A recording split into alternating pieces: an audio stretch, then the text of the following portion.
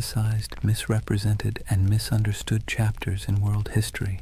No, not knights, not pharaohs, not Romans with fancy sandals. We're talking about pirates, the real ones.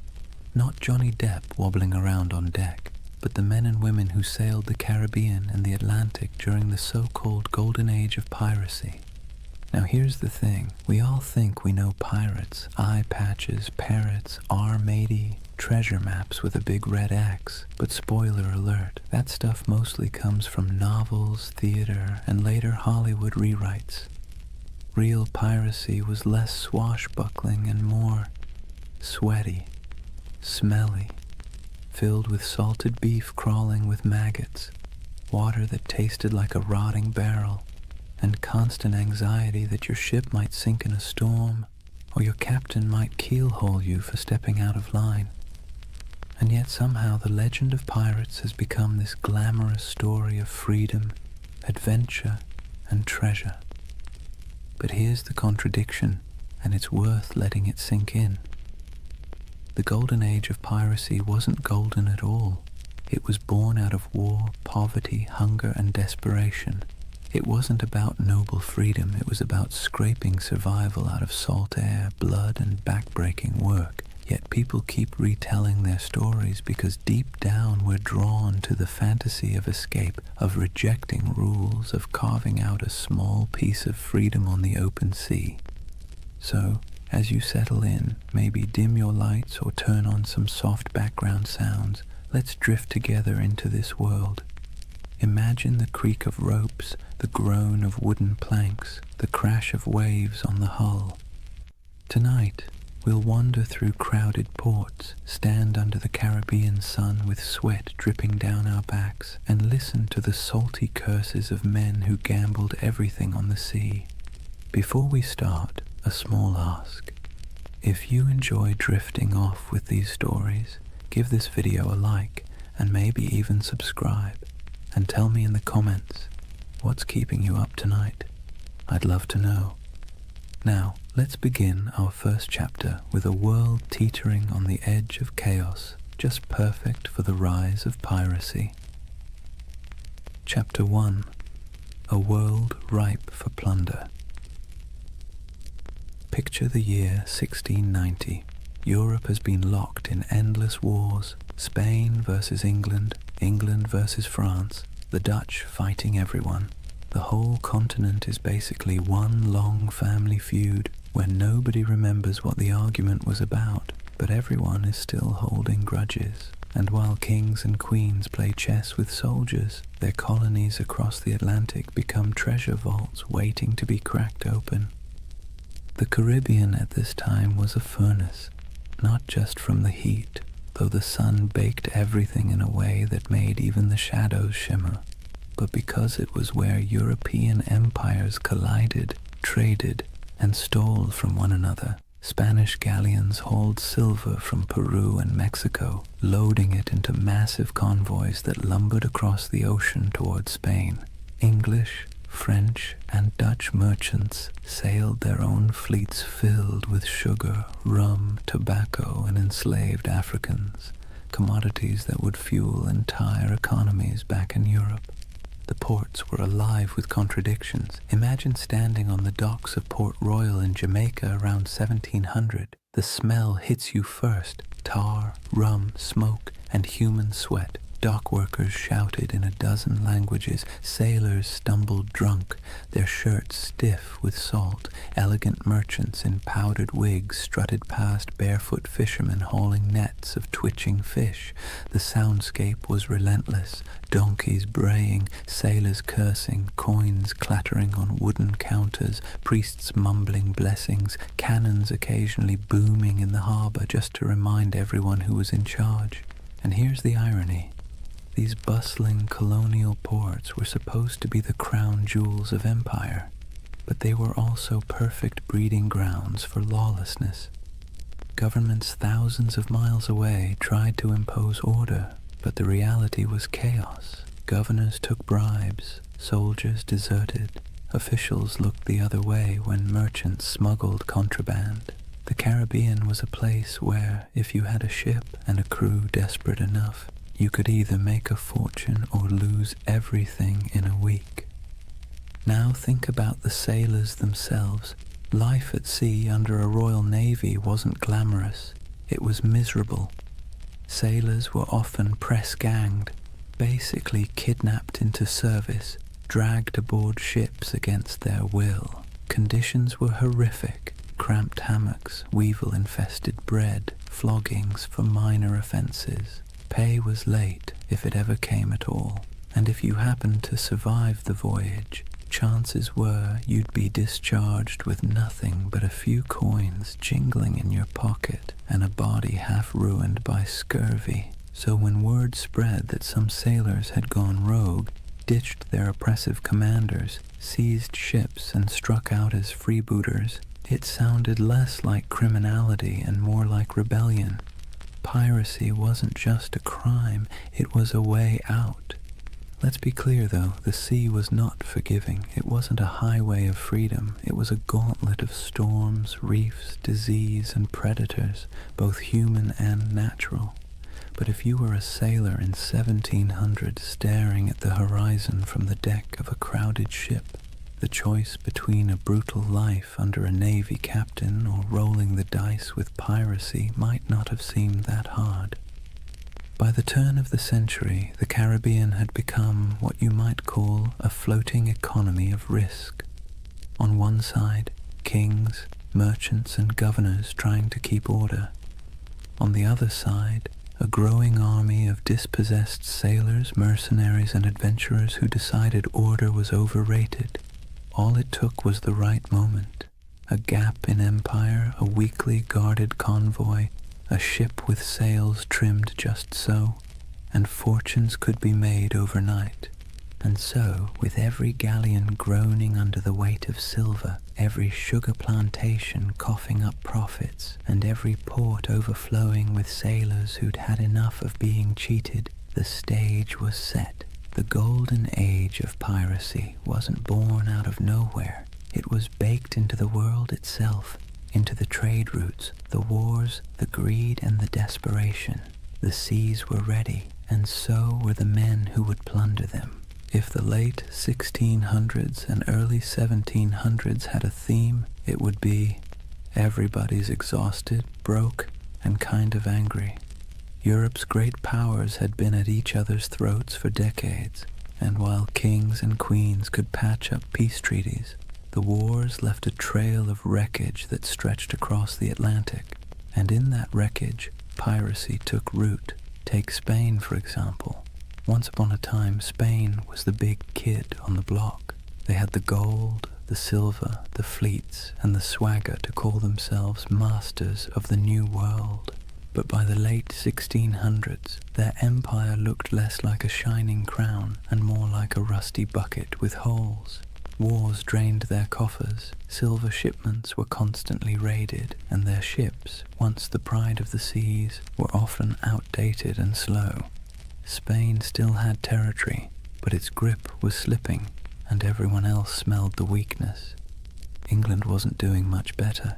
Sure, they were clawing their way toward global power, but back home, ordinary sailors were being tossed around like dice in a rigged game. One year they were privateers, government-approved pirates, with papers giving them permission to plunder Spanish ships in the name of the crown. Then, suddenly, the war ended. The crown said, "Thanks for your service," and those same men were dumped ashore with no pay, no prospects, and no sympathy. Imagine fighting for your country, risking death a dozen times only to be told you were now just another unemployed vagrant clogging up the docks. The Dutch Republic had its own story.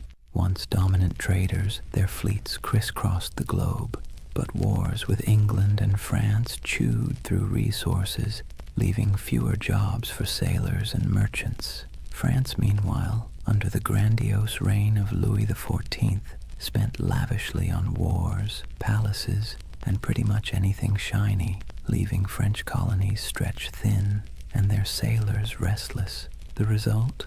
A perfect storm of unemployed seafarers with skills nobody wanted, except in piracy. These weren't random peasants deciding to play pirate for fun. These were trained men, veterans of naval battles, gunners who could load a cannon in seconds, carpenters who could patch a hull under fire, navigators who could steer through reefs in the dark, armies of skilled but bitter men, all with the same problem. No empire wanted to pay them anymore. And here's where it gets ironic. These empires had essentially created their own monsters. When Spain and England handed out letters of marque, those little slips of paper that legalized piracy during wartime, they encouraged men to attack enemy shipping. Privateers like Sir Francis Drake in the 1500s became national heroes. But once peace returned, those same activities suddenly became criminal.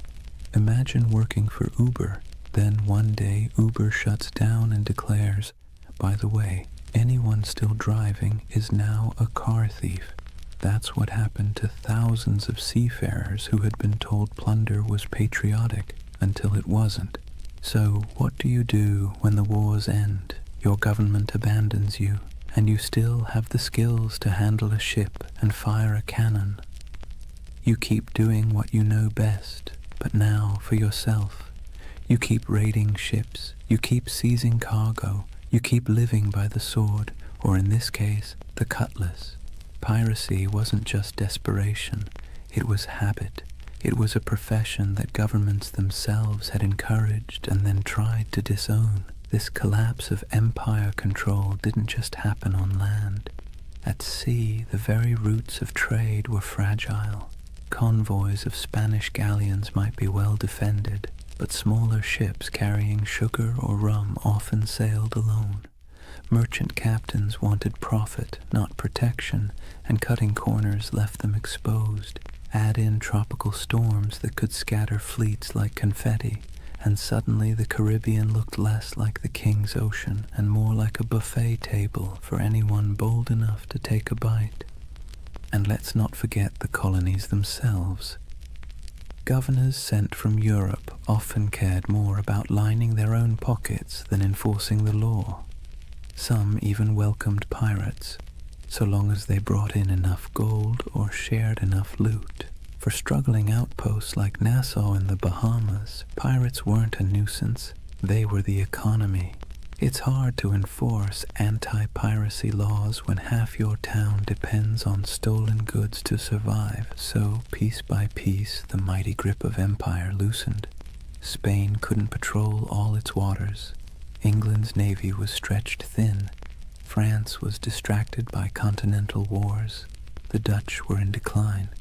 And into that vacuum sailed the pirates, men who saw the weakness of kings and decided to crown themselves instead.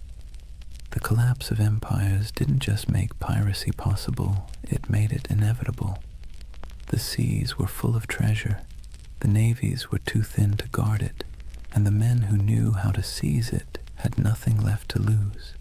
Out of that mix came not just scattered rogues, but an entire era, the so-called Golden Age of Piracy, when men and women from a dozen nations chose the black flag over the king's flag.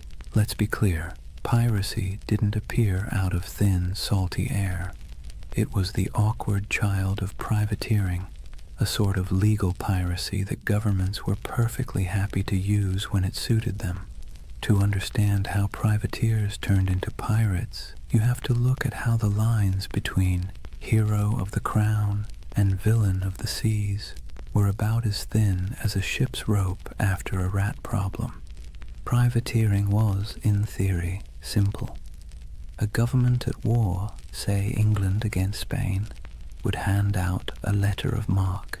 This was a fancy slip of paper saying, "Go ahead, raid enemy ships, keep a cut of the loot, and send us our share." It was piracy, but with paperwork. Sir Francis Drake did it in the 1500s, sacking Spanish ports and coming home loaded with plunder. England called him a knight, Spain called him a criminal.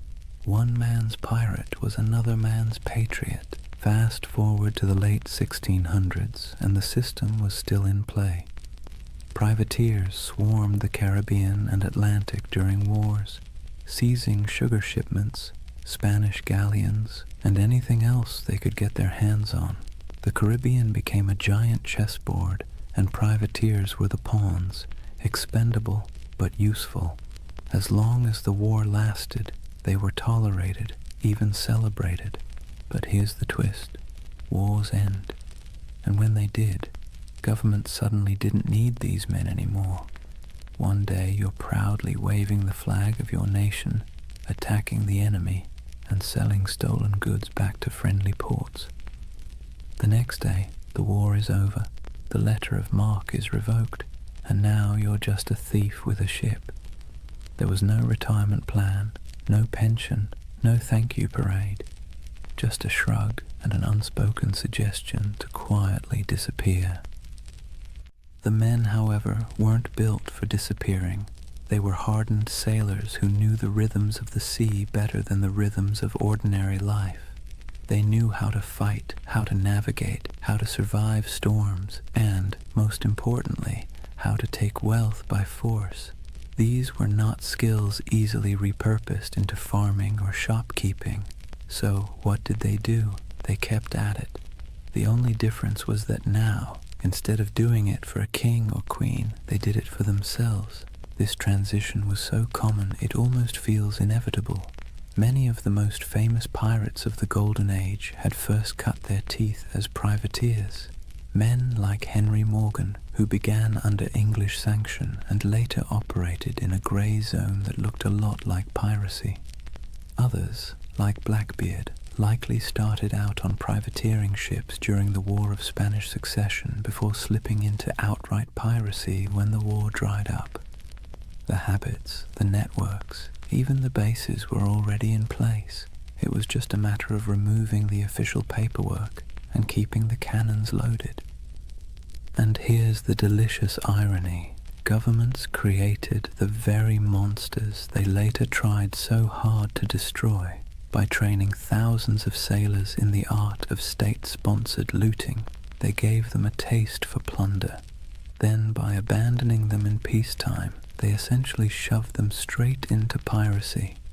Imagine teaching someone to pick locks during a war because you need spies, then firing them when the war ends and expecting them not to use their skills. Of course they'll keep picking locks, only now it's your house. There was also the question of identity. Once a man had lived as a privateer, free from the crushing discipline of a navy, sharing loot with his mates, and living by the tides, could he really go back to scrubbing decks under the bark of some lieutenant? Navy life was brutal, punishments were harsh, pay was low, and the class system was rigid.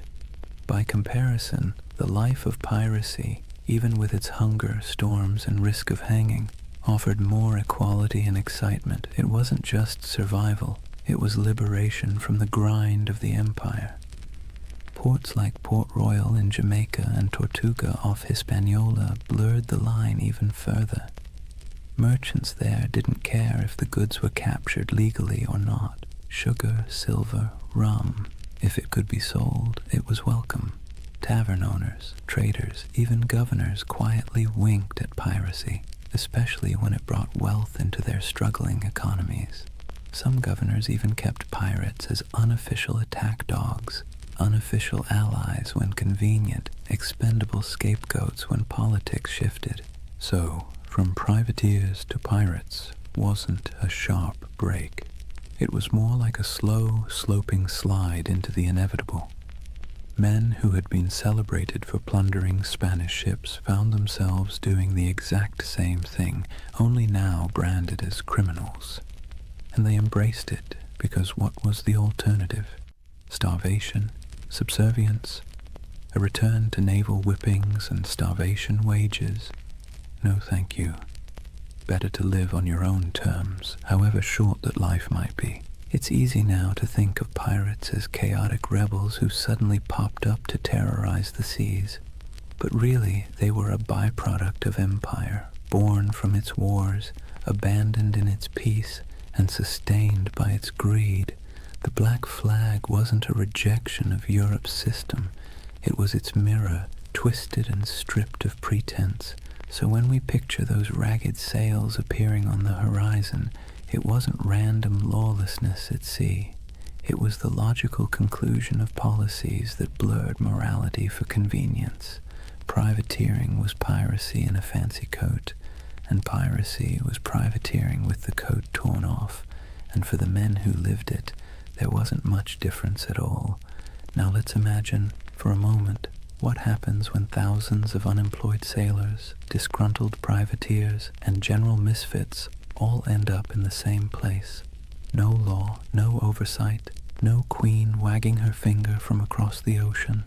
Just wide open seas, islands thick with sugarcane and palm trees, and ports desperate for trade, even if that trade came dripping with blood.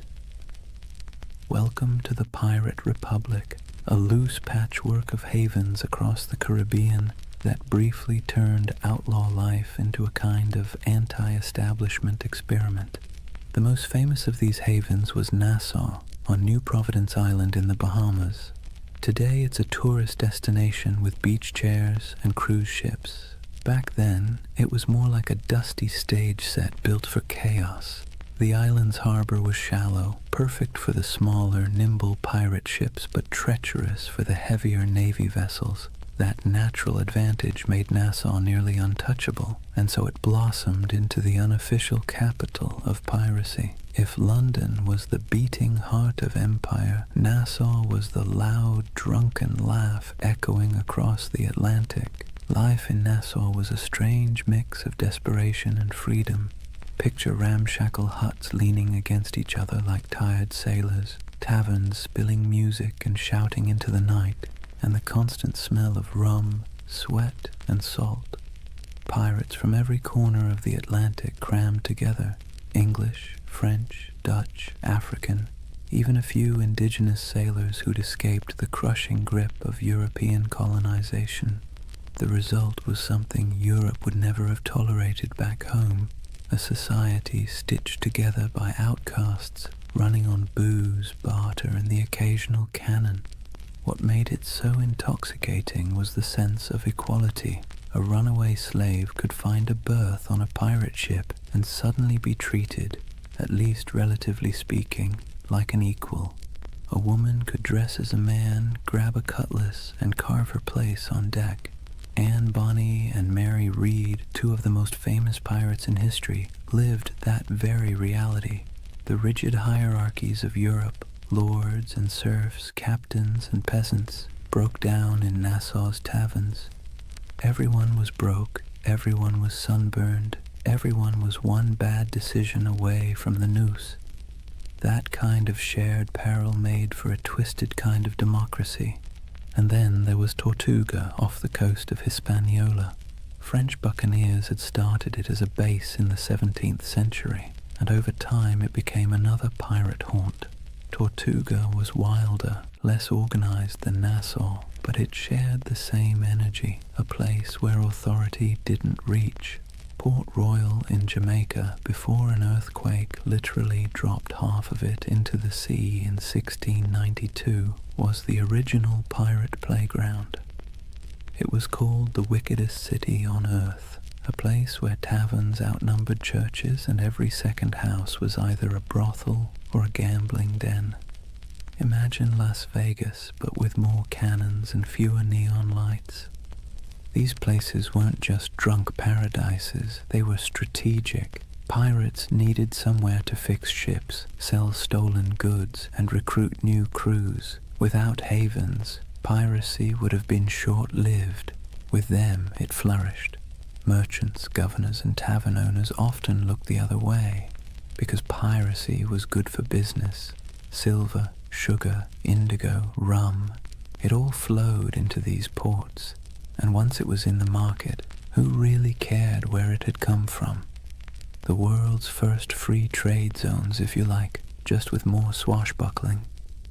The dream of the Pirate Republic was intoxicating because it offered what Europe didn't, freedom from rigid social classes, for the sailor who'd been whipped half to death on a navy ship, for the indentured servant who had been treated like disposable property, for the runaway enslaved person. Nassau or Tortuga was a chance to live on your own terms. Yes, those terms often meant short lives, disease, and eventual capture. But for a fleeting moment, the Pirate Republic offered something resembling equality. It was messy, chaotic, and fueled by rum, but it was theirs. It's easy to romanticize this as some proto-democracy at sea, and in truth, pirates weren't building utopias. They fought among themselves, they drank themselves half to death, and they betrayed each other when the loot was good enough. But there was a kernel of something radical here. Ordinary people, most of them poor, illiterate, and cast aside by empire, were writing their own rules. Captains could be voted out. Plunder was divided more fairly than wages in most European jobs, and there was a sense, however fragile, that out here in the Caribbean heat, you weren't just surviving, you were free. Governments, of course, hated it. To them, the Pirate Republic was an insult, a slap in the face of civilization. They saw it as a cancer spreading across the Caribbean, undermining trade and embarrassing the crown. And so, predictably, they began plotting its destruction. But for a brief, shining decade or two, the dream held. A world of tattered sails and lawless harbors, where outcasts became rulers, if only of themselves. So when you hear the phrase Pirate Republic, don't imagine marble halls or noble ideals. Imagine crowded taverns with lantern light flickering on sweat-streaked faces, mugs of grog slamming onto wooden tables, and the hum of 50 different languages mixing in the night.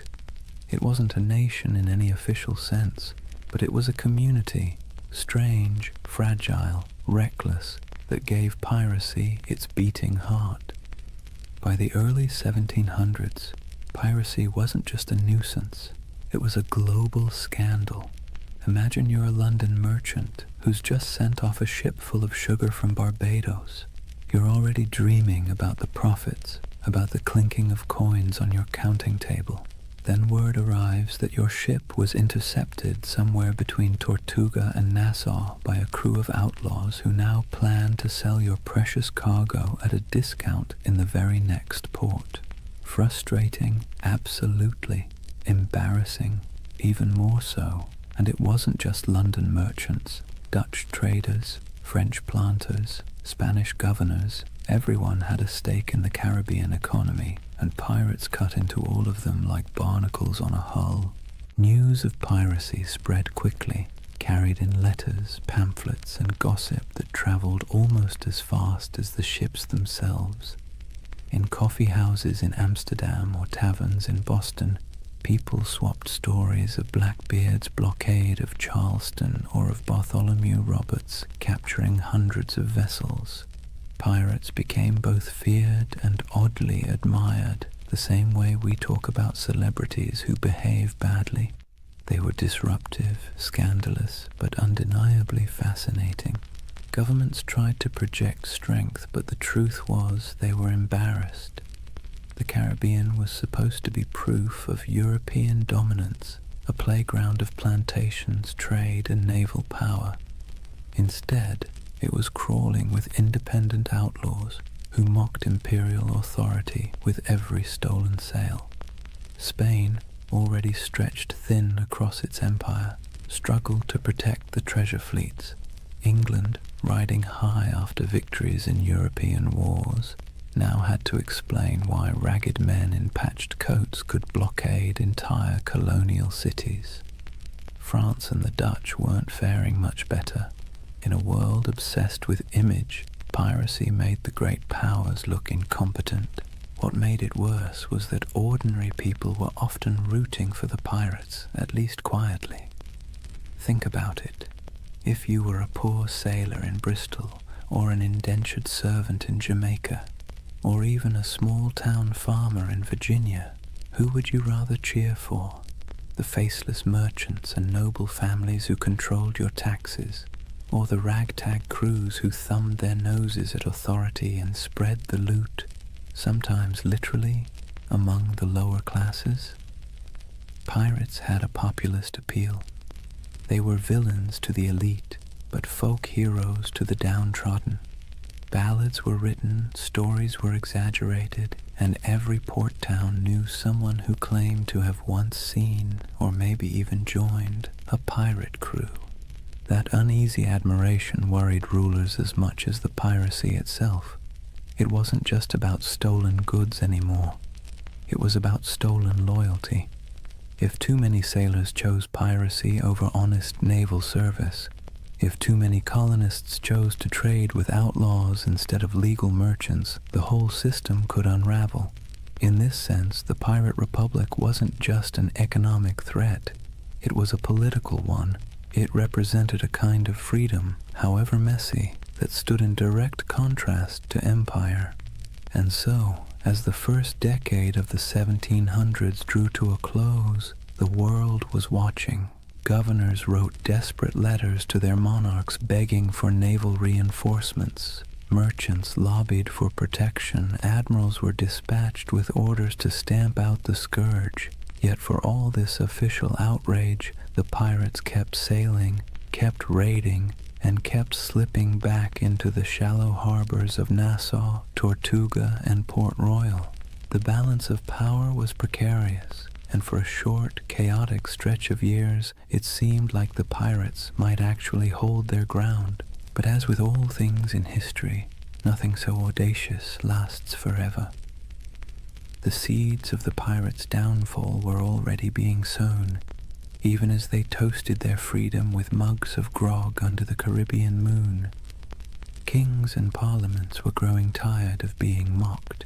Naval patrols were growing stronger, and alliances, those fragile bonds between men who lived by theft and rum, were starting to fracture under the weight of greed. For now, though, the world watched in equal parts fear and fascination. Pamphlets painted pirates as monsters with hearts of stone, while tavern songs turned them into legends. Merchants cursed them, sailors dreamed of joining them, and governments plotted their end. The Golden Age of Piracy was in full swing, and like all golden ages, it glittered brightest just before the fall. Chapter 2. The Pirate's Life, Grit, Glory, and Grievance. So, let's get something straight right at the start. Life on a pirate ship was not a Caribbean holiday. You've probably seen the romantic paintings, glorious sails catching the wind, dramatic sunsets, and dashing figures with cutlasses gleaming. But if you were actually there, you'd spend less time admiring the view and more time trying to keep your stomach from revolting at the smell of rotting food. The pirate's life, while freer than serving in the Navy or laboring on a plantation, was still back-breaking, filthy, and endlessly uncomfortable. Imagine waking up below deck in the humid Caribbean heat. The air is thick, cloying, and full of the stink of unwashed bodies, damp wood, and tar. The ceiling is so low that you can't even stand upright. Rats scuttle across the beams, and you can hear the groan of the ship as it shifts against the waves. The pirate life didn't come with feather beds. You'd likely be sleeping on rough planks, maybe with a scrap of canvas for a blanket if you were lucky. Every day began with the creak of ropes, the bark of orders, and the endless rhythm of labor needed to keep a ship moving. Food was its own special kind of torture. Pirates stole plenty of supplies from captured ships, but unless you were lucky enough to raid a fresh merchantman recently, meals were, let's say, monotonous. Salted beef, so tough you could use it as a weapon. Hardtack, which was basically a cracker but harder than stone and often infested with weevils. Grog, a mix of watered-down rum, was the drink of choice, not because it tasted good, but because plain water went bad quickly in the heat. If you were lucky, you might snag some fruit or vegetables before they spoiled, but scurvy was always lurking like an uninvited guest. Teeth loosened, gums bled, and bones ached from the lack of vitamin C. Daily chores weren't glamorous either. Pirates weren't just fighting and drinking, they were sailors first. That meant scrubbing decks, mending sails, climbing rigging slick with salt spray, and bailing water from the hold during storms. And storms, by the way, were constant reminders that the sea itself was often more dangerous than any enemy. A hurricane could scatter a fleet in hours, leaving survivors clinging to driftwood while their dreams of plunder sank to the bottom. And yet, for all this hardship, men, and a few women, chose it willingly. Why? Because compared to life in the Navy or under the whip of a plantation master, piracy offered something intoxicating: freedom. On a pirate ship, you weren't at the mercy of a cruel officer with a whip. You weren't paid starvation wages while some admiral or merchant lined his pockets. Instead, you had a say in decisions, a share of the loot, and a chance, just a chance, to change your fortune. The hardship was the same, but the dignity was different. Entertainment helped break the monotony. Pirates loved music, fiddles, pipes, and drums when they could get them. They told tall tales, gambled with dice and cards, and sang bawdy shanties that echoed across the waves. Some ships even kept pets, parrots, monkeys, or stray cats, both for company and for laughs. And of course there was always rum. Rum was less a drink than a coping mechanism, numbing sore muscles, smoothing frayed nerves, and sometimes sparking brawls that left men with more bruises than treasure. But make no mistake, life aboard a pirate ship was a constant balancing act between freedom and discomfort. The same deck where you danced to a fiddle tune at night might be awash with seawater or blood the next morning. The same comrades who shared their food with you today might vote you out tomorrow if you crossed the wrong line. It was a world where everything was unstable. The sea, the supplies, the alliances, and that instability defined the pirate's existence. So, yes, the Golden Age of Piracy glittered, but the day-to-day life was about sweat, salt, hunger, and a kind of stubborn resilience. You didn't become a pirate because it was comfortable. You became one because, for all its stink and danger, it gave you control of your own fate, at least for a while. Here's a funny thing about pirates. They were some of the most democratic people of their time, not in the sense of voting booths and campaign speeches, but in a rough, practical way that actually mattered to the men living on those creaking decks. Imagine that. While monarchs squabbled over crowns back in Europe and kings claimed they ruled by divine right, pirates were out on the high seas voting on who got to be in charge. When a crew formed, the first order of business wasn't just raiding a Spanish galleon.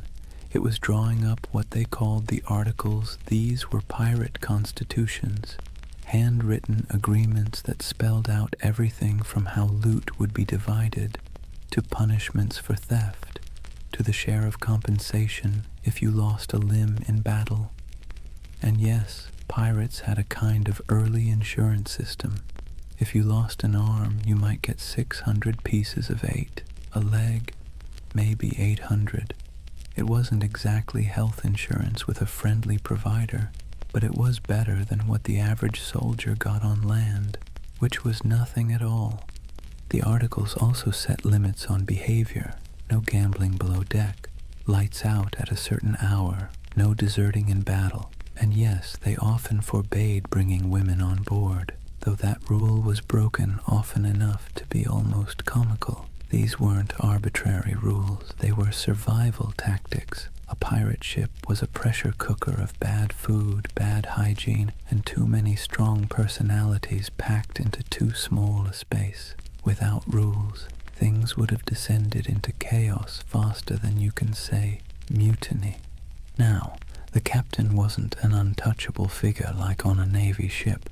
Pirate captains were elected by the crew, and they could be voted out just as easily. If a captain was too reckless, too stingy with loot, or just too annoying, the crew could replace him with someone else. This was radical for the 17th and 18th centuries. Imagine a farmhand in Europe marching up to his landlord and saying, "Sorry, mate, we've had a vote and you're fired." Unthinkable. But on a pirate ship, that was just Tuesday.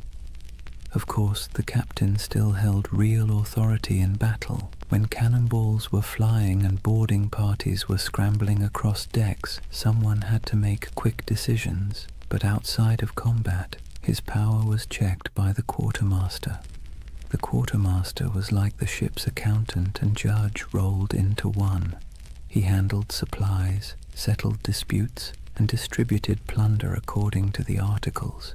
He was the balance to the captain, ensuring one man didn't hoard all the power or all the silver. Speaking of plunder, here's where pirates really stood out. On most navy or merchant ships, ordinary sailors got scraps. Captains and owners took the lion's share. Pirates, by contrast, split loot far more evenly. Yes, captains and officers usually got larger shares, but the gap wasn't massive. A captain might get 2 or 3 shares, while a common sailor got 1. Compare that to the Navy, where a captain could rake in a fortune while the sailors were paid in arrears, if at all. For men used to being at the bottom of the social ladder, this was revolutionary. This system created a sense of buy-in. Everyone had a stake in every raid. Everyone had a voice. It's one reason pirate crews could be so terrifyingly effective. They weren't being flogged into action by some officer. They wanted to fight because victory meant coin jingling in their pockets. Cold, heavy, jangly, deliciously spendable coin. It's tempting to see this pirate democracy as noble or progressive, but let's be clear, it wasn't about ideals. It was about practicality. Pirates knew they lived hard, dangerous lives. They needed a system that kept people motivated, minimized infighting, and gave everyone a reason to stick together when things got ugly. Fair shares and voting rights weren't about enlightenment. They were about survival. Still, there's something oddly charming about it. At a time when peasants were tied to land and sailors in navies were practically prisoners, pirates carved out their own rough republics. Nassau in the Bahamas was famously called a pirate republic, and while that sounds grand, it was mostly a sandy haven of broken-down taverns, makeshift huts, and a whole lot of rum. But for the men who had once been whipped by naval officers or cheated by merchant captains, it was paradise. So picture it. A ship rolling gently on the waves, men gathered on deck, a set of articles being read aloud by lamplight, each pirate nodding, agreeing to the rules, knowing that at least here, on this rough plank of wood floating in a dangerous sea, their voice mattered. It wasn't democracy as we think of it today, but it was a kind of freedom most of them had never known before. One of the most brilliant things pirates ever did wasn't about cannons or cutlasses, it was branding. Pirates understood that half the battle was won before the first shot was fired, and their greatest weapon wasn't always steel, it was fear. They cultivated it, packaged it, and sold it with skulls and crossbones. Let's talk about the Jolly Roger. That iconic black flag wasn't just for show, it was psychological warfare. Picture yourself as a merchant sailor in the Caribbean. You're already nervous. The sea is treacherous, storms are brutal, and half your crew is seasick. Suddenly, you spot a ship on the horizon raising a black flag, its canvas snapping in the wind. Painted on it is a grinning skull, a pair of crossed bones, maybe even an hourglass dripping sand. You know instantly these are not friendly visitors. You have a choice: surrender and hope for mercy, or fight and almost certainly die. And here's the genius. Most merchant crews didn't fight. They gave up. Pirates knew that if they could terrify you into surrender, they could plunder your ship without firing a shot, without losing a man, and without wasting precious gunpowder. The Jolly Roger was essentially the world's first corporate logo, and it worked like a charm. But flags weren't the only symbols. Pirates loved spectacle. Some captains made themselves into walking horror shows. Blackbeard, for example, tied slow-burning fuses into his beard before battle. Imagine a man storming across your deck with his hair literally on fire, eyes wild, smoke curling around his face like some demon from the deep. That's not just intimidation, that's theater. He was turning himself into a nightmare that sailors would retell in every port from Jamaica to London. Superstition also ran deep. These were men who spent their lives on the unpredictable sea, so of course they looked for signs, omens, and rituals. Whistling on board was considered bad luck because it might whistle up a storm.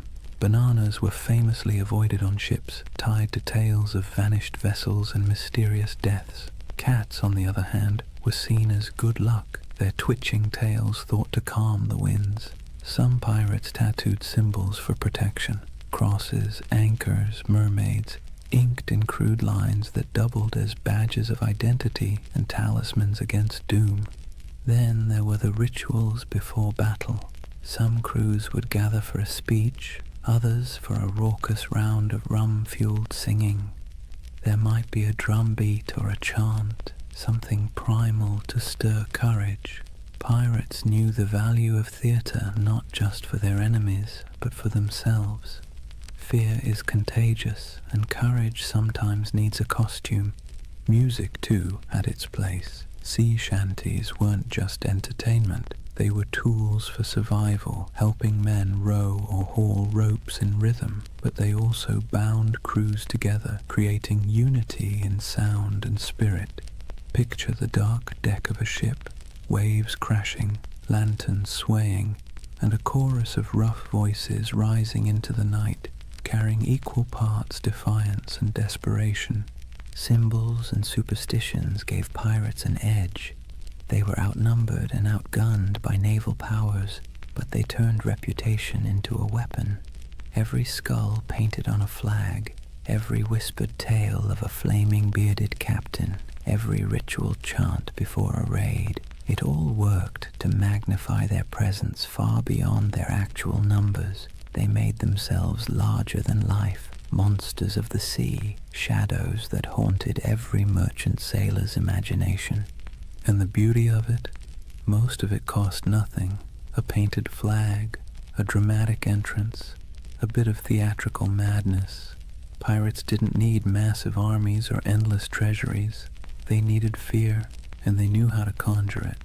So next time you see that skull and crossbones, remember, it wasn't just a warning, it was a brand, a promise of chaos, a theater of fear that made the legend of piracy far bigger than the men themselves. For all the flags and fiery beards, life aboard a pirate ship wasn't just about battle. In fact, most days weren't spent fighting at all. They were spent doing the very ordinary, very human things that bound a crew together, eating, talking, laughing, and finding scraps of comfort in a world made of salt and splinters.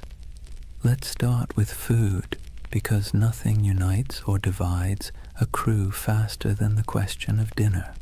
Pirate diets were, to put it politely, uninspiring. Salted beef or pork, rock-hard ship's biscuit crawling with weevils and barrels of dried peas were the staples. Water turned slimy after a few weeks, so rum, watered down into grog, became the drink of choice. The thing is, pirates ate much the same as navy crews or merchant sailors, but they sometimes had an advantage. Because pirates plundered fresh food and drink whenever possible, they could actually eat better than the men they robbed. A captured merchant ship might yield cheese, citrus fruit, coffee, sugar, or even delicacies like cocoa or spices. For a brief time, life on the high seas could taste a little less like mold and more like luxury. But food was more than sustenance. It was ritual. Sharing a meal created unity.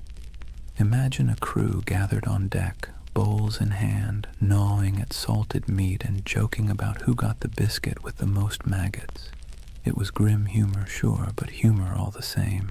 A bad meal, eaten together, still forged bonds.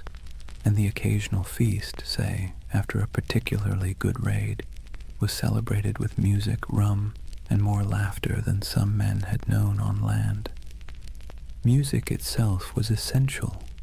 Pirates didn't have iPhones, but they did have voices, fiddles, drums, and makeshift instruments. Sea shanties weren't just working songs. They were entertainment, morale boosters, and the glue that kept rhythm in both work and play. Picture the rough chorus rising under the stars, a drum tapping time, a fiddle screeching out a tune stolen from some tavern ashore. These weren't trained choirs, but the sound was raw, communal, and strangely beautiful. It stitched men together, reminding them that even in isolation, they belonged to something larger. Then there were the games. Dice and cards were popular, played with stakes as modest as tobacco or as reckless as shares of loot. Wrestling matches and contests of strength filled idle hours, with men cheering on their favorites. Betting on the outcome wasn't just fun, it was a way of creating drama in a life that could otherwise drag on in monotonous days of empty horizon. And let's not overlook the surprising inclusivity aboard pirate ships. Escaped slaves often joined pirate crews, where they could earn equal shares of plunder instead of chains.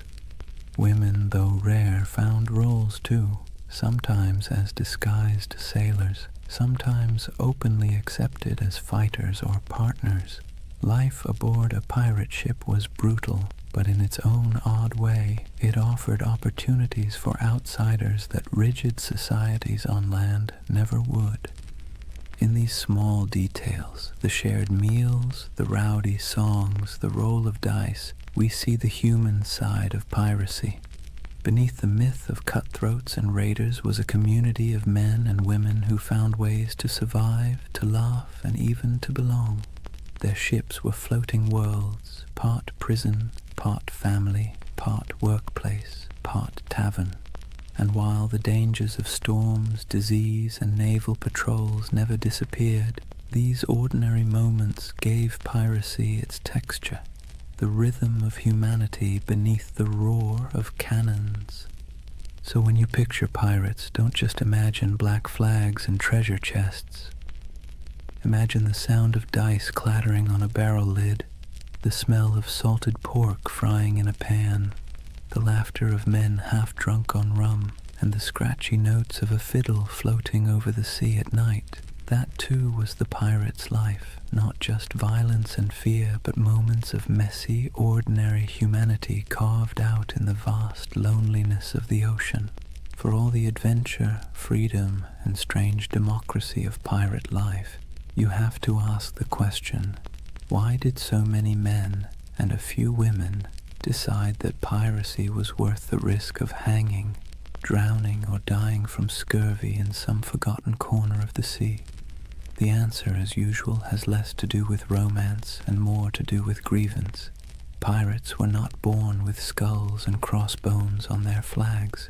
Most of them were men who had been used, abused, and discarded by the very empires that later called them criminals. Take the average sailor in the early 1700s. His life was a cruel contract, low pay, brutal discipline, and punishments that bordered on torture. The British Navy in particular ran on forced service. Impressment gangs snatched men off the streets, dragging them aboard ships where they might serve years against their will. Once aboard, they were flogged for minor infractions, fed poorly, and often paid late, if at all. It was a life so grim that joining a pirate crew, where you at least got a vote, a share of plunder, and the occasional feast, looked less like criminality and more like opportunity. Then there were the privateers. These men had once sailed under legal commissions, essentially hired by governments to plunder enemy ships during wartime. But when treaties were signed and peace declared, those commissions were revoked. Overnight, skilled sailors became unemployed and unwanted. Some went home to poverty, others, unwilling to give up the taste of plunder or unable to find work, simply kept raiding. The difference was only paperwork. Yesterday's patriot privateer was today's villainous pirate. Economic desperation played its part too. Europe churned with unemployment, inequality, and waves of displaced workers. Colonies offered work, but much of it was brutal plantation labor or indentured servitude. If you were poor, your choices were few. Toil endlessly for scraps on land, serve miserably in the navy, or gamble your life on piracy, where at least the rewards were immediate, tangible, and occasionally extravagant. Even a short run of luck could mean pockets full of coin, fine clothes stripped from captured merchants, or a chance to live like a king for a few weeks before it all fell apart. And make no mistake, piracy was a protest of sorts. Pirates didn't just steal. They struck at the heart of the empires that had used them. They targeted Spanish treasure fleets, English merchants, and French plantations. Their defiance wasn't couched in noble speeches, but in cannon fire and audacious raids. To kings and governors, they were parasites. To many of the poor, they were folk heroes, men who thumbed their noses at the powers that had left them to starve. But grievances went deeper than economics. Pirates carried personal grudges, captains who had beaten them, navies that had cheated them of wages, merchants who had treated them as expendable. To hoist the black flag was not only to seek fortune, but also to take revenge on a world that had never cared if they lived or died. So when you picture pirates shouting and firing cannons, remember the bitterness beneath it all. Their laughter around the rum barrel was fueled by the knowledge that they had nothing to lose and everything to snatch. Their democracy at sea was born not from lofty ideals, but from anger at systems that had denied them dignity on land. Piracy was grievance turned into lifestyle, protest turned into plunder. That's why the Golden Age of Piracy still lingers in our imagination. Beneath the noise of cannons and the gleam of treasure, it was the story of men who had been pushed too far, who decided that if the world offered them no justice, they would carve out their own, on their own terms, with black flags snapping in the wind. Chapter 3. Legends of the Black Flag. If the first half of piracy's golden age was about survival, grievance, and reinvention, the second half was about faces, human faces, twisted into masks of legend. Because when we talk about pirates, we rarely remember the ordinary nameless sailor swabbing the deck or the hungry man who joined a crew for a share of bread and rum. We remember the icons, the ones whose names still echo like thunder across centuries: Blackbeard, Calico Jack, Anne Bonny, Mary Red, and Bartholomew Roberts. They were larger-than-life figures, painted by both truth and exaggeration, until they became less people and more symbols of defiance. Take Edward Teach, better known as Blackbeard.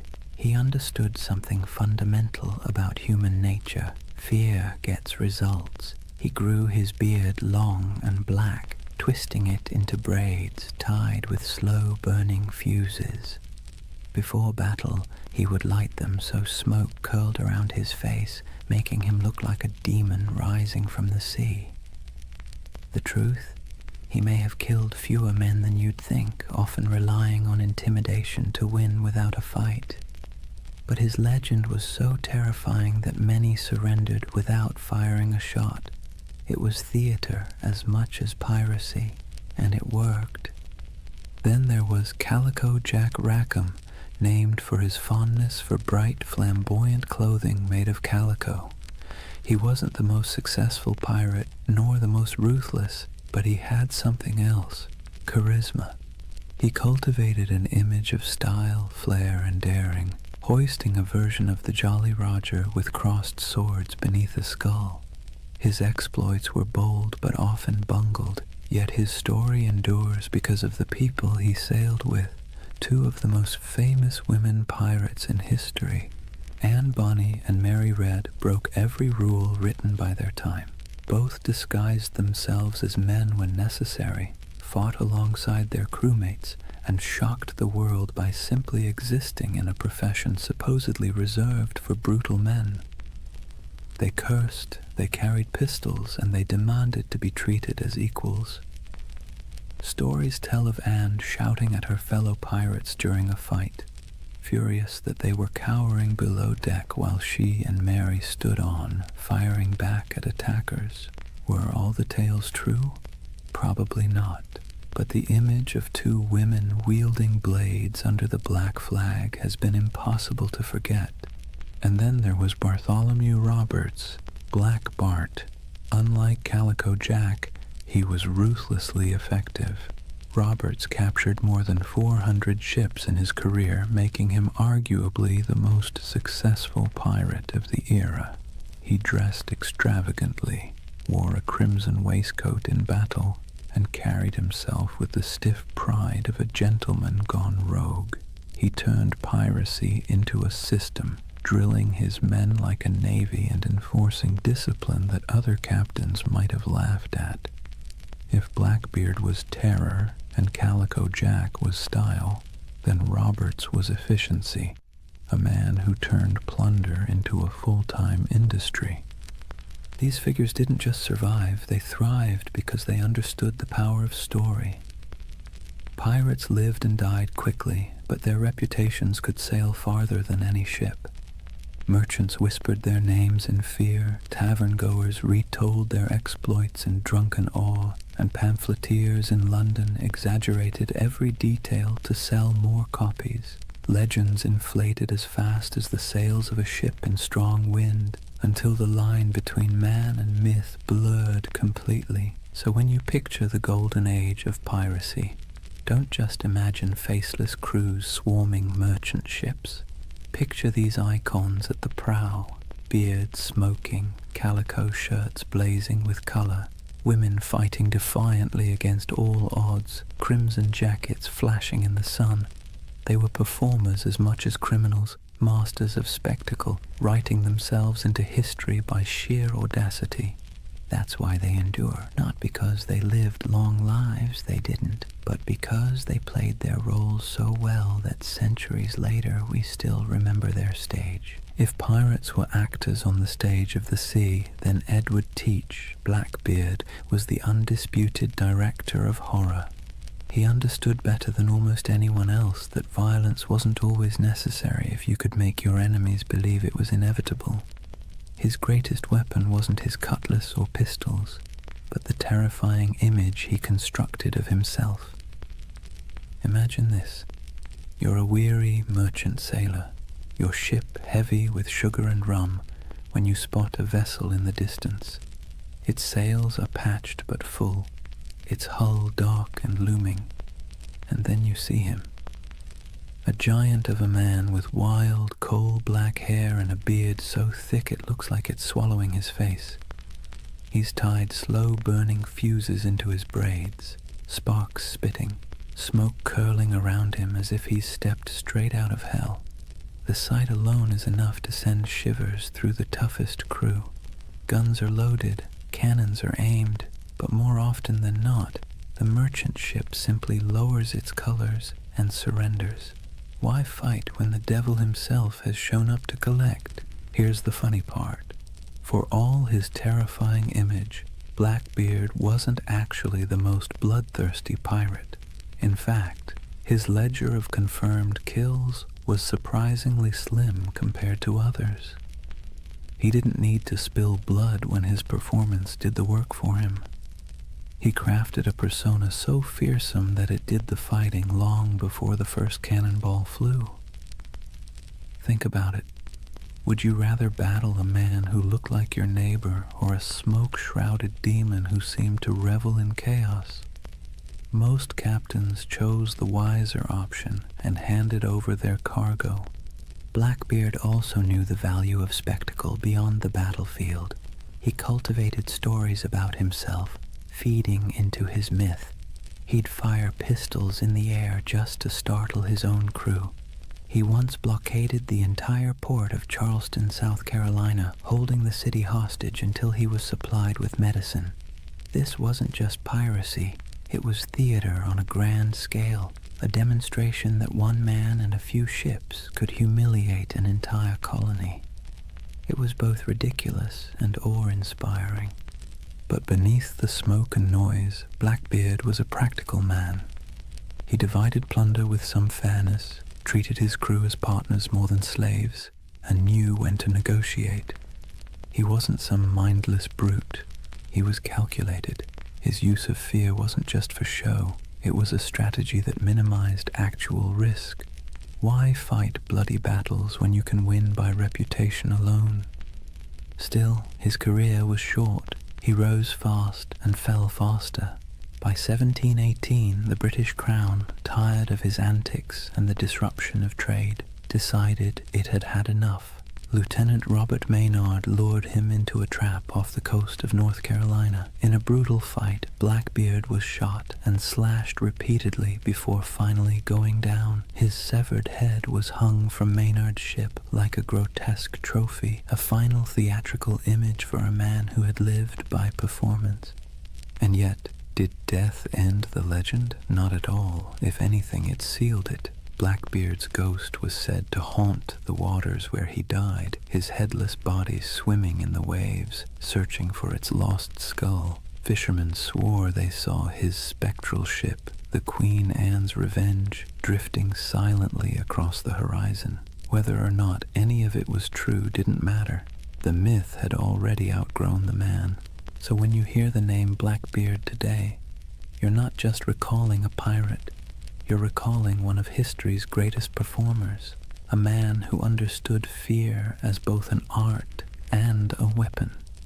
His stage was the sea, his audience the world, and his performance so unforgettable that centuries later we're still applauding in awe and a little bit of dread.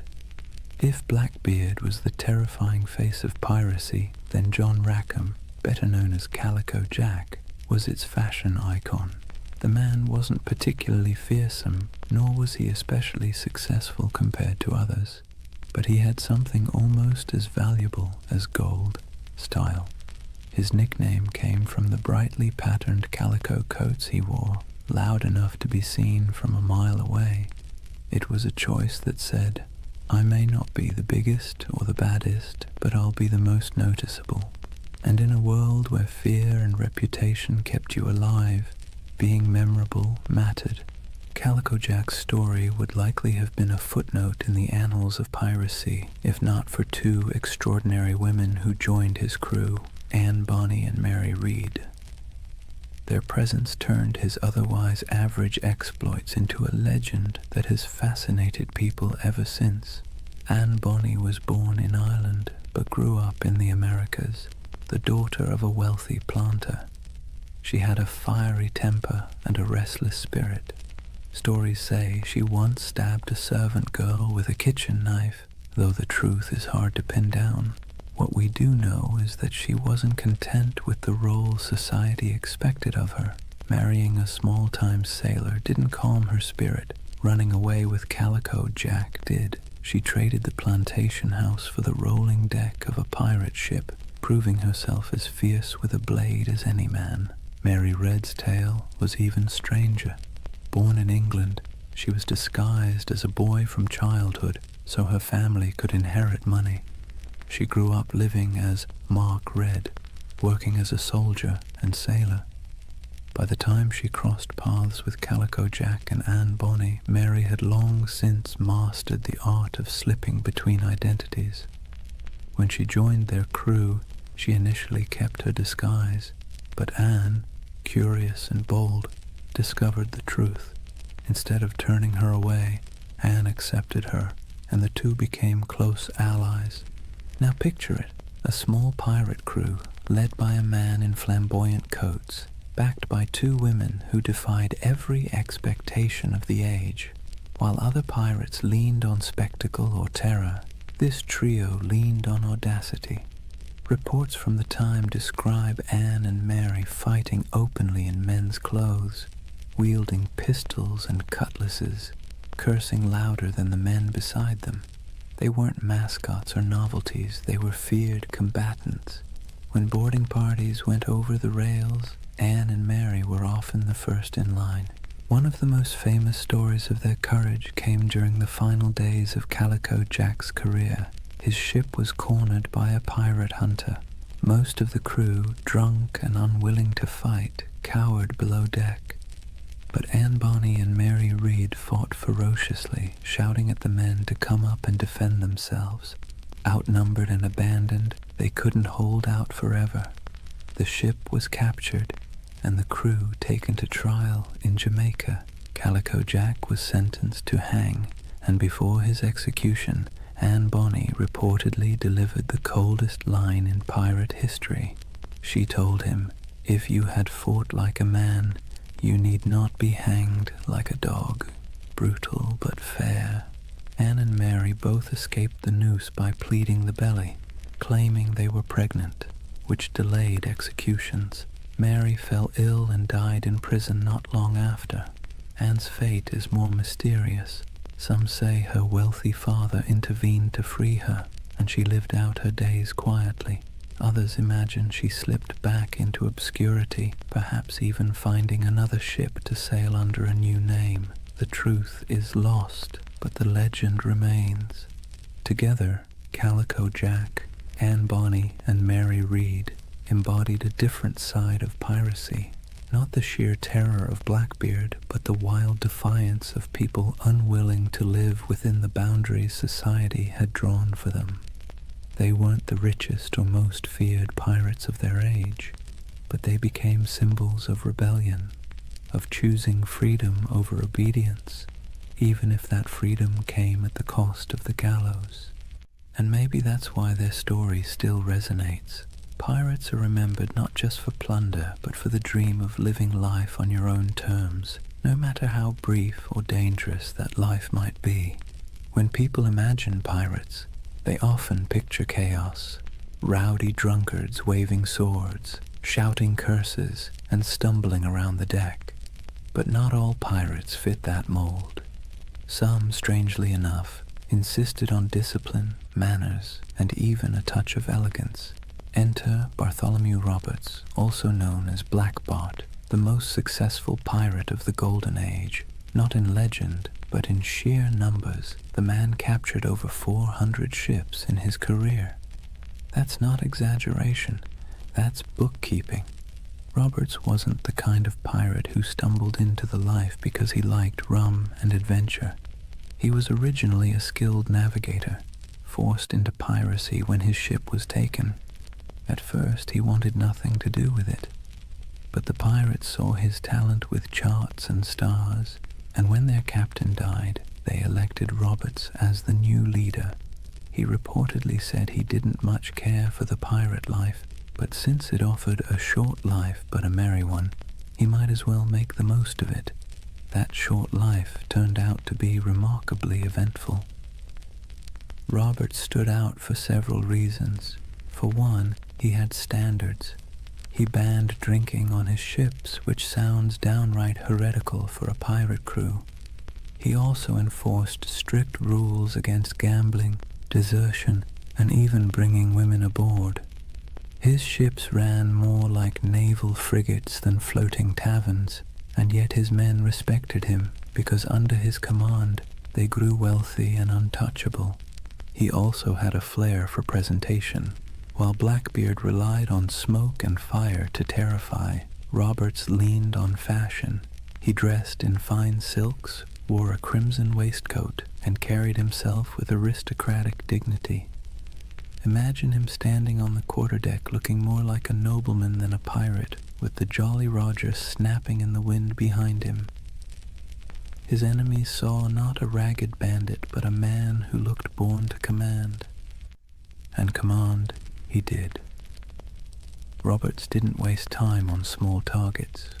He hunted big merchant convoys and naval ships, taking prizes in the Caribbean, West Africa, and even the coast of Brazil.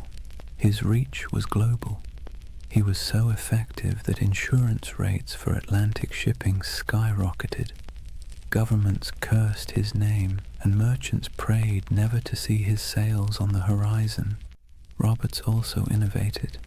He used smaller, faster ships to outmaneuver larger warships, and he created a distinctive black flag showing a figure holding an hourglass, a grim reminder that time was running out for his enemies. His leadership was sharp, his men drilled, and his tactics effective. If piracy had generals, Roberts was one of them. But despite his elegance and order, he wasn't merciful. Roberts's raids often ended in executions or burning ships. His reputation sharpened not just by his appearance but by his ruthlessness. Yet unlike Blackbeard's wild terror or Calico Jack's flamboyant defiance, Roberts's menace came with a chilling professionalism. He was less devil of the seas and more CEO of piracy. His downfall came, as it often did, from the tightening noose of empire. In 1722, near the coast of Africa, the British Royal Navy finally cornered him. During the battle, Roberts was struck by grapeshot and killed instantly.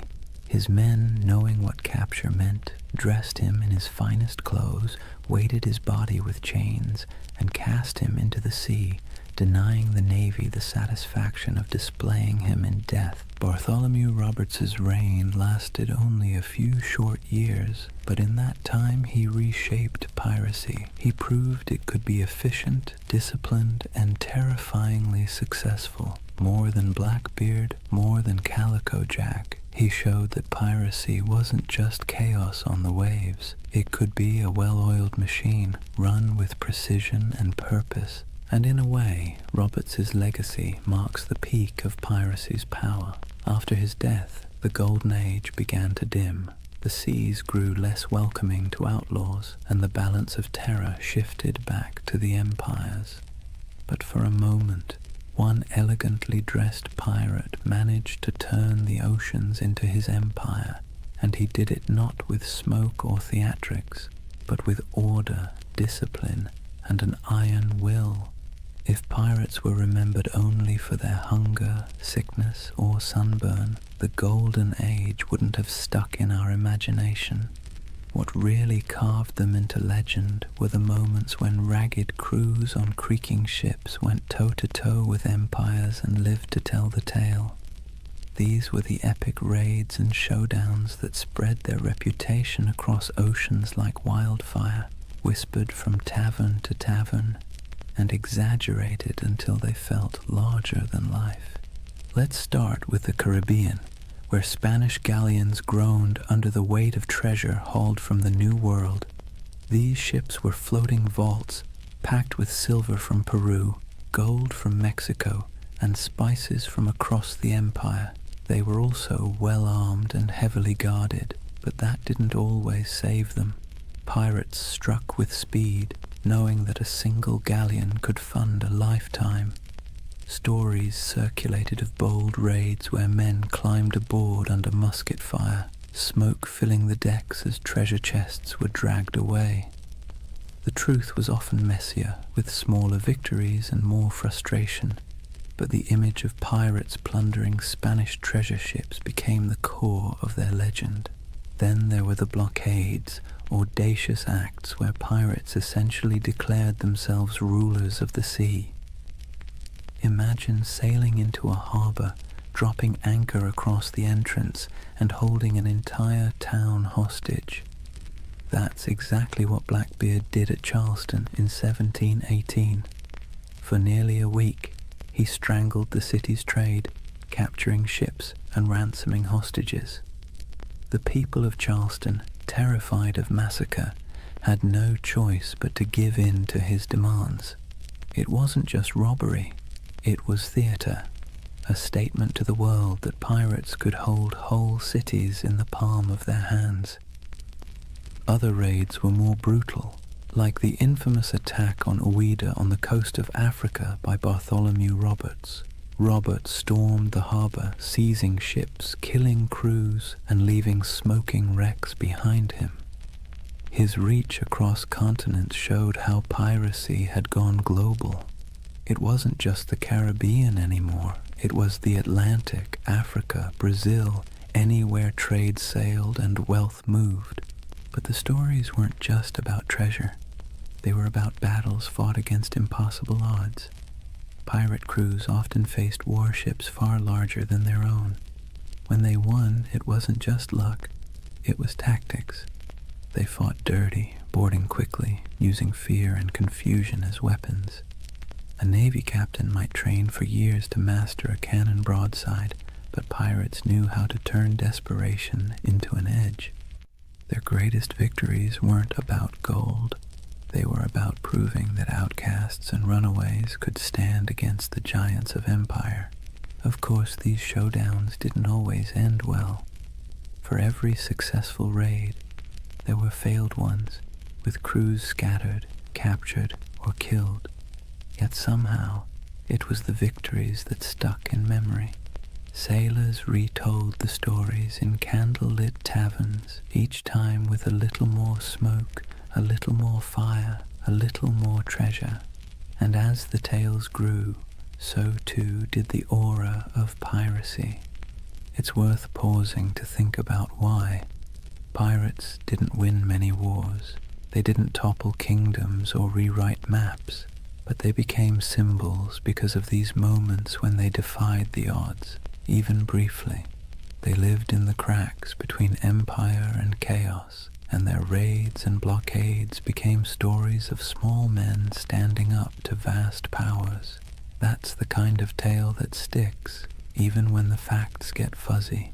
So whether it was Blackbeard choking a city, Roberts storming a harbor, or nameless crews slipping away with treasure under the moonlight, these epic showdowns kept the legend alive. And while empires eventually struck back in those brief, violent, theatrical moments, it was the pirates who ruled the seas.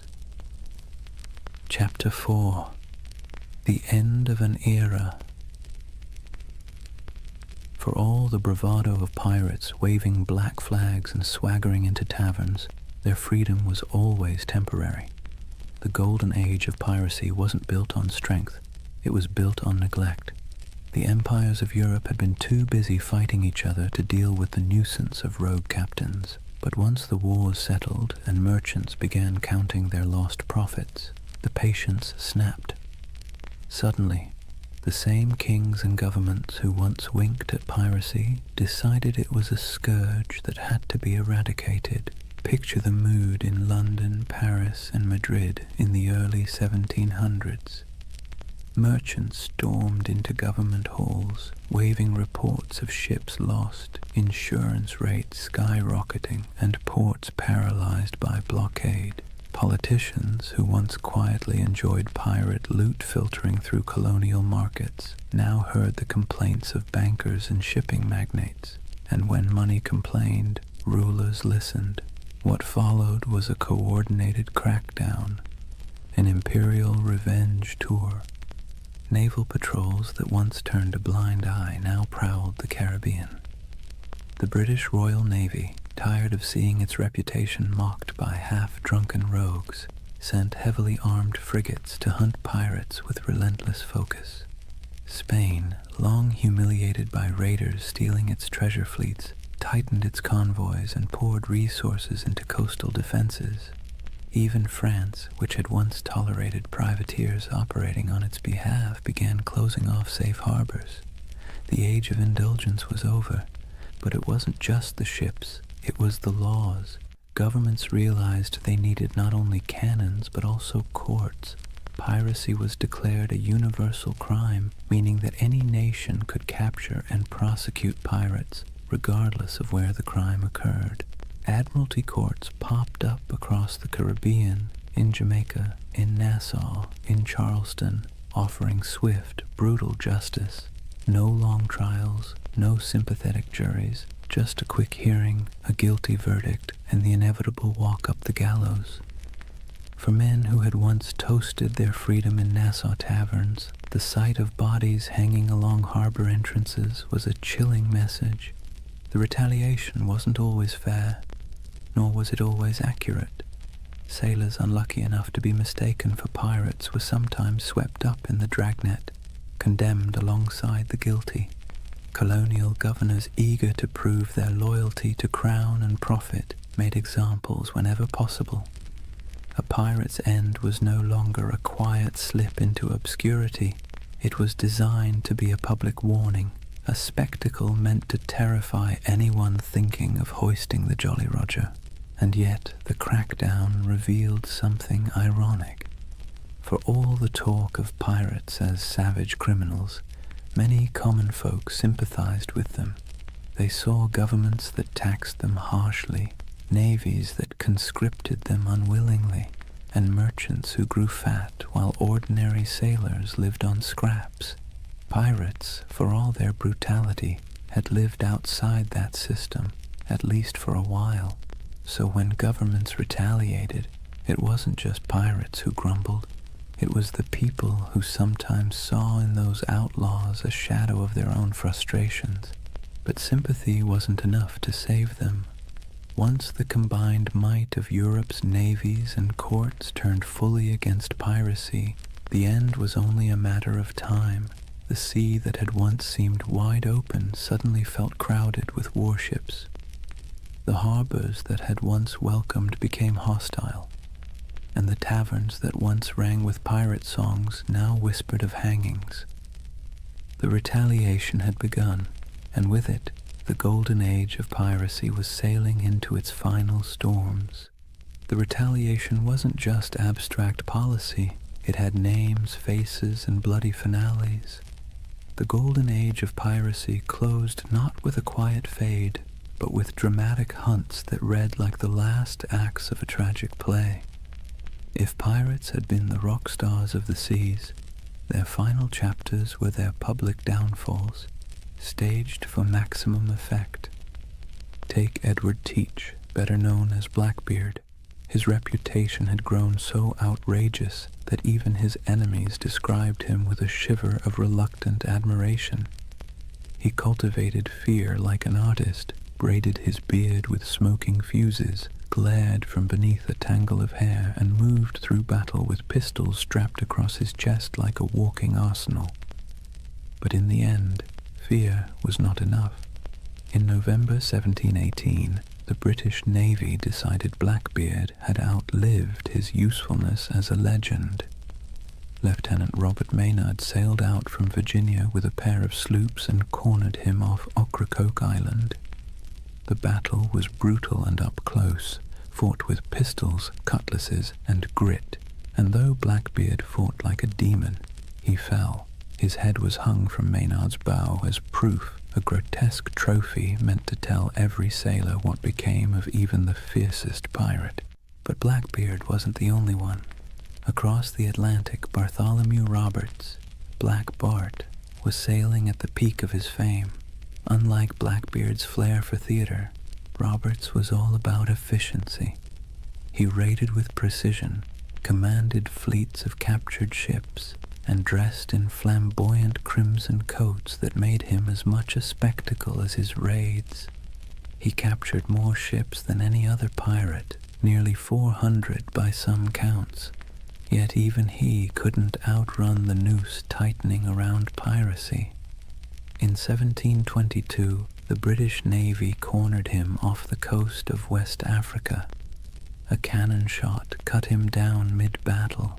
His men, fearing what the British would do to his body, buried him at sea almost immediately, sending their captain to the depths before his enemies could claim him as a prize. And then there was Nassau.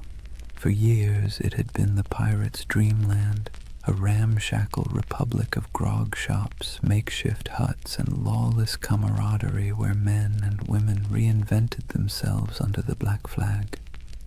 But in 1718, Woodes Rogers, backed by the British Crown, sailed in as governor. His arrival marked the beginning of the end. Pirates were given a choice: accept a royal pardon and live, or resist and hang. Many, weary of the chase, accepted. Others fled, and a handful fought to the bitter end, only to be cut down. The pirate republic evaporated almost overnight, replaced by British order, courts, and gallows. These final hunts didn't just kill individual men, they killed the dream. Piracy had thrived on the cracks between empires, on the moments of chaos when law couldn't keep up with ambition. But as the empires recovered, they sealed those cracks. The end of Blackbeard, the fall of Roberts, and the capture of Nassau were not just events, they were symbols. Symbols that the era of pirates ruling the seas was closing, replaced once again by the iron grip of empire. Still, in taverns and whispered stories, their names lingered. Blackbeard's ghost was said to haunt Ocracoke. Roberts was remembered as the most efficient pirate who ever lived, and Nassau became a half-mythical place, a memory of freedom in an age of order. The final hunts had claimed the bodies, but the legends were already slipping beyond reach, sailing into something no navy could kill: myth. When the nooses were tightened and the bodies left swinging in the Caribbean sun, it wasn't just individual men who were gone, it was a way of life. The end of piracy marked the closing of a strange, brief experiment in freedom and rebellion. But like all endings, it was not complete. Something was lost, yes, but something also remained. So, what was lost? First, the fragile dream of equality at sea. On land, society was suffocatingly rigid. Kings at the top, peasants at the bottom, and 1,000 unspoken rules about who could eat what, wear what, or even look at whom. But on a pirate ship, things were startlingly different. Captains were elected, loot was shared, and even the least skilled sailor had a voice in the Articles of Agreement. When piracy ended, that floating democracy sank with it. Back came the brutal hierarchy of naval life, where sailors were whipped into obedience and officers strutted about like petty kings. The sea, once a frontier of possibility, reverted to another arm of empire. Also lost was the illusion of safe passage for merchant ships. For 2 or 3 decades, the Caribbean and Atlantic had felt like waters where danger lurked behind every horizon. Every fat merchantman sailing out of Havana or Port Royal lived in fear that a black flag might rise from the waves. The end of piracy reassured investors, merchants, and kings, but it also stripped the seas of a strange kind of excitement. The stories that once terrified crews would, in time, thrill readers instead. But for the men who lived it, the sudden absence of that uncertainty was like a silence, comforting to some, suffocating to others. And let's not forget the pirate havens themselves. Nassau, Tortuga, Port Royal, these places lost their wildness. Nassau was brought under British law, Tortuga became just another colonial backwater, and Port Royal, once notorious as the wickedest city on earth, was tamed after earthquakes and hurricanes tore it apart. The rowdy taverns, the lawless marketplaces, the smoky wharves where men from every corner of the Atlantic rubbed shoulders, all faded into memory. In their place came customs officers, naval patrols, and clerks counting barrels of molasses with joyless precision. Yet, for all that was lost, so much remained. Pirates had stamped themselves into the imagination of the world, and that stamp proved impossible to erase. Their names lived on in court transcripts, sailor songs, and whispered tales in dockside taverns. The terror they once inspired began to transform into legend, and legend into myth. People who once cursed them began retelling their stories with a touch of admiration.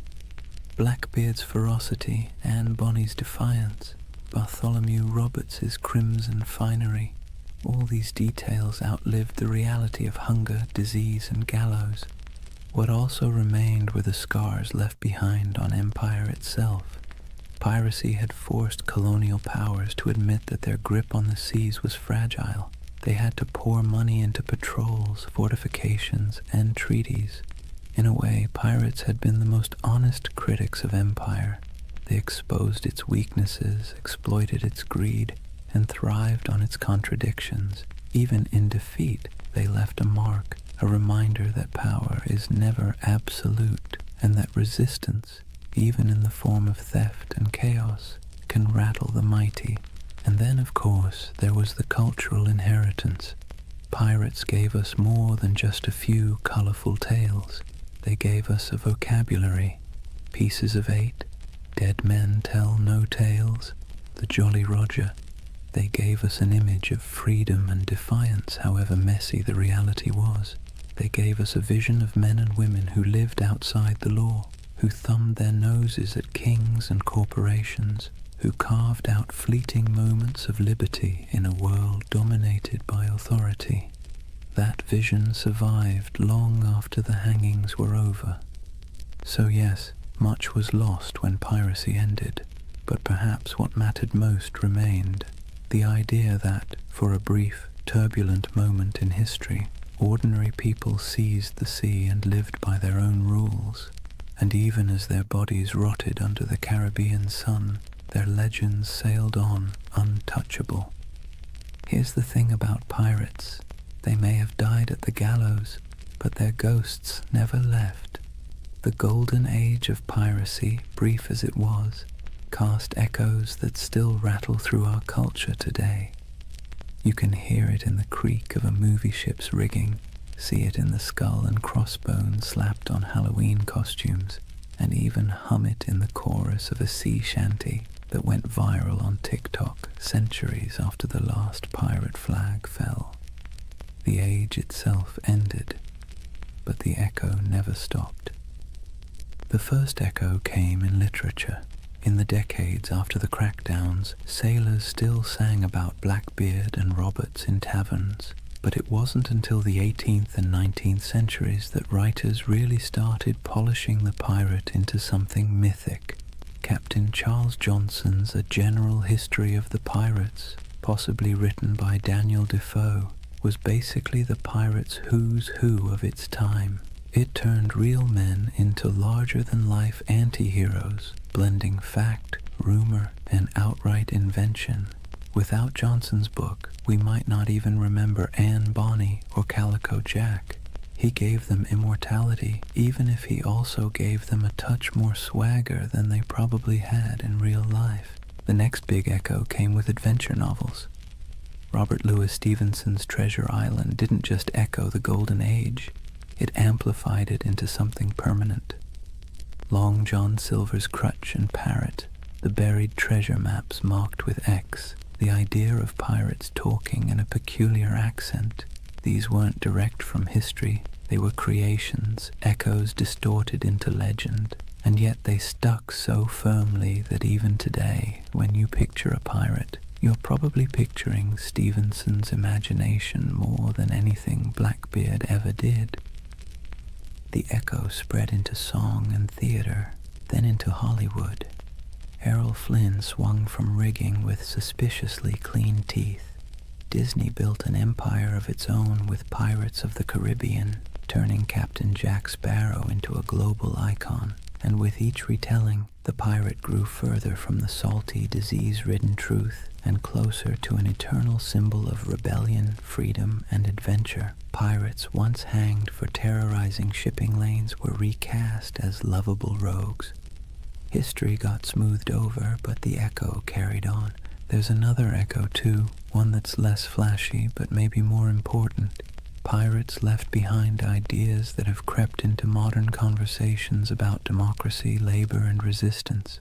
The way they divided plunder fairly, the way they voted for leaders, the way they allowed voices that were silenced on land to be heard at sea, all of that has fascinated historians. Some have even argued that pirate ships were floating laboratories of democracy, a rough but radical experiment in fairness.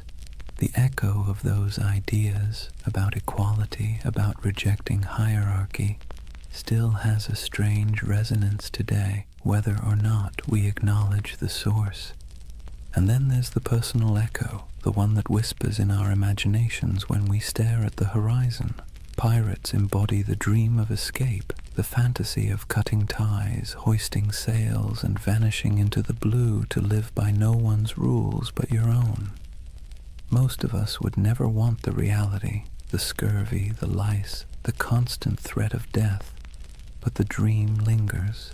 It's why pirate flags still flutter on college dorm walls, why people still hold talk like a pirate day, and why buried treasure stories still make kids dig holes in the backyard. The echo isn't just in books and movies, it's in us. So when we talk about the Golden Age of Piracy, remember, it didn't just end, it transformed. The flesh and blood pirates are gone, but the shadows they left behind still sail.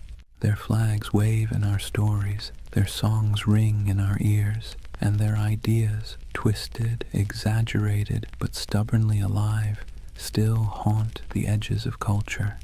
The seas are quieter now, the Caribbean no longer stalked by men with pistols and cutlasses, but in the echo of their age, they never truly died.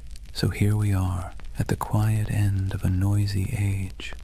The Golden Age of Piracy burned bright and brief, just a few decades of chaos, rebellion, and salt-stained dreams. In reality, it was cramped decks, spoiled meat, diseases that lingered like unwelcome passengers, and the constant threat of capture. Yet somehow, from those harsh conditions came a legend that refuses to sink.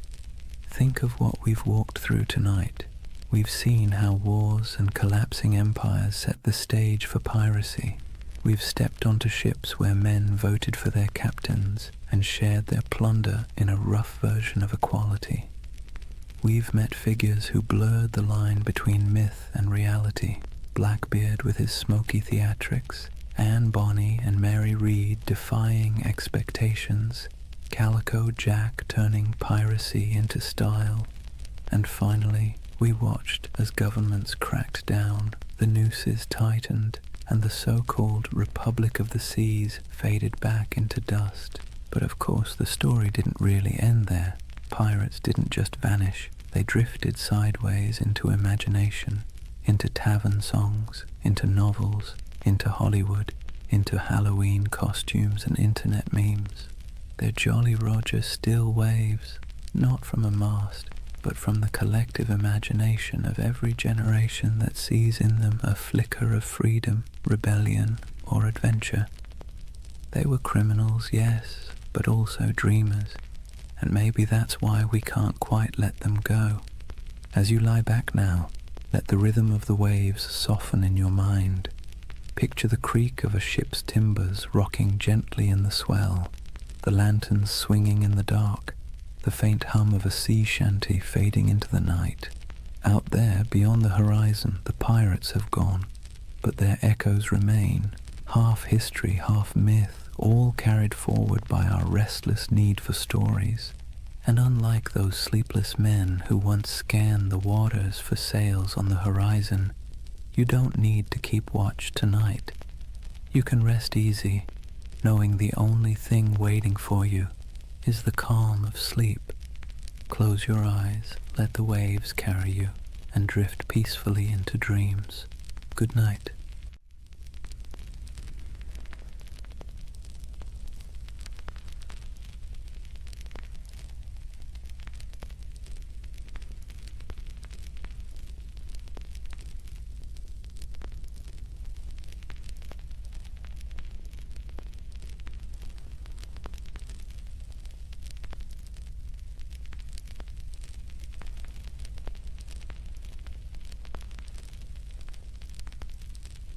Hey guys, welcome back to the Sleep Atlas. Before we start tonight's journey, take a moment, dim the lights, let the noise of the day dissolve. Wherever you are, you're about to travel somewhere strange, not a place on any official map, but one that lives in whispers, in dust, in the margins of forgotten atlases.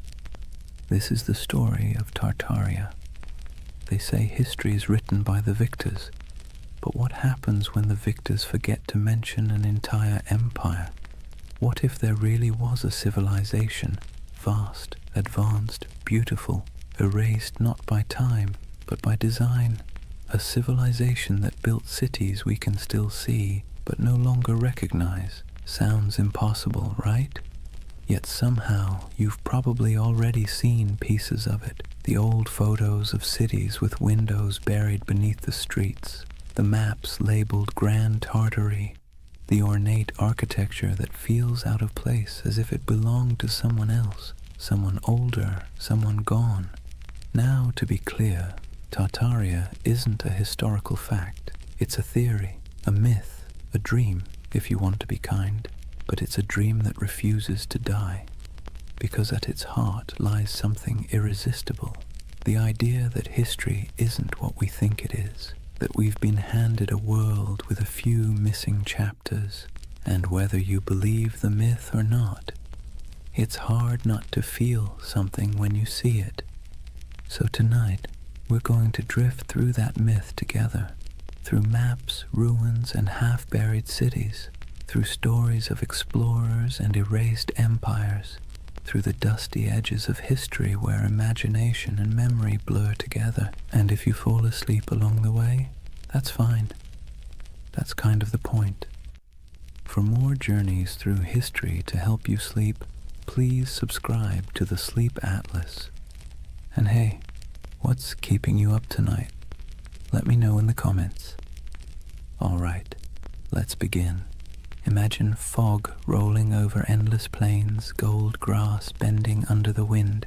You stand before a vast land that feels both ancient and impossible, somewhere between Asia and memory, somewhere once called Tartaria.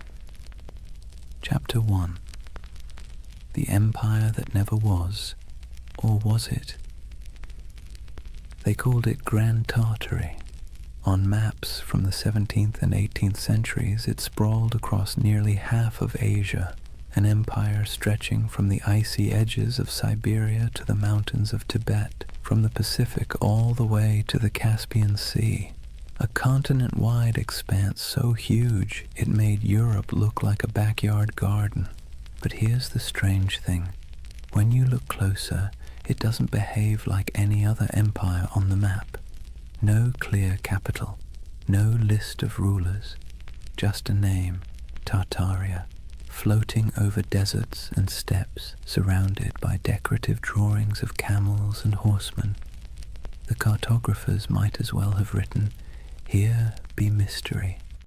And yet, for hundreds of years, Western mapmakers copied that name again and again.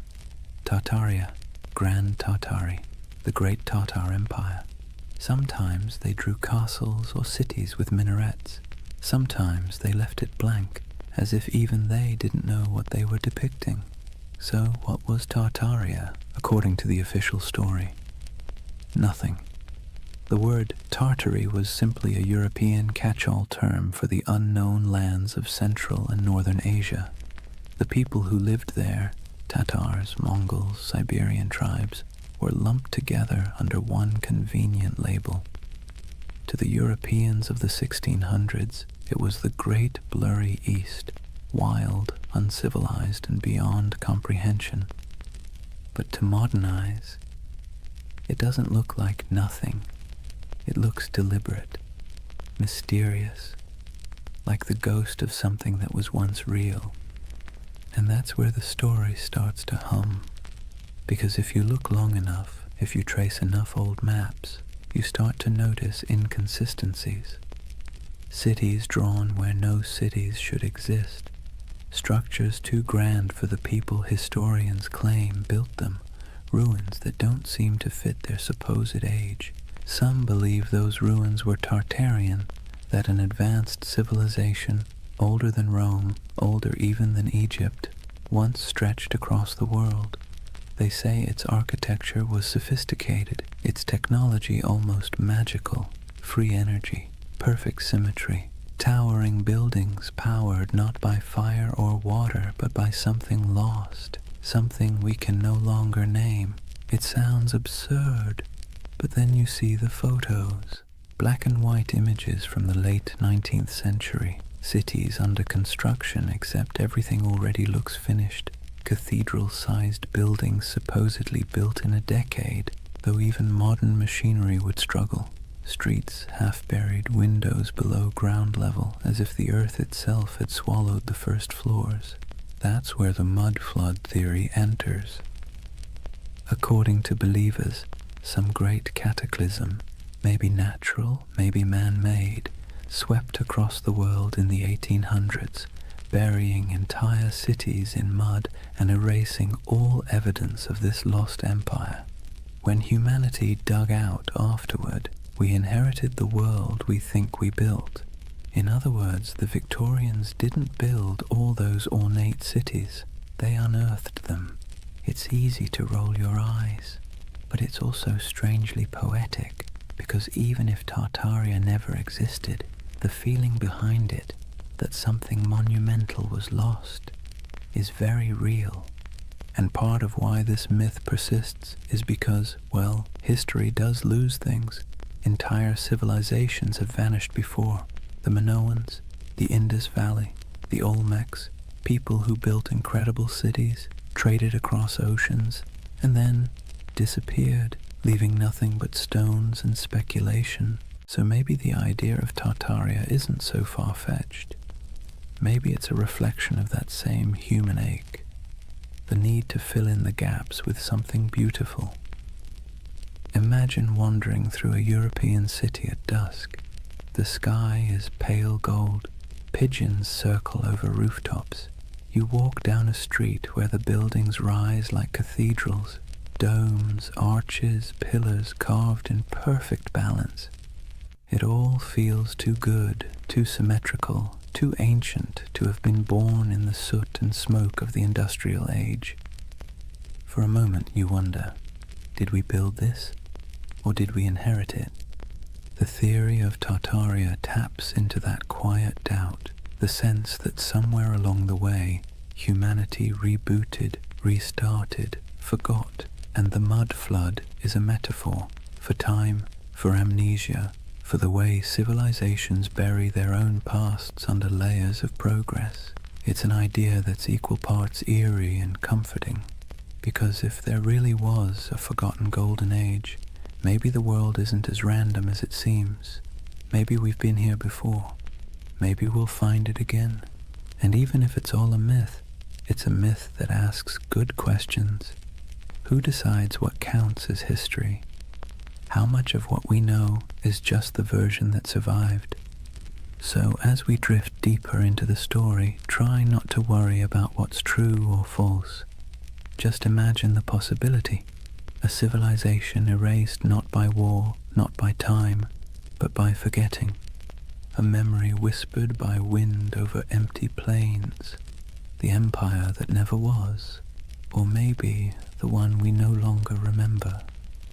Imagine you're an explorer in the late 1700s. You've left behind the comfortable parlours of London or Paris, the powdered wigs, the smoky taverns, the endless debates about civilization and progress. You're trudging through a landscape so vast it feels like the sky itself is falling toward the horizon. This is the world early explorers called Tartary. Endless plains, windswept deserts, forests that swallow sound. You could ride for weeks without seeing a soul, yet somehow you never feel alone. There's something in the air, the sense that once something grand was here, something old, something that had the decency to leave quietly. Western explorers were baffled by what they found. Vast stone ruins scattered through Central Asia, half-buried fortresses, walls that seemed to go nowhere. Nomadic tribes spoke of ancient cities lost to storms and floods, old temples built by hands they could no longer name. And yet, in their journals, these explorers rarely admitted confusion. Europeans of the Enlightenment were not fans of mystery. They preferred tidy explanations, primitive people, ancient ruins, nothing to see here. Still, a few of them couldn't quite let it go. In 1755, the English geographer Emmanuel Bowen published a map labeling nearly the entire interior of Asia as Great Tartary. To the west lay Little Tartary, and further south, Independent Tartary. Even China was labeled part of the Great Tartar Empire. Historians later claimed it was simply ignorance. Cartographers didn't know what else to call it. But if you're a conspiracy-minded insomniac scrolling through old atlases at 3 a.m., it starts to look deliberate, like someone drew a curtain over half the world and wrote, "Don't ask." Those maps became the backbone of the Tartarian legend. The idea that there was once a sprawling civilization across Siberia and Central Asia, erased from history and memory alike. And when explorers traveled through those regions, what they described often sounded contradictory. They found nomadic tribes living in tents, herders, hunters, perfectly ordinary people. But they also found traces of things that didn't fit. Ancient irrigation systems, half-buried brickworks, strange mounds that hinted at forgotten settlements. The farther they went, the more surreal it became. In Siberia, there were reports of colossal ruins swallowed by forests. In Mongolia, strange carvings and fortifications half lost to the sands. Some described crumbling citadels near the Altai Mountains, built of stone so precisely fitted it might as well have been cast, not carved. To modern historians, it's no great mystery. Remnants of older cultures, Turkic kingdoms, Mongol fortresses. But to the romantically inclined, it's something else. Evidence, perhaps, of a civilization that once ruled these lands, far older and more advanced than the textbooks admit. And then there's the emptiness, the eerie, silent expanse that made even hardened travelers uneasy. Take the accounts of Peter Simon Pallas, a German naturalist who explored Russia and Siberia in the 1770s. He described vast areas devoid of inhabitants, where ruined settlements lay beside abandoned mines and decayed fortifications. He mentioned rivers cutting through landscapes that seemed to have been reshaped by catastrophe, as though floods or mudslides had swept entire cities away. When his journals were published in Europe, readers found them haunting. The image of a land once filled with life, now reduced to wind and silence. It's here that the myth of the mud flood starts to germinate. The idea that an ancient disaster literally buried a civilization under layers of sediment, windows below street level, doors half submerged, entire first floors beneath the dirt. For believers, that wasn't just geology, it was evidence. And if you've ever walked through an old city, St. Petersburg, Prague, even San Francisco, you might have noticed it too. Streets sitting higher than the building's original entrances, like time itself kept adding layers. Of course, historians say it's just how old cities evolve. Roads get repaved, foundations sink, streets are raised to prevent flooding. But the human imagination doesn't like boring answers. Geological settling doesn't keep you awake at night. The idea of a worldwide cataclysm, though, that does. What's compelling about these explorers' reports is not what they found, but what they felt. The sense that they were moving through someone else's world, one that had been erased. There's a moment in nearly every explorer's journal, the kind that never makes it into the abridged editions, where they sound tired. The grand adventure wears off, and what's left is silence. Cold wind, vast skies, the creak of leather, and a feeling that they are walking through the afterlife of history. They pass strange earthworks, Abandoned stone foundations, carvings of faces eroded to anonymity. Sometimes they sketch them, sometimes they move on. Always there's the sense of almost understanding, almost remembering. And maybe that's what Tartaria really is, a landscape of almosts, almost history, almost memory, a civilization that feels like it should have existed, even if it didn't. Think about it. How many times has humanity stared at something old and half-broken and said, we could never build that today? It's an illusion, but a powerful one. Standing before ruins or monuments, we see not just stone and mortar, but the faint shadow of our own fragility. We want the past to be smarter than us, nobler than us, more advanced than we deserve. It's easier to believe we're living in the ruins of greatness than to admit that maybe we're the ones who'll be forgotten. So when explorers trudged across those endless Asian plains and saw remnants of something they couldn't explain, it planted a seed, a legend. And legends, once born, never die. They sleep, they wait, they resurface in new forms, on message boards, in YouTube videos, in late-night rabbit holes where half the fun is not believing, but wondering. The Tartarian myth is less about what those explorers found and more about what we want to find, meaning, continuity, proof that the world once made sense and that maybe beneath all this noise and chaos, it still does. Imagine the explorer's campfire. The air is thin and cold. Sparks float upward, swallowed by the night. Somewhere in the distance, wolves call to each other, and above stars shimmer, the same constellations those long-lost Tartarians might have seen if they ever existed at all. The explorer looks out over the dark plain, notebook open, and writes one word on the page, Tartaria, a word that means nothing and everything. They say the earth remembers. Every stone, every layer of dirt, every foundation buried beneath a modern street is a diary, written in silence. But if you listen to the believers of the mud flood, the earth doesn't just remember, it hides. Picture this, a city half buried, windows that look out onto soil instead of streets, doorways that open into nothing but packed dirt, buildings whose first floors have vanished beneath layers of earth and time. To most it's a quirk of old construction. To the followers of Tartaria, it's evidence of something far stranger, a global cataclysm that erased an entire civilization in a single, muddy sigh.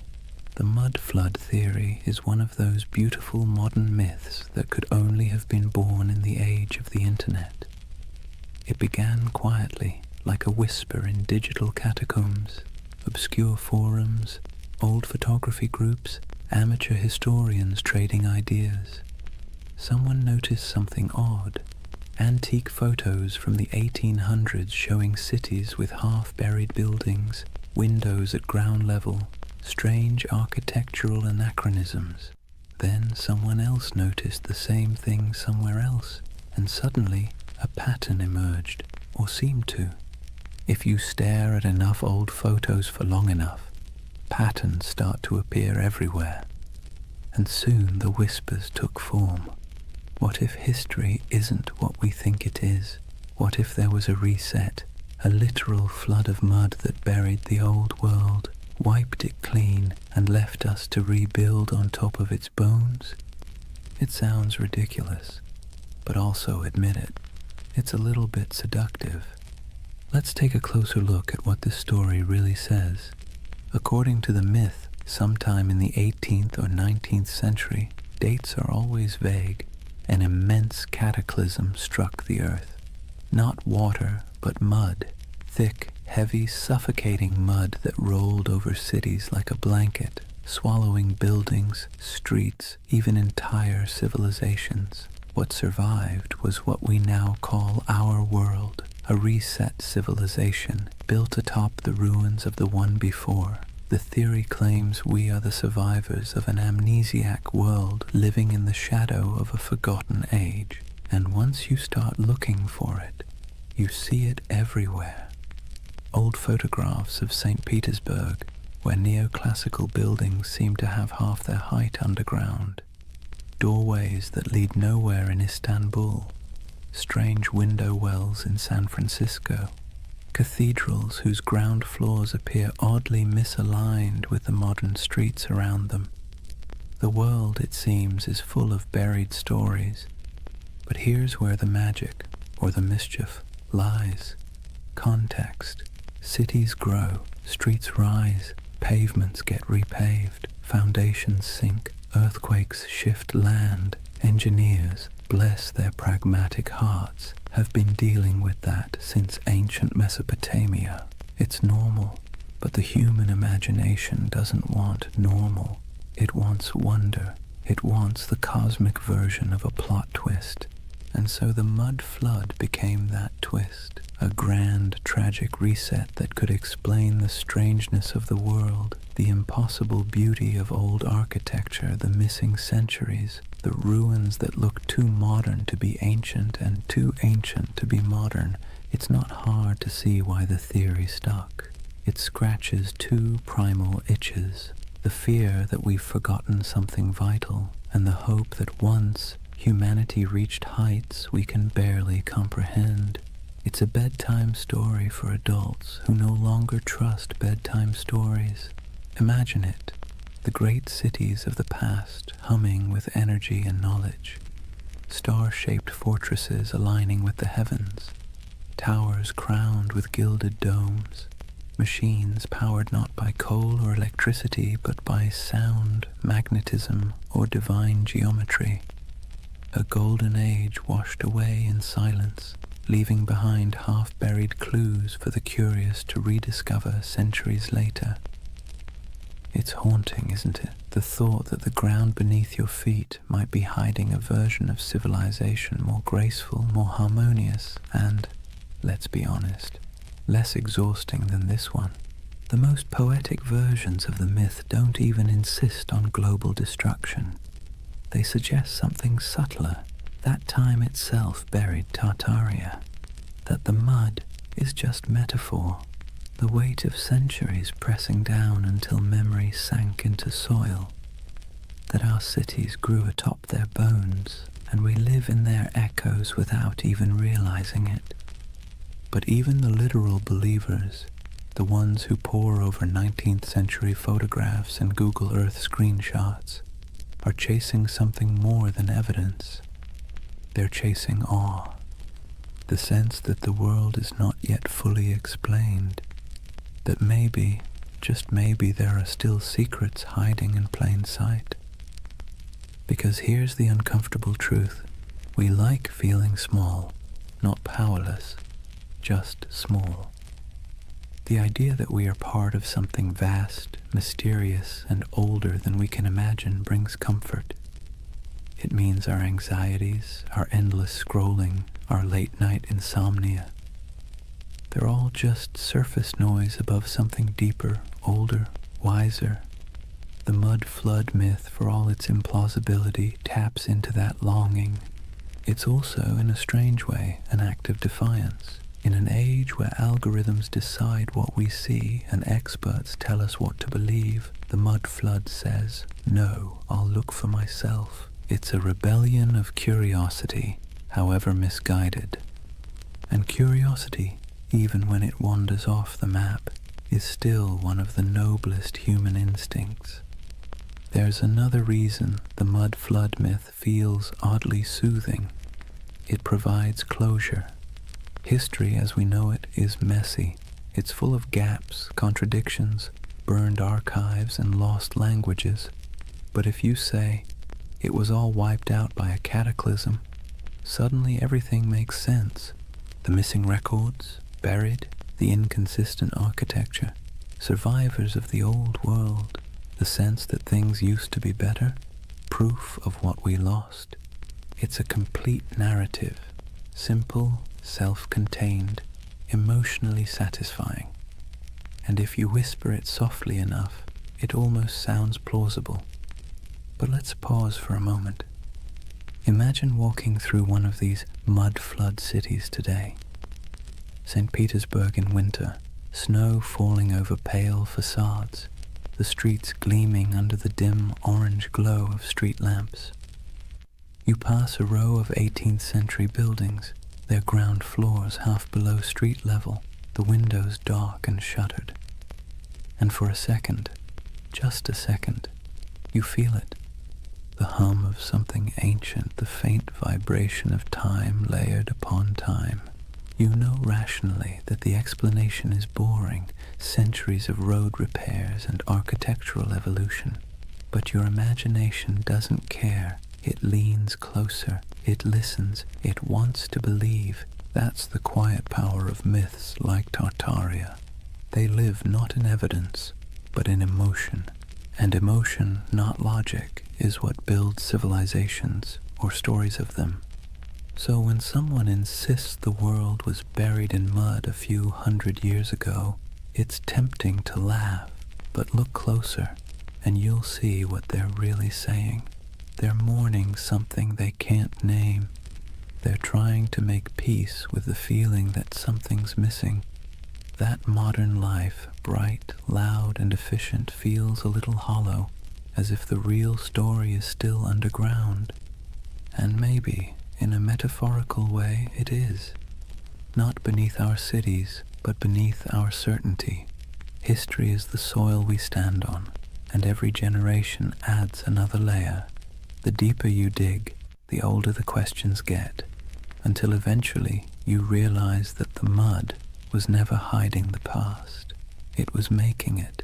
The world is built on burial, and everything beautiful is, in some sense, reclaimed from the dirt. So maybe Tartaria was never an empire at all.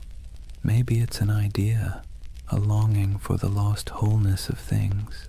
Or maybe it's just a very elaborate excuse for why so many basements flood in spring. Take your pick. Either way, as the night deepens and your thoughts drift like dust in lamplight, the question lingers: if an entire civilization could be buried under centuries of mud and forgetfulness, would we even recognize it when we uncovered it? Or would we mistake it for ruins of our own? It's a strange thing, how ruins can feel alive. You walk among them and swear you can hear breathing. Not loud, not human, but the slow exhale of stone, the whisper of time smoothing edges and swallowing stories. That's the allure of forgotten grandeur, the feeling that the past isn't gone, just drowsing, half buried, half awake, waiting for someone to notice. When people speak of Tartaria, they don't imagine mud and dust.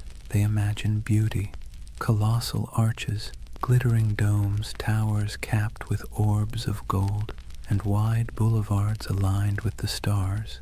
They imagine symmetry, harmony, perfection, the world before we made it messy. And that's the quiet genius of the myth. It isn't built on fear, but on longing. You've seen it, even if you didn't recognize it. The grand railway stations built in the 19th century, dripping with ornament that seems almost too elegant for its purpose. The courthouses with domes that look more celestial than civic. The cathedrals rising from cobblestone streets like frozen thunderclaps of devotion. You stand before these buildings and wonder, who built this, and why don't we build like this anymore? That question is the ember that keeps Tartaria glowing in the imagination, because it feels wrong that we've forgotten how to make beauty on that scale. It feels wrong that we can't carve marble with such grace, or erect domes that kiss the clouds. And when something feels wrong, the human mind looks for a story to explain it. Tartaria becomes that story, a civilization that mastered form, function, and soul, then vanished without a trace. Some say those old buildings are Tartarian relics. that the ornate facades of St. Petersburg, Paris, Chicago, and even San Francisco are remnants of the same world, a world whose architecture was an act of faith, that the reason we can't replicate it now is because the knowledge was erased, the formulas for harmony, for proportion, for power drawn from geometry, gone, buried under new blueprints and the hum of electric wires. Of course, historians roll their eyes at this. They'll tell you, patiently, that these buildings were designed by very real architects, that neoclassicism was an artistic movement, not evidence of a hidden empire, that the beauty of those domes and arches came not from secret knowledge, but from mathematics, sweat, and a lot of unpaid apprentices. And they're right, technically. But here's the thing. Beauty doesn't care about technicalities. The Tartarian myth persists because these buildings feel different. They hum at a frequency modern architecture doesn't. Walk past a concrete office block and your mind slides off it. Walk past a century-old opera house and you slow down without meaning to. You feel something, a pulse. Maybe it's nostalgia, maybe it's resonance, maybe it's just the echo of a time when craftsmanship was an act of worship. But whatever it is, it feels alive. Imagine standing at twilight in front of one of those old structures. The stone glows amber. The carvings seem to move in the shifting light. You can almost believe the building is remembering itself, its birth, its purpose, its centuries of reign and revolution. That's the spell of forgotten grandeur. The architecture isn't just old, it's haunted by the idea of meaning, and when meaning vanishes, mystery rushes in to fill the space. Tartaria thrives in that mystery. It offers an explanation for why the world feels simultaneously ancient and amnesiac, why progress sometimes feels like forgetting, why the cities of the past, those that survived wars, plagues, and fires, still look more eternal than anything we've built since. Modern life gives us glass towers and efficiency. Tartaria promises something slower, something that glows, a civilization that built not for profit or speed but for resonance, structures designed to outlast memory itself. It's an irresistible dream, because whether or not Tartaria existed, the feeling it represents is real, the ache for beauty that doesn't apologize for existing, for craftsmanship that outlives its makers, for a sense of belonging to something both vast and intentional. That's why the myth never fully dies. People share photographs of star-shaped forts, cathedrals that look like spaceships, and ornate courthouses buried halfway underground, whispering, "Look, this can't just be random." And maybe they're right, though not in the way they think, because what they're really seeing isn't proof of a lost empire. It's proof of a lost mindset. A time when humanity built upward and outward with a kind of faith we've since replaced with convenience. Take St. Isaac's Cathedral in St. Petersburg. It looks like it shouldn't exist. A colossal dome balanced on rows of red granite columns covered in gold that blazes even through fog. Inside, the marble floors mirror the heavens, and the ceilings are painted with saints so vivid they seem alive. Visitors describe it as overwhelming, transcendent, but the Tartarian imagination sees something else, evidence. They ask how such grandeur could be built in the early 1800s by hand in a place that was supposedly swamp and snow. They ask why the foundations look so deep, as if the building once stood taller. Historians give answers: scaffolding, imported granite, decades of work. But believers see a gap, and gaps, as we know, are where myths thrive. It's comforting in a way, because when you believe in Tartaria, you believe that someone once got it right, that the world once understood balance, proportion, light, and energy. that humans long ago built in tune with the earth instead of against it. It's a prettier story than the truth that history is mostly a series of accidents that occasionally produce beauty by mistake. And yet, even if the story is wrong, the emotion behind it is not. There's something deeply human about looking at ruins and imagining paradise, about standing in front of a crumbling palace and whispering, "Who were you? What did you know that we've forgotten?" We do this everywhere. In the jungles of Cambodia, staring at Angkor Wat, in the deserts of Egypt, under the shadow of the pyramids, in the mountains of Peru, among the terraces of Machu Picchu. We look at beauty that endures and assume it must have come from a civilization wiser than ours. Maybe it didn't, but maybe the impulse to think so says more about us than about them. Because really, the myth of Tartaria isn't about lost knowledge, it's about lost reverence. We miss believing that beauty meant something, that it wasn't an accessory, but a form of truth. That stone could hold memory, and domes could sing. So when you see those impossible old buildings and feel that small, unexplainable ache, don't rush to fill it with conspiracy. Let it linger. That ache is the story. It's the ghost of wonder, tapping you on the shoulder, reminding you that history is not a timeline. It's a mood, a long, slow chord, still resonating beneath the noise. And maybe that's what Tartaria really is. The echo of a world that believed in harmony more than speed. A civilization of imagination, built not in stone, but in longing. So as you drift deeper into this story, eyes heavy, thoughts softening, remember this. Whether Tartaria was real or not, the beauty it promises was. You can still walk through it, touch it, breathe it in brick and marble and dusk. It's there, waiting quietly behind every ornate facade and every buried window. Forgotten grandeur, humming in the walls. There's something strange about ideas that shouldn't survive, yet somehow do. Tartaria is one of them. Every few decades it slips back into conversation like a ghost that refuses to stay buried.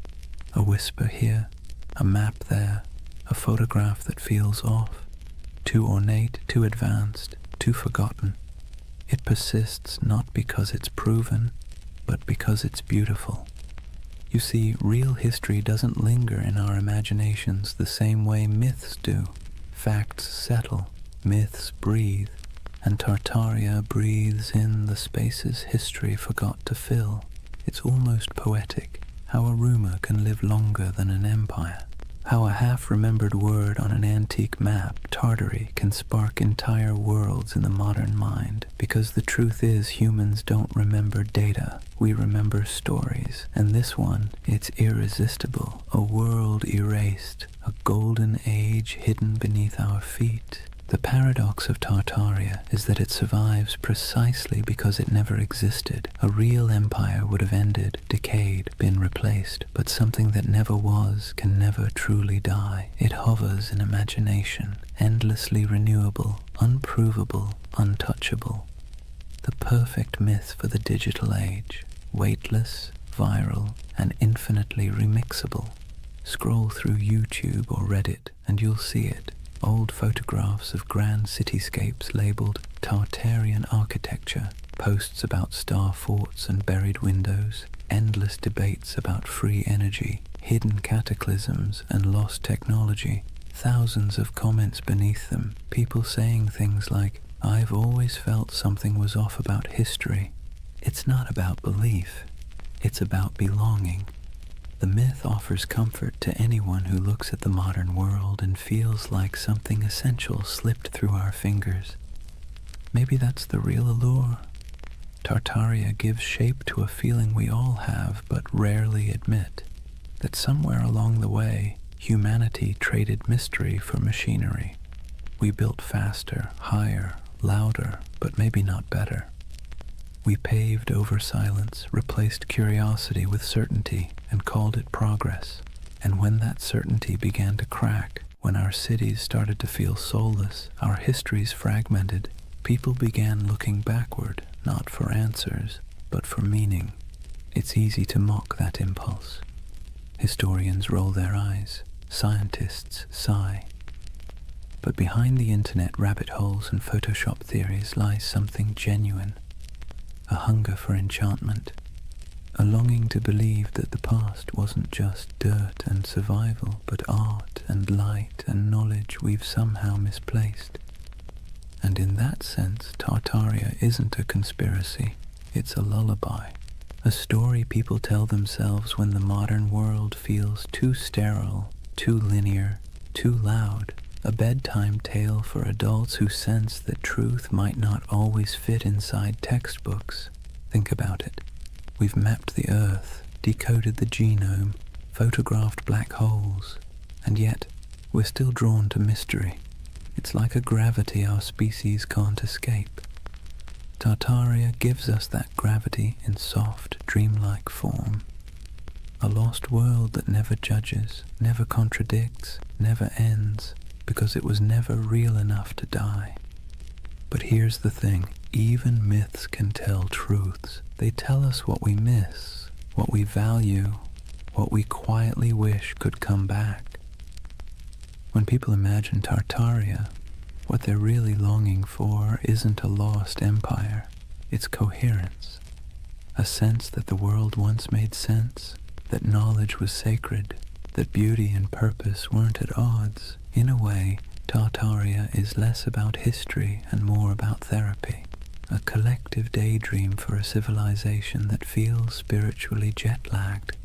We scroll through endless feeds, flickering between wars, gadgets, and memes, and somewhere inside a voice whispers, "Wasn't there supposed to be more than this?" Tartaria answers softly, "Yes, there was, or maybe there could have been."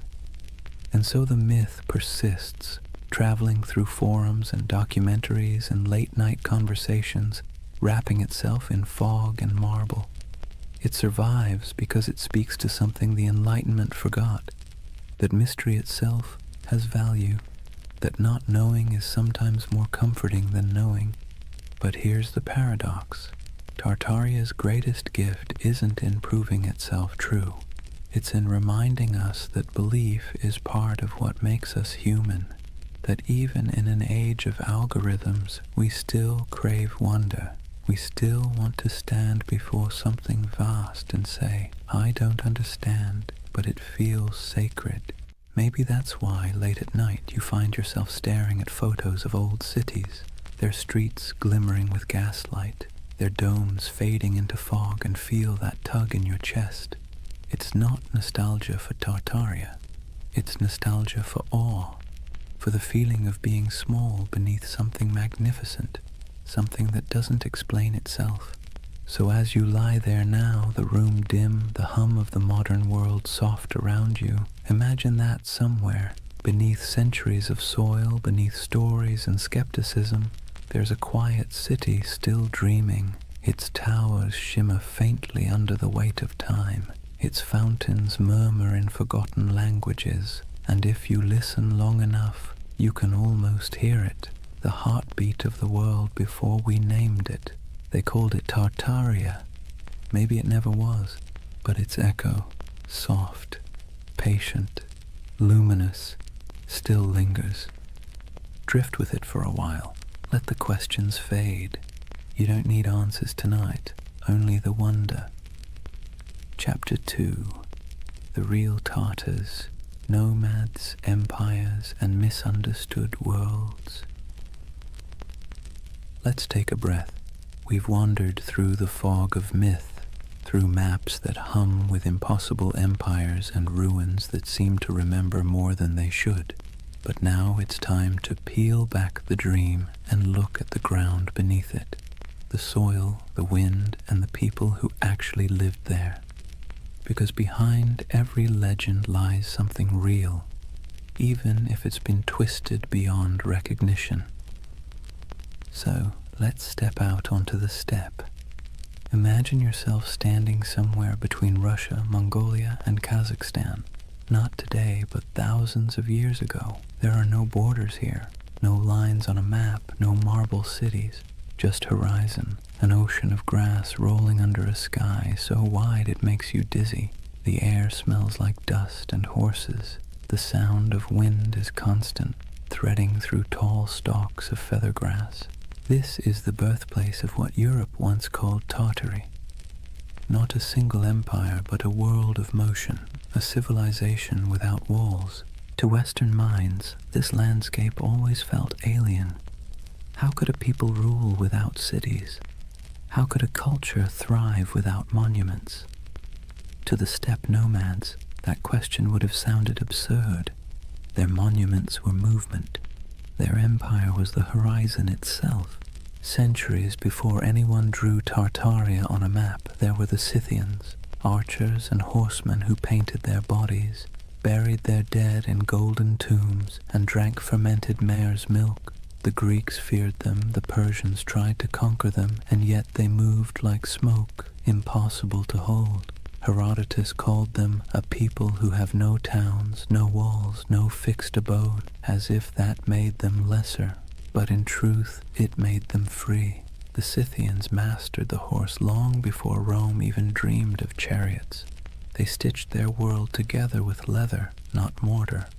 They carried fire in bronze cauldrons, slept beneath felt tents, and worshipped gods of wind, sun, and sky. To them, the land wasn't empty. It was alive, a vast breathing plain where everything connected through motion and story. After the Scythians came the Sarmatians, then the Huns, then the Turkic Khaganates. The names shifted, but the rhythm stayed the same. Nomads rising like storms, surging westward, reshaping everything in their path. They raided, traded, intermarried, and vanished into the mist again, leaving behind only graves and legends. And so, by the time medieval mapmakers in Europe began sketching the world, this enormous, ungovernable space had already become a myth. To them it was a blank, the unknown lands beyond the Christian world, filled with monsters, giants, and Tartars. That word, Tartar, wasn't even theirs. It came from outsiders, likely twisted from the name of a Turkic tribe, the Tatars, with a dash of poetic menace added. Medieval Europeans thought it sounded like Tartarus, the Greek underworld, so they called these nomads Tartars, as if they'd come from hell itself. You can almost hear the shiver in the name, but the truth was far more complicated and far more interesting. These weren't demons, they were people. Traders, horsemen, mothers, poets. They lived lives as rich as any Roman senators, just measured differently. Picture a nomadic camp at sunset. The steppe glows gold. Horses graze on the horizon, their coats shimmering in the low light.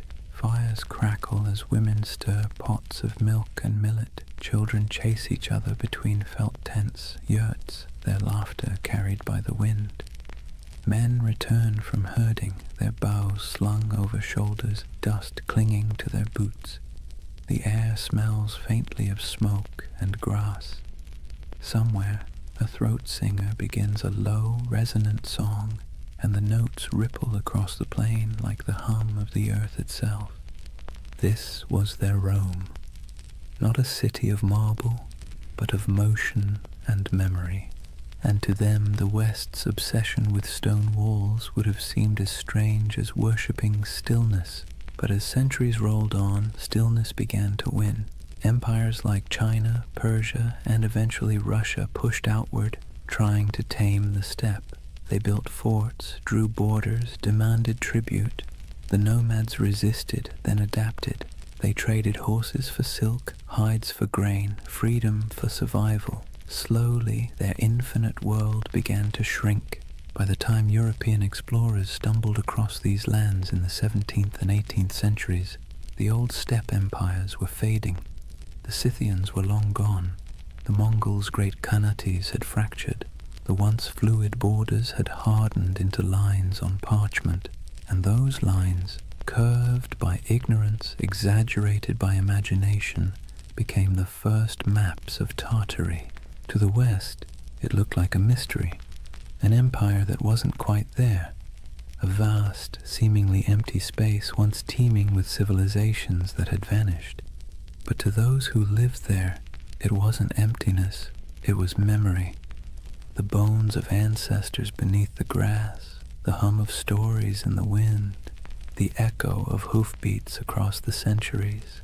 And maybe that's where the myth begins to make sense, because when you stand on a plain that stretches to the horizon in every direction, it's easy to believe that time itself might fold here, that something ancient could still be sleeping under the soil.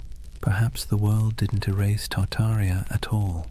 Perhaps it just forgot how to see it. Let's be honest, Europe never really understood Asia, not in the Middle Ages, not in the Renaissance, and arguably not even now. For centuries, the lands east of Moscow and west of China were less a geographic reality and more a psychological one, an enormous blank space where anything could exist. And in that blankness, the idea of Tartary began to grow like a mirage. Imagine a candlelit room in Venice, sometime around the 14th century. A mapmaker hunches over his parchment, hands stained with ink. On the table beside him lie fragments of rumors, sailors' tales, merchant gossip, and a half-remembered account of a man named Marco Polo, who claimed to have seen palaces of gold and cities of stone somewhere beyond the horizon. He dips his quill and begins to draw. Europe is clear. So is Africa mostly. But once he crosses the Ural Mountains, the lines begin to blur. His hand hesitates. What lies beyond? He's never been there. No one he trusts has either. So he fills the void the way humans always do. He imagines. He writes Tartaria in sprawling letters across the page, large enough to cover thousands of miles. Because what else can you do when you're staring into the unknown? For Europeans, Tartary became a convenient label, an umbrella term for everything east of civilization and west of comprehension. It wasn't a nation, it was a category, a way to point at a map and say, this belongs to the others. But here's the funny thing. The more they tried to define it, the more mysterious it became. In the 13th century, when the Mongols exploded across Eurasia like a thunderstorm, Europe finally came face to face with the so-called Tartars. Villages burned, kingdoms crumbled, and word of unstoppable horsemen spread faster than the riders themselves. To a continent already steeped in superstition, it must have felt like the end of the world. Priests whispered that the horsemen were the scourge of God, a punishment for human sin. Chroniclers described them as monsters with faces of beasts and hearts of iron. And yet, when the first diplomatic envoys actually met them, they found something unexpected: organization, bureaucracy, even tolerance. The Mongol Empire, at its height, ran on order, not chaos. Messengers carried official seals, merchants moved safely under Mongol protection, and conquered cities often kept their own rulers so long as they paid tribute. The great Khans weren't savages, they were administrators. Ruthless ones, sure, but methodical. But Europe didn't want to believe that. It was easier, somehow, to imagine an empire of shadows, to turn complexity into myth. So the name Tartary stuck, not as a real place, but as a kind of warning, a whispered reminder that beyond the edge of the familiar world, something vast and unknowable waited. By the Renaissance, the legend of Tartary had evolved into something even stranger. The age of exploration brought better maps, but not necessarily better understanding. Cartographers began drawing Great Tartary, Little Tartary, and Chinese Tartary across their globes, carving up Central Asia into neat territories that existed mostly in imagination. If you were a European scholar in 1700 and you saw a map of Great Tartary stretching from Siberia to the Caspian Sea, you'd assume there was a single civilization there, a mighty hidden empire rivaling Rome or China. And if you were an explorer wandering through empty steppes, stumbling across crumbling ruins or strange earthen mounds, your mind might start to fill in the blanks. Who built this? Where did they go? Humans hate loose ends. We crave narrative closure, and Tartary, this vast echoing blank on the map, offered none. Marco Polo didn't help either. His travels fed the fire beautifully. He spoke of vast courts, cities paved in stone, golden palaces, and khans who ruled lands so wide that weeks of riding couldn't cross them. He wasn't wrong exactly. The Mongol Empire really was that enormous. But when his book was copied, translated, and retold, his words grew elastic. People read his tales and imagined something grander still, a civilization older than memory, hidden beneath layers of dust and time. You can almost see it, the way myths grow like vines around facts. Even the Enlightenment couldn't kill it. In the 18th century, as Russian explorers pushed eastward into Siberia, they stumbled upon ancient fortifications, strange geometries in the earth, and traces of civilizations long gone. The local tribes spoke of ancestors who built great cities before the snows came. The scholars, baffled, wrote it all down, and back in Europe, those reports fed the imagination once more. By now, Tartary had become more than geography. It was an aesthetic. The word conjured mystery, distance, and faded grandeur. Artists painted sweeping landscapes of icy mountains and lone riders beneath silver skies. Novelists filled their pages with lost kingdoms and forgotten dynasties. And so, when conspiracy theories about a lost Tartarian empire began resurfacing centuries later, it wasn't from nowhere. It was born of something older, a long European tradition of misunderstanding the East, of romanticizing what couldn't be explained, and of filling blank spaces with dreams. Maps, after all, are never neutral. They don't just show where things are, they show what people believe matters. And for centuries, Tartary mattered not because it was real, but because it was mysterious. Imagine yourself once more looking at one of those old maps. The parchment crackles under your fingers. The ink has faded to brown. The edges are frayed. Across the top, in flowing letters, are the words, Magna Tartaria. You trace the line of mountains, the curving rivers, the scattered cities whose names you don't recognize. You realize you're staring not at geography, but at imagination, a dream caught in ink, a memory of a place that never quite existed, but that never fully went away either. And maybe that's why Tartaria still captures people today. It wasn't born in a lab or on a message board. It was born in candlelight on parchment, in the minds of men who couldn't stand not knowing. A story that began as cartography became mythology. And mythology, as history always proves, has a way of outlasting the truth. Picture a road that isn't really a road. It's not marked by signs or asphalt or tidy lines of direction.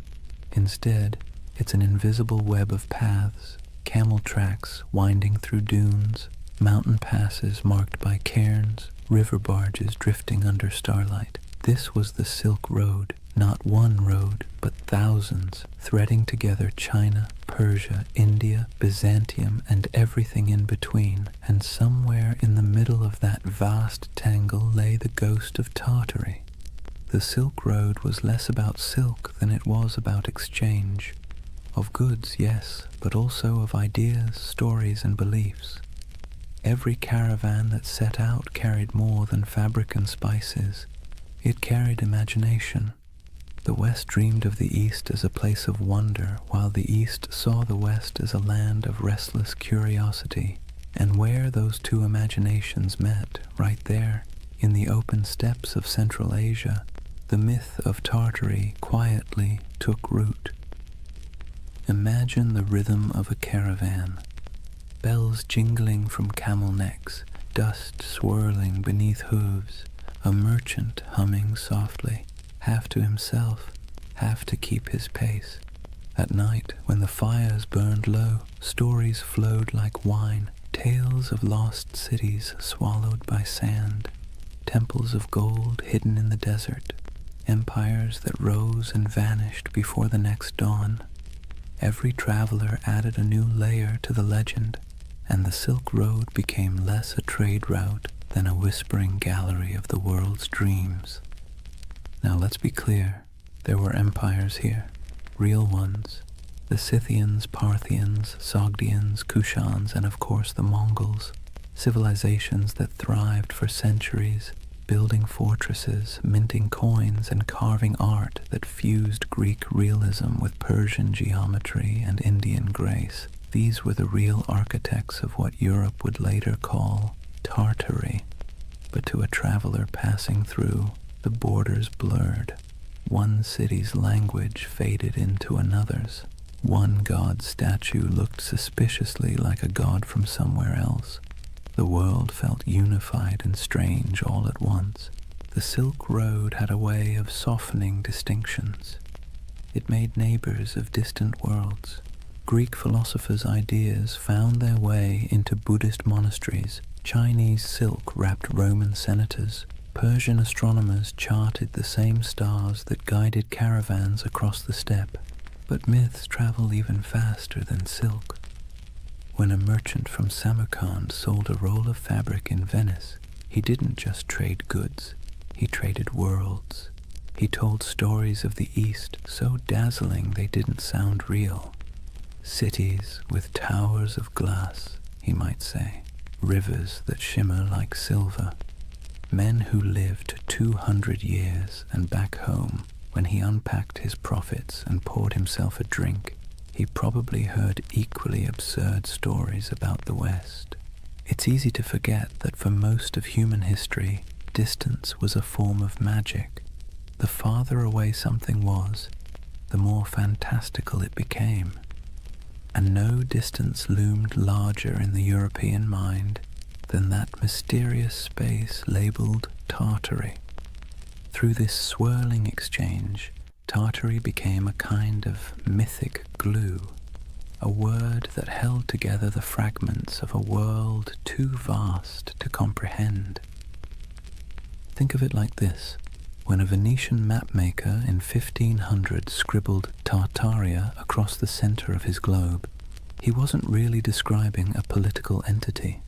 He was describing everything between Europe and China, between knowledge and ignorance, between history and imagination.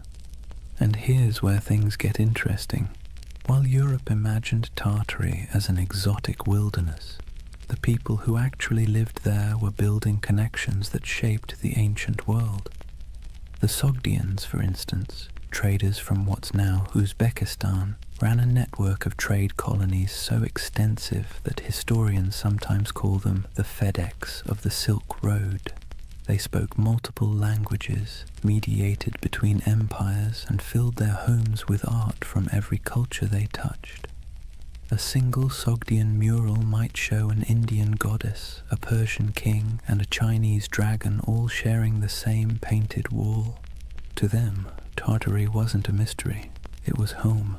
And yet, this multicultural world also sowed the seeds for misunderstanding.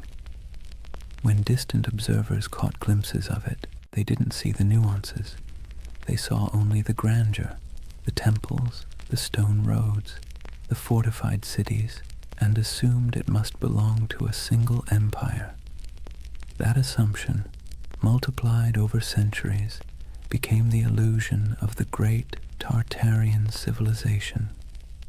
Even today, the ruins scattered across Central Asia, stone walls buried in sand, intricate tile work crumbling in forgotten courtyards, feed that same longing. People look at them and wonder, who built this? Where did they go? Why do our textbooks skip over it? It's a fair question, Because history doesn't just forget, it edits. When empires fall, so do their names. When borders shift, so does memory. The Mongols became the Tatars became Tartars. And eventually, Tartary became a convenient shorthand for the unknown. But beneath all that confusion was something real. A network of humanity that spanned continents. Imagine standing on a hill somewhere near Bukhara around the 10th century. The air smells of dry sage and smoke. Below you, the road shimmers in the heat, lines of travelers winding toward the horizon. A caravan from China passes one from Persia. A monk from India shares a meal with a soldier from Byzantium. Coins from Rome jingle beside jade amulets from the East. It's not an empire. It's not chaos. It's something in between, a living, breathing web of connection.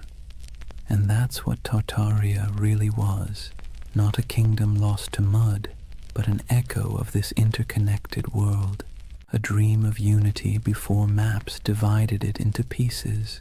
The Silk Road gave birth to the myth by accident, because connection always looks like magic when seen from afar. So when modern believers look at old maps and see the word Tartaria sprawled across half the world, maybe they're not completely wrong to feel awe. They're just reading a poem that was once mistaken for a border. The Silk Road blurred the lines between civilization and myth, empire and echo. And in that blur, half dust, half starlight, the legend of Tartaria found its heartbeat. Words have a funny way of sticking to things they were never meant to describe. Tartary was one of those words, an intellectual shortcut that turned into a centuries-long misunderstanding. By the time Europe stumbled out of the medieval era, the East was less a place and more a story. Monks copied maps showing vast lands labeled Tartaria, shaded in pale yellows and browns, with scribbled notes like, "Here be dragons," or "Land of Giants." It wasn't meant as insult or precision. It was just ignorance wrapped in ink. But ignorance dressed up nicely enough can look like authority. When Marco Polo returned from his travels in the late 1200s, he told Europe about the magnificence of the Mongol Empire. Golden palaces, porcelain cities, and roads so smooth you could roll a wagon for days without breaking an axle. His descriptions, half wonder, half exaggeration, lit up Europe's imagination. And when cartographers began to draw what he described, they needed labels. Cathay for China, Ind for India, and for everything else in the vast cold space north of Persia and east of Russia, Tartary. Let's be clear, Europe didn't know what Tartary was, but that didn't stop them from acting like they did. To Western minds, Tartary became a convenient placeholder for the unknown. It wasn't a country, it was a concept, a blank canvas where explorers, missionaries, and chroniclers could project whatever they needed to believe about the world beyond their reach, and what they needed, more often than not, was mystery. Maps from the 16th and 17th centuries show it sprawling across the top of the world like a sleeping giant. Great Tartary, Independent Tartary, Chinese Tartary, Little Tartary, names multiplying like rumors. To anyone who studied those maps, the message was clear. Beyond the borders of civilization lay a vast land of danger, wealth, and the unknown. And there's something deeply human about that. When faced with uncertainty, we name it. We box it in with words, even if those words are wrong. To Europeans of the early modern world, Tartary became shorthand for all the places they hadn't yet conquered, understood, or categorized. It was an intellectual convenience, a linguistic shrug. Everything out there. If you were a 17th century scholar in London and someone mentioned the Tatars, you might imagine fur hats, horsemen, frozen tundra, and endless plains. You wouldn't know the difference between a Mongol prince in Karakorum and a nomad in the Kazakh steppe. To you, it was all Tartary, but that flattening, reducing countless cultures into a single word, had consequences. It erased identities, histories, and languages in the Western imagination long before any empire actually reached those lands. Imagine an atlas from the 1700s, lying open on a polished oak table. The continents are familiar enough now. The Americas are roughly shaped. Africa's coasts are charted. But look at Asia, and you'll see something odd. Above India and China stretches an ocean of blankness, punctuated only by the word Tartaria, scrawled in proud, swirling letters. No cities marked, no rivers traced, just emptiness. That emptiness became an invitation. Missionaries imagined lost Christian kingdoms hidden in those plains, descended from the mythical Prester John. Explorers fantasized about tribes of giants or entire cities of gold. Poets and philosophers romanticized the steppe as a land of freedom, wild, untamed, untouched by decadence. And over time, that fantasy hardened into pseudo-history. Tartary wasn't just a blank spot anymore, it was a world view. Even the word itself carried a sting. Derived from Tatar, it got twisted into Tartar, echoing the Greek Tartarus, the underworld. Early chroniclers saw the Mongols storm into Europe in the 13th century and thought, "Ah, yes, these must be the people from hell." The name stuck, and for centuries afterward, Tartar became synonymous with savagery, chaos, and apocalypse. When the Mongol Empire fractured and faded, the word didn't fade with it. It lingered. Europe kept calling the steppe Tartary, even as local empires rose and fell. The Golden Horde, the Timurids, the Kazakh Khanates. To the west, these nuances didn't matter. The name Tartary swallowed them whole. The irony. By the time Europe started mapping Tartary with any real accuracy in the 18th and 19th centuries, it had already become a relic. Russia had expanded eastward, swallowing Siberia province by province. Qing China had claimed the west, and yet the word persisted, echoing in atlases long after it had lost any real meaning. There's something almost poetic about that, how a word can outlive the thing it never actually described. And it's here that the modern myth of Tartaria quietly germinated, because when those old maps resurfaced centuries later, digitized, color-corrected, and posted online, they seemed to show something uncanny. A vast empire covering half the world, cities we've never heard of. Borders that no modern historian could explain. To the curious eye, it looked less like a cartographic mistake and more like a cover-up. Why don't they teach this in school? People asked. How could such a massive empire just vanish? But the answer, as with most things, is simpler and somehow more mysterious. It didn't vanish. It never existed. Not as one empire, anyway. What vanished was understanding. What collapsed was the web of meaning connecting the real places, Siberia, Mongolia, Central Asia, to the word Tartary. The West's misunderstanding created a ghost, and the modern age brought that ghost back to life. There's an eerie beauty in that, a reminder that myths don't die. They just wait for technology to resurrect them.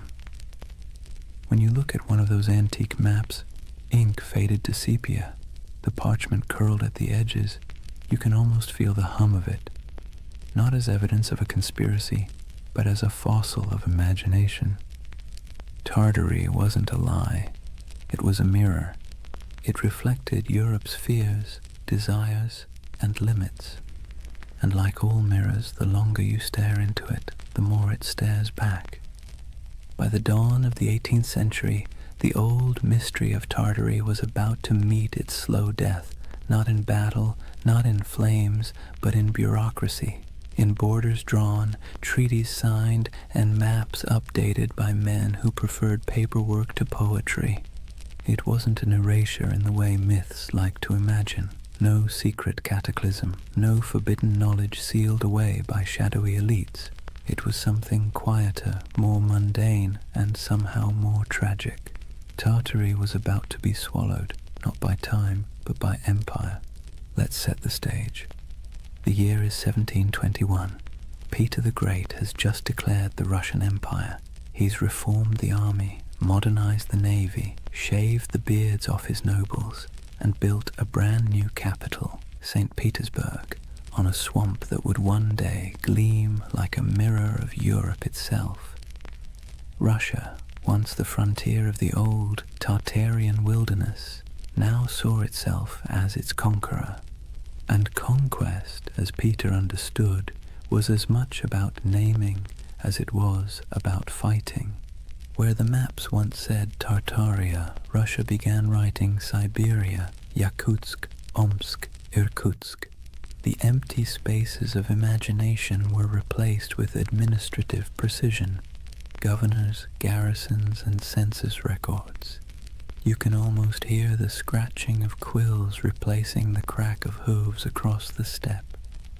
This was empire by cartography.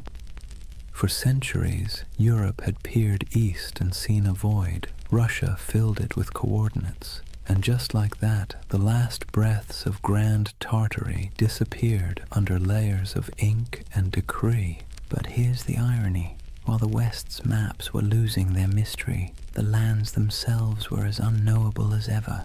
Siberia wasn't tamed. It was endured. Frozen rivers, taiga forests, mountains that chewed up expeditions and spat them out as legends.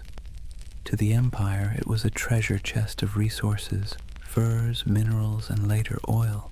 But to the people living there, it was home. The native tribes, the Evenki, Buryats, Yakuts, and dozens more, didn't think of themselves as Tartarians or Russians. They were simply themselves, and yet, in the tidy world of European cartographers, they became footnotes to someone else's empire. Take a moment to picture a Russian expedition in the mid-17th century, trudging through snow so bright it hurts to look at. The air burns the lungs, the dogs pant steam. A Cossack officer marks a new river on a map, proud that he's bringing civilization to the wilderness. But behind him, an old shaman watches silently, knowing that the land doesn't belong to anyone who needs to draw it to believe it's real. That's how Tartary truly vanished, not by disaster, but by documentation. The Enlightenment had arrived, and mystery was no longer fashionable. The world had to be measured, categorized, and explained. A single romantic name like Tartaria didn't fit into that neat little system. It was too vague, too mythic, too medieval. By the early 19th century, Tartary lingered only as a kind of ghost word on maps, an anachronism that survived in outdated atlases or in the minds of travelers who still preferred fantasy to geography. You might find Chinese Tartary scribbled across what is now Xinjiang, or independent Tartary hovering somewhere over Kazakhstan, but it was already fading, the ink almost apologetic. What had once stretched across half the known world was reduced to a linguistic relic, an old world word for a world that no longer existed. But this quiet death of Tartary created a strange paradox. By removing the name, the empires of the 18th and 19th centuries thought they were clarifying history. In truth, they erased a mystery so thoroughly that, centuries later, people would come looking for it again. Because that's the thing about erasure, it always leaves an outline. In the modern age, when digital archaeologists started poring over antique maps, The rediscovery of Tartaria didn't feel like uncovering a lie. It felt like uncovering a secret. Here was proof, they thought, that something immense had once existed and been scrubbed from the record. The irony? They weren't wrong about the erasure. They were just wrong about what was erased. It wasn't a hidden utopia or an advanced global empire. What disappeared was ambiguity itself, the willingness to admit we didn't know everything. The 18th century push for rational order, scientific mapping, and imperial control smoothed the rough edges of the world, and in doing so, it flattened mystery into history. Let's be clear, the loss of Tartary wasn't a conspiracy. It was a side effect of certainty, and maybe that's why its ghost haunts us still, because deep down humans don't actually like a world that's too explained. We crave wonder, we miss the blank spaces, so when we see Tartaria glowing faintly on an old parchment, we don't just see a name, we see a question. A whisper from the past asking, "What did you forget?" The collapse of Tartary wasn't a fall. It was a fade-out, a slow dimming of a word that once carried the vastness of the unknown, and the quieter it got, the louder the myth became. By the time Russia completed its imperial expansion across Asia, by the time the British, French, and Qing empires carved their pieces of the East, Tartary had been buried not under mud, but under maps. And centuries later, when people began brushing that dust away, what they found wasn't evidence of a lost civilization. It was evidence of our collective imagination still alive and searching. That is the strange beauty of this myth. Tartaria may never have been real in the way empires are real, but its death, its quiet bureaucratic burial, feels as monumental as any fall of Rome, because sometimes the end of mystery is its own kind of catastrophe. Chapter 3. The Great Erasure. Lost knowledge, world fairs, and the architecture of amnesia. Take a deep breath. We're leaving behind the dust of the steppe and stepping into marble, into the gaslit glow of the 19th century, because this is where the story of Tartaria is reborn. Not in Siberia, not on the maps, but in the imagination. Picture it. The year is 1893. The World's Columbian Exposition in Chicago.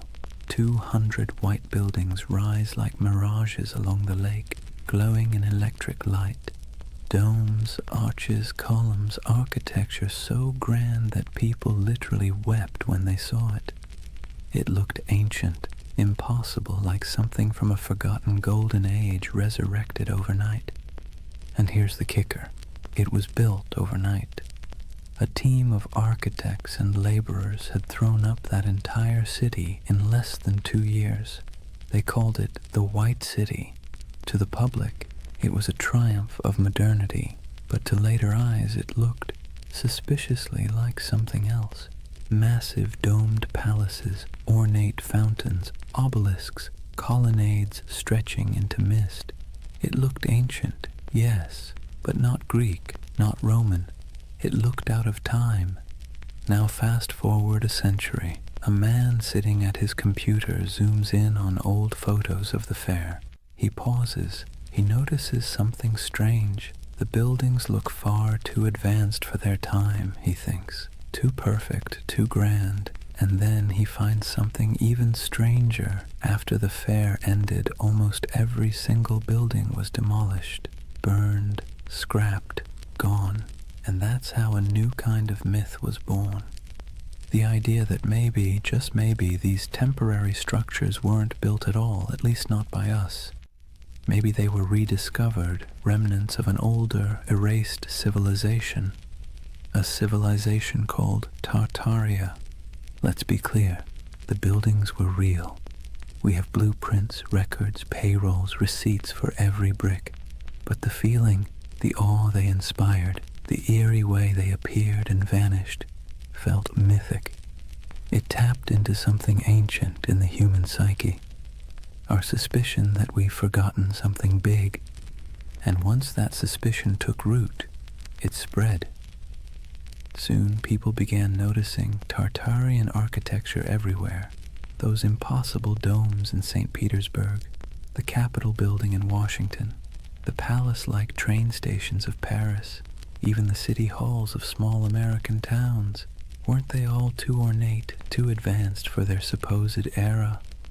The theory blossomed like ivy over ruins that maybe the 1800s weren't a time of invention, but of cover-up, that there had been a worldwide reset, a mud flood, a cataclysm that wiped out the old civilization and left humanity to rebuild amid the ruins.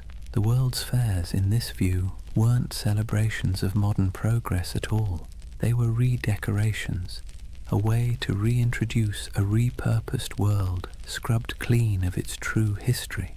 The fairs, the grand expos, were merely the unveiling ceremonies of a planet repainted. Now this is where skepticism and wonder collide, because if you look at those photos, you can feel it. The eerie stillness of early photography only adds to the illusion. Long exposures make crowds disappear. The buildings stand pristine, gleaming, deserted, as if waiting for a civilization that never returned.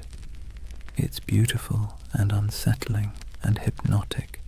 Even historians, with all their explanations, temporary plaster facades, neoclassical revival trends, technological optimism, can't quite dispel the dreamlike quality. It's too pretty, too deliberate. It feels like memory, not progress. And that's what makes the Tartaria myth so powerful. It didn't come from ignorance, it came from longing. Because by the 19th century, humanity had built machines that could fly, factories that could blot out the sun, and cities that swallowed nature whole.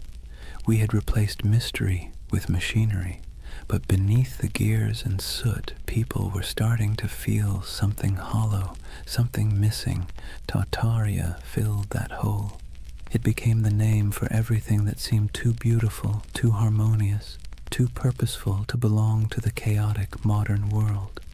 It was nostalgia in disguise, a yearning for an imagined time when architecture was sacred, when energy was free, when civilization felt like art rather than industry.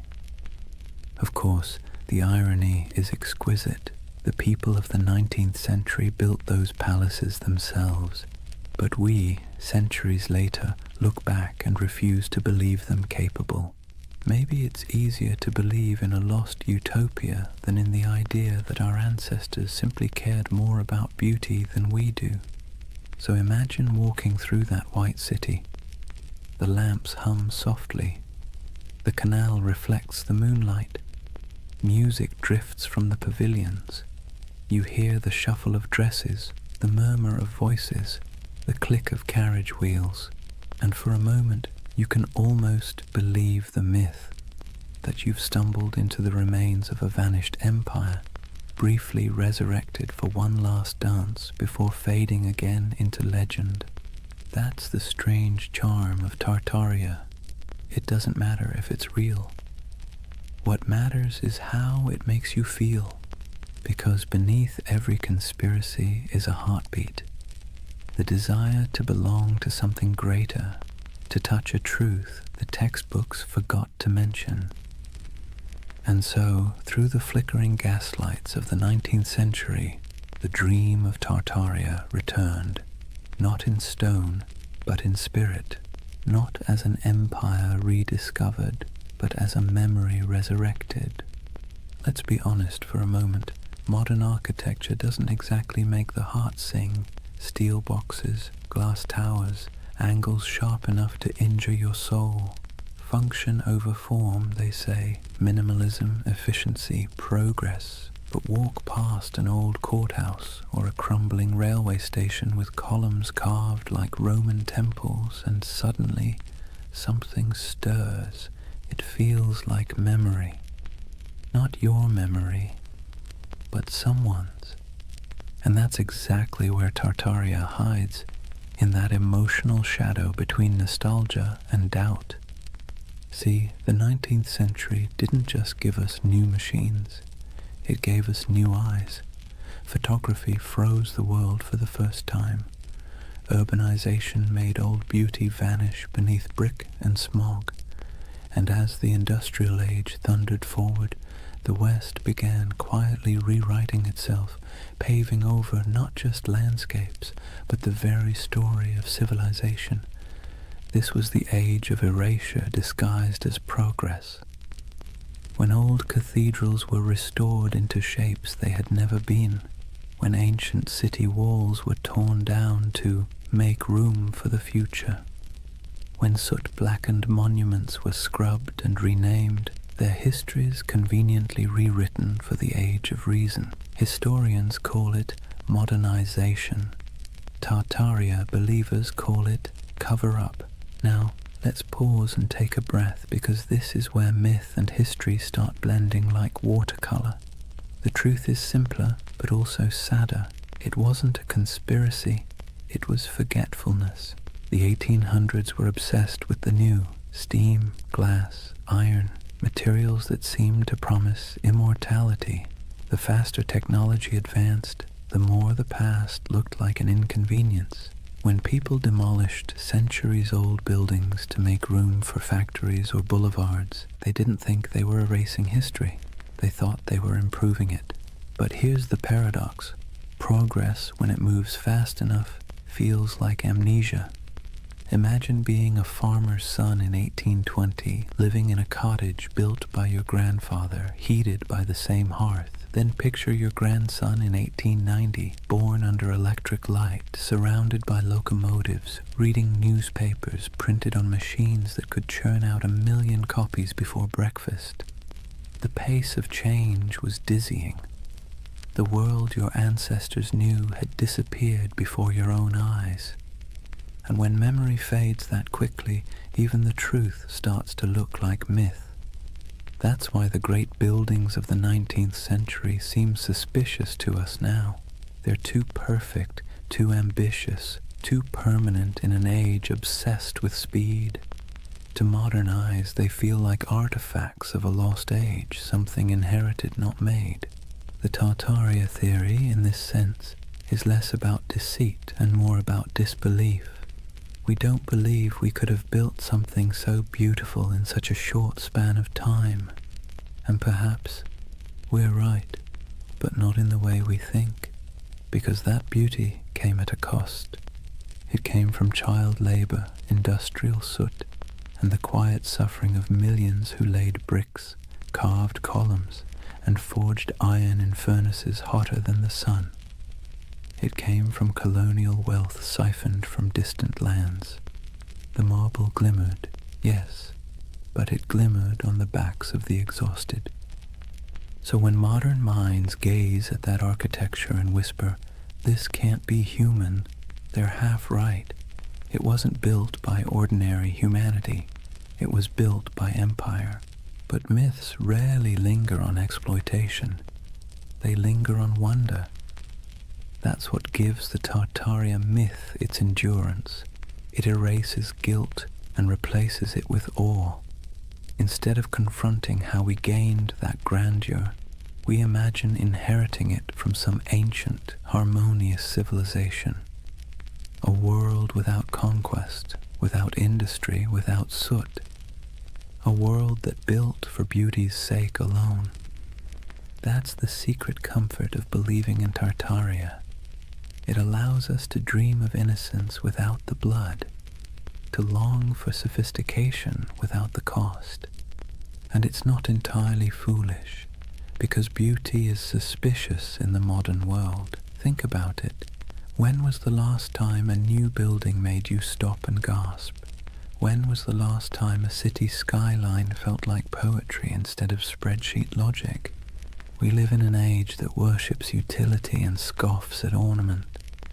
So when people look at those domed cathedrals, those train stations like palaces, those impossible star forts etched into the earth, they don't just see architecture, they see meaning, they see intention. And maybe that's what we've lost, the sense that building could be an act of reverence. The Tartarian lens turns architecture into scripture. It whispers that every arch, every dome, every hidden basement tells a story too big to fit inside textbooks. And whether that story is real or imagined, it soothes a modern ache, the feeling that progress has traded wonder for efficiency. So next time you see an old photo of St. Petersburg shrouded in snow or San Francisco's City Hall gleaming in filtered sunlight, look closer, forget the dates, forget the facts, and just feel it. The silence, the symmetry, the faint pulse of something grander than logic. That's the hum Tartaria leaves behind. The ghost frequency of a civilization that may never have existed, but still haunts us with the possibility that it did. And maybe that's enough. Maybe the myth survives not because it's true, but because it's beautiful. Because deep down, beauty itself has started to feel like a conspiracy. Here's the funny thing about lost civilizations. They always seem to resurface when technology changes. The printing press revived Atlantis, television revived the pyramids, and the internet, well, the internet resurrected Tartaria, not in dusty libraries or archaeological digs, but in image boards, YouTube videos, Reddit threads, and algorithm-fed rabbit holes that feel half like history class and half like lucid dream. If the 19th century erased memory through progress, then the 21st century resurrected it through curiosity.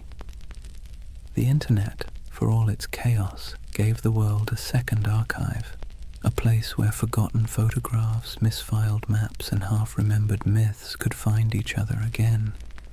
And that's where Tartaria thrived, among digital ruins.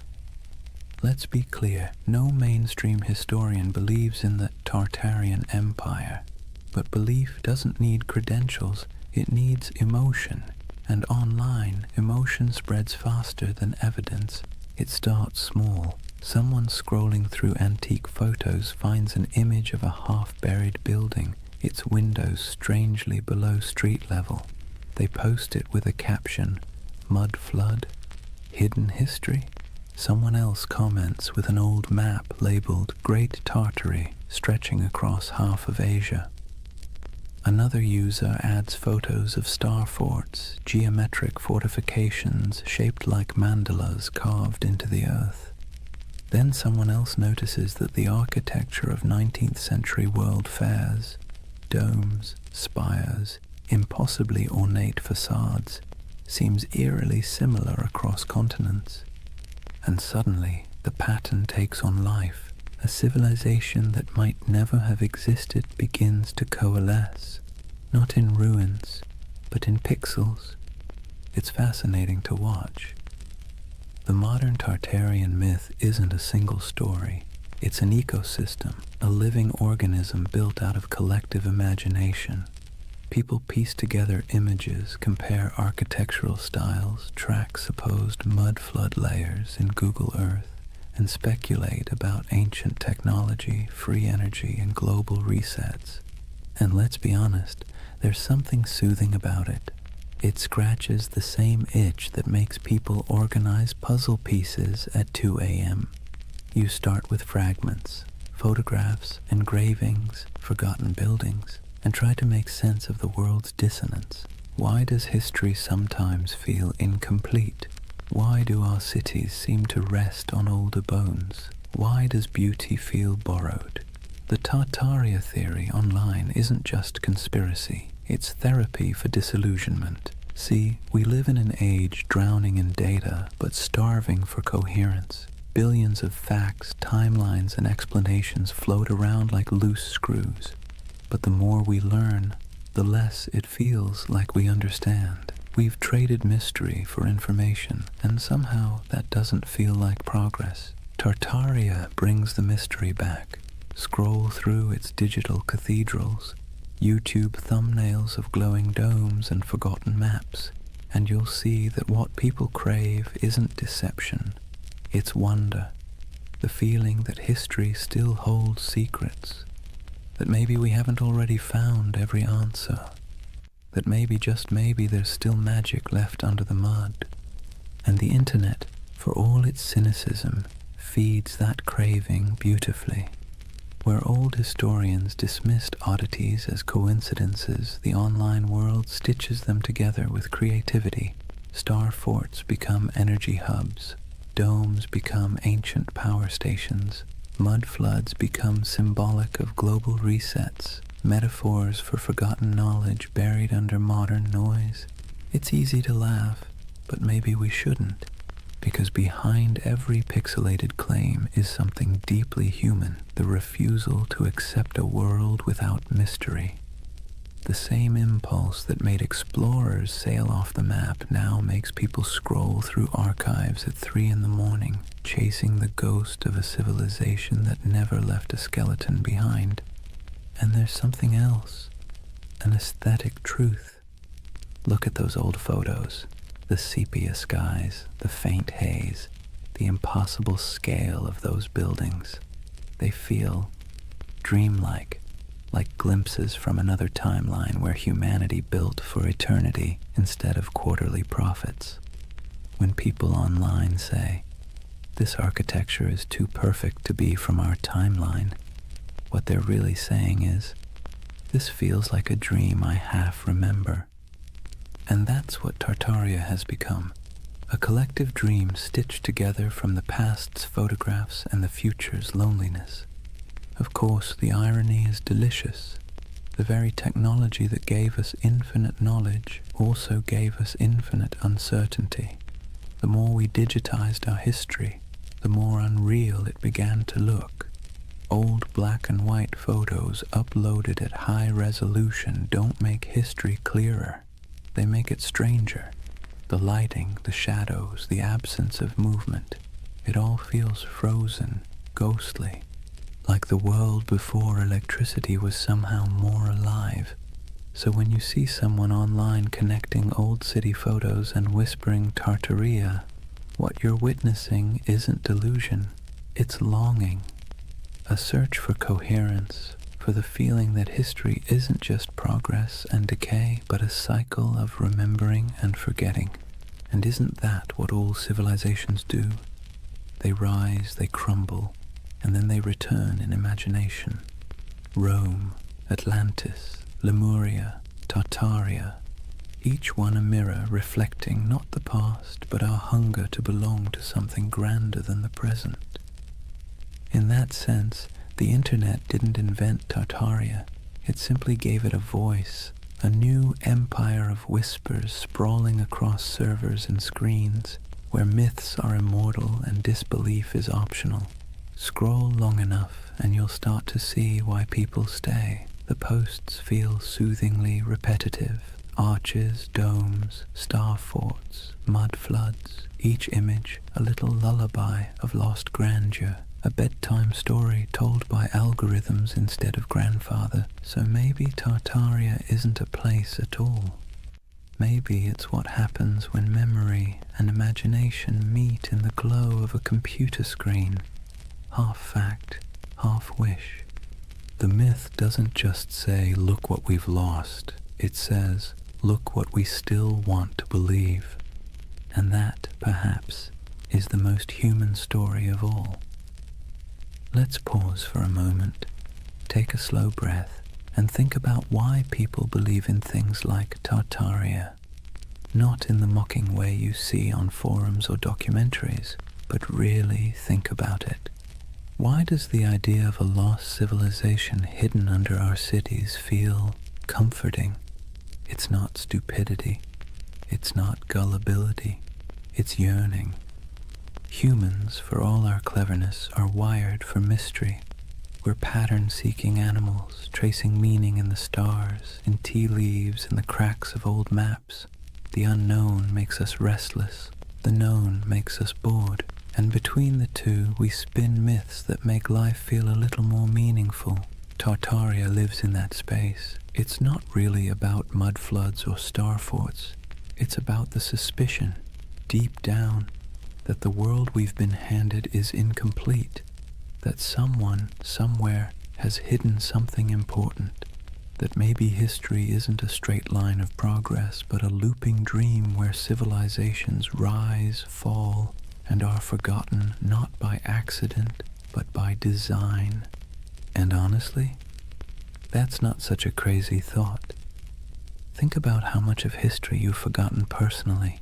Think of everything humanity has lost to fire, war, vanity, or neglect. Libraries burned, languages erased, empires swallowed by desert and jungle. The dark ages weren't dark because nothing happened. They're dark because the light of memory didn't reach that far. So when someone looks at an ornate 19th century building and says, "I don't think we built that," they're not rejecting history. They're mourning it. They're mourning a world that seems to have misplaced its wonder. Let's be clear, modern life doesn't give us much mystery anymore. We have answers for everything, or at least the illusion of them. You can type any question into a search bar and get a dozen replies in seconds. But that convenience has a side effect. It kills the thrill of not knowing. And mystery, as it turns out, is essential to the human spirit. Without it, the world feels flat. That's where conspiracies slip in. They fill the void left by lost awe.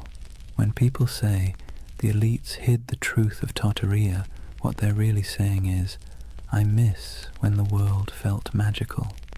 It's an emotional rebellion against boredom, a soft protest against a sterile universe made of facts but lacking enchantment. And here's the interesting part, it's not new. Every age invents its lost golden age. The Greeks dreamed of Atlantis, the Victorians romanticized Lemuria, the 20th century turned the Mayans into cosmic prophets, and now in the digital age we have Tartaria, an empire of dreams built on archives and algorithms. Each generation looks backward and imagines perfection because it's easier than imagining perfection ahead. We do it because the past is safe. It can't disappoint us anymore. Psychologically, belief in a hidden civilization like Tartaria scratches multiple itches at once. There's pattern recognition, the brain's love for connecting dots even when they don't belong together. There's narrative control, the soothing illusion that the world makes sense, that nothing happens by accident.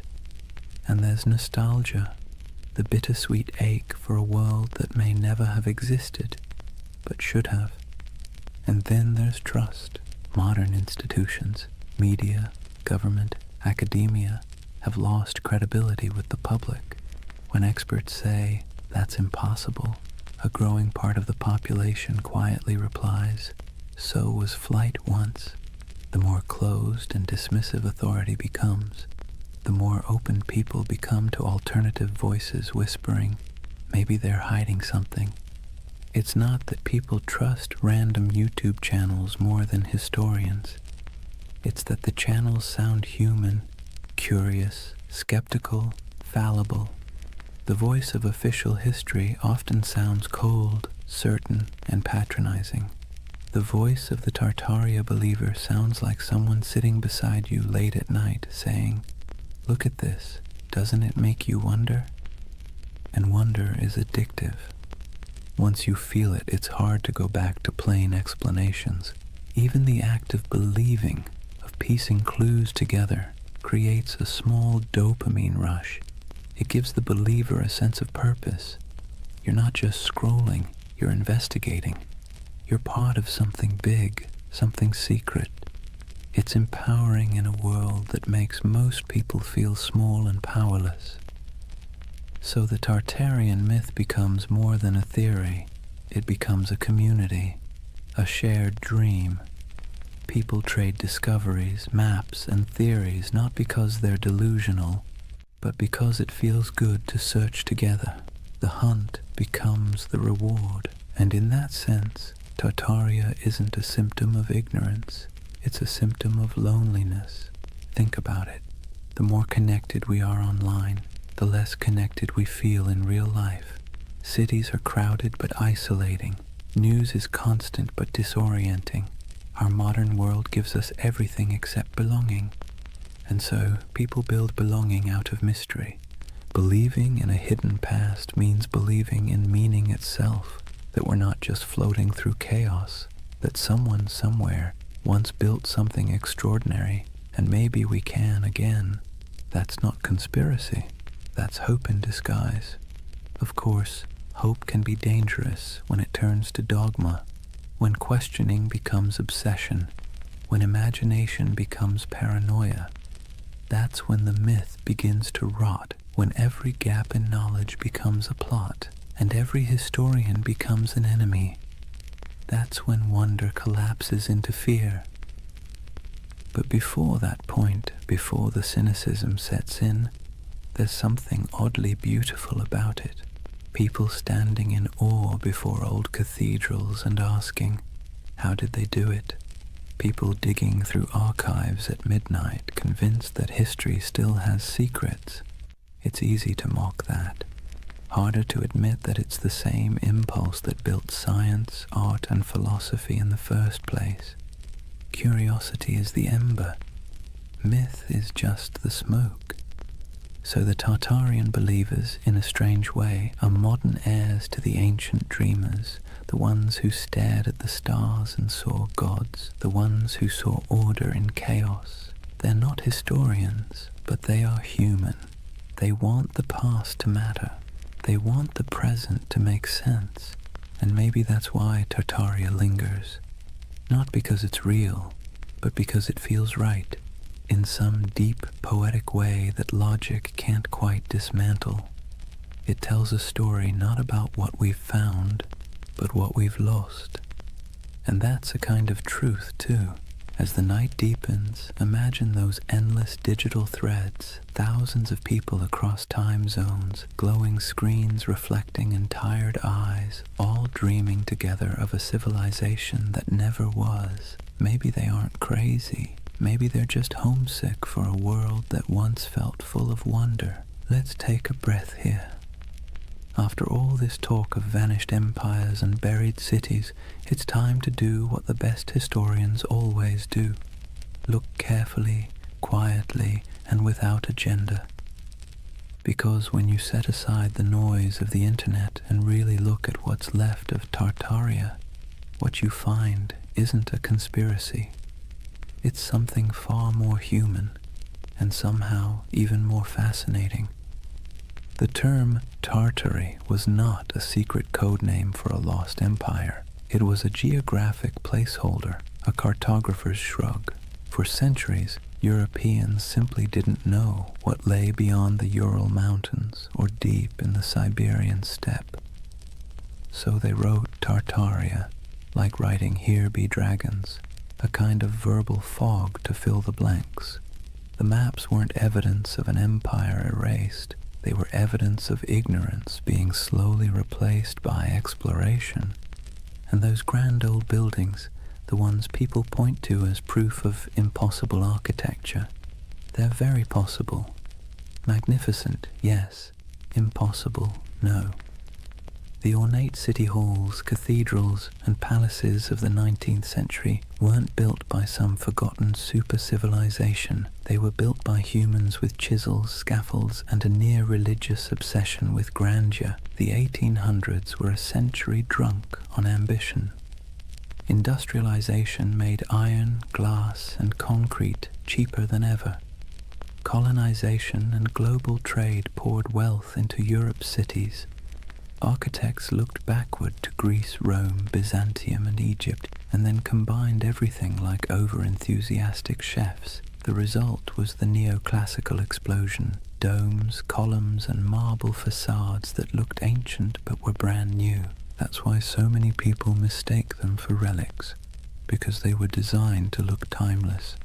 They were Rome in steel corsets, deliberate nostalgia built in brick and plaster. The world's fairs that fuel so many Tartarian videos, they were real, yes, and they really did look astonishing.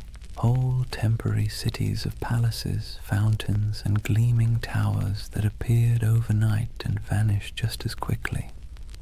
But they weren't cover-ups. They were theatre. They were the 19th century showing off. Most of those buildings were plaster over wood, not marble. They were meant to impress, not endure. When the fair ended, the facades were torn down or burned, leaving only photographs that today look eerily like the ruins of a forgotten world. No secret empire, just show business. And those famous mud flood buildings with their half-buried windows, they too have ordinary explanations. Cities sink, streets rise, over centuries as populations grow and roads are repaved. Layers of soil and stone accumulate. Old ground floors become basements. It's not mystery, it's maintenance. Yet it's easy to see why the illusion caught fire, because even the real explanations, erosion, engineering, economics, are, in their own way, beautiful. The world doesn't need hidden magic to be miraculous. Consider this. The same roads once labeled Tartarian carried traders, nomads, poets, and conquerors across continents. Cultures met, clashed, and blended until identities blurred. What Europe called Tartary was not one empire but a kaleidoscope of peoples, Turkic, Mongol, Persian, Russian, Chinese, each with their own stories, languages, and gods. Out of their collisions came ideas, inventions, and art that shaped the world we still live in. The myth says Tartaria was erased. The truth is that it was never singular to begin with. It was many, and that's why it's hard to pin down. The steppe doesn't lend itself to borders. Empires there were fluid, waves of power that rolled across the grasslands and receded again. The Scythians, the Huns, the Mongols, the Khazars, they all rose, ruled, and vanished, leaving behind only fragments.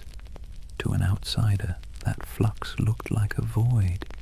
To those who lived it, it was life itself. And maybe that's where the misunderstanding lies. Western history loves walls and dates, beginnings, endings, dynasties. The steppe doesn't play by those rules. Its empires were seasonal, migratory, woven into the land and wind. If you expect pyramids, you miss the poetry. So no, there was no single global Tartarian empire, but there was a vast interconnected world of trade, culture, and movement that stretched from Europe to China long before globalization had a name. The Silk Road wasn't just silk, it was the internet of its day, transmitting not data but ideas. Buddhism, astronomy, metalwork, medicine all passed through those dusty caravans. The real miracle isn't that something was erased, it's that so much survived, and yet debunking doesn't have to mean disappointment.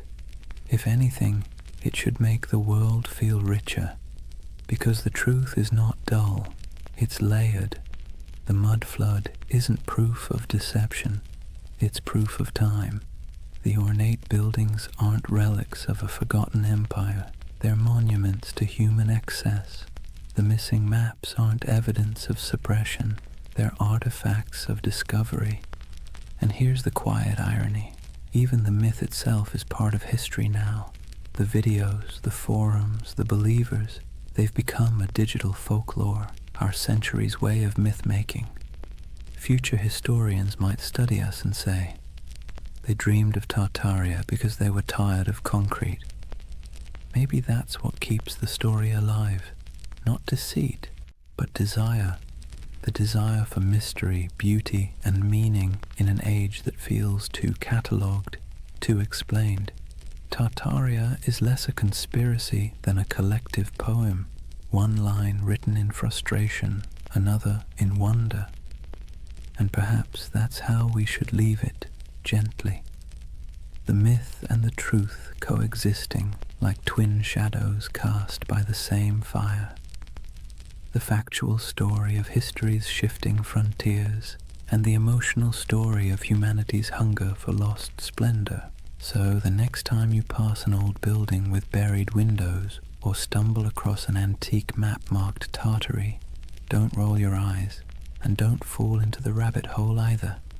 Just pause, look, feel the weight of centuries pressing quietly under your feet.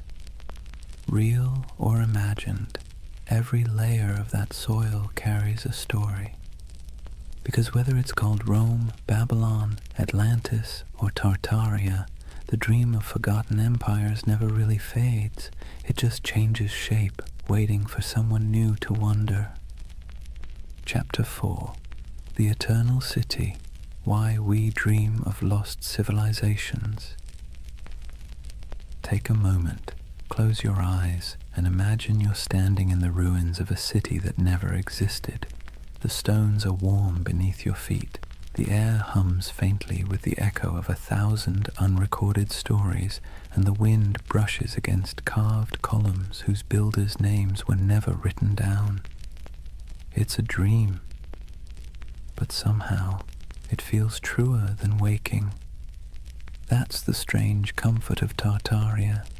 Even after we've picked apart the facts, even after the history books have closed the case, the idea lingers. The notion that somewhere, sometime, humanity built something magnificent, a civilization unified, enlightened, and then, inexplicably, erased. It's the same instinct that makes us search for Atlantis, or Lemuria, or the lost library of Alexandria. A quiet yearning that whispers, maybe we used to know more, maybe we were better once. And let's be clear, this isn't foolishness.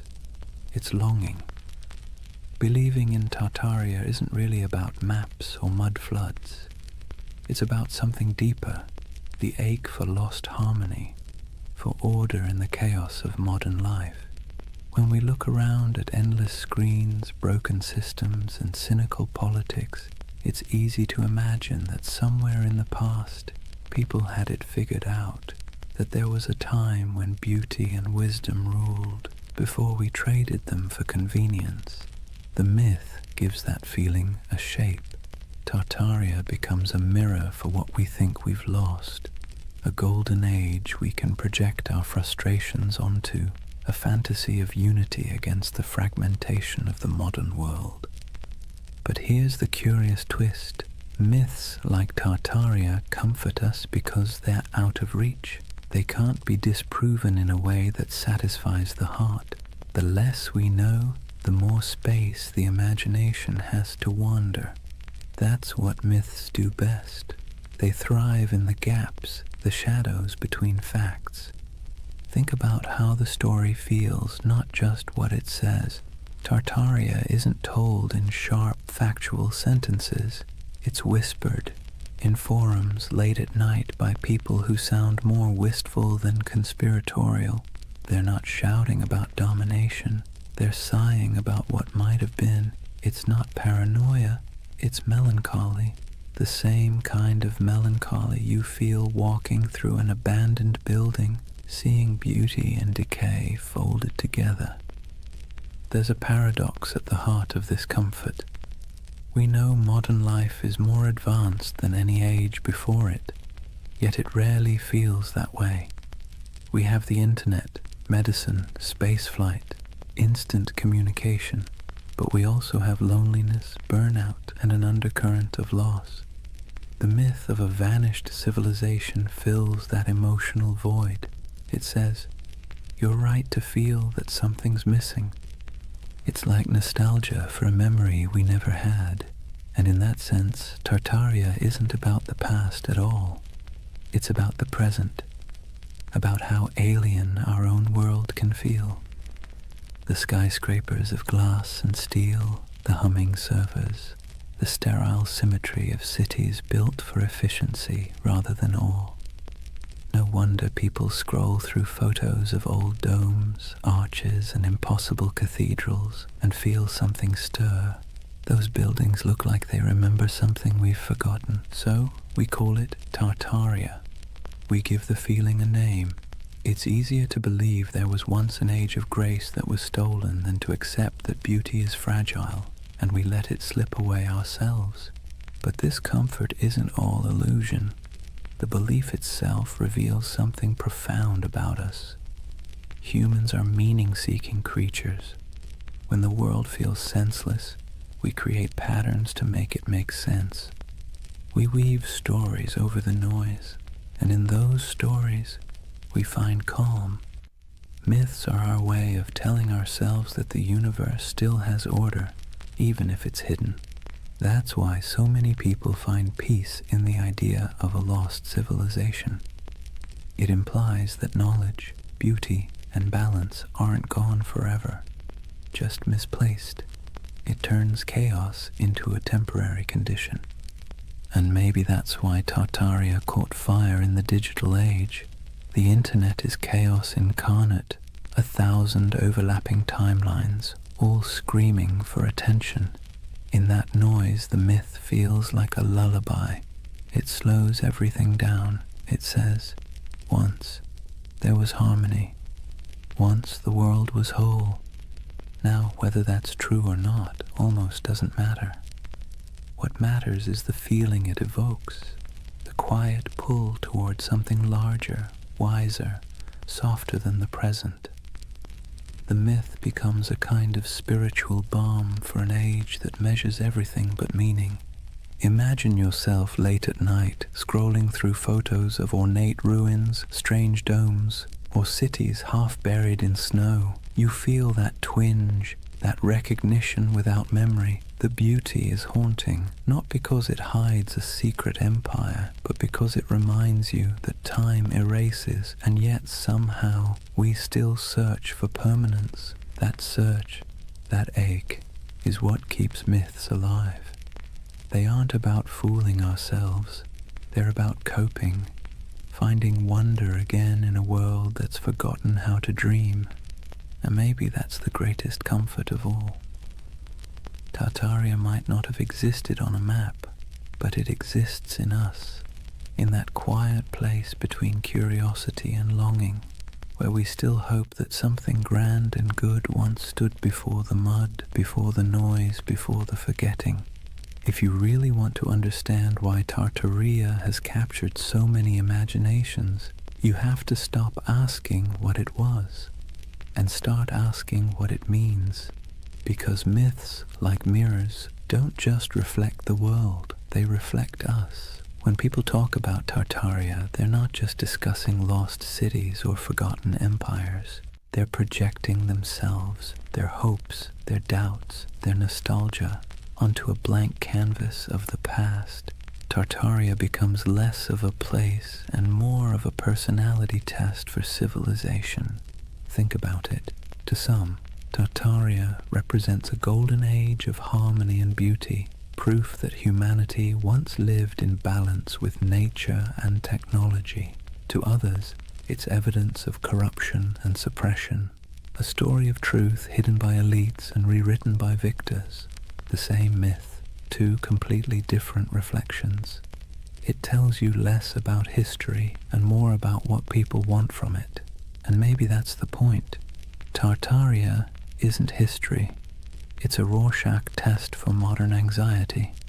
We look into its cloudy waters and see what we most long for, or most fear. Let's be clear, myths don't survive because they're accurate. They survive because they're useful. They give shape to feelings that don't fit neatly into textbooks. They're how we process the gap between the world we have and the one we wish we had. The idea of a lost, enlightened civilization comforts us precisely because it suggests that the world wasn't always this complicated.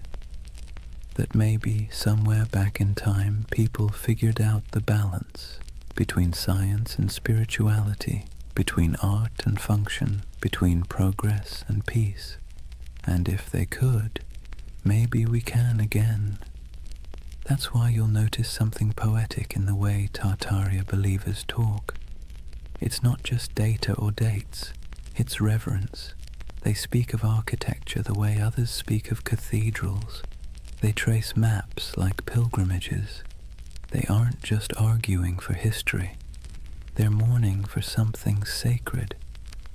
You can see it in the fascination with architecture, the domes, arches, spires, and towers that dot the myth. These buildings feel alive, don't they? Too beautiful to be merely functional, too symmetrical to be accidental. When people say, "There's no way we could build this today," what they're really saying is, we don't build like this anymore. We don't fill our world with beauty unless it serves a profit. The myth becomes a critique of our own era, disguised as nostalgia for another. Tartaria, then, is the mirror we hold up to our own cultural amnesia. We scroll through pictures of palaces and fairgrounds, domes and star forts, and we whisper, "How did we forget to dream like this?" The myth reflects not a lost empire, but a lost aesthetic soul. There's something almost therapeutic about that reflection. Myths like Tartaria allow us to grieve, not for people we've lost, but for possibilities. They let us feel that our yearning for meaning isn't crazy, that maybe it used to exist, that maybe someone, somewhere, built a world that made sense, and maybe that's why Tartaria feels more mystical than menacing. Most conspiracy theories isolate people, make them suspicious of the world. Tartaria, strangely, connects them. It invites wonder instead of fear. It suggests that the past might still hold beauty waiting to be rediscovered. But reflection cuts both ways. Myths also reveal our blind spots. When people claim that all grand architecture must have come from a lost civilization, they sometimes overlook the real genius of the humans who built it. The artisans, masons, and engineers who left their fingerprints in stone. The myth honors beauty, but erases the hands that created it. It's a paradox. In searching for greatness, we forget the greatness already recorded, and maybe that's the truest mirror of all. We live in an age obsessed with rediscovery, yet blind to what's in plain sight. We chase mysteries across continents while ignoring the ones humming beneath our feet, the hidden systems, the forgotten craftsmanship, the quiet brilliance of ordinary people. Tartaria, then, tells us something we don't often admit, that we don't fully trust our own civilization. We sense that something's off, something hollow beneath all the progress. So, we project our doubt backward into the comforting distance of myth. In the reflection of Tartaria, we see ourselves, advanced yet uneasy, connected yet lonely, powerful yet perpetually nostalgic. It's less about whether an empire was erased, and more about whether we've erased our ability to feel awe. Maybe that's why the myth persists, because deep down, we're not really searching for proof of Tartaria. We're searching for proof that humanity still knows how to build something beautiful and believe in it. And if myths are mirrors, then maybe looking at Tartaria long enough isn't about finding truth in the past, but rediscovering it in the present, in the domes still standing, the dreams still lingering, the stories we keep retelling because they make us feel a little less small. So the next time someone mentions the lost empire, don't argue, just listen, because behind every myth is a whisper of what we wish were real. And sometimes that wish tells you everything you need to know about the people dreaming it. Every empire, no matter how radiant, tells the same quiet story, one of ascent, arrogance, and entropy. Rome, Egypt, the Maya, the Mongols, the British, the Ottomans, and if you believe the whispers, Tartaria. The names change, the rhythm doesn't. Civilizations are like tides. They rise with clarity, crest with confidence, and recede with denial. It's not failure, it's physics. Even stars burn out, and they're made of far sturdier stuff than marble or pride. So maybe that's why Tartaria lingers in our collective imagination, because it fits the pattern too well. A lost empire swallowed by time, a forgotten people erased by cataclysm, a name that once filled maps and now feels like a ghost. It's familiar, almost comforting in its tragedy.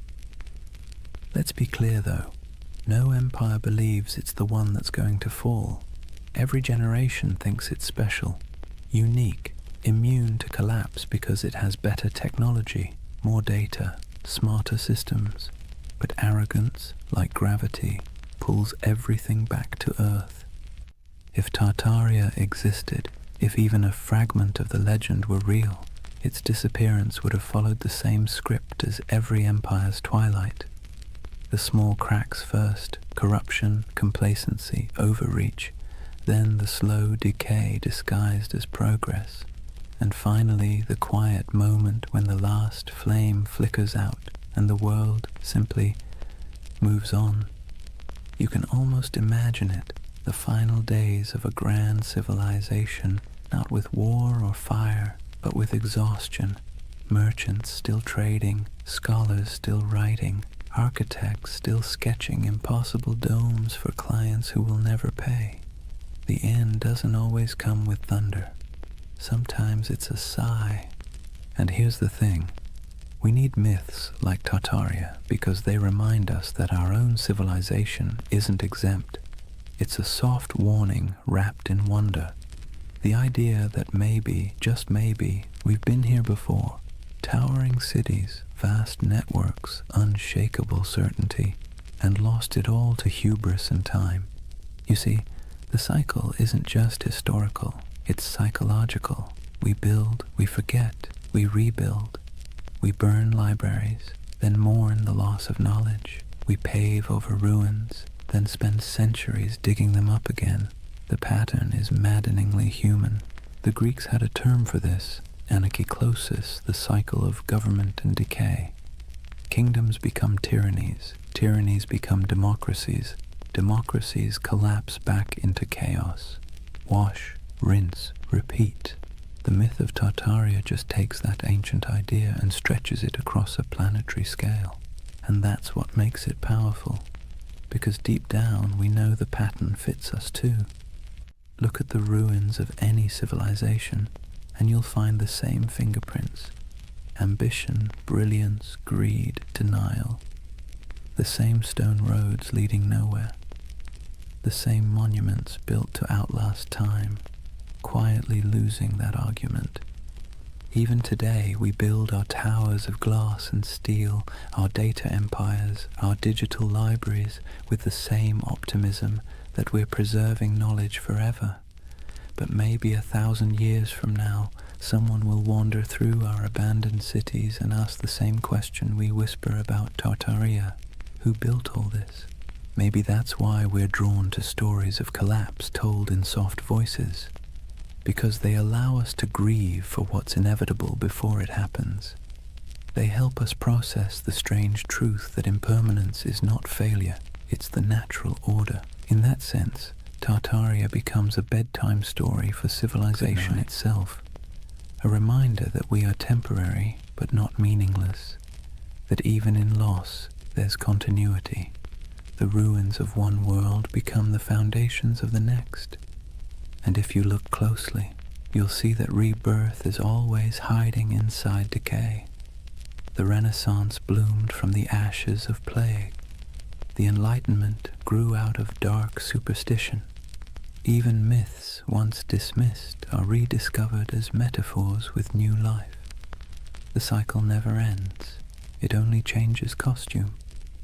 So perhaps Tartaria isn't just about a lost civilization, but the eternal rhythm of creation itself. We build worlds, lose them, and then dream them again. Every myth, every ruin, every archive is a heartbeat in that endless pulse.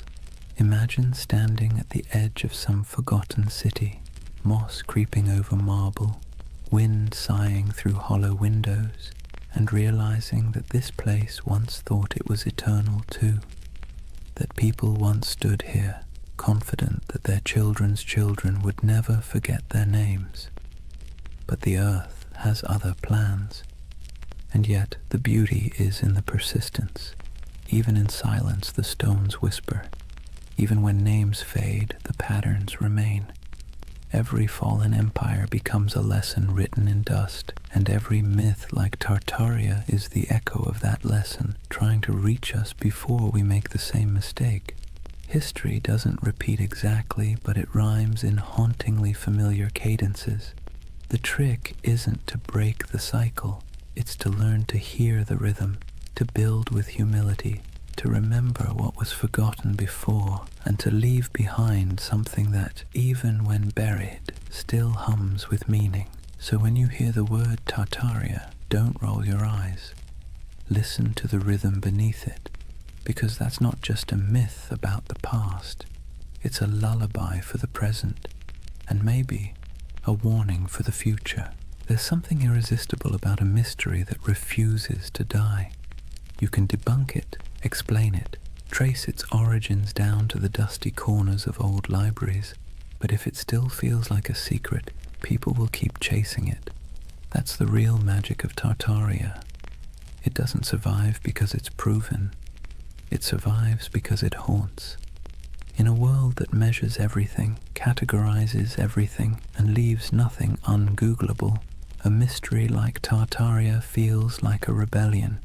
It's a crack in the glass of certainty, a reminder that not everything is neatly archived in the cloud. Some things remain just out of reach, teasing, luminous, half-remembered. Let's be honest, the modern world isn't built for mystery. We live in an age of answers. Every question has a search bar waiting to solve it in half a second. And yet deep down, we miss not knowing. We miss wonder. We miss the feeling that the world is bigger than our understanding. Tartaria gives us that feeling back. It's a paradox. We're surrounded by more information than any civilization in history, and somehow we trust less of it. We have satellite maps of every mountain, street view of every alley, but we still find ourselves staring at old maps labeled Grand Tartary and thinking, maybe something's missing. Maybe history isn't as linear as it pretends to be, and who can blame us? The past is always a little blurry, like a photograph printed from a damaged negative. Historians do their best to fill the gaps, but even the most rigorous scholarship leaves shadows. Tartaria slips into those shadows, into the empty spaces between what we know and what we feel. There's also a quiet beauty in unanswered questions. They remind us that curiosity itself is a form of connection.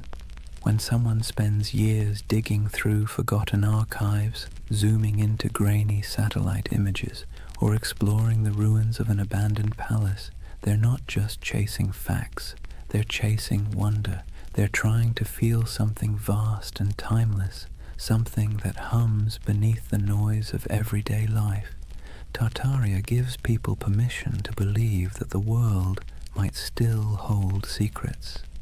That's why even skeptics can't quite bring themselves to dismiss it entirely, because even if it's not true in a historical sense, it's true in a psychological one. It's the same impulse that made ancient people draw constellations in the stars, to impose meaning on the infinite and find comfort in the patterns. Imagine yourself walking through an old European city at night. The cobblestones glisten after rain. Gas lamps flicker against the carved faces of forgotten gods on building facades. You look up, and the skyline feels impossibly ancient. Arches, domes, and spires stacked like a dream you can't quite interpret. You don't know who built it. You don't need to. The mystery itself is enough. It's like hearing a song in a language you don't understand but somehow recognize. Tartaria lives in that feeling. The hum between knowing and not knowing. The soft echo of lost craftsmanship, the sense that time might be a loop and we're just tracing paths our ancestors already walked. And the irony is, the more we learn about history, the more mysterious it becomes. Every discovery opens 10 new questions. Every answer reveals how much we don't know. The ruins of Göbekli Tepe pushed back the dawn of civilization by thousands of years. The Antikythera mechanism rewrote what we thought the ancients could build. Maybe Tartaria doesn't exist, but the idea that civilizations rise and vanish, leaving traces we mistake for impossibilities, isn't so far-fetched after all. Even the skeptics, the scientists, the historians, they're chasing the same thing as the dreamers. They just call it research instead of mystery. But deep down, it's the same hunger to understand what came before, to find meaning in the ruins. There's a gentle wisdom in letting some mysteries remain mysterious. Not every story has to be resolved. Not every legend needs to be disproven. Some things are more beautiful when they stay slightly out of focus. Tartaria belongs to that realm, the twilight between history and imagination. Because here's the truth. Even if we mapped every ruin, deciphered every language, catalogued every artifact, we'd still find ourselves asking, what's missing? What did we overlook? What used to be here? And that question, that ache, is what keeps humanity moving forward. It's what drives us to explore, to create, to tell stories at all. Mystery, in a strange way, keeps us human. It reminds us that we don't control everything, that there are still edges to the map, and in a world that feels increasingly small, that's a comfort. So if you ever feel the pull of Tartaria, the urge to look at an old map and imagine lost cities under the soil, buried glass domes beneath the ice, vanished languages whispered through time, don't resist it. It's not foolishness, it's memory dressed as wonder. It's the part of you that still wants to believe there's more to the story, because there always is. Imagine drifting in that half-awake space between dreaming and memory, the kind where time doesn't quite make sense and faces blur into landscapes. That's what the myth of Tartaria feels like, a collective dream stitched together from ruins, half-forgotten books, and the quiet yearning that maybe, just maybe, humanity once built something beautiful and lost it. Not just an empire, but an idea. Tartaria isn't really about maps or mud floods. It's about longing. The longing for a golden age before the noise, before the smog, before the blinking lights of modern anxiety. A world where cities gleamed, not with plastic and neon, but with purpose. Where architecture felt alive, humming with mystery. Where the air itself seemed to remember something divine. When people talk about Tartaria, they're really talking about home, a home they've never seen but somehow recognize. It's tempting, isn't it, to imagine that once there was a civilization so advanced it left behind the blueprints of paradise, smooth white marble gleaming under perpetual sunlight, towers spiraling toward the heavens, not in arrogance but in harmony, streets where water flowed instead of traffic, and knowledge wasn't locked in institutions but breathed like air. The myth whispers that maybe humanity peaked, fell, and forgot, and maybe we're just children trying to remember the lullaby our ancestors sang before the storm. Let's be clear though, Tartaria, as the internet tells it, probably didn't exist, but the feeling of it does. That's what matters. Because myths are just dreams that cultures refuse to wake up from. They serve a purpose, especially in times like ours, when everything feels impermanent, synthetic, and accelerated. Tartaria slows the world down. It reminds us of the beauty of mystery, craftsmanship, and the sense that not everything has to be profit or progress. There's a kind of poetic justice in the way this myth took shape online, in the strangest corners of the internet. A digital ghost story for the digital age.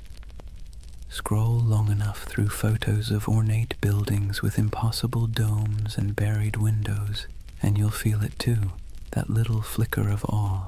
Even if your rational mind rolls its eyes, your imagination leans in.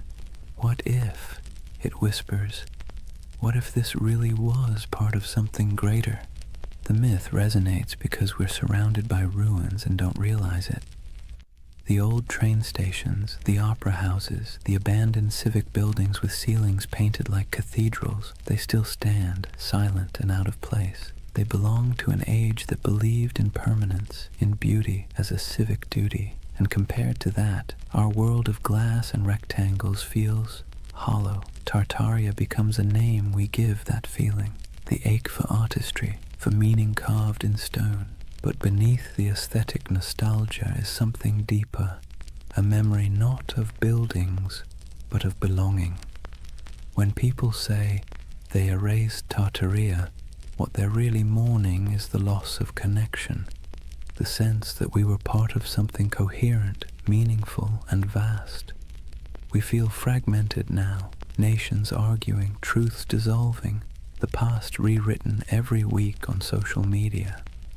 Tartaria becomes a symbol of unity we've misplaced, the dream that once we all spoke the same unspoken language, the language of creation instead of consumption. Maybe that's why the myth refuses to die. It's not a conspiracy, it's a yearning, a collective homesickness for a world that valued wisdom over noise. Whether it's a literal memory or a psychological echo doesn't matter. Myths like this are emotional fossils. They preserve what facts forget. If you strip away the maps and theories, what remains is something tender. The belief that we can do better, that humanity once built something sublime, not through domination, but through understanding, and that maybe we can again.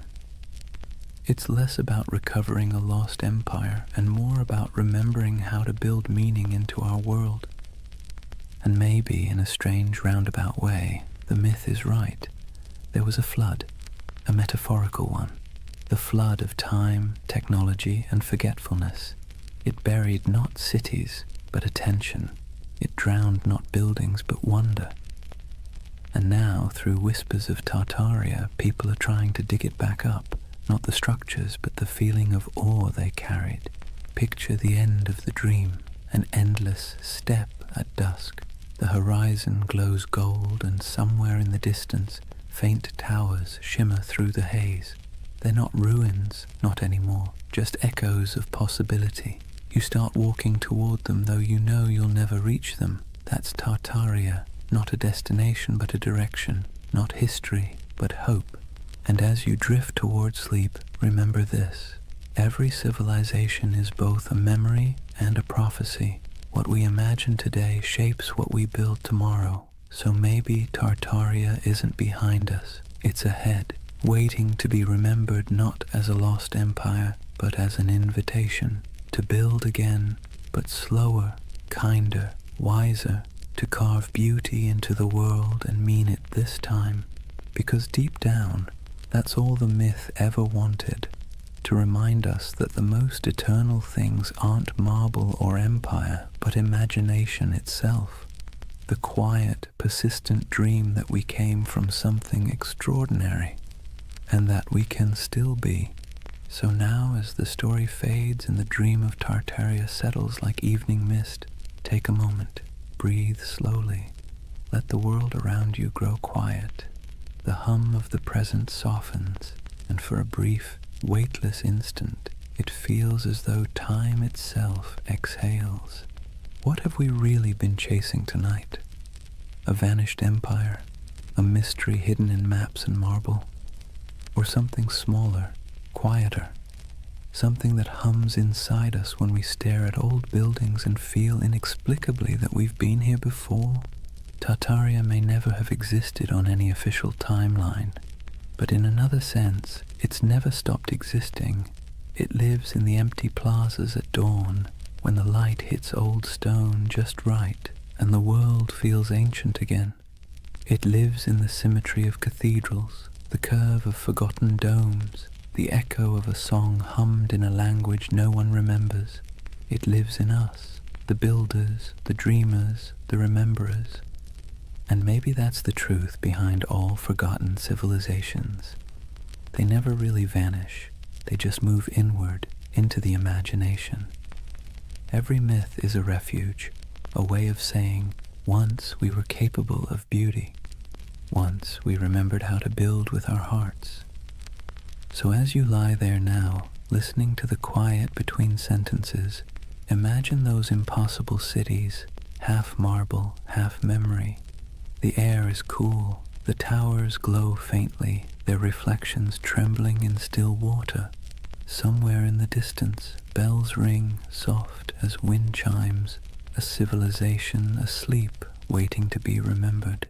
Let yourself drift there for a while, between the known and the forgotten, between myth and truth, between what was and what could be, because that's where Tartaria lives, not in the history books, but in the gentle space between waking and dreaming. The world outside your window may look ordinary, but beneath it runs the same current that built empires, painted ceilings, and told stories by firelight. It's the same desire to make meaning from the chaos, to leave something beautiful behind, even if no one remembers who built it. So rest easy. You don't need to solve the mystery tonight. You don't need to decide what was real and what was legend. Just breathe and listen. The past has a rhythm, slow and steady, like the tide, like a heartbeat. It's the sound of humanity remembering itself. Tomorrow the noise will return, screens, traffic, chatter. But tonight belongs to silence, to candlelight, to the soft pulse of an imaginary empire that refuses to die. Tartaria is gone, but also eternal, an echo across time reminding us that wonder is its own kind of truth. And as your eyes grow heavy, think of it this way. Maybe the greatest lost civilization isn't buried under mud or stone. Maybe it's the one inside us, waiting to be uncovered again. A world built not from power, but from awe. Good night, dreamer. Sleep well under ancient skies. And if you find yourself walking through those shining cities again, don't rush. Stay a while. The empire of imagination is always open.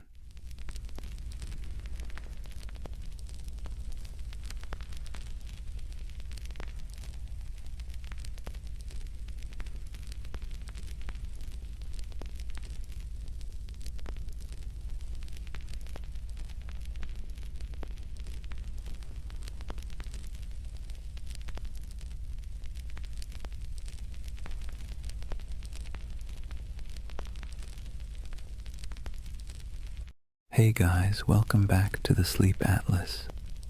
Tonight, we're wandering into one of those stories that sits somewhere between history and myth, the kind that makes textbooks squirm but conspiracy theorists cheer. We're talking about the Anunnaki, the ancient gods of Mesopotamia, the so-called Great Ones, whose names have echoed for thousands of years. Now, before you picture little green men zipping around in flying saucers, let's be clear. The Anunnaki weren't dreamt up by modern sci-fi. They were very real to the people of ancient Mesopotamia, the Sumerians, Akkadians, Babylonians, and Assyrians, who lived their entire lives believing these beings were watching, judging, and occasionally meddling in their affairs. These gods weren't distant. They weren't serene.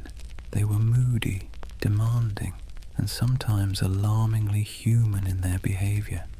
But here's the twist. In the last few decades, the Anunnaki have been rebranded, plucked out of their ancient temples and repackaged as spacefaring engineers who supposedly created humanity. You've probably seen them pop up on late-night cable documentaries with dramatic music, or in corners of the internet promising that the truth is out there. On one hand, that's entertaining. On the other, it's a perfect reminder that myths are slippery. They change to fit whatever worries and wonders we carry. So tonight, I'm going to tell you their story. The real story, as much as we can piece together from clay tablets, broken myths, and a lot of scholarly head-scratching. We'll wander through the fields of Mesopotamia where ordinary farmers sweated under the sun, convinced that every harvest was a divine test. We'll meet kings who built entire cities just to brag that the Anunnaki approved of them. We'll listen to myths where gods squabbled, punished, and occasionally spared humanity. And yes, we'll peek into the modern fascination with aliens because apparently every ancient thing eventually gets abducted by sci-fi. But don't worry, this isn't a lecture. Think of it as a long, meandering nighttime walk through a world that feels both impossibly distant and strangely familiar. So, dim the lights, maybe pull a blanket a little tighter, and let's drift together into the land between rivers and gods. And before we begin, let me ask, what's keeping you up tonight? Let me know in the comments. I'd love to hear where in the world you're listening from. Settle in. Let's start at the beginning. Chapter 1. Life under the watchful eyes of the gods. Imagine yourself standing in the wide open plain of Mesopotamia, the land between the rivers, the Tigris to the east and the Euphrates to the west. The horizon stretches flat and endless, broken only by the shimmer of heat and the twisting bodies of those unpredictable rivers. The air is heavy, thick with dust and the smell of damp reeds. Somewhere in the distance a donkey brays, and over all of it an invisible weight hangs in the air, the belief that the Anunnaki are watching. To the people who lived here thousands of years ago, the rivers weren't just water. They were divine moods made liquid. A generous flood meant the Anunnaki were pleased. A drought meant they were angry. A sudden storm that flattened your barley fields, that was a cosmic tantrum, the gods reminding you who really ran the show.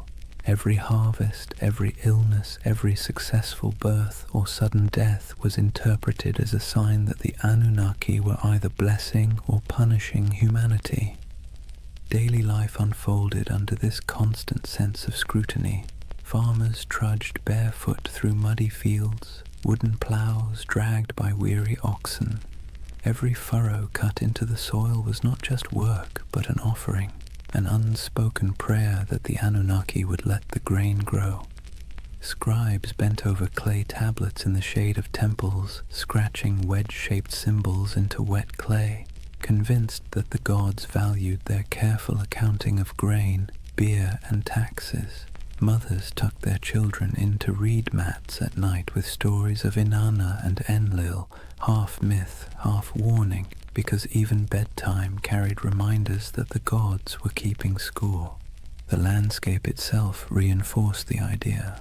Towering ziggurats rose above flat mud-brick cities, stepped pyramids painted in bright colors that have long since faded. To climb one was to ascend closer to the heavens, to the Anunnaki who supposedly convened in their council chambers above.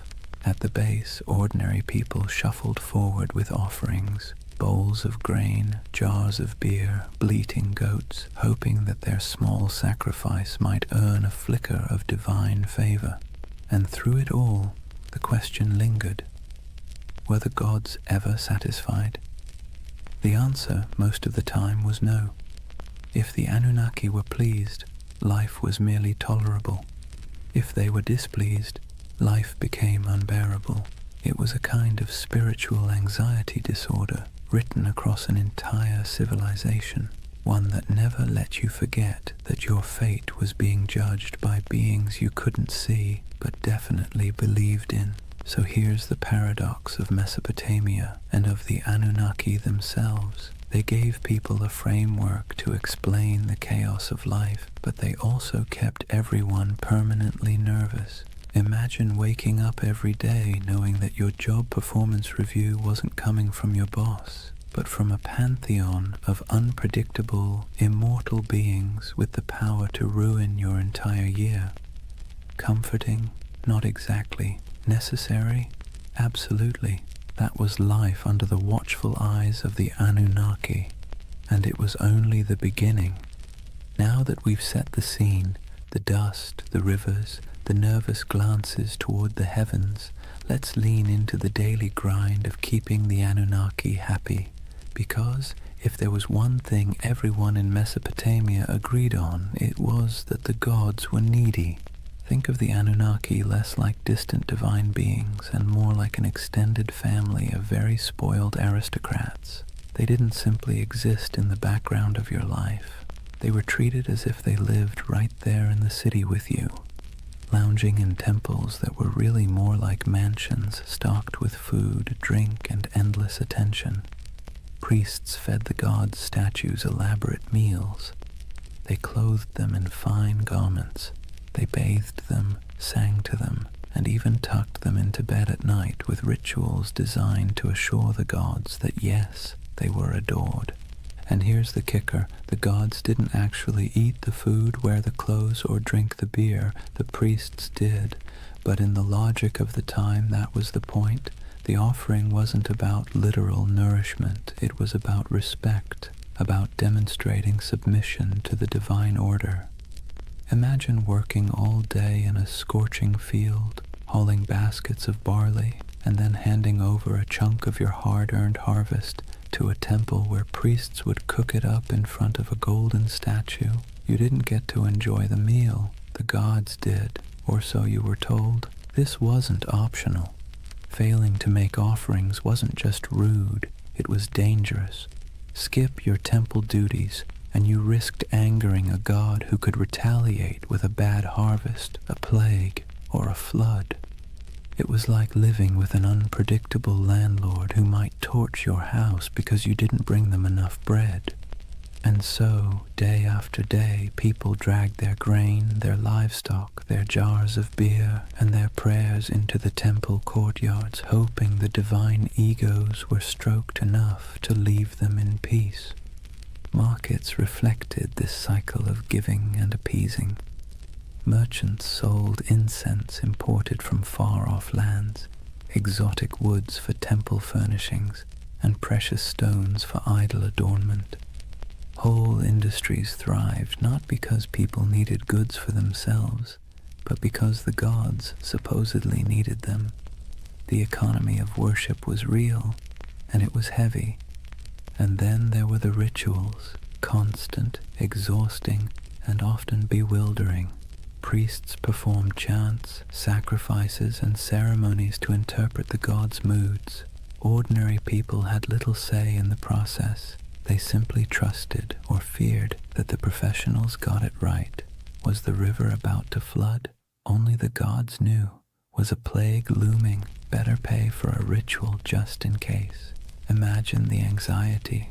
You might lose your family, your crops, your city, not because of something you did wrong in the field, but because a priest forgot to wash a statue properly before a ritual. This constant pressure shaped how people thought about themselves.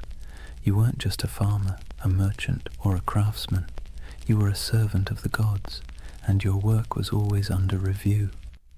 The Anunnaki weren't the kind of bosses who praised your effort either.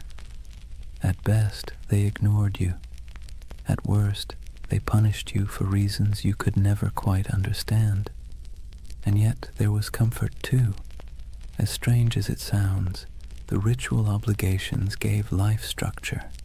There was a rhythm to the year, festivals, sacrifices, processions, moments when the whole city gathered together in noisy, colorful celebrations. For a while, the pressure of survival melted into shared relief. Beer flowed, music played, incense smoke curled into the sky, and people could convince themselves that the Anunnaki might actually be pleased for once. But make no mistake, the weight of worship was heavy. It pressed down on every meal, every harvest, every family gathering. It meant living in a world where you never really owned your life. You were always making payments upward, into the hands of gods who demanded much and explained little. Civilization, in other words, came with a permanent divine subscription fee. So when you picture Mesopotamian life, don't just imagine mud brick houses and busy bazaars. Picture the temples looming above everything, casting long shadows across the city. Picture priests bustling through courtyards, chanting prayers and carrying offerings. And picture the ordinary farmer at the gate, holding a bowl of barley with cracked hands, hoping that this small gift would keep the Anunnaki's attention fixed somewhere else. That was the weight of worship, a constant burden, heavy as the mud brick walls themselves, shaping every breath of life in the land between the rivers. If temples were the stage for grand rituals, then the family was where belief in the Anunnaki seeped into the most ordinary corners of life. From the moment you were born in Mesopotamia, you were wrapped in layers of tradition, lore and stories that all reminded you the gods were watching and you had better behave. Picture a household, mud brick walls enclosing a small courtyard with reed mats laid out for sitting and sleeping. The air smells faintly of cooking grain, sheep dung burned for fuel, and maybe onions sizzling in oil if the family was lucky enough to afford them. Life here was simple, cramped, and endlessly repetitive. Yet, hovering over every task, grinding flour, weaving wool, teaching children their chores, was the belief that the Anunnaki were present, judging not just cities or kings, but households too. Families were patriarchal, meaning the oldest male ruled the home, and his authority was framed not as personal power, but as divine order. Fathers were seen as enforcers of a structure that supposedly mirrored the cosmic hierarchy. Just as gods ruled over humans, men ruled over their families. Hammurabi's famous law code spelled this out with brutal clarity. Wives owed obedience, children owed respect, and failure to comply could bring harsh consequences. This wasn't just social convention. It was written into the laws that claimed divine backing from the gods themselves. Mothers carried their own weight, of course. They were the backbone of the household, weaving, grinding, managing food stores, raising children, and passing on the stories that glued the family's beliefs together. Bedtime wasn't a cozy session of fairy tales. It was an education in fear and respect. Children were told myths of Inanna descending to the underworld, of Enlil sending storms, of the Anunnaki judging souls in the afterlife. These stories weren't entertainment so much as early compliance training. The message was clear: live properly or the gods will notice. Children's lives reflected this constant training. Boys learned the family trade early, whether that meant trudging in the fields, selling goods in the marketplace, or, if you were very lucky, scratching cuneiform signs into clay tablets under the harsh eye of a schoolmaster.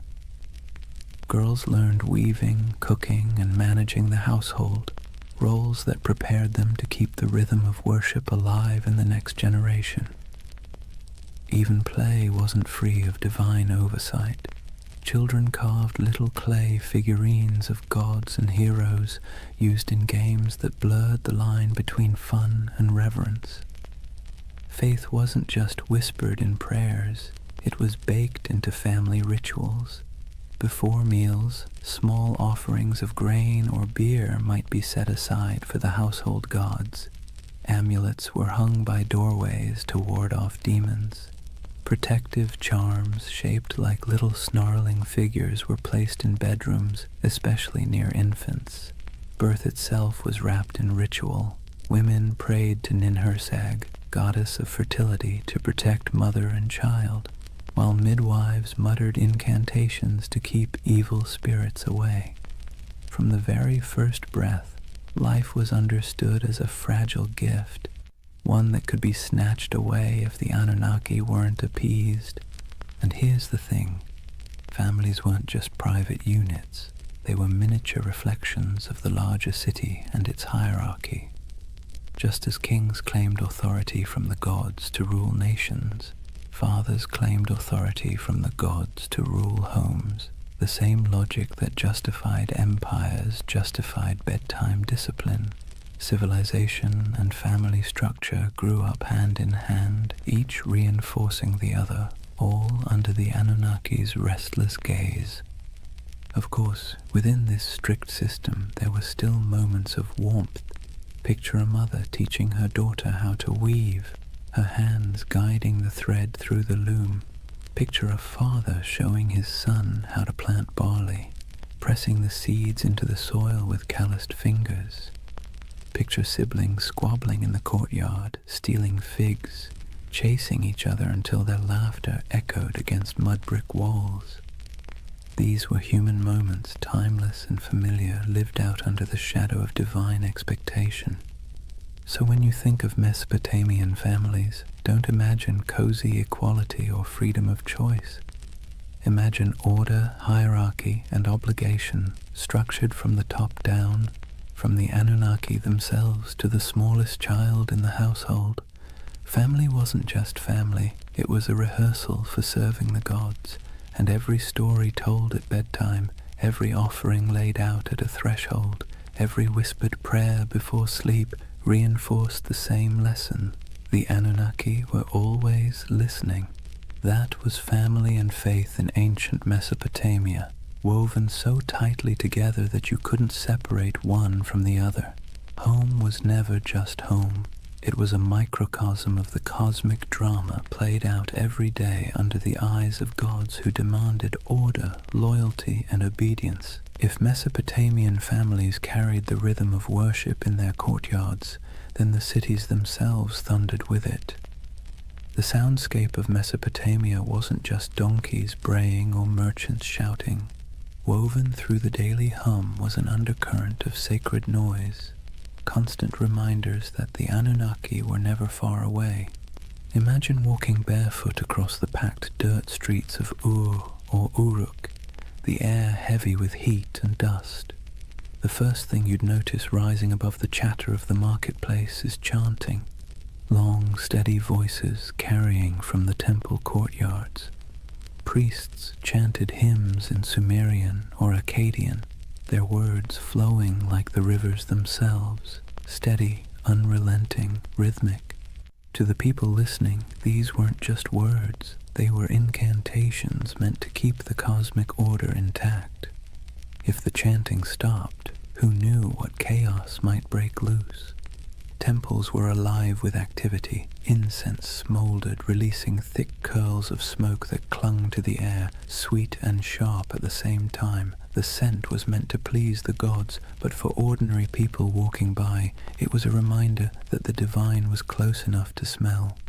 Lyres plucked their delicate notes in temple courtyards, drums pulsed with steady beats, and flutes added piercing tones that drifted across rooftops. To us, it might sound like music. To them, it was more like maintenance, a sound system designed to keep the Anunnaki pacified. And it wasn't just priests who contributed to the sacred soundscape.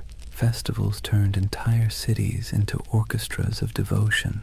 Imagine crowds gathering for a procession, voices rising together in chants, bells clanging, animals bellowing as they were led toward sacrifice. The ziggurat loomed above it all, terraces echoing with footsteps as priests climbed higher to offer food, drink, and prayers to the gods at the summit shrine. From miles away, travelers could hear the echo of music, the low murmur of thousands of voices, and know they were approaching a city where gods were fed daily like pampered royals. But the sounds weren't always grand. Sometimes they were intimate and unsettling.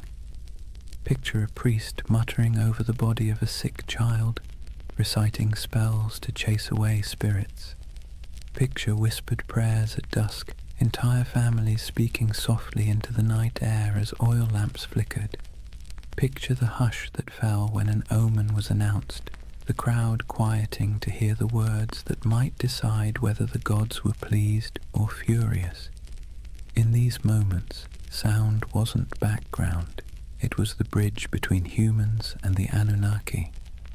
The irony is that these sounds, sacred chants, booming drums, whispered prayers, blurred together with the noise of the city. A donkey braying outside a temple, a merchant shouting about his wares as priests sacrificed a goat, children laughing while incense smoke rose into the sky. The sacred and the ordinary overlapped constantly, like two melodies played at the same time. For Mesopotamians, there was no separation between daily life and sacred life. Every sound was part of the same chorus, one directed at keeping the gods content. So, when you imagine Mesopotamia, don't just picture silent ruins or dusty tablets in a museum. Picture a city alive with sound, chanting voices echoing from ziggurats, music rising from temples, prayers whispered in homes, markets buzzing with life. And beneath it all, the steady, unsettling hum of belief, the sense that every sound you made was heard, judged, and recorded by the Anunnaki. That was the soundscape of Mesopotamia, sacred and ordinary, human and divine, blending into one endless hymn beneath the gaze of restless gods. So far we've walked the fields, stepped into homes, and stood in the courtyards of temples. But if there's one thread tying all of Mesopotamian life together under the watch of the Anunnaki, it's struggle. Not dramatic Hollywood-style struggle, more like the constant grinding kind. The kind that wears you down day after day until survival itself feels like an act of worship. Imagine yourself as an ordinary farmer standing ankle-deep in a muddy canal, sweat dripping into your eyes as the sun beats down.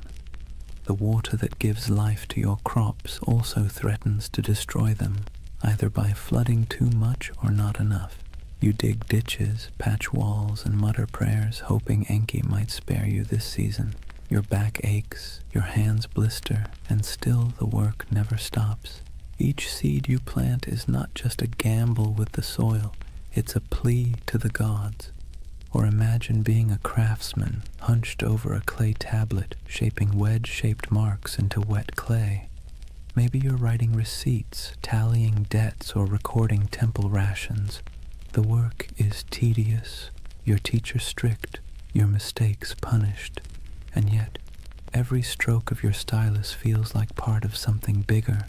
You're not just tracking grain, you're participating in a divine system where the Anunnaki themselves are imagined to weigh human worth in records and decrees. Disease lurked in the background too. Cities were crowded, hot and filthy, and illness spread quickly. If someone in your family fell sick, you didn't think of germs, you thought of angry gods or lurking demons. Maybe it was punishment, maybe it was bad luck, maybe both.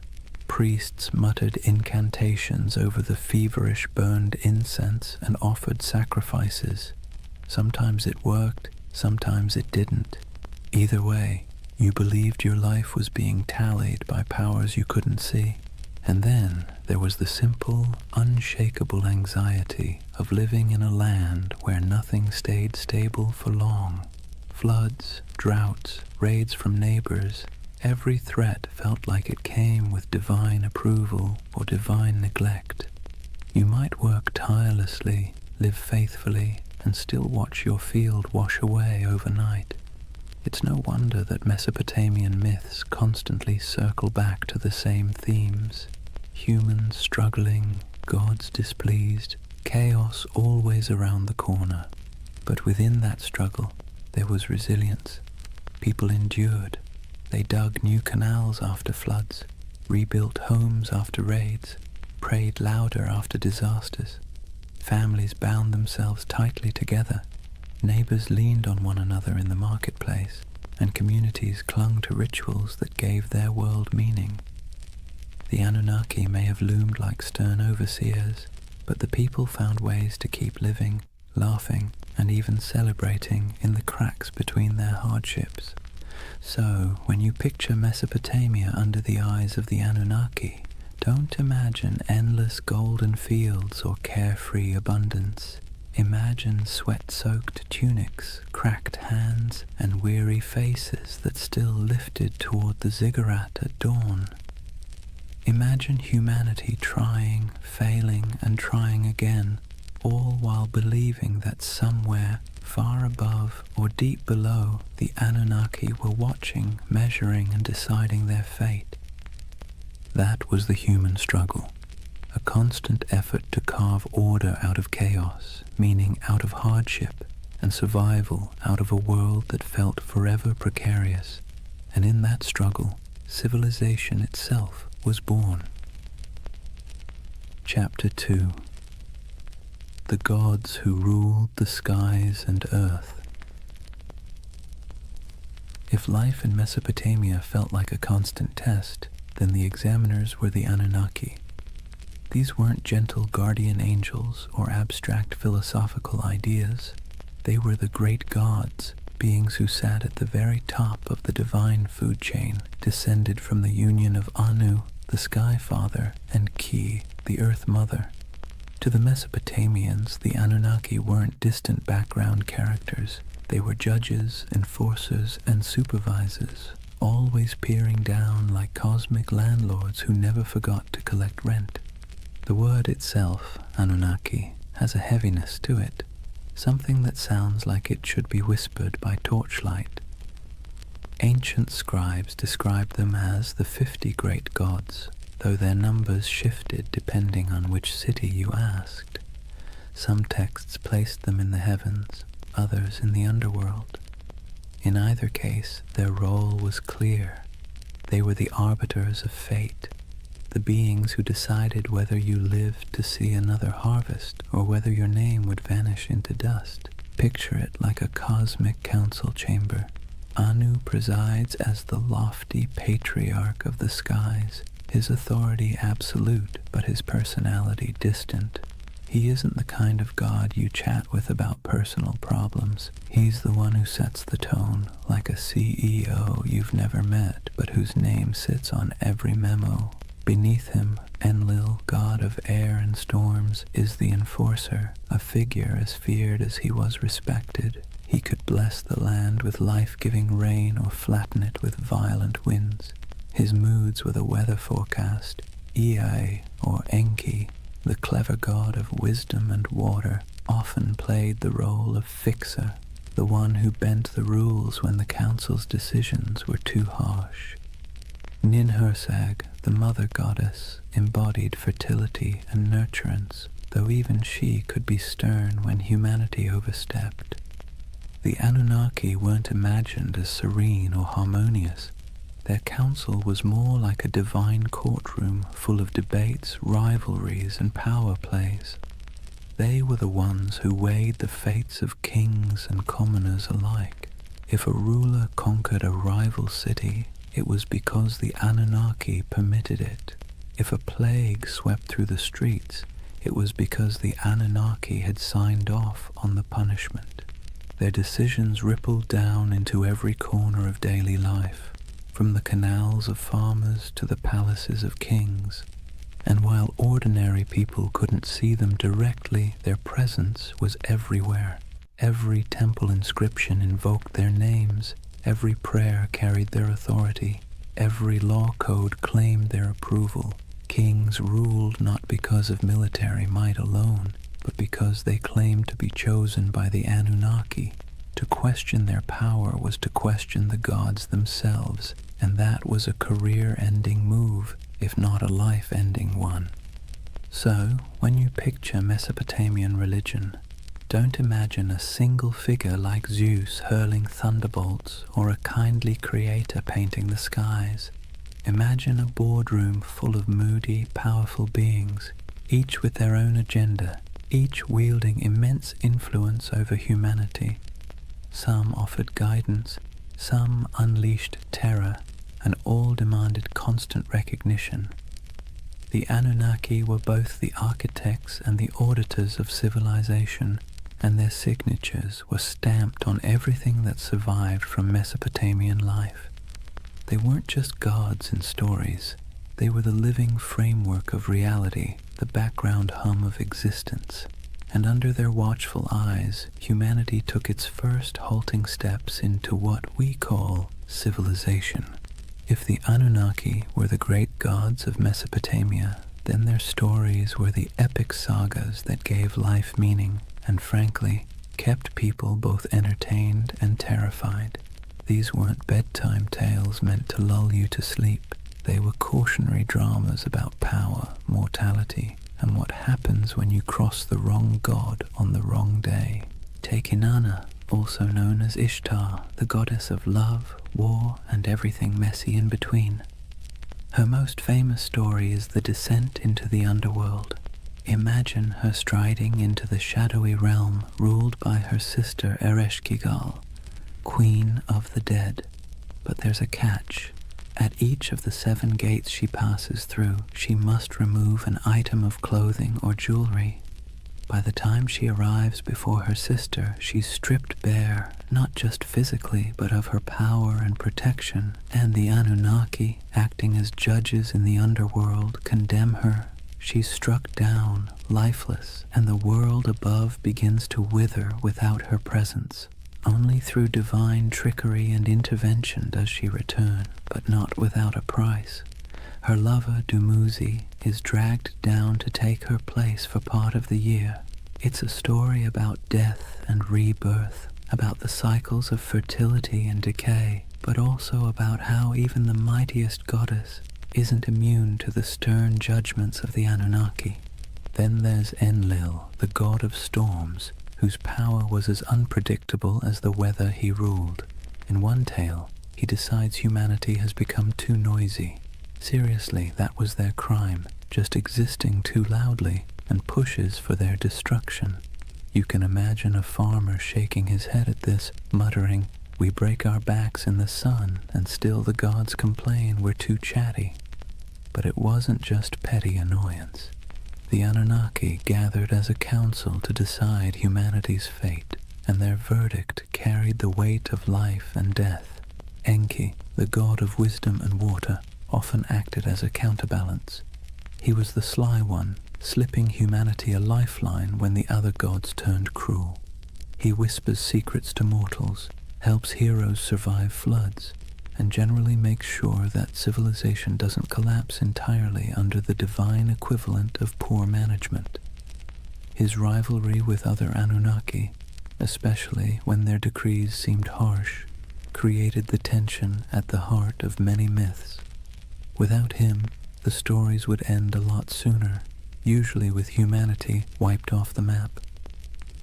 The Anunnaki didn't just sit around in myths as background figures. They were portrayed as active enforcers of cosmic law. They're described as judges in the underworld, weighing the souls of the dead. They show up in tales as the arbiters of fate, determining whether kings succeed or fall. To the Mesopotamians, this wasn't abstract philosophy. It was how the universe worked. The Anunnaki weren't just on the stage. They were the directors, the critics, and occasionally the executioners. And then, of course, there's the divine drama. Rivalries, betrayals, and power grabs weren't unique to human kings. The Anunnaki mirrored the squabbles of earthly rulers. They fought, negotiated, sulked, and occasionally unleashed chaos on a cosmic scale.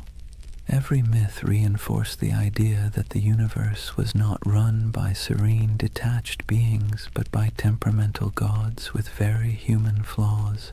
So, the mythic storylines of the Anunnaki weren't simple tales. They were the scripts by which Mesopotamians understood their place in the world. When you planted your crops, you remembered Inanna's descent. When storms raged, you muttered prayers to Enlil.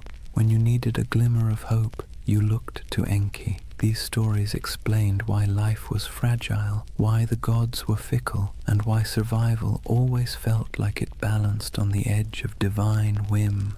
If Mesopotamian myths were the great campfire stories of their day, then the Epic of Gilgamesh was the full-length box set, multi-season, full of drama, cosmic cameos, and the occasional existential crisis.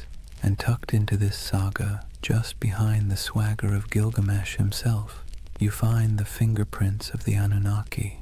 They weren't the stars of the show, but they were always present, quietly pulling strings, stamping judgments, and reminding humanity who was really in charge. Gilgamesh, king of Uruk, is portrayed as 2/3 divine, 1/3 human, a math equation that somehow worked in Mesopotamian mythology but would make your high school algebra teacher sweat. Despite his divine heritage, he still lived under the gaze of the Anunnaki. His strength, his ambition, even his arrogance, all of it was tolerated but not entirely unchecked. The Anunnaki weren't about to let one man, no matter how mighty, get away without consequences. Take his quest for immortality. After the death of his companion Enkidu, Gilgamesh is swallowed by grief, staring mortality in the face, and in that grief he sets out to find Utnapishtim, the Mesopotamian Noah, the one mortal granted eternal life after the great flood. But here's the twist. Utnapishtim's story is inseparable from the Anunnaki. It was they who decreed the flood to wipe out humanity, annoyed once again by our collective noisiness. It was they who sealed the fate of countless villages, and it was Ea, sly Ea, who bent the rules by whispering to Utnapishtim, helping him survive in a boat loaded with animals. Without that divine trickery, there would be no flood hero, and thus no quest for Gilgamesh to undertake. When Gilgamesh finally finds Utnapishtim, he's told in no uncertain terms that immortality isn't for him. The Anunnaki themselves had decreed it. When the gods created man, they allotted him death, but life they retained in their own keeping. That line is essentially the fine print of existence. Humanity got the mud bricks, the barley, the back-breaking labor. The gods kept immortality for themselves. Tough luck. Even the great adventures within the epic, slaying Humbaba, guardian of the cedar forest, or killing the bull of heaven after Inanna sends it to punish him, circle back to the gods' involvement. The Anunnaki weren't background noise. They were the referees, deciding when Gilgamesh had crossed a line and when his hubris deserved punishment. The death of Enkidu, for instance, is the direct result of divine judgment. The Anunnaki convene and decree that one of the pair must die for their defiance. Enkidu becomes the casualty, and Gilgamesh, for all his divine strength, can do nothing but weep and rage. What's remarkable is how these stories resonate with us even now. The Epic of Gilgamesh isn't just about a king wrestling lions or digging canals. It's about humanity's oldest anxieties. Why we die, why we suffer, and why no amount of wealth or power can change those facts. And standing behind those anxieties are the Anunnaki, like cosmic administrators who handed humanity its most dreaded memo. Life ends, always. So, as Gilgamesh wandered deserts, scaled mountains, and crossed seas in search of eternal life, he wasn't just wrestling with his own fears. He was wrestling with the verdict of the Anunnaki, a verdict no mortal could ever overturn. His story wasn't just a king's adventure. It was a parable about the boundaries set by the gods and the futility of trying to break them. And in the end, Gilgamesh's great realization wasn't that he could cheat death, but that he couldn't. His city, his walls, his legacy, those would endure, not his body, which, ironically, is exactly what the Anunnaki seem to want. Humanity striving, building, suffering, and remembering, but never escaping. Civilization itself, with all its mud, sweat, and noise, became the immortality humans were allowed. If you've ever heard the story of Noah's Ark, you might think it's unique. One righteous man, one enormous boat, a zoo crammed 2 by 2, and a god who decided humanity needed a hard reset. But here's the thing, Long before the Bible put pen to parchment, Mesopotamia had already told its version. Several versions, in fact, and at the center of everyone, like judges sitting in an endless board meeting, were the Anunnaki. The earliest version we know comes from the Atrahasis epic. In this story, humanity isn't destroyed because of sin or even bad manners, but because of noise. Yes, noise. Apparently, humans were just too loud for the gods to get a decent night's rest. Picture the Anunnaki sitting in their divine chambers, grumbling like cranky landlords. These humans won't stop partying, yelling, clattering around with their plows. Enough. So they decide to wipe the slate clean. First they try droughts, then plagues, then famine, but nothing seems to stick. Humanity, stubborn as ever, bounces back. Finally, the Anunnaki pull the ultimate lever, a flood to drown every last village. Rivers swell, storms rage, and the land sinks beneath walls of water. Humanity is meant to vanish, a failed experiment erased by divine decree. But one god doesn't quite play along. Enter Ea, clever, cunning, and a little too sympathetic toward mortals for his own good. He whispers a warning to Atrahasis, a man chosen not for his holiness but for his usefulness. Build a boat, Ea advises, and not just any boat, a giant vessel sealed with pitch, stocked with food, and loaded with animals. Atrahasis obeys, and when the waters rise, he and his cargo survive, bobbing above the drowned world like the last ember of human life. A later version of the story appears in the Epic of Gilgamesh, where the survivor is called Utnapishtim. The details are eerily familiar: divine anger, whispered instructions, an ark, a flood, and birds sent out to find dry land. Sound familiar? It should. The echoes between these Mesopotamian tales and the later biblical flood story are too strong to ignore. Scholars argue endlessly about who borrowed what, but one thing is clear. Mesopotamia wrote the first draft of humanity's greatest flood myth, and in every draft, the Anunnaki are central. They sit in council, they bicker about humanity's fate, and when the floodwaters finally cover the land, they're portrayed in almost comic relief, huddled together, terrified by the very storm they unleashed. Some tablets even describe them as starving, deprived of the offerings that humans usually provided. Without people bringing bread, beer, and incense, the gods themselves were suddenly cut off. The flood, in other words, was as inconvenient for them as it was catastrophic for us. The flood stories reveal something essential about how Mesopotamians saw the Anunnaki, as powerful but flawed, terrifying but needy. They could annihilate the world on a whim, yet still panic when their own survival was threatened. They were less like all-knowing deities and more like moody overlords with too much power and not enough foresight. For the people who told these stories, the message was clear. Humanity existed at the mercy of forces it could never control. Floods could sweep away entire harvests overnight. Droughts could starve villages. Life was precarious, fragile, and unfair. By embedding those anxieties into myth, the Mesopotamians made sense of the chaos. The Anunnaki weren't just random forces of nature. They were personalities you could bargain with, flatter, or, if you were lucky, find an ear to outwit on your behalf. And maybe that's why the flood myth has lasted so long.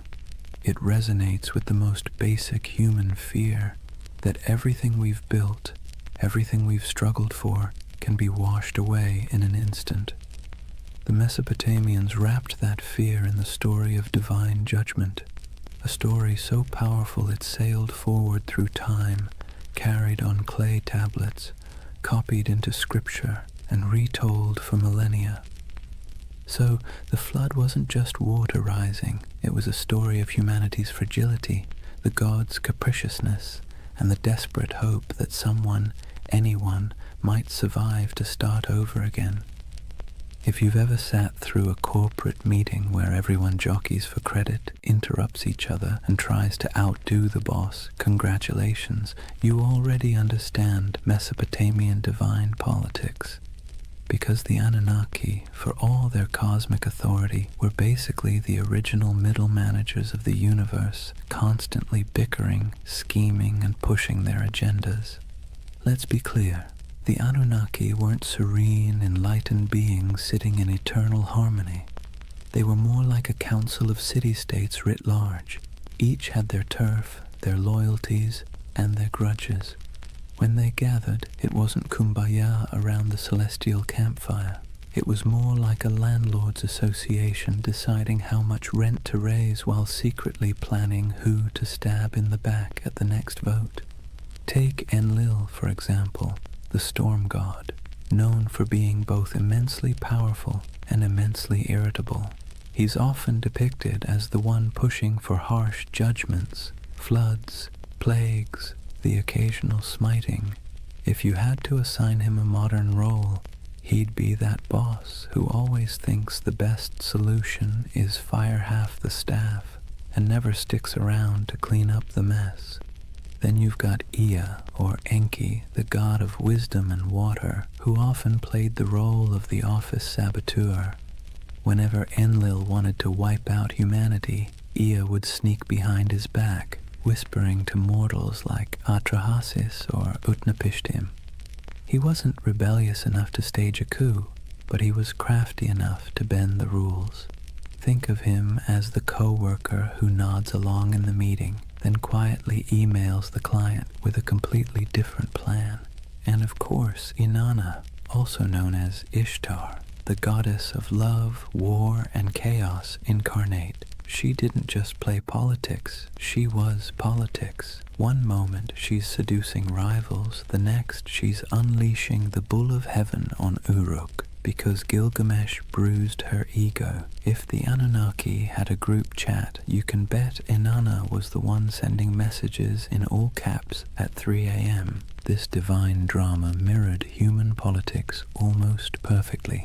Kings invoked the Anunnaki to justify their wars. Priests claimed to interpret the gods' wishes, usually in ways that happened to benefit their city. When two cities fought, it wasn't just about irrigation canals or trade routes. It was framed as their gods battling too. The human squabbles were just the earthly reflection of celestial office politics. What's fascinating is that the Anunnaki weren't portrayed as flawless rulers. They were prone to jealousy, anger, and terrible decision-making. They punished entire populations for petty grievances. They feasted on offerings while mortals starved. They demanded loyalty, but offered little security in return. Sound familiar? That's because the people who invented these myths knew exactly what it felt like to live under rulers who acted the same way. The gods were a cosmic mirror of their kings, only with bigger egos and the ability to drown the world when annoyed.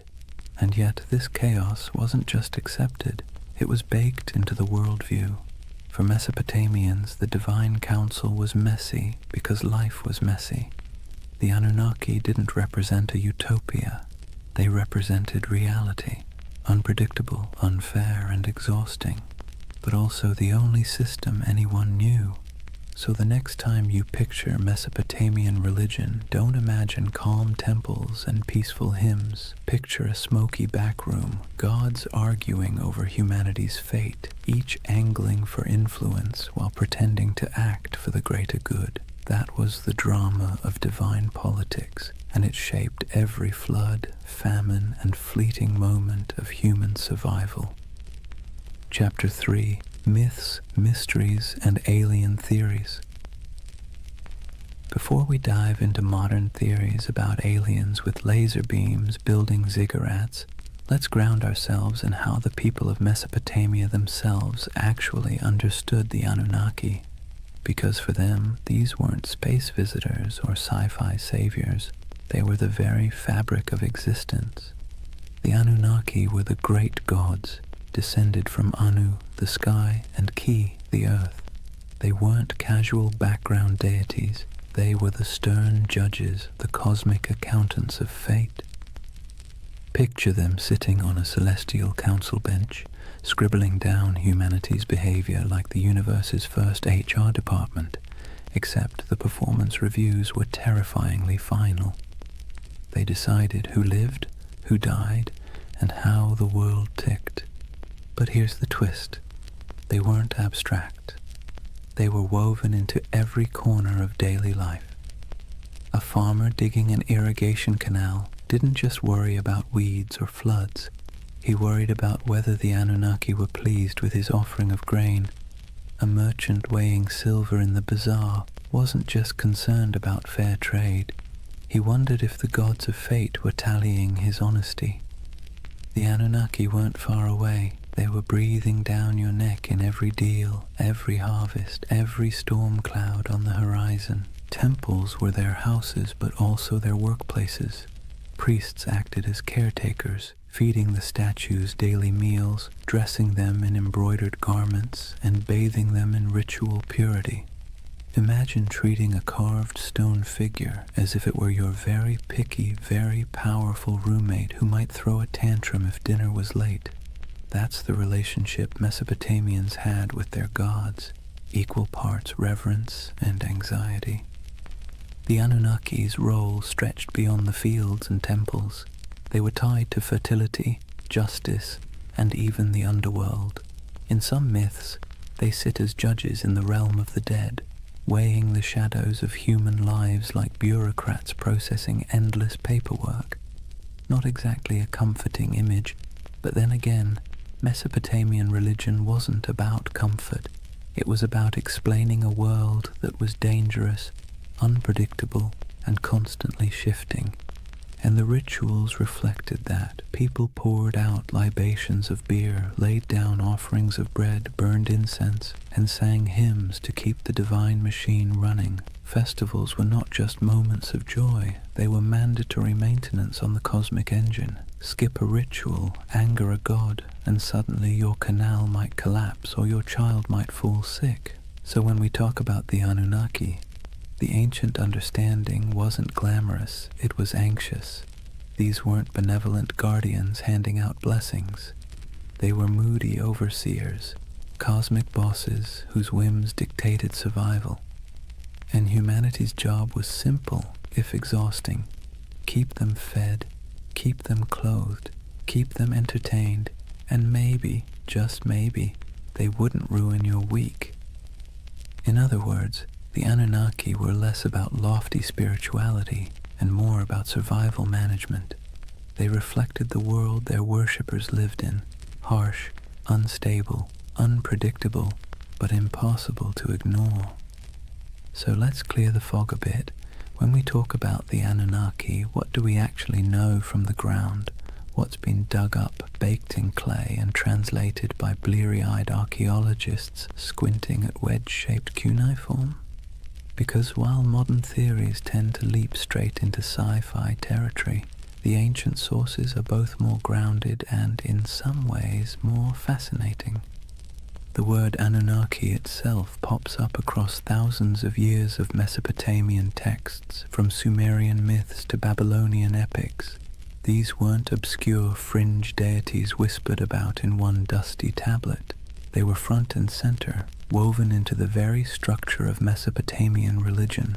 They appear in the Enuma Elish, the Babylonian creation story, their judges in underworld texts, their name dropped in royal inscriptions, invoked as divine witnesses to treaties and curses. If you lived in Mesopotamia, you would have heard their names the way we hear the law or the government. Archaeologists have unearthed thousands of cuneiform tablets that mention them. Some are myths, some are hymns. Others are dry administrative lists where the Anunnaki show up as the divine recipients of offerings, bread, beer, livestock, and occasionally the odd luxury good. Imagine seeing your gods listed alongside taxes in a spreadsheet carved into clay. That's how real they were to the people of the time. Visually, the evidence is trickier. unlike Egyptian gods with instantly recognizable animal heads, the Anunnaki weren't locked into one iconography. Sometimes they're represented as human-like figures in elaborate robes with horned crowns, a symbol of divinity. Other times, they're mentioned collectively, more as a divine council than as individuals with distinct faces. Reliefs from places like Assyria show gods flanking sacred trees, holding ritual objects, or hovering in winged forms. Whether every winged figure should be read as Anunnaki is debated, but what's certain is that these divine images were meant to remind worshippers of cosmic hierarchy, gods above, humans below, no exceptions. Then there are the ziggurats themselves, the massive step temples that dominated Mesopotamian skylines. While we can't slap a label on the bricks reading Anunnaki headquarters, the texts make clear these structures were dedicated to them and their kin. Priests, trained scribes, and entire economic systems revolved around the upkeep of these temples. Archaeological digs at Ur, Uruk, and Babylon show storehouses stuffed with offerings, workshops producing ritual goods, and courtyards where processions would wind past colossal altars. These weren't quaint little shrines. They were institutions, part Wall Street, part Vatican, part government office, all in the name of gods like the Anunnaki. Of course, the tablets don't answer every question. They leave gaps. Frustrating gaps that modern minds love to fill with speculation. Did the Anunnaki descend from the heavens in some dazzling moment of contact? The texts never say that. Did they genetically engineer humans in a laboratory? No mention. What they do say is that the Anunnaki were the arbiters of fate, the enforcers of divine will, and the ever-watchful overseers of human existence. They're described as present in the underworld, as the ones who decree destinies, and as an assembly that even other gods had to respect. The challenge and the beauty of the archaeological evidence is that it roots the Anunnaki firmly in the ancient imagination without giving us neat answers. What survives is clay, dry, cracked tablets that were once wet mud in the hands of scribes. Reliefs chipped out of palace walls, broken statues that once carried offerings, the echoes of rituals performed in smoke-filled courtyards. The Anunnaki live on through these fragments, like a puzzle with half the pieces missing, and maybe that's why they remain so compelling, because the evidence is enough to prove they were central to Mesopotamian life, but not enough to fully explain them, which leaves space, too much space, for centuries of speculation, from serious scholarship to, well, let's just say, less serious theories about alien overlords building irrigation canals. Now, here's where things take a sharp turn from dusty tablets to late-night cable television. For thousands of years, the Anunnaki lived quietly in broken clay fragments and forgotten ziggurats. Then the 20th century rolled around, and suddenly they were recast as cosmic engineers from another star system.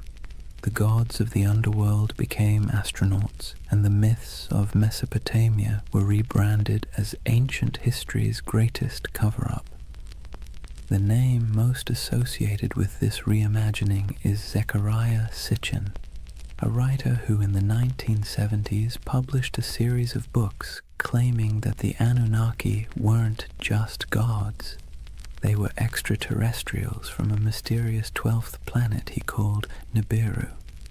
According to his interpretation of Sumerian texts, these beings came to Earth hundreds of thousands of years ago, mined gold to repair their failing atmosphere, and genetically engineered humanity as a labor force.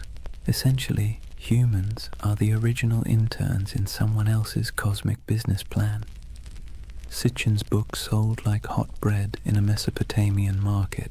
They tapped into a cultural moment when UFOs, space exploration, and Cold War paranoia made alien narratives irresistible. His Anunnaki weren't just mythic figures. They were proof, he claimed, that our origins weren't entirely our own.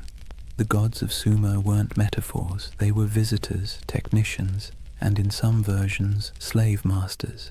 And conveniently, they promised to return someday, which gave the whole story a nice mix of biblical prophecy and sci-fi cliffhanger.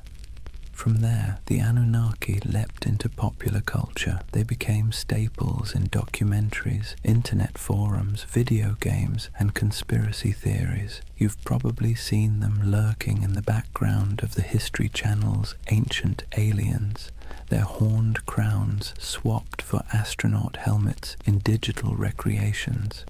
They pop up in books arguing that ancient architecture, the pyramids, Stonehenge, Machu Picchu, was the handiwork of godlike beings with advanced technology. Never mind that the Sumerians never claimed their ziggurats were rocket launch pads.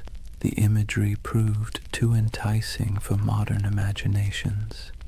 The Anunnaki as aliens theory has sticking power because it blends two irresistible ideas, that the gods were real and that humans didn't climb the ladder of civilization entirely on their own. It offers mystery, grandeur, and, let's be honest, a touch of flattery. Because if aliens engineered us, then clearly we're special, or at least somebody's favorite experiment. Of course, historians and archaeologists roll their eyes hard enough to sprain something when these theories come up. There's no tablet that says, by the way, we came from planet Nibiru. There's no evidence of spaceports in Ur or genetic labs in Babylon. The texts talk about floods, fate, rituals, and divine councils, not interstellar travel. But for many people, that's part of the fun. The gaps in the evidence are fertile ground for imagination, and Sitchin's Anunnaki filled those gaps in a way that captured millions of readers. It's worth pausing, though, to ask why. Why did the Anunnaki, of all the gods in human history, become the poster children for alien theories? Why not the Greek Olympians, or the Norse pantheon, or the Aztec deities? Partly it's because Mesopotamia is so old. These myths stretch back to the dawn of writing, which makes them feel like they contain hidden truths, the first draft of humanity's story. And partly it's because the Anunnaki were always portrayed as remote, judgmental overseers, an image that lends itself easily to the idea of superior beings from elsewhere. So, in the modern imagination, the Anunnaki have been rebranded, no longer just the moody gods of grain and flood. They're star travelers, geneticists, and absentee landlords of Earth. Whether you buy it or not, you have to admit, it's a heck of a career change for a bunch of ancient underworld judges. So, let's weigh the scales. On one side, we have archaeologists with dirt under their fingernails, carefully piecing together tablets baked 5,000 years ago. On the other, we have modern storytellers claiming the Anunnaki were gold-mining astronauts with a taste for human DNA. Which side is right? Well, that depends on whether you prefer your history served with clay dust or with tinfoil hats. First, the debunking side. Professional Assyriologists, those are the folks who actually read cuneiform, not just squint at it until it looks like spaceships, are nearly unanimous. The alien Anunnaki theory has no basis in the texts. The tablets describe gods with human emotions, divine councils, underworld judges, and mythic battles. They don't describe rocket launches, orbiting planets, or genetic splicing. The so-called translations used by Sitchin and his followers are, to put it gently, extremely creative. Imagine reading a cookbook, ignoring the ingredients list, and deciding it's actually a secret guide to time travel. That's about the level of scholarship we're talking about. Historians also point out that Mesopotamian myths are not unique in describing gods coming from the heavens or shaping humanity. Nearly every culture personified natural forces, storms, floods, fertility, death, as divine beings.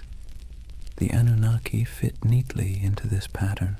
Their role as overseers of fate and cosmic order makes sense in a world where rivers could make or break your survival overnight. They were not literal engineers from outer space. They were metaphors dressed in horned crowns. And yet, here's where the believing side makes its case, not necessarily because the evidence is strong, but because the allure is irresistible. People love mysteries. We love the idea that official history only tells part of the story, and we especially love the idea that ancient civilizations had secrets we can barely comprehend. The Anunnaki as aliens theory scratches all those itches. It takes the gaps, the missing pieces in the archaeological record, and fills them with rockets, DNA labs, and interstellar empires. And let's be honest, the official scholarly version isn't exactly sexy. The Anunnaki were stern gods who oversaw the underworld and enforced cosmic order doesn't exactly sell 1 million paperbacks. The Anunnaki were aliens who built humanity as their labor force and promised to return. Now that gets you a book deal, a History Channel interview, and a lifetime supply of conference invitations. What's fascinating is how both sides talk past each other. Scholars insist, rightly, that there's no evidence for aliens. Believers insist, also rightly in their own way, that the mysteries of Mesopotamia leave plenty of room for speculation. And between those poles, the Anunnaki themselves sit in silence, their names carved into clay, waiting for us to argue over them. Maybe that's the real takeaway here. Not whether they were gods, judges, or astronauts, but the fact that the Anunnaki are still sparking debate thousands of years later. They're still being reinterpreted, reshaped, and reimagined to suit the anxieties and fascinations of every age, whether that's Bronze Age farmers worrying about floods, or modern readers worrying about aliens in the night sky. So are they aliens? Almost certainly not. Are they fascinating? Absolutely. And in the end, whether you lean on the side of clay tablets or cosmic spaceships, you're participating in the same tradition the Mesopotamians started, using stories to make sense of a world that always feels a little bit out of our control. Here's the thing, whether you side with the cautious archaeologists or the ancient astronaut crowd, one fact is undeniable. The Anunnaki have staying power. Thousands of gods have come and gone, their names forgotten, their temples reduced to rubble, but somehow the Anunnaki still loom in our imagination, stubbornly refusing to fade. Why? What is it about this particular group of deities that continues to haunt us? Part of the answer lies in timing. The Anunnaki belong to the very earliest chapters of human history. When we talk about them, we're not just talking about some late add-on to mythology. We're talking about gods that walked hand in hand with the invention of writing, cities, and law. They're baked into the foundations of civilization itself. To imagine them is to imagine the dawn of human organization, when the rules of existence were still being scribbled on clay for the very first time. That alone gives them an aura of primordial authority. Another part is their personality. Unlike distant creator gods who retreat into the heavens after making the world, the Anunnaki were meddlesome. They judged, they punished, they demanded offerings. They were nosy landlords of human destiny, constantly keeping score. And let's be clear, that resonates because it feels familiar. Who hasn't felt like life is governed by forces beyond your control, demanding rent, setting impossible rules, and punishing you when you fall short? The Anunnaki embody that eternal human anxiety that someone powerful is watching and that your fate is never entirely your own. Then there's the modern twist. Once writers like Sitchin recast them as aliens, the Anunnaki slipped neatly into our age of science fiction. Suddenly they weren't just gods in dusty temples. They were interstellar overlords, genetic engineers, perhaps even visitors who might return. That storyline dovetails perfectly with our cultural obsessions, UFO sightings, government cover-ups, the dream that humanity's origin story has a cosmic footnote. The Anunnaki became flexible enough to serve both the skeptic and the dreamer, the scholar and the conspiracy theorist. But maybe the deepest reason they captivate us is because they stand at the intersection of myth and mystery.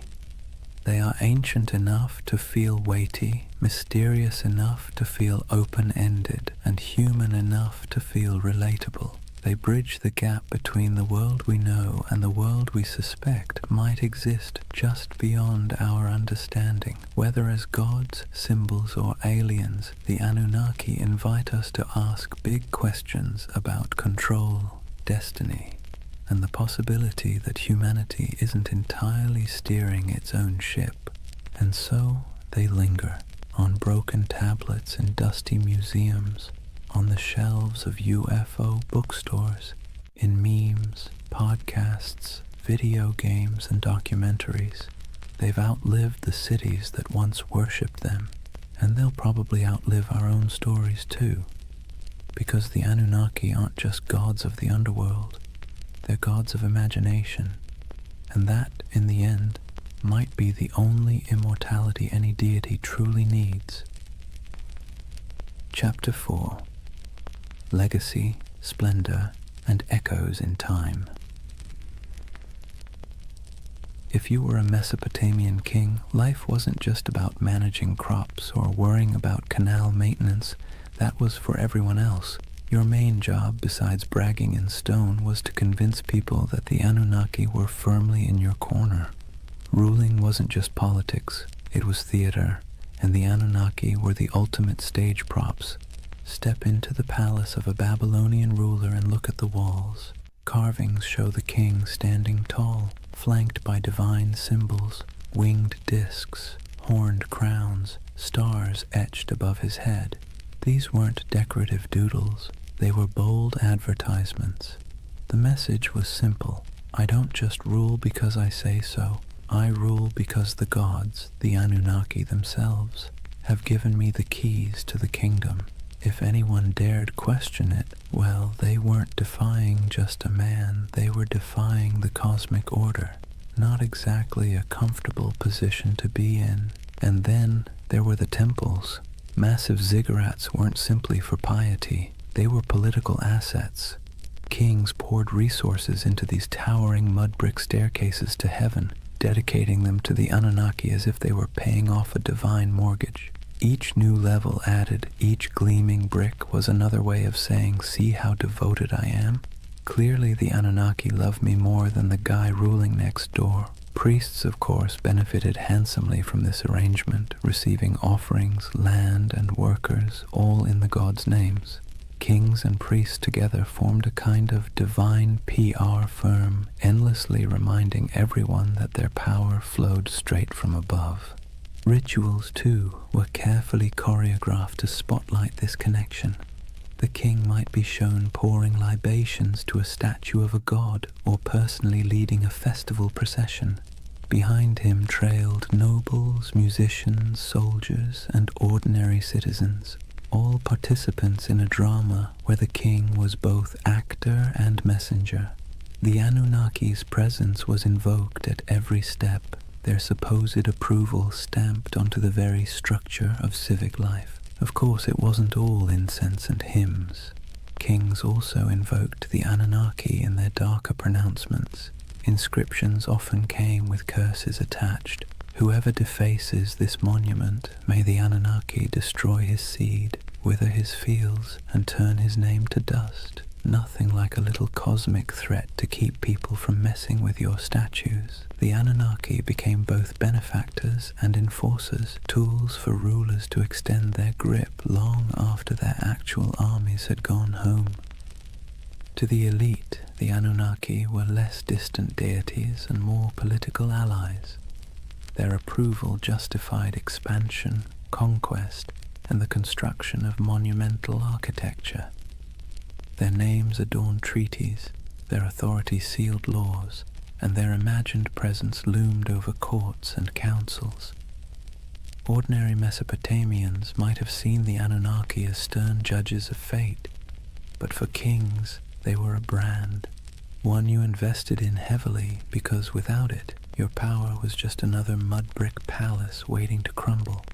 And so when you think of Mesopotamian splendor, banquets with honey cakes and music, dazzling gates covered in glazed brick, kings reclining in luxury, remember that every goblet raised was, at least on paper, raised in honor of the Anunnaki. The gods were everywhere, woven into the very fabric of elite life, both as protectors and as the ultimate marketing department. Let's step outside the palaces for a moment and see how different life looked depending on where you stood in Mesopotamian society. Because while kings and nobles could commission inscriptions boasting about their cozy relationship with the Anunnaki, ordinary people experienced those gods in very different, far less glamorous ways. Start with the farmer. He rises before dawn, trudges barefoot through mud, and pours out a portion of his precious grain as an offering. That handful of barley might be the difference between feeding his family through the week or going hungry, but the ritual isn't optional. The Anunnaki need to be kept happy, or at least not too angry, and so sacrifices are made. For him, the gods are stern overseers whose moods swing with the floods, the plagues, and the weather. His prayers are not about glory or legacy. They are desperate petitions for rain, for healthy crops, for the survival of his children. Now step into the temple courtyard. Here, priests oversee elaborate offerings, roasted lamb, beer poured into bowls, incense rising in aromatic clouds. Nobles and kings show up too, parading gifts of gold and silver, dedicating massive feasts in the gods' names. On the surface, it looks like everyone is worshipping the same deities, but the scale is entirely different. Where the farmer gives a clay bowl of bread, the king gives an entire bull. Where the laborer prays for enough water to survive the season, the ruler prays for divine sanction to conquer a neighboring city. Same gods, very different wish lists. And that's the irony. The Anunnaki were invoked as protectors of the entire community, yet the experience of worship was stratified. For the elite, ceremonies doubled as political theater. A grand feast for the gods also reminded the crowd who had the wealth to host it. Statues clothed in embroidered robes weren't just signs of piety. They were signs of power, gifts only rulers could afford to lavish. The gods, in other words, could be co-opted into a luxury brand. For ordinary people, the relationship was more anxious, even exhausting. You lived in constant fear of offending the divine, often through mistakes you didn't even understand. Did you skip a ritual unknowingly? Did a bad dream mean you had angered a god? The Anunnaki were less symbols of splendor and more reminders of how small, fragile, and vulnerable your life was. While kings used the Anunnaki to justify authority, you used them as insurance, however unreliable, against catastrophe. So picture the contrast. In the palace, banquets lit by oil lamps, honey cakes dripping with syrup, nobles reclining as musicians play, the king raising a jeweled cup to the gods. In the commoner's home, a dim reed fire, a bowl of barley porridge, children sleeping on mats while parents whisper prayers that the river won't flood that night.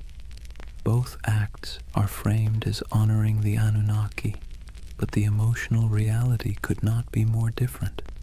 And yet, this inequality was accepted because it was dressed in the language of religion. If the Anunnaki had chosen to bless the king with riches, then clearly the king deserved it. If a farmer struggled, well, perhaps he had failed to please the gods properly. Religion became the great explainer of inequality, smoothing over cracks by wrapping them in divine will. The gods, it seemed, loved hierarchy just as much as kings did. That divide between the opulence of elite worship and the bare-bones devotion of ordinary people reveals something profound about Mesopotamian civilization. The Anunnaki weren't just deities of the skies and underworld. They were instruments of power woven into the daily grind of survival for some and the dazzling spectacle of glory for others. Nothing lasts forever, not even gods. For centuries, the Anunnaki dominated Mesopotamian imagination. They judged in the underworld, presided in temples, and loomed over every prayer, curse, and clay tablet. But slowly, quietly, they began to fade, not because people suddenly stopped believing in gods altogether, far from it, but because new powers, new empires, and new religions rolled in, sweeping the old names into the shadows. It began with conquest. Mesopotamia was never an isolated bubble. It was a crossroads where Persians, Greeks, and eventually Romans stamped their own cultures onto the land.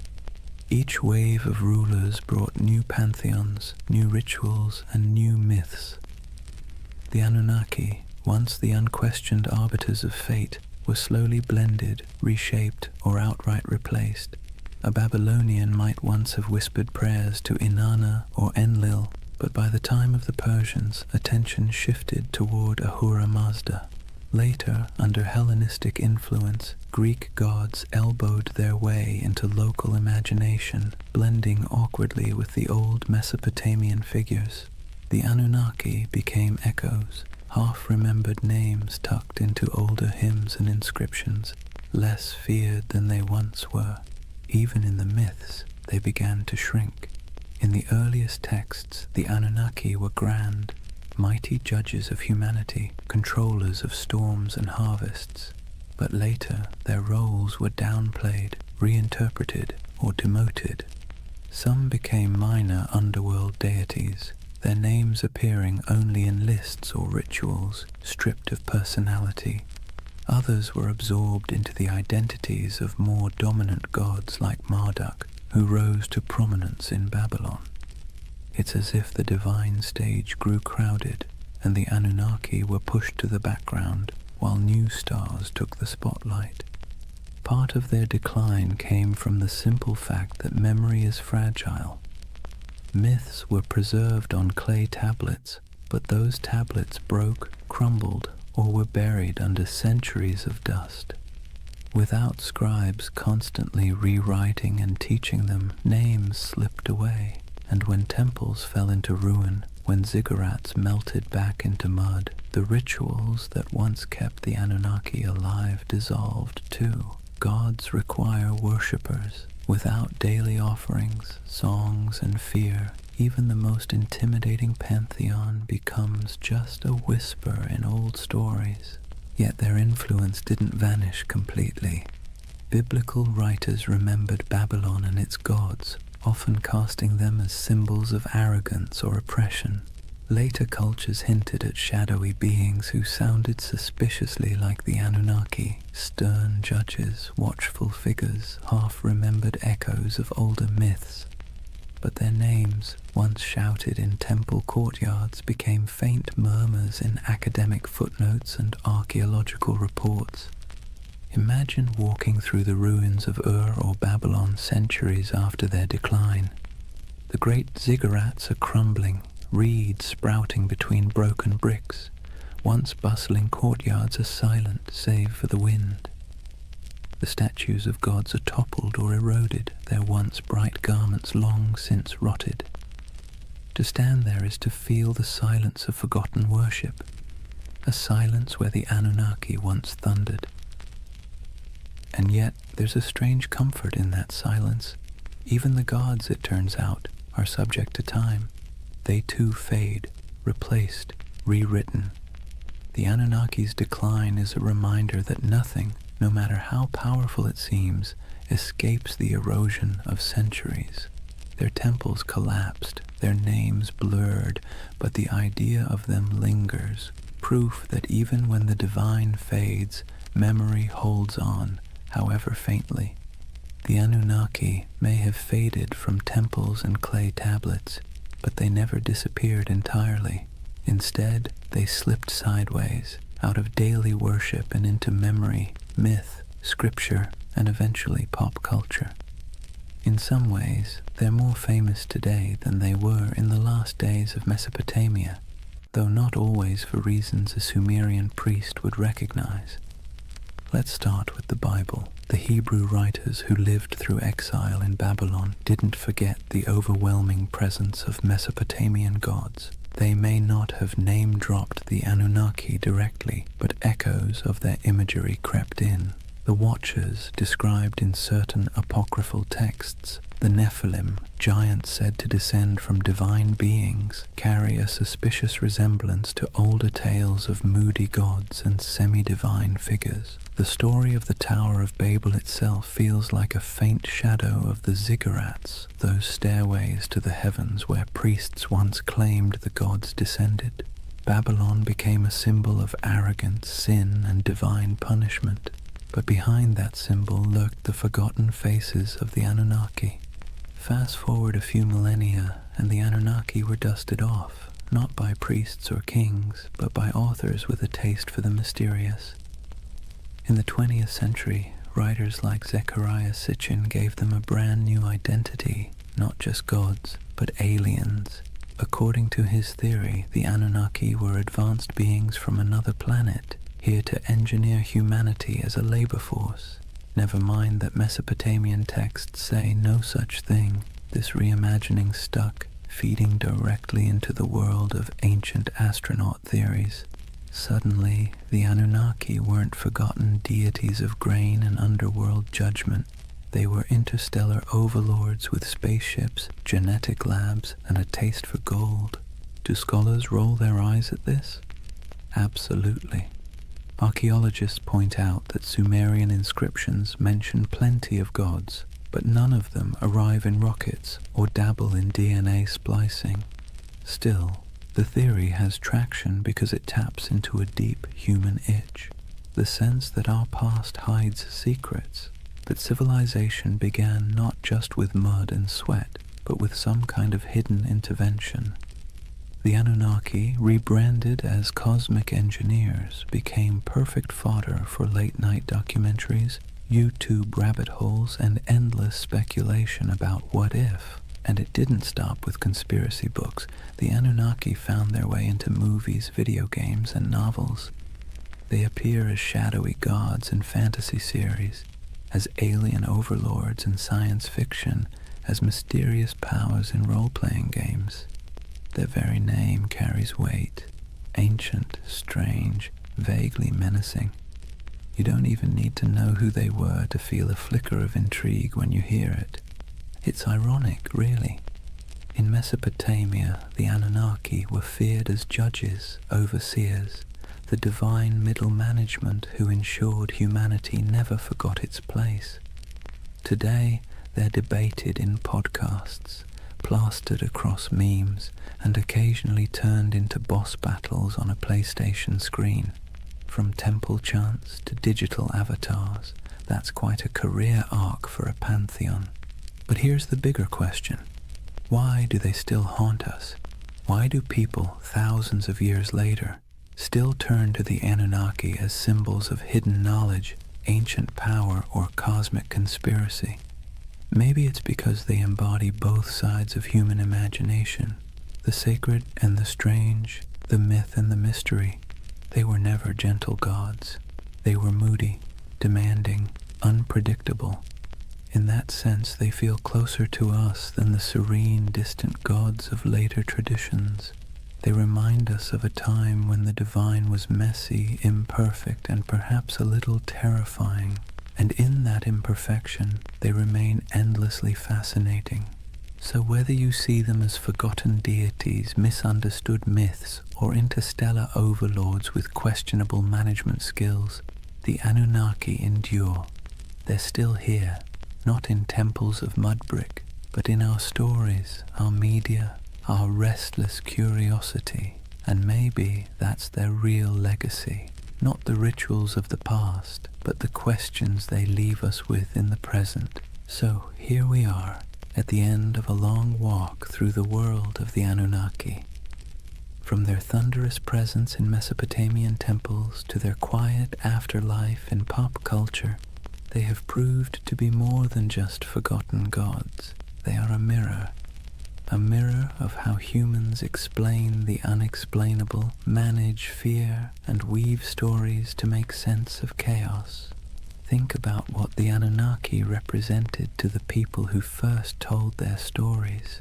They were the ones who judged the living and the dead, who decided whether floods would come, who weighed the worth of humanity day after day. They were terrifying, yes, but they were also familiar. They quarreled like humans, demanded food and drink like humans, punished and forgave like humans. In their flaws, they reflected the world of their worshippers. Life in Mesopotamia was harsh, unpredictable, and full of petty dramas, so naturally their gods were too. Fast forward to today, and the Anunnaki still serve the same role, just in a different costume. Some people see them as symbols of divine mystery, others as aliens with secret blueprints for human evolution, others as archetypes of forgotten myths. But underneath those interpretations is the same impulse, the need to believe that our world is not random, that there are forces, whether gods, aliens, or fate, shaping our story. And here's the irony. In searching for the Anunnaki, what we really uncover is ourselves. Our hopes, our fears, our longing for meaning. Whether in temple hymns, clay inscriptions, or late-night conspiracy videos, the Anunnaki are less about the gods and more about the humans who imagined them. They tell us that from the very beginning, we've been restless. We've wanted answers, we've wanted control, and when the rivers of life flooded or dried, we looked upward, to the sky, to the gods, to the stars, and tried to explain it. So why do they still haunt our imagination? Maybe because they embody the uneasy truth of civilization, that progress comes with anxiety, that knowledge comes with questions we can't quite answer, that power, whether divine or human, is always precarious.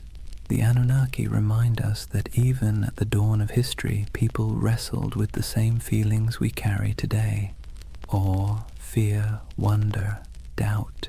And as you drift into sleep tonight, let that thought settle in gently. The Anunnaki may be gone, their names eroded by time, their temples reduced to dust, but the echoes of their stories still ripple through us, not as warnings from stern gods, but as reminders of our own humanity. The rivers rise and fall, empires bloom and crumble, gods fade, then return in new disguises. Yet the rhythm of life carries on. In the quiet of your own night, you don't need to worry about divine judges weighing your worth. You can rest easy, knowing you are part of a story that stretches back to those ancient voices who once whispered prayers under starlit Mesopotamian skies. They too feared the night, they too searched for meaning, and in that connection, across thousands of years, maybe we find the most peaceful truth of all. We've always been human, and we've always been looking up. And so, we come to the end of our long journey with the Anunnaki. We've walked the muddy fields of Mesopotamia under their watchful gaze, sat in the courtyards of ziggurats while priests chanted, listened to myths of floods, heroes and gods who judged humanity like a never-ending performance review. We've seen them fade into dust, only to reappear in new disguises, as echoes in scripture, as theories of alien visitors, as symbols of mystery and power. What's remarkable is not that the Anunnaki vanished, but that they never truly left. They live on in the stories we tell, in the patterns of our thought, in the restless curiosity that keeps humans forever asking, what if?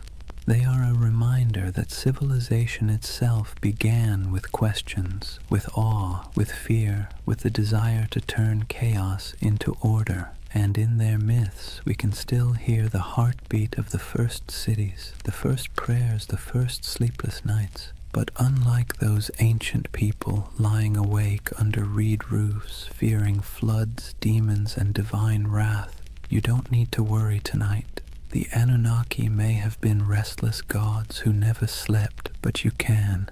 The rivers outside your window aren't about to rise and sweep you away. The stars aren't omens of disaster, just quiet lights marking the night sky. The fears of yesterday can stay in yesterday, so take a breath. Let the weight of history ease your own thoughts. The Anunnaki watched over their world with suspicion and judgment, but you can rest in a world that has carried their stories forward, softened by time, transformed into echoes. Close your eyes and let the myths fade into dream. The gods may never have slept, but tonight you can. Good night.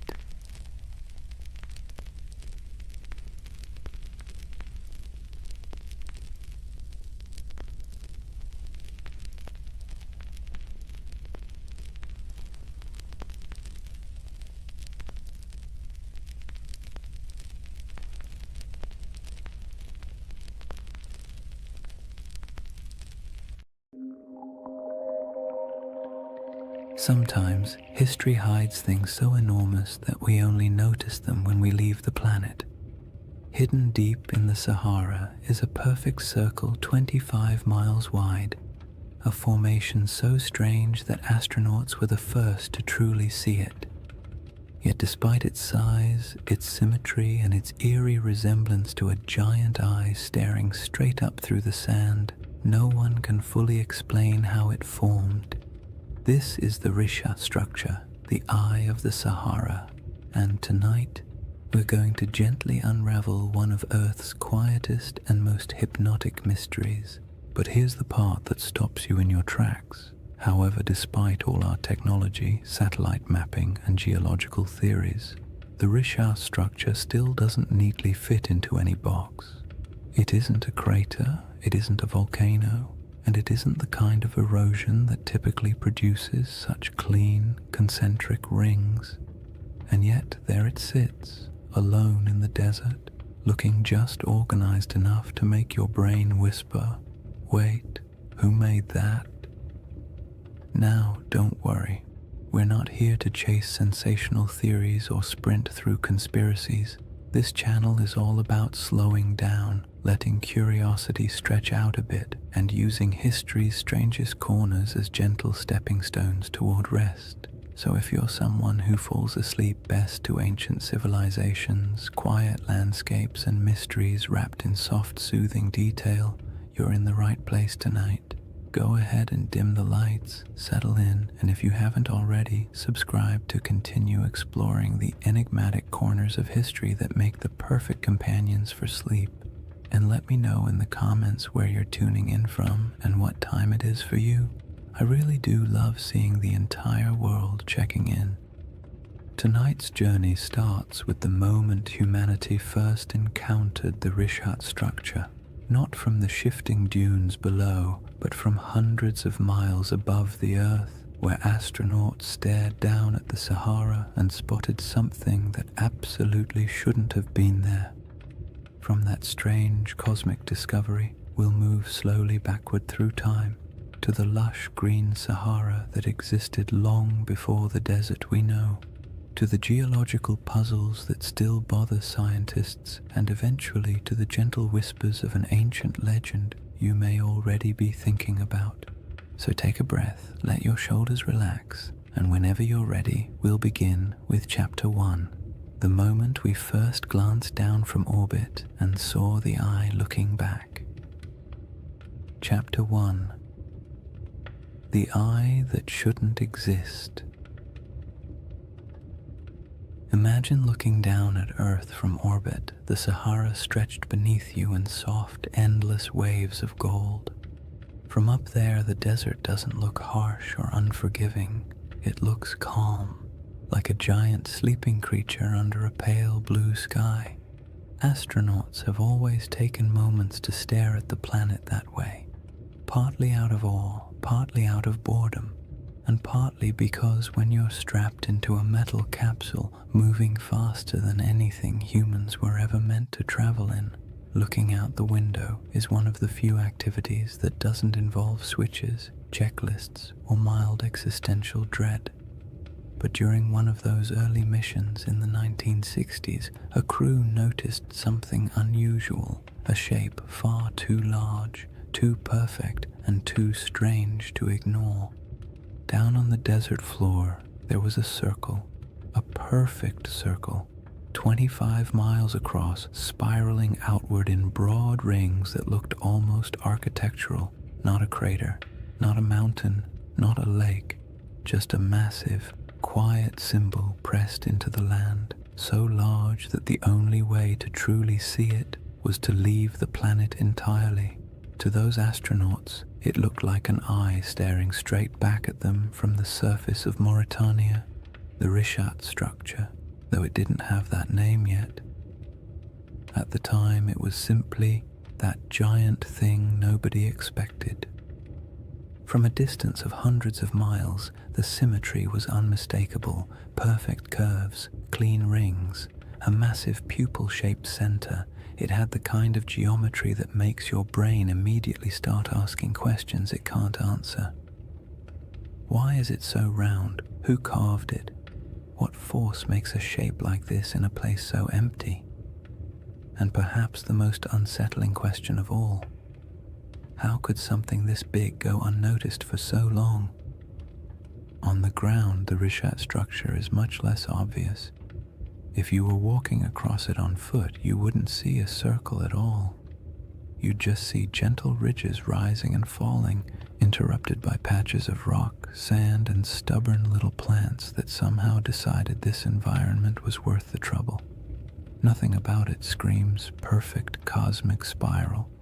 From eye level, it looks like any other collection of rocky hills, the kind of place early travelers might have grumbled about after stubbing a toe or losing a sandal in a patch of loose sand. People likely passed through it for thousands of years without realizing they were walking across something extraordinary. And that contrast, invisible from below, unavoidable from above, is part of what makes the Rishat structure so hypnotic. It's a feature you can only understand by stepping back far enough to see the pattern. It quietly resists being known, as if it only reveals itself to observers who approach from the right angle, with the right distance, and the right amount of patience. Scientists naturally tried to classify it the moment the images came down from orbit. Their job, after all, is to put everything neatly into categories, like very polite librarians of the natural world. But the Rishat structure didn't fit easily. Some insisted it must be an impact crater until the evidence disagreed. No signs of shocked quartz, no melted rock, none of the scars left by a cosmic collision. Others suspected a volcano, but there was no volcanic rock. No lava flows, no ash deposits. Then came theories of uplift, erosion, domes, collapses, each one working nicely for the first few sentences before quietly falling apart upon closer inspection. The Rishat structure, in classic mysterious fashion, remained cooperative enough to study, but stubborn enough to defy a simple explanation. It sits awkwardly between categories, like a puzzle piece cut in the wrong shape but still clearly belonging to the overall picture. And it doesn't help that it's located in one of the most remote regions of the Sahara, far from major trade routes, major kingdoms, or the kinds of resources that attract large ancient settlements. This is not the place where ancient people built empires or dug canals or left behind giant inscriptions announcing their presence. It's a place of wind, silence, heat, and sand, the kind of environment that erases evidence as quickly as humans can create it. Yet even in that isolation, the Risha structure demands attention. It is too large to ignore, too precise to dismiss, and too quiet to fully understand. You look at it and it feels like a riddle you weren't meant to solve on the first attempt. The desert around it stretches endlessly, dunes rising and falling like slow-motion waves, while the structure itself sits calmly in the center, a spiral carved into a world of shifting sand. There is a strange comfort in its stillness, as if it has been watching changes for far longer than humans have been paying attention, waiting patiently for someone to finally look down and notice. People naturally draw comparisons to ancient tales, especially the ones involving circular cities and lost civilizations swallowed by disaster.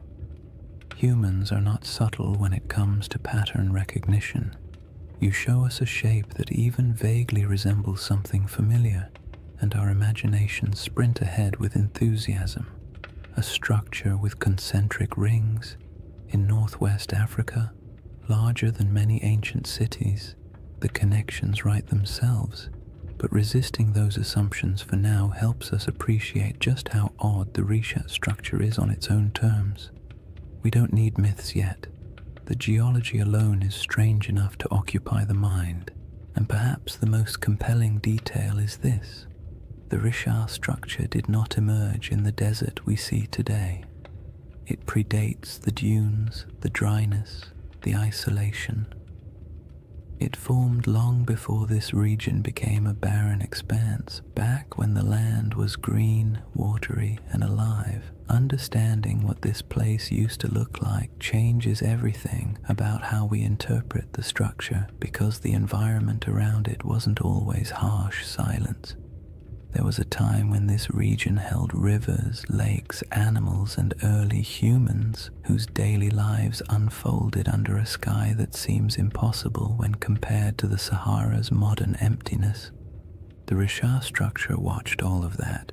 It watched ecosystems rise and fall, climates swing from wet to dry and back again, people migrate across its slopes, and entire landscapes vanish beneath shifting dunes. Before we compare it to any myth, we have to travel back to that older world, the Sahara before the Sahara, to see what the eye looked like when it was surrounded not by sand, but by life. To understand why the Risha structure feels so uncanny, you have to set aside the modern Sahara entirely. The desert we picture today, an endless, shimmering expanse of heat and sand, is actually one of the youngest landscapes on the planet. For most of human existence, this region wasn't a wasteland at all. It was green, fertile, and astonishingly alive. Picture wide grasslands rolling out to the horizon, with clusters of acacia trees and patches of wetlands where birds gathered in noisy flocks. Picture rivers meandering through valleys, carrying cool water across a landscape thick with the smell of damp soil after summer rains. And somewhere in the middle of all that, the Risha structure sat quietly, not as an isolated monument in an empty desert, but as part of a thriving environment full of sounds, movement, and human life. This ancient green Sahara wasn't a brief, lucky moment in history. It was part of a repeating cycle caused by subtle shifts in Earth's orbit and tilt, changes that alter the intensity of monsoon rains across Africa. Every so often, rainfall increases enough to transform the desert into a lush savanna. During these humid periods, lakes stretch across thousands of square miles, rivers intersect the plains, and the entire landscape becomes something you'd associate more with national parks than the modern Sahara. One of these lakes, Lake Megachad, grew so large it dwarfed most modern bodies of water. Today it's reduced to a fraction of its former size, but the ancient shoreline is still visible from space, ghostly arcs etched into the ground. People lived in this green Sahara, not mythical super beings or forgotten high-tech civilizations. just ordinary families doing the same things humans have always done, carrying water, tending fires, raising children, arguing about small chores, making tools because stores wouldn't exist for another 10,000 years. They carved rock art showing giraffes, cattle, and hunters. They painted scenes of life that would feel familiar even now. Herders guiding animals, groups traveling together, children playing near pools of water. These paintings sit today in silent caves and overhangs, reminders that the desert once held a different world entirely.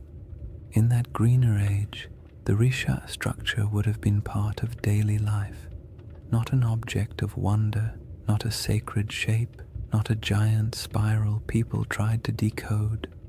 Just land from the ground. The structure doesn't appear circular.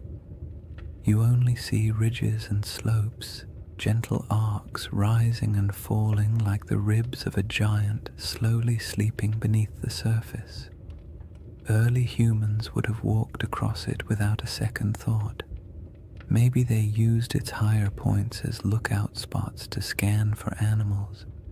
Maybe they sheltered in its inner valleys when storms rolled through. Maybe they avoided certain parts out of superstition, or maybe they never thought about it at all. Most likely it was simply background scenery, the same way we barely notice the hills near our own towns unless someone points out their shape. But even if it blended into the landscape, the Rishat structure would have quietly shaped the rhythm of life around it. The ridges could have guided migration paths. Water might have pooled in certain low areas after seasonal rains. Vegetation could have grown thicker in pockets where moisture collected.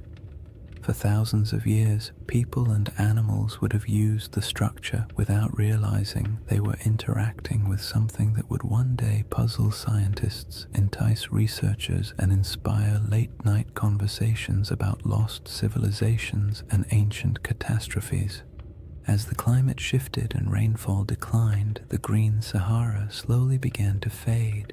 Lakes shrank, rivers dried, vegetation withered. The smell of earth after rain became less common. Migration stretched longer as people followed dwindling water sources, and eventually dunes crept across the landscape, swallowing paths, burying campsites, and erasing nearly all traces of the world that had existed before. What's haunting about this transformation is how quickly it happened in geological terms. A few thousand years, an eye blink in Earth's timeline, was all it took to turn a thriving ecosystem into one of the largest deserts on the planet. The people who lived here would have witnessed that shift firsthand.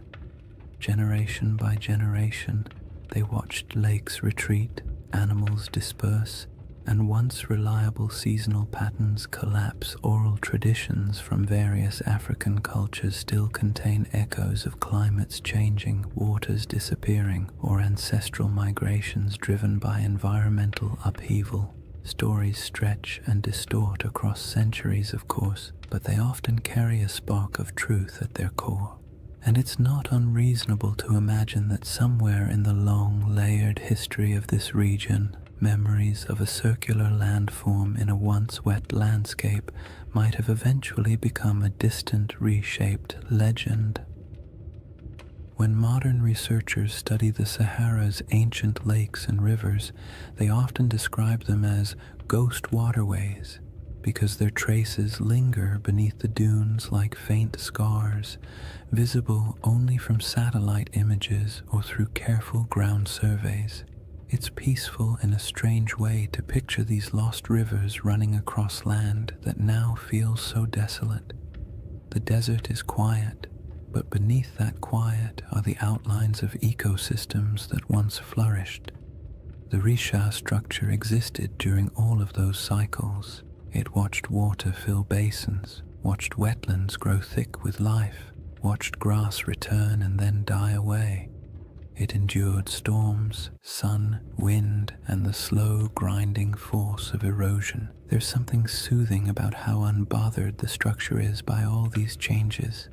Landscapes rise and fall, climates swing wildly, civilizations appear and vanish, and the Risha structure simply remains. It doesn't tell its own story. It doesn't announce its presence. It doesn't offer answers. It's just there, a constant in a world where almost nothing else is. And understanding that ancient environment is essential because it sets the stage for the real puzzle, how this enormous circular formation came to be in the first place. The scientific explanations, volcanic uplift, erosion, collapsed domes, answer some questions while raising others. Each theory seems convincing until you begin to examine the details. The Risha structure looks simple from orbit, but grows more complicated the closer you approach it, like a calm surface hiding a tangled set of mysteries beneath. Now that the Sahara's old green world is clear in your mind, the geological puzzle becomes even more intriguing, because any explanation has to account not only for the structure's shape, but for how incredibly long it has stood unchanged through shifting climates and changing environments. The puzzle sits before us, layer after stubborn layer. Once you've pictured the Sahara as it used to be, wet, green, alive, and almost unrecognizable, the Risha structure becomes even stranger, because whatever formed this enormous circle had to withstand everything nature threw at it. Floods, droughts, storms, shifting climates, and entire ecosystems rising and collapsing. And yet it remains, not as a faint trace or a distorted outline, but as a nearly perfect set of rings still visible from space. That kind of durability demands an explanation, and scientists have certainly tried to provide one. The trouble is, each explanation works well for a few minutes before quietly unraveling under closer inspection, as if the Earth itself had decided to play a slow geologic prank on everyone who studies it. The first idea scientists proposed was the most obvious: an impact crater. Something big, something dramatic, something that would have made an enormous noise if anyone had been around to hear it.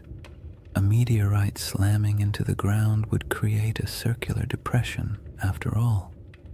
And the Sahara is certainly large enough to have attracted its fair share of flying space debris. But the Rishat structure doesn't behave like a crater.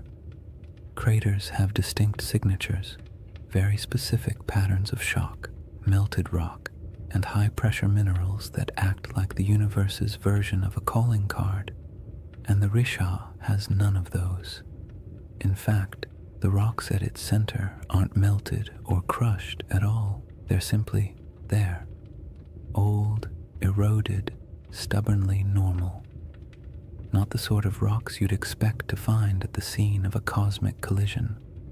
So the meteor theory quietly excused itself from the conversation, and the next geological explanation stepped forward: a volcanic eruption. Volcanoes can create circular features after all, and their plumbing beneath the earth can sometimes produce domes, bulges, and ringed formations. Perhaps the Risha structure was an ancient volcanic dome, the remains of a magma chamber swelling beneath the surface before cooling and collapsing. But again, the evidence refuses to cooperate.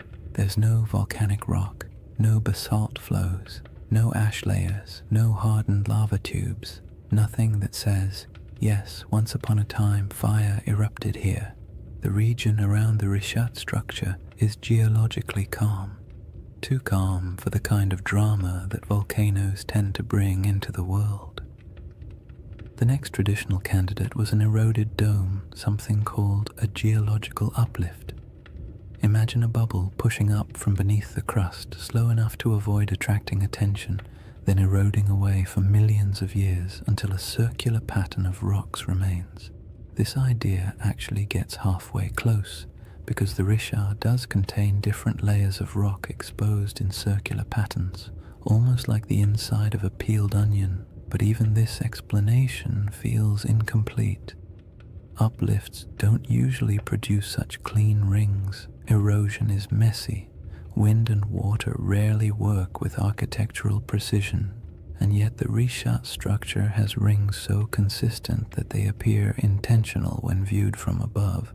The dome theory explains the general shape, but not the perfection of it, and certainly not its scale. A 25-mile wide circle is not something easily dismissed as coincidence. Even erosion has its limits when it comes to symmetry, and geologists who typically love tidy classifications had to admit the Richat structure was mostly behaving but not entirely cooperating, like a student turning in homework that looks suspiciously too neat compared to their handwriting in class. Then there's the age problem. The rocks that make up the Richat structure are incredibly old, hundreds of millions of years in some places, but the shaping of the structure itself, the exposure of its rings, is much younger, something pushed upward long ago, something eroded later, something left behind a pattern that would eventually catch the eye of anyone staring down from orbit. It's not a single event. It's a series of long, slow, overlapping processes, each stretching far beyond the human timeline.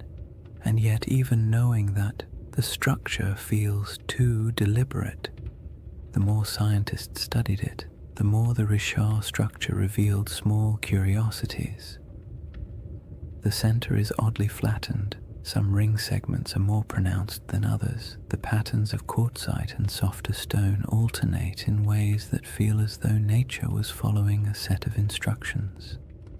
But nature doesn't usually draw in spirals or circles unless something dramatic is happening. Impact, volcanism, collapse.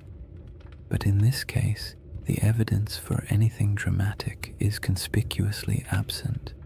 And then there's the perfect ring issue, the one that quietly bothers everyone who looks at the structure, even if they don't say it out loud.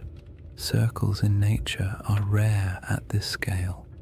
Random erosion doesn't create them, rivers don't carve them, wind doesn't sculpt them, and when you see one this large, this clean, and this old, it's hard not to feel like the earth briefly decided to act like a compass and draw a near-perfect shape in the sand.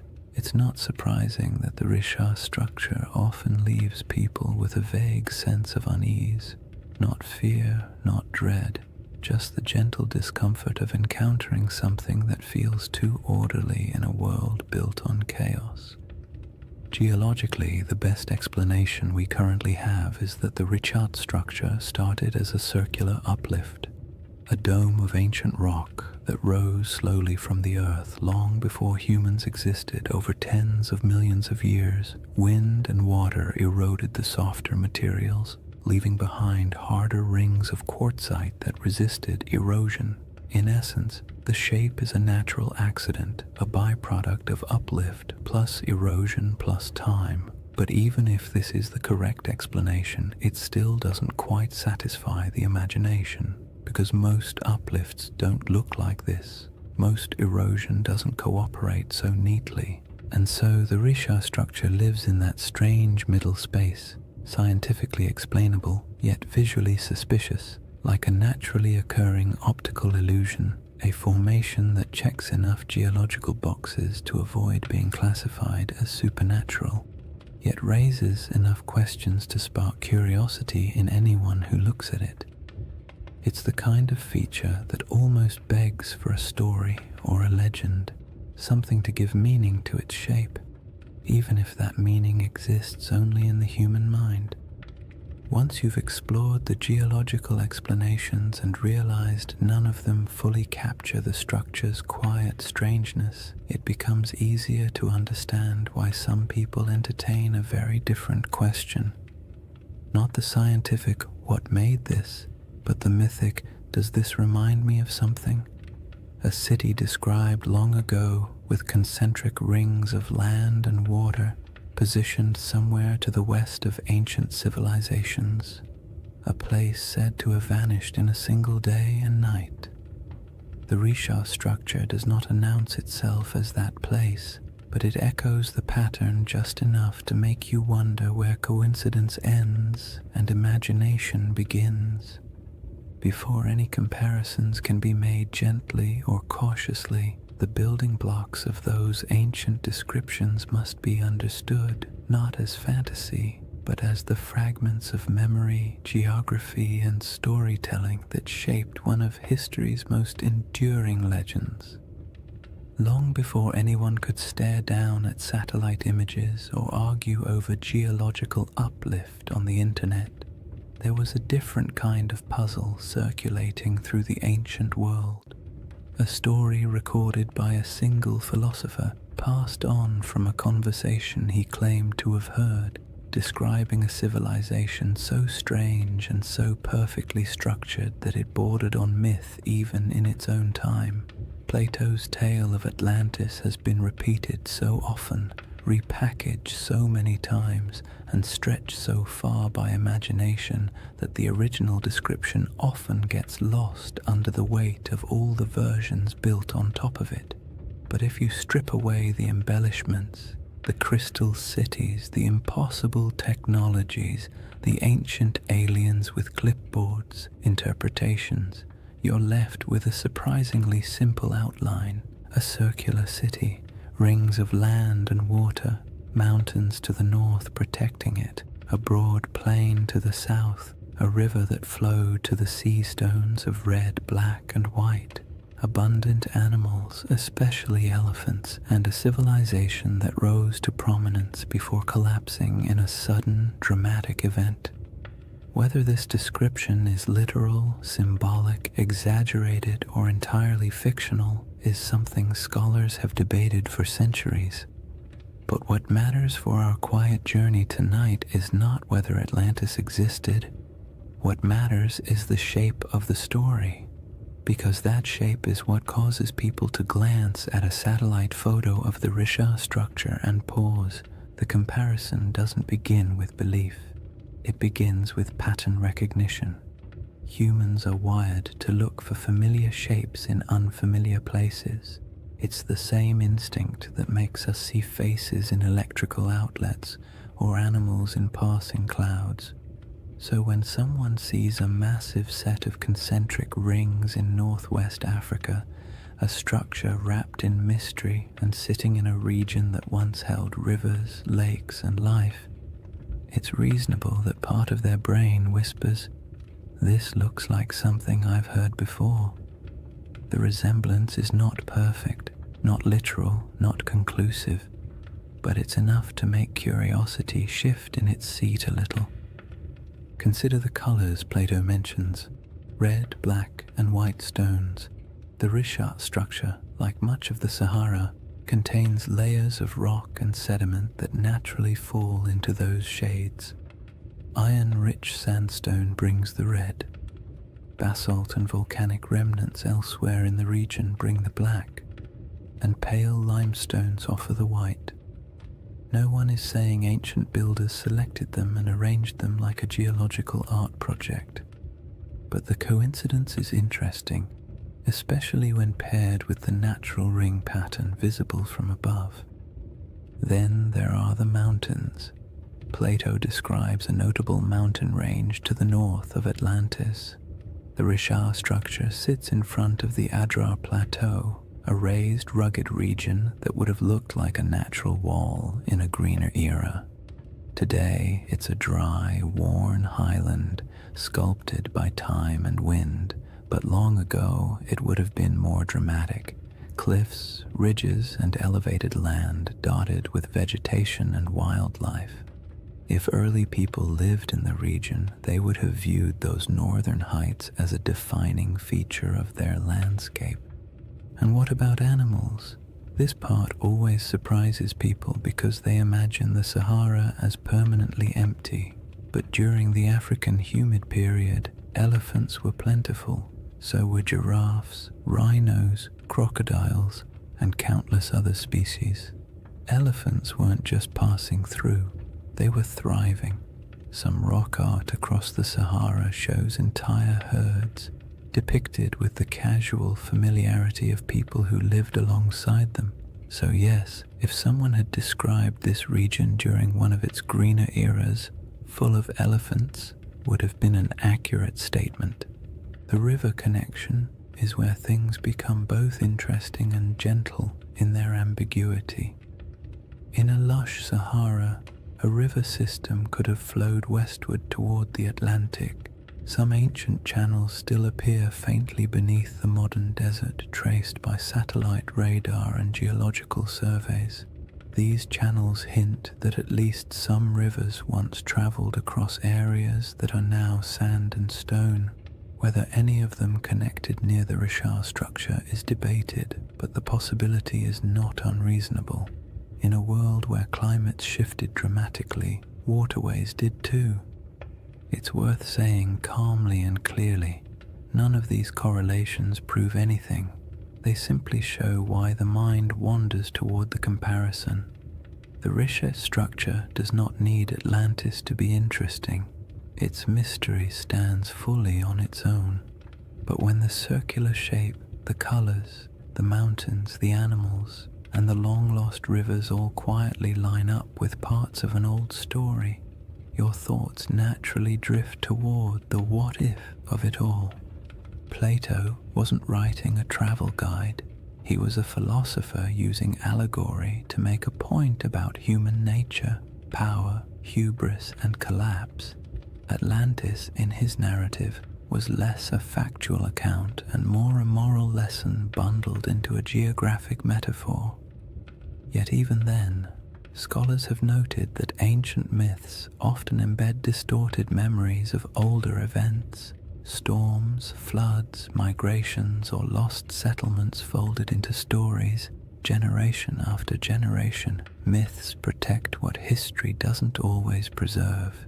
They store impressions of landscapes that no longer exist. They embellish, exaggerate, simplify, and dramatize, but something recognizable occasionally survives inside them. The Richat structure doesn't have ruins. It doesn't have walls, canals, columns, marketplaces, or any of the features you'd expect of a large city. The environment around it would have been challenging even in greener times. And human settlements from that ancient period would likely have left fragile traces now erased by thousands of years of wind and shifting sand. So the idea of it being a lost civilization rests not on evidence but on the shape alone, the irresistible symmetry that triggers recognition even when no proof supports it. That's part of the comfort of this mystery. It doesn't demand belief. It simply invites curiosity. You don't have to imagine ancient kings or advanced societies. You don't have to build a hidden metropolis in your mind. All you need to do is stand quietly before a satellite image and let the shape speak for itself. A giant ringed formation in the middle of an ancient landscape that has changed almost beyond understanding. Somewhere between geology, memory, climate, erosion, and myth sits the Richat structure. It tells us nothing directly. It refuses to commit to any single story, and perhaps that's why it remains such a calming mystery, one that doesn't need dramatic conclusions or bold claims. It only needs an open horizon, a quiet night, and the imagination drifting gently toward possibilities. Chapter 2 begins with the world that once surrounded this structure, a world of forgotten lakes, shifting climates, and early peoples who lived in a Sahara that doesn't resemble the one we know today. Chapter 2: A Lost World Buried in Sand. To step into the next layer of the Richat mystery, you have to imagine a Sahara that feels almost impossible compared to the one we know today. Not the hot, shimmering, bone-dry desert that stretches endlessly across maps, but a world so green and alive that if you were dropped into it without context, you might not even guess you were standing in northern Africa at all. The Sahara's greener eras weren't brief accidents of climate, they were entire chapters of Earth's history, long enough for lakes to swell into inland seas, for animals to migrate freely across savannas, and for human communities to settle into rhythms of daily life as familiar and as ordinary as any other early society. In that forgotten landscape, the Richard structure wasn't an isolated swirl of geology in a barren desert. It was simply part of the scenery, a ringed plateau sitting quietly in a world full of life. During the African humid period, monsoon rains shifted northward and transformed the Sahara into a mosaic of grasslands, wetlands, and rivers. Satellite studies have revealed thousands of ancient lake beds, some stretching larger than modern countries. The largest of them, Lake Megachad, was so vast that its shoreline would have swallowed entire modern coastlines. It's calming to picture early mornings on its edges, mist lifting off the water, birds scattering across reeds, herds moving slowly through tall grass. These weren't isolated oases like today, but interconnected ecosystems humming with life. Hippos wallowed in shallow pools, giraffes wandered across plains, crocodiles glided through freshwater channels. The air was thick with insects in the rainy season and warm, earthy scents after storms passed. And where there is water and game, people settle. Early human groups built small camps near river bends, moving seasonally with herds or weather patterns. Their lives weren't glamorous. They dealt with all the usual prehistoric frustrations: unpredictable weather, stubborn animals, unreliable food sources, and the constant inconvenience of tools that, despite countless hours of crafting, were still capable of breaking at the worst possible moment. Yet these people left behind some of the most beautiful artifacts the Sahara still holds: rock engravings and paintings showing scenes of daily life, hunters with bows, families with cattle, children playing near water. These artworks are serene, calm snapshots of a world that no longer exists, carved into stone that has stubbornly endured long after the lakes dried. When people imagine ancient civilizations, they picture dramatic stone cities, elaborate temples, complex political systems, the kinds of things that leave behind headlines in history books. But most ancient people, including those who lived in the Green Sahara, were just trying to get through the week without too much trouble.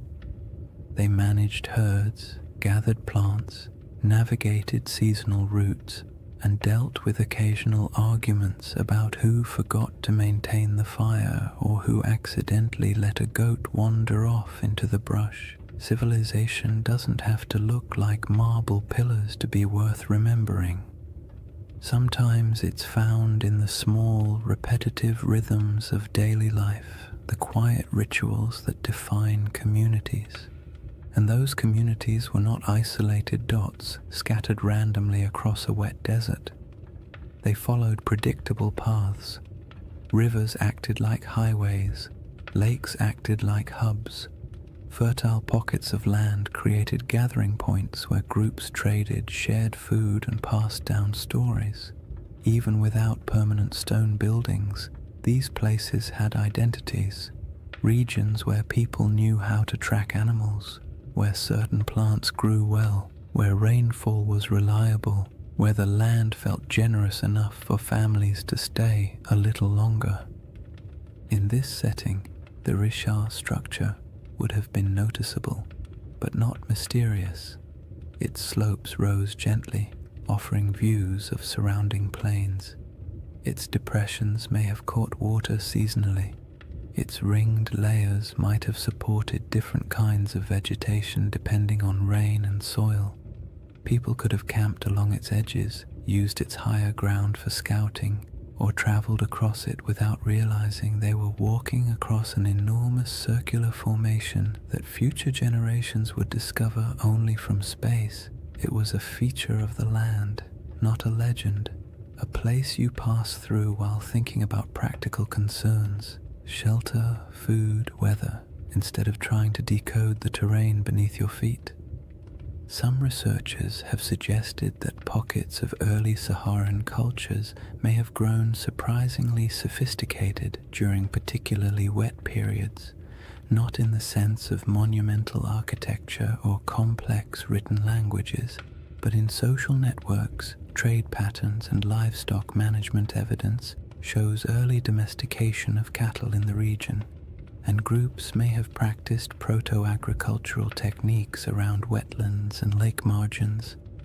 These weren't lost empires. They were adaptable, resilient societies navigating a landscape that could shift dramatically over generations. The idea that a civilization could thrive here, disappear, and leave little trace isn't far-fetched at all. Wet climates draw people, harsh climates erase them. The desert isn't just unforgiving, it's efficient. Wind strips away organic material. Sand buries structures. Drought erases evidence of farming. Floods wash away tools. And time, paired with enough silence, can erase almost anything that isn't carved into stone. The Sahara has a way of taking the past, smoothing it out, and leaving behind a surface that pretends nothing was ever there.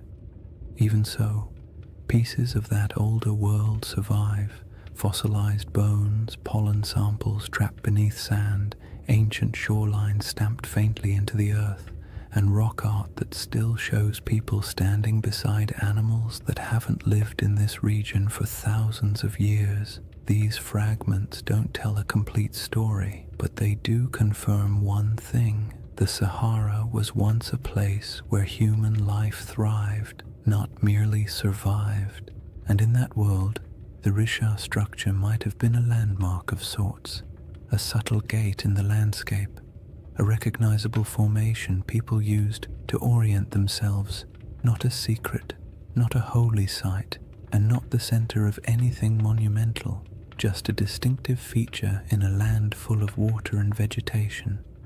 The idea that early groups might have navigated by it is peaceful to imagine. Small bands of families moving across plains, spotting the familiar rise of the rings in the distance, and knowing they were approaching water or shade, or simply a place they'd passed through many times before. When the climate shifted and the world dried, those routes disappeared. Lakes shrank into nothing. Rivers retreated and carved new paths underground. Families moved south or west, following food and water. Eventually, the Risha structure went from living landmark to abandoned plateau, then to forgotten geology swallowed by the earliest dunes. There are no written records, no monuments, no grand architectural remains from this era, just silence and the faint memory of a world washed away by time. The civilizations of the Green Sahara weren't lost in a dramatic catastrophe. They faded gradually, quietly, as the rains weakened and the land transformed, and that gradual fading matters when we begin comparing ancient descriptions, lost worlds, and the shape of stories that survived long after the land itself changed beyond recognition. The timeline of that fading, and how closely it lines up with certain ancient myths, forms the next layer in the riddle. When people hear the word Atlantis, they often imagine something impossibly ancient, a civilization so old it might as well have existed when mammoths were still wandering around, being large, shaggy inconveniences. But Plato didn't describe Atlantis as a civilization from the dawn of time. He dated its downfall to around 9,600 BCE, a period surprisingly close to the end of the last ice age and, as it happens, surprisingly close to the moment when the Sahara began shifting into one of its long, humid phases. The more you compare his proposed timeline with the environmental data, the more you notice an odd overlap. not in details or certainty, but in rhythm, and rhythm is often what ancient memories preserve best. Geologists studying the African humid period estimate that around 10,000 BCE, rainfall began increasing dramatically across North Africa. The desert, which had been relatively dry and barren, transformed into a landscape of lakes, wetlands, and grasslands. This wasn't a gentle shift. Climate models show that the monsoon system surged northward in a way that would have felt abrupt on a human timescale. Rivers reappeared, plants spread, herds expanded, and places that had been empty for thousands of years suddenly became habitable again. If you were living anywhere near the region, the shift would have felt like the land itself waking up after a long sleep. Plato's date for Atlantis is often treated like a mystical number. But if you strip away the mythology and look only at the time frame, it places his story right inside the most dramatic environmental transformation the Sahara has ever undergone. That doesn't mean his tale describes this region or any part of it, but the coincidence is interesting, especially because climate change on that scale tends to rearrange human populations. Cultures migrate. Old settlements are abandoned, new territories open for exploration. Oral traditions begin to evolve, preserving memories of places that were flooded or dried out or swallowed by landscapes that changed too quickly for people to adapt smoothly. The timeline problem becomes more intriguing when you move forward a few thousand years. Between roughly 7,000 and 5,000 BCE, the Sahara was at the peak of its green transformation. Lakes were plentiful. Rivers connected regions that are now separated by hundreds of miles of sand. The climate was stable enough that people began developing more complex subsistence strategies, managing herds, experimenting with early forms of cultivation, and forming social groups large enough to leave meaningful traces in rock art and archaeological deposits. This period of stability lasted longer than many ancient civilizations. For thousands of years, life in the Sahara was predictable enough for generations to grow up without ever knowing anything except abundant water, warm seasons, and a landscape that supported human life easily. When conditions are that reliable for that long, people tend to form stories about belonging, about identity, about who they are and how their world works. And when environmental changes finally disrupt those patterns, the departure from what once felt normal can echo through oral traditions for centuries. Around 5000 BCE, rainfall began to decline, slowly at first, then more dramatically. Rivers shrank, lakes retreated, grasslands thinned. People who had lived in certain places for generations found themselves forced to move, one small migration at a time. What's striking about this timeline is how well it fits what many ancient myths tend to describe. Not sudden apocalypses, but drawn-out declines, landscapes that once supported life losing their balance. Cultures forced to let go of familiar places, worlds shrinking gradually in ways that felt both natural and tragic. Plato described Atlantis as falling in a moment of sudden catastrophe, but his narrative was shaped by philosophical goals, not meteorological accuracy. When you strip the moral and symbolic layers away, you're left with a simple suggestion: an old civilization, once vibrant, lost to changing conditions long before recorded history. You don't need a supernatural event to produce a memory like that. All you need is a shifting climate. But the timeline problem isn't just about the humid period itself. It's also about the ancient coastline.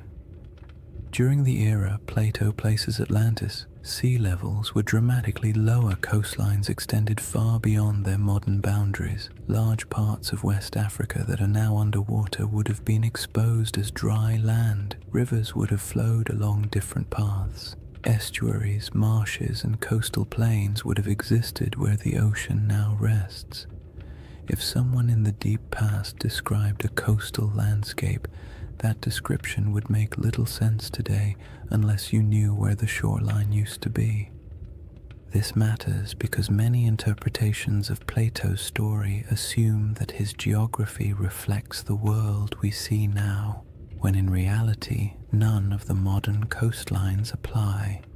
What he described could have been based on something that existed thousands of years before the Sahara dried, in a world with rivers and lakes stretching across land that is now considered lifeless. The Risha structure itself sits inland today, but in an earlier era, with different river networks and different coastlines, it might not have felt nearly as isolated. Human perception of geography is always shaped by local experience. A river can feel like a highway.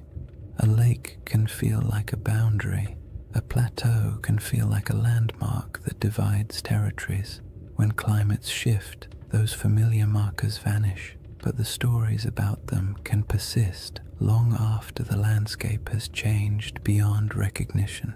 The most compelling part of this timeline overlap isn't the idea that Atlantis maps onto the Sahara, it's the realization that human memory, especially oral tradition, often stretches back further than we assume. Cultures pass down stories of floods, droughts, migrations, and disappearing lands without needing exact dates or written scripts.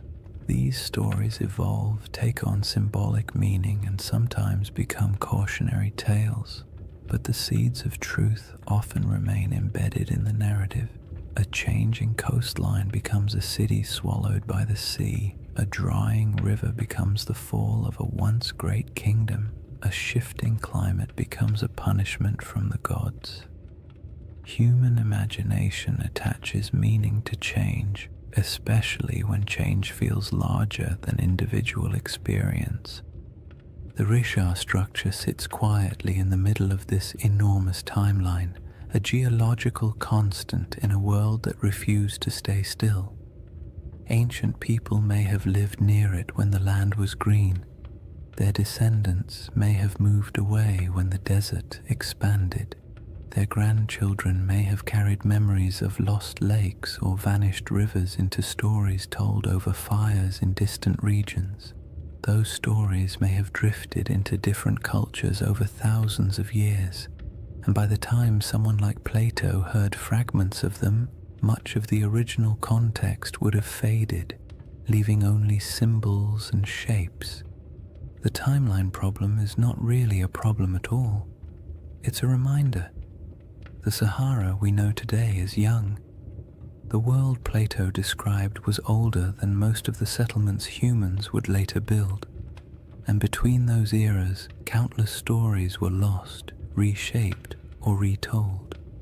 When you compare timelines, climates, and ancient memories, the idea of a forgotten world in North Africa stops sounding fantastical and begins to sound, quietly, like something entirely plausible in a landscape that has reinvented itself so many times.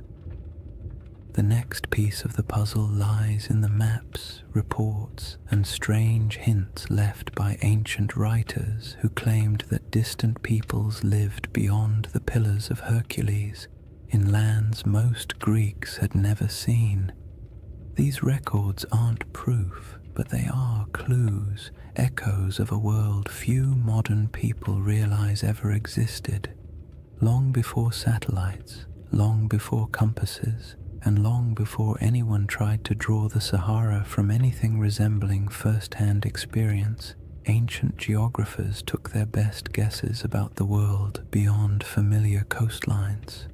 Their maps were charmingly confident and wildly inaccurate, full of creatures that never existed, coastlines that wandered like drunk serpents, and entire regions labeled with vague phrases like lands unknown or people of strange appearance. Yet even within that imaginative chaos, certain patterns appear again and again. Rumors of distant nations beyond the Pillars of Hercules, stories of tall tribes, strange settlements, and river systems far to the west that no Greek or Egyptian explorer had ever reached. These fragments don't offer facts. They offer echoes, traces of a world remembered through second-hand conversations, traveling merchants, and stories that had already aged long before they were written down. Herodotus, often called the father of history and sometimes less generously the father of wildly entertaining exaggerations, wrote about mysterious peoples living beyond the familiar reaches of North Africa. He described tribes who were unusually tall, unusually pale, or unusually skilled at activities no one else could verify. He wrote of great rivers flowing through lands no Greek had ever visited, and of cities existing somewhere far inland beyond deserts that seemed too vast for ordinary travel. His accounts mix truth, rumor, and a healthy dose of "someone told me this, so here you go," but they reveal something important. The regions west of Egypt and Carthage were known to ancient writers only through layers of retelling and misunderstanding. They existed in the Greek imagination as distant, half-seen places where strange things could plausibly happen. Cartographers, centuries later, drew maps that included a massive region labeled as Libya or Ethiopia, words that covered almost everything south and west of the Mediterranean. Even when the rest of the world began to take shape on parchment, the Sahara remained a blank expanse into which map makers poured their guesses. Some thought it held great inland seas. Others believed it was home to tribal confederations wealthy in minerals. Medieval maps continued the tradition, referring to kingdoms of the West or lands of gold believed to lie somewhere beyond the desert. These weren't precise descriptions. They were memories filtered through trade routes, travelers' claims, and stories that drifted through cultures like windblown sand. The most interesting thing about these early references is not their accuracy, but their persistence. For thousands of years, people believed that lost polities existed somewhere in the interior of Africa. Some of these rumors later turned out to be distorted accounts of real kingdoms. The Ghana Empire, for example, or the early Sahelian states whose wealth came from gold and trade. But some rumors seem older, as if they preserve vague memories of societies that were already gone by the time written history began. It's not hard to imagine how this could happen if the Sahara once held lakes, rivers, and stable populations. Then early travelers from coastal regions might have heard stories about people inland who lived near great bodies of water. By the time those stories reached Greek scholars, the lakes might have dried, the migrations might have begun, and the cultures connected to those earlier landscapes might have dispersed. All that remained were fragments, not histories, just hints. Modern science adds another layer to this puzzle. With satellite imagery, researchers can trace ancient riverbeds beneath the desert. These paleo-channels, as they're called, snake across the Sahara like veins in an old, forgotten body. Some run directly from central North Africa toward what is now the Atlantic. Others branch into networks that once fed massive lakes. These rivers didn't disappear in a sudden catastrophe. They dried gradually as the climate changed, leaving landscapes that no longer match the stories that may have been told about them. If early civilizations or large communities existed near these rivers, their memory would have been separated from their physical location by thousands of years, making it nearly impossible for later cultures to understand what the stories referred to. This disconnect between old memories and new landscapes is how myths form. A story that once described a river civilization becomes, after generations of retelling, a story about a kingdom swallowed by the sea. A recollection of great plains becomes a memory of a vanished island. A description of a circular plateau becomes an account of a circular city. The Sahara's transformation from green to desert wasn't instantaneous, but it was dramatic enough to fracture cultural continuity. If families were forced to migrate because their water sources vanished, they would carry memories of their old homeland with them. Their descendants might repeat those memories in new places. By the time those descendant stories reached literate societies, the land they described would have changed beyond recognition. Even the idea of lost maps plays into this. Some early maps portray strange circular features in North Africa, drawn not with precision, but with a kind of symbolic confidence, as if the mapmaker was trying to capture something half understood. These circles often correspond to mountain ranges or basins that once held water. They might represent ancient memories of circular lakes, natural rings of highland terrain, or simply the human impulse to draw the unknown in symmetrical shapes because symmetry feels meaningful. When you compare those old maps to modern satellite images, you occasionally find that their circles line up suspiciously well with real geological features, not perfectly, but enough to make you wonder how much geographic memory survives inside even the roughest ancient drawings. And then there's the broader Mediterranean tradition of referring to lands beyond the West as mysterious, advanced, or somehow older than the civilizations closer to the sea. Phoenician traders, known for their long-range voyages, undoubtedly reached parts of West Africa, but their records are mostly lost. Carthaginian sailors may have traveled even farther, leaving behind legends like those of Hanno the Navigator, who described coastlines that are still debated today. These accounts weren't detailed maps or precise reports. They were impressions, glimpses of coasts, glimpses of rivers, glimpses of interior lands that would later be swallowed by dunes over generations. These impressions morphed. Cultures forgot the context but kept the intrigue. What makes all of this so calming and strangely satisfying is the realization that humans have always tried to map the unknown. Even when they lacked the tools, even when they guessed incorrectly, they kept trying. And in doing so, they sometimes preserved things they couldn't possibly understand.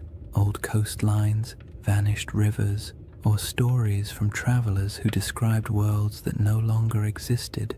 When you approach the Sahara with that perspective, its ancient geography becomes less like a blank desert and more like a palimpsest, a surface written over many times but still carrying traces of the words beneath. The question isn't whether ancient maps show Atlantis or any other legendary city. The question is whether the stories behind those maps contain fragments of real places erased by climate and time.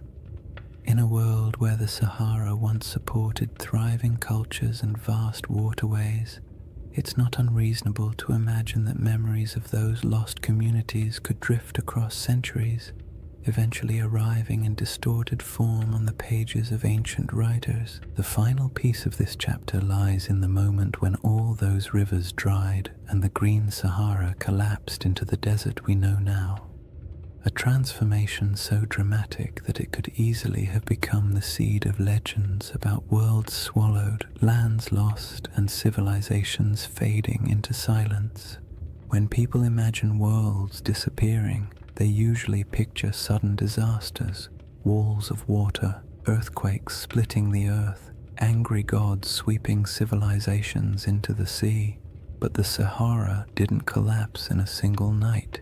Its transformation from a green, living landscape into a vast desert was quieter, slower, and far more unsettling. It wasn't a dramatic catastrophe, it was a gradual unraveling of an entire ecosystem, a process so steady and so relentless that it might have felt to the people living through it like the land itself was breathing out for the last time. This slow-motion disaster is one of the most profound environmental changes in human history, and its echoes still shape our perception of ancient worlds. The end of the African humid period began subtly. Rains that had once arrived predictably started coming later. Lakes that had always been full began to shrink just slightly around their edges. Wetlands that had supported birds, fish, and early settlements became patchier. People may not have noticed these first signs at all. One dry season feels like an anomaly. 2 in a row feel like an inconvenience.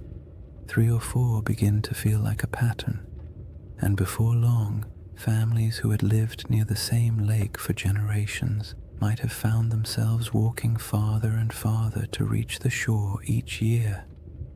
As rainfall continued to decline, the lakes shrank dramatically. Rivers that had once flowed energetically across the plains became shallow streams, then trickling channels, then dry paths where children could walk without getting their feet wet. The soil hardened, vegetation struggled, herds moved away, and because humans rely on the same resources as every other species, they followed. Migration became a necessity rather than a choice. People packed up their belongings, tools, baskets, simple ornaments, memories of what had once been, and set out in search of more reliable water. This wasn't an age of monumental architecture. People didn't leave behind cities where archaeologists could sift through layers of foundations. What they left behind were stories, passed from one generation to the next. Stories of places that had been full of water. Stories of rivers that used to run through valleys now swallowed by dust. Stories of hunting grounds that disappeared so gradually it felt like watching a friend fade over time. These stories survived even after the landscapes themselves did not. And as families moved farther away, spreading into new regions, the memory of those green lands became a distant echo, reshaped by each retelling. If you could watch the Sahara's drying from a high vantage point, maybe even from the center of the Richard structure itself, the change would look like a slow retreat, lakes pulling inward decade by decade. Shorelines collapsing, riverbeds fracturing into networks of disconnected pools before vanishing entirely, grasslands thinning until the only plants left were the stubborn species adapted to drought. You would see the land lose color, then texture, then sound, until finally all that remained was the wind sweeping grains of sand across empty plains. But there were moments during this drying where the process didn't feel slow at all. When monsoon patterns shifted suddenly, regions that had relied on predictable rainfall could experience dramatic declines in just a few years. A lake that had provided generations of stability might disappear in 2 or 3 long drought cycles. Floods that once rejuvenated riverbanks might stop arriving altogether. These moments would have felt catastrophic to the people experiencing them. They wouldn't have had the language of climate science, but they would have understood that something fundamental had changed in their eyes. The land had turned against them. Such moments of environmental collapse often become the seeds of myths. A lake vanishing can become a story about the gods withdrawing a gift. A flood that never returns can become a story about a cursed people. A migration forced by drought can become a tale of exile. When these stories pass through enough generations, the context blurs and the details shift. What once described a drying valley might eventually become a narrative of a kingdom sinking beneath waves or disappearing overnight. Not because the original event was exaggerated maliciously, but because the environment changed more quickly than human memory could keep up with. As the desert expanded, dunes began to march across the land. Sand doesn't move with purpose, it simply responds to wind, drifting slowly over everything in its path. It fills valleys, it buries old lake beds, it smooths over animal tracks, human footprints, and any fragile structures that once stood nearby. Over centuries, dunes consumed the last evidence of the old Sahara. Rock art survived only where cliffs or caves shielded it. Any settlements built from organic materials vanished entirely. The landscape became clean, empty, and silent, a perfect blank slate for future generations to wonder about. Today, when you look across the Sahara, it's difficult to imagine the world that came before it. The silence is heavy. The land feels ancient in a way that suggests permanence, but permanence is an illusion. The desert is young, geologically speaking. It is still changing, still shifting, still carrying beneath its surface the faint outlines of rivers that once sustained entire populations. And in the midst of this world of sand sits the Rishat structure, a relic of deeper geological time that somehow feels connected to the stories of the people who once lived nearby. If early civilizations or pastoral groups did gather near the Rishat structure in greener times, they would have watched their world collapse gradually. The retreat of the lakes, the shrinking of rivers, the decline of herds, and the encroachment of sand would have felt like losing a home in slow motion. And when those people moved on, their stories went with them. Stories of a place where water once flowed. Stories of circular hills or landscapes shaped in ways that felt meaningful. These stories might have evolved into tales of lost worlds, not because anyone invented them out of fantasy, but because the original geographic references vanished. This is what makes the drying of the Sahara such a powerful backdrop for ancient legends. When a land undergoes such a dramatic transformation, memories of the old world become mythic by default. A fertile plain becomes a garden of the gods. A shrinking lake becomes a vanishing kingdom. A circular plateau becomes a city swallowed by disaster. Not because any of these interpretations are literally true, but because the landscape changed so completely that the only way to explain it was through story. By the time later civilizations began writing their records, the Green Sahara had been gone for thousands of years. All that remained were scattered hints, maps with odd symbols, travelers' reports of ancient rivers, and faint memories passed through cultures far from where the original events took place. And all of it sets the stage for the comparisons and questions that would later emerge when people finally saw the Rishat structure from above and began searching for meaning in its perfect rings. With the ancient landscape transformed, the stage is set for the next part of the mystery. How the Rishat structure quietly echoes elements of Plato's most enduring legend. Chapter 3. Atlantis, Coincidence or Clues? By the time people began comparing the Rishat structure to Atlantis, Plato had already been misunderstood, misquoted, stretched into metaphors he never intended, and, to his likely horror, placed at the center of more conspiracy theories than any other philosopher in history. Yet at the core of his tale is a surprisingly compact list of details, simple descriptions that, when read plainly, don't sound like mystical riddle poetry or coded allegory. They sound like someone describing a place, a very specific place with very specific features. Whether he meant it literally, symbolically, or somewhere between the two is a debate scholars love to have, usually over too much coffee, but the details themselves are straightforward enough to explore calmly. The centerpiece of Plato's description is the shape. Atlantis, he wrote, was arranged in concentric rings, alternating circles of land and water, each perfectly circular, each surrounding the next. This is the detail that grabs people instantly because most landscapes do not naturally arrange themselves into rings, and when you see a 25-mile-wide circular formation in northwest Africa, your brain taps you on the shoulder and whispers, "Huh, interesting." Plato describes 3 rings of water and 2 of land, though he also notes that parts of the outer sections were later modified by the Atlanteans themselves, which means even in his own story the shape wasn't necessarily pristine or untouched.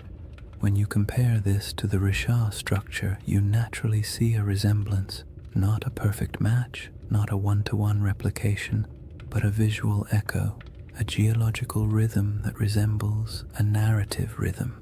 Next come the mountains. To the north of Atlantis, Plato describes a notable mountain range, high, sheltering, and rich with rivers.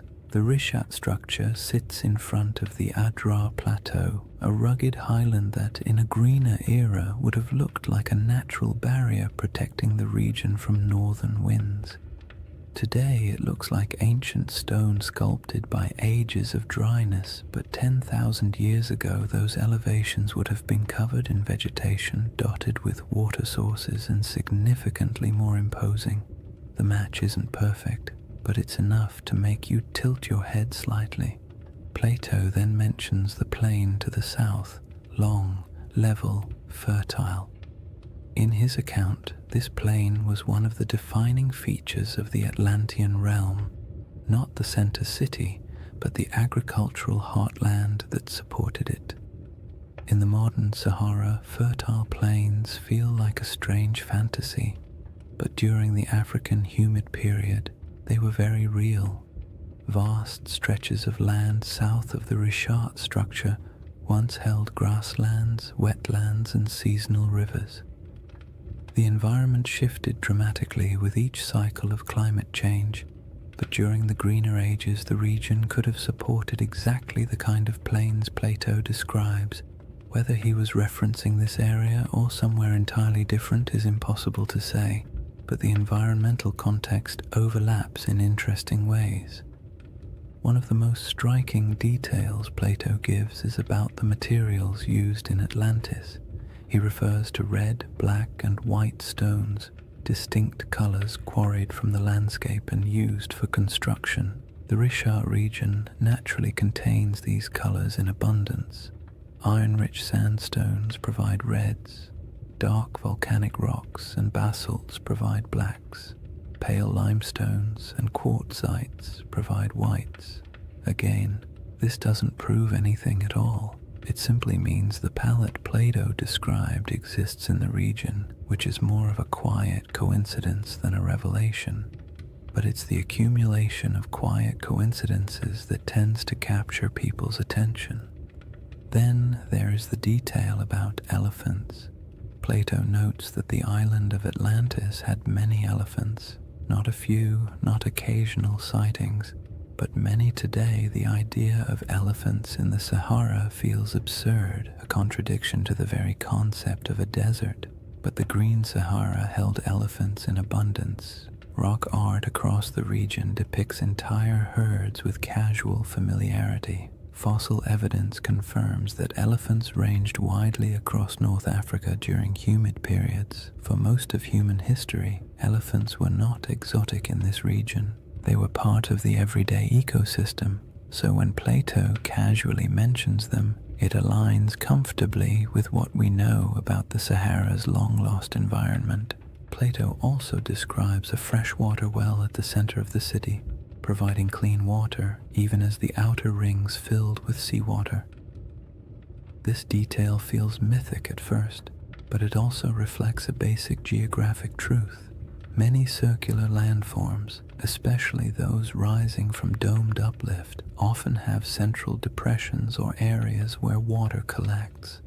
The Richat structure's core is lower than its outer rings, and though it holds no water today, in a wetter climate it may have held springs or temporary ponds after seasonal rains. Early humans could have used such features for drinking water. As climates changed, memories of these water sources might have been folded into later stories. The river to the sea detail is where the puzzle grows delicate. Plato describes a channel from the city to the ocean, allowing ships to pass through the rings. The Richat structure is inland today, very inland, but ancient river systems in the region once flowed toward the Atlantic. Satellite imagery captures paleo-channels that trace ancient waterways westward. The landforms no longer match these paths because the Sahara has reshaped itself repeatedly, but it is not impossible that rivers once connected this region to coastal plains that have since eroded, drowned, or shifted beneath rising sea levels. All these details create a gentle sensation. Not belief, not certainty, just curiosity. Plato's list is simple enough that it can't be mapped cleanly onto any one place. It can describe a landscape long gone, a symbolic metaphor, or a region badly distorted by oral tradition before ever reaching Greek ears. His text leaves just enough room for interpretation and just enough specificity to make pattern-seeking minds perk up when they see a satellite photo of the Risha structure. The most important thing to remember is that Plato was not attempting to write a historical documentary. He wasn't giving coordinates or providing an atlas. His story was part philosophical argument, part political commentary, and part inherited memory. He may have drawn from older Egyptian traditions or misunderstood travel accounts or combined several cultural memories into one dramatic narrative. But within that narrative lies a pattern: rings, plains, mountains, colors, elephants, rivers that align loosely, gently, and intriguingly with what once existed in parts of North Africa. What makes this segment of the mystery so soothing to explore is the absence of pressure. You don't need the Risha structure to be Atlantis. You don't need the description to match perfectly. All you need is the simple awareness that Plato left a list of clues describing a place that may have existed in the deep past, a place shaped by water, climate, geography, and memory. And when you place those clues beside a quiet, circular geological formation surrounded by a desert that used to be alive, it becomes easy to drift into a state of gentle wonder, the kind that invites curiosity without demanding conclusions. Once you've examined Plato's clues and quietly accepted that some of them line up with the Rishat structure in a pleasantly suspicious way, the next step is to look at the smaller oddities, the details that don't prove anything on their own but linger in the mind like faint fingerprints on ancient glass. These are the features that make researchers pause, tilt their heads slightly, and say something academic like, "Well, that's interesting." They don't demand conclusions, they simply refuse to be ignored. One of the strangest among them is the presence of ancient salt deposits inside the Risha structure.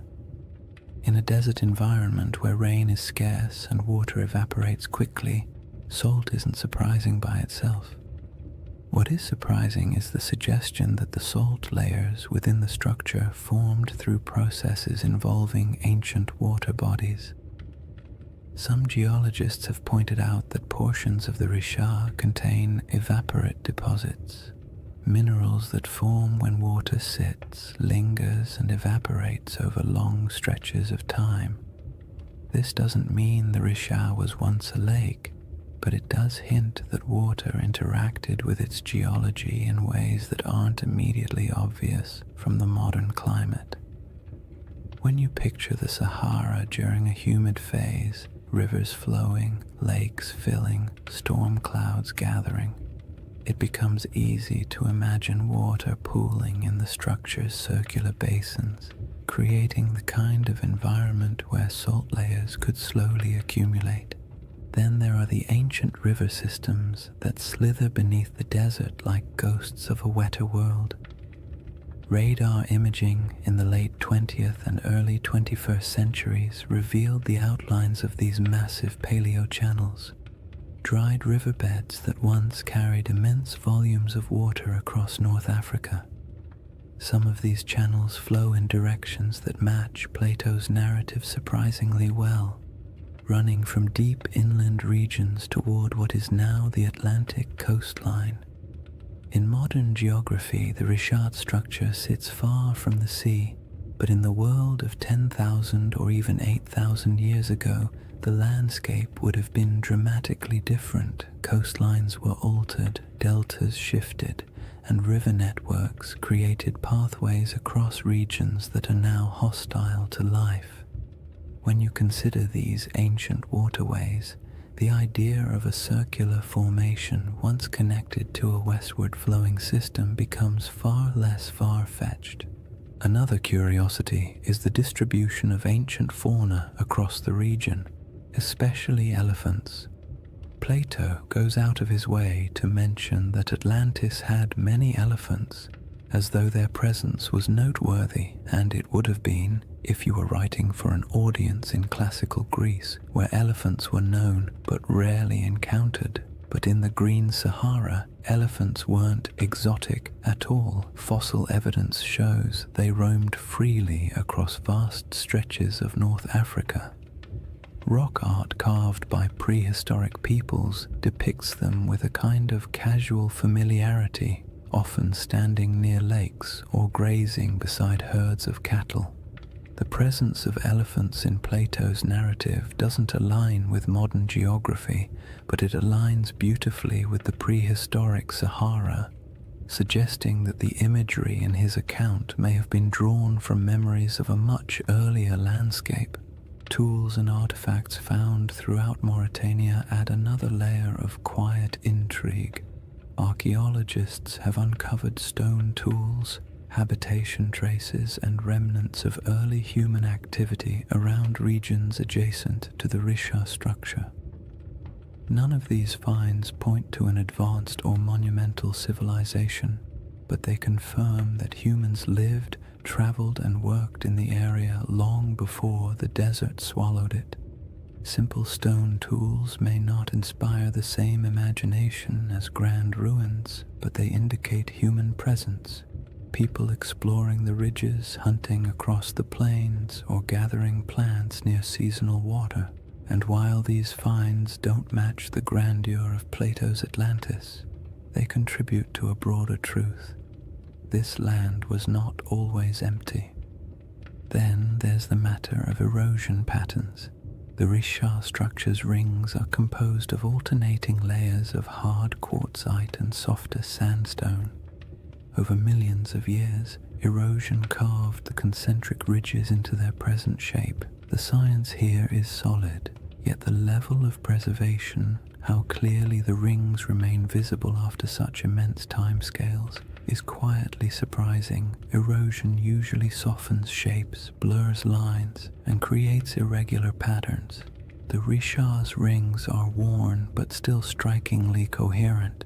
They have a kind of stubborn symmetry, the sort that feels almost architectural even though it is entirely natural. When viewed from above, the rings appear too clean for the surrounding environment, as if the land is trying a little harder than necessary to maintain its shape. Another oddity lies in the mineral composition scattered across the formation.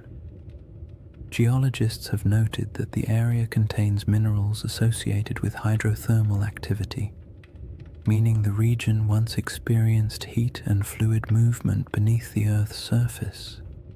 This supports the uplift theory, but also paints a picture of a place shaped by multiple overlapping geological events. The Richard structure is not the result of a single moment. It is the result of a series of slow, layered processes interacting in strangely harmonious ways. When geological events stack neatly like this, creating a tidy circle in the middle of a continent, it sparks the imagination, because nature rarely arranges its complexity into something that looks organized from space. Some people point to the alignment of the structure with ancient travel routes, though this is more speculative. During the Sahara's greener days, groups traveling across the region might have used prominent landforms as markers. A circular plateau would have stood out.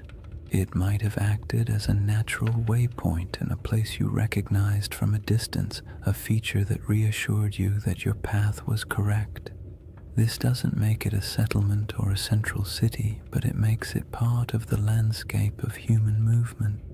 Landmarks have always shaped migration, even unintentionally. Then there's the subtle but persistent fascination researchers have with the interior depressions of the Richat structure. The central basin and inner rings create natural pockets where water might have pooled during rainy seasons. These areas could have provided temporary freshwater sources long before the desert took hold. If early communities ever camped here, the structure might have served as a resting place, a place where the land, by pure coincidence, gathered the elements people needed to survive. None of these oddities amount to direct evidence of Atlantis or any lost civilization. They don't point to architecture, writing, or engineering. They don't claim that the Richat structure is anything more than a geological formation shaped by erosion, uplift, and deep time. But taken together, these small details create a sense of place, a landscape shaped by water, life, and environmental transformation. A place where memories of a greener world might have lingered long after the land grew silent. A place that feels like it carries the whispers of older stories, even if those stories can never be proven. What remains after examining these clues is not certainty, but the soft, contemplative feeling of a mystery that refuses to resolve too neatly. That's the charm of the Richat structure, not that it answers questions, but that it invites you to keep asking them, slowly and without urgency, the same way the desert allows time to drift without needing conclusions. After exploring the curious parallels and intriguing coincidences, it's important to settle into the other side of the discussion, the quiet, grounded, scientifically steady side, the side that takes a deep breath, adjusts its glasses metaphorically, and says, "All right, let's not get carried away." Because while the Richat structure is visually compelling and undeniably mysterious in its aesthetic, the case against it being anything remotely like Atlantis is just as strong as the case that makes people wonder in the first place.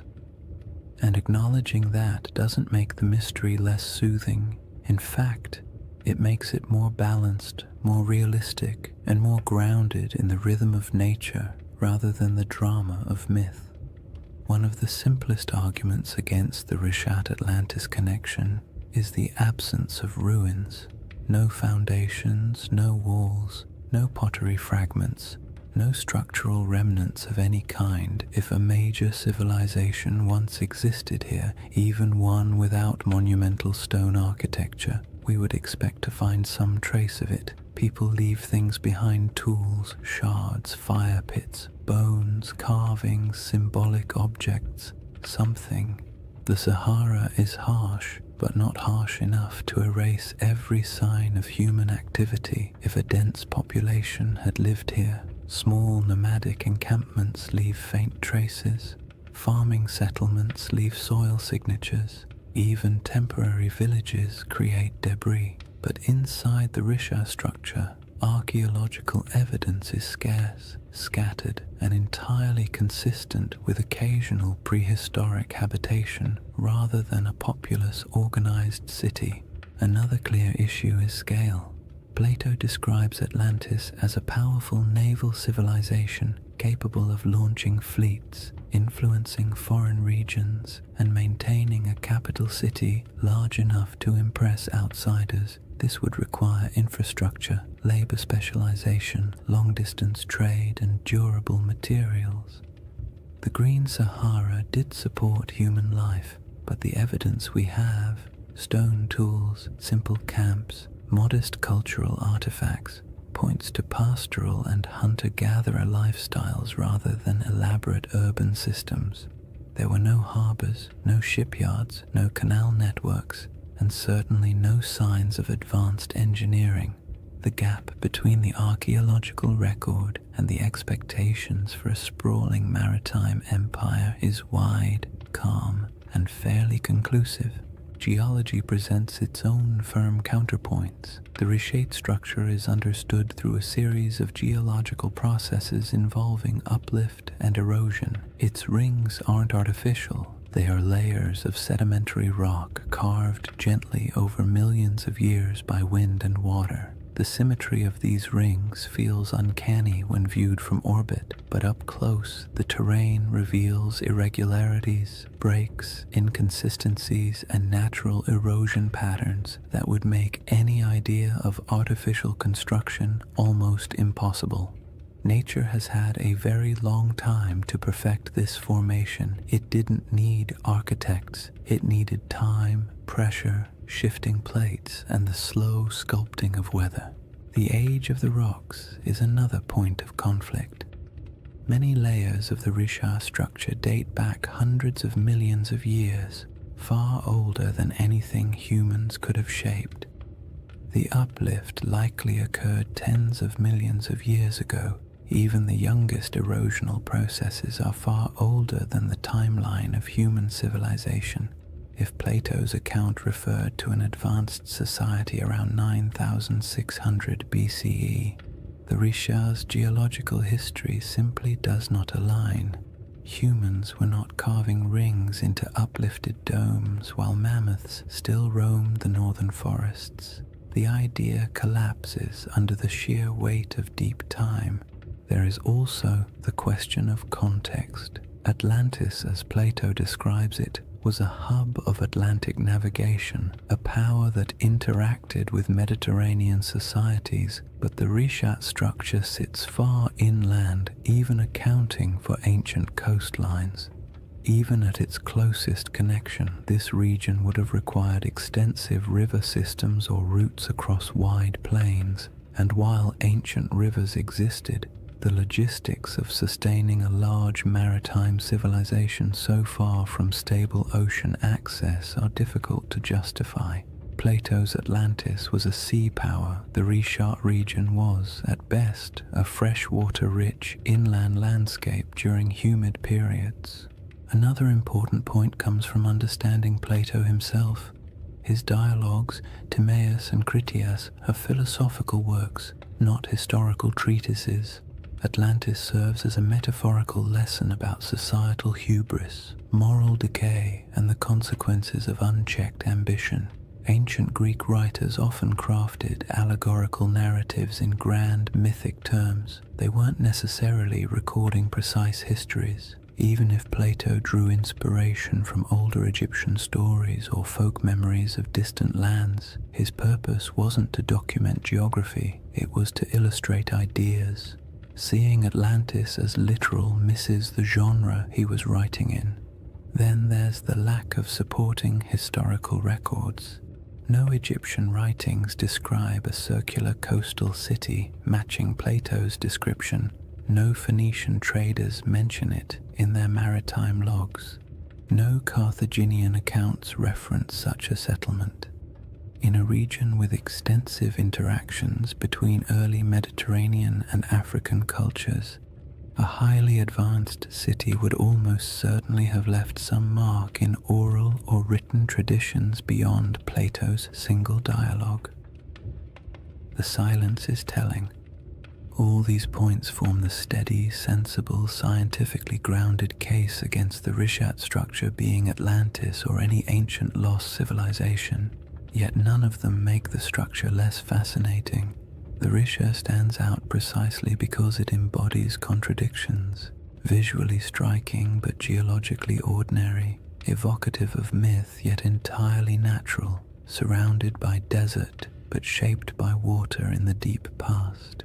The structure's intrigue lies not in what humans built, but in what nature carved and time concealed. What the scientific perspective ultimately gives us is a sense of humility. The Richat structure is a reminder that Earth's landscapes can mimic human patterns accidentally, that erosion can outperform architects, that symmetry doesn't always imply intention, and that sometimes the most interesting mysteries are the ones that sit comfortably between explanation and imagination. There is a quiet comfort in acknowledging what the Rishat structure is not, because it allows us to appreciate what it is: a monumental geological formation shaped entirely by natural processes, yet somehow capable of whispering to the part of the human mind that loves stories of lost worlds. Dismissing the Atlantis comparison doesn't end the mystery.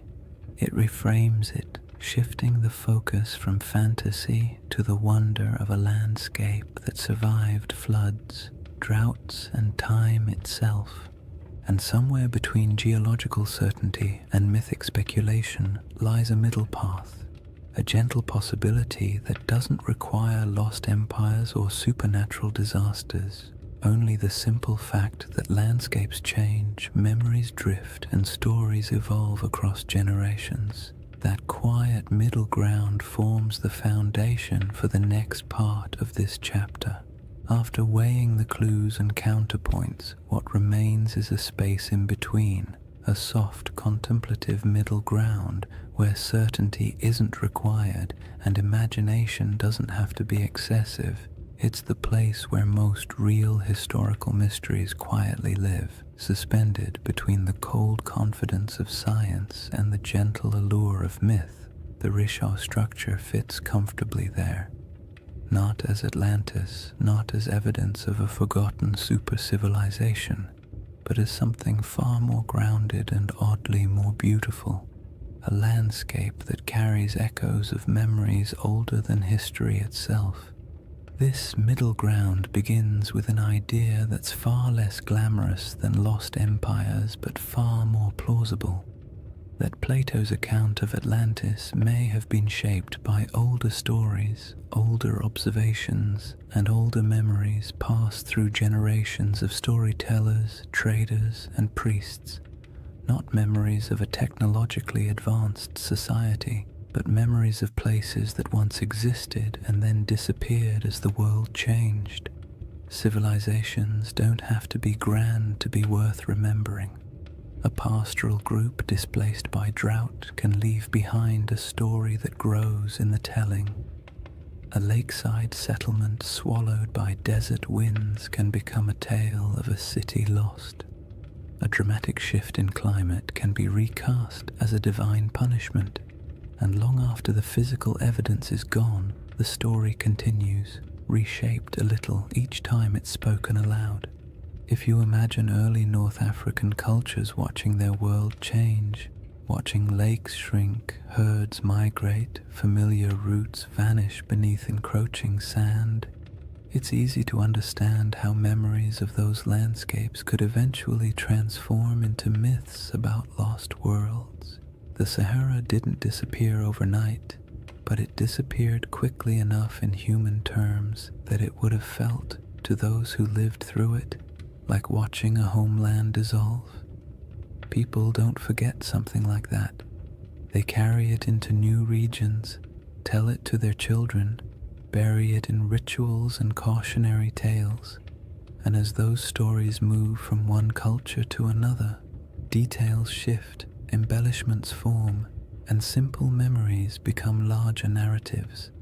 When Plato eventually recorded the Atlantis story, he may have been receiving not a literal historical account, but a story already many generations old. A story so old, in fact, that the geography behind it had changed completely since the original events. That is the gentle possibility that keeps the Riche conversation alive.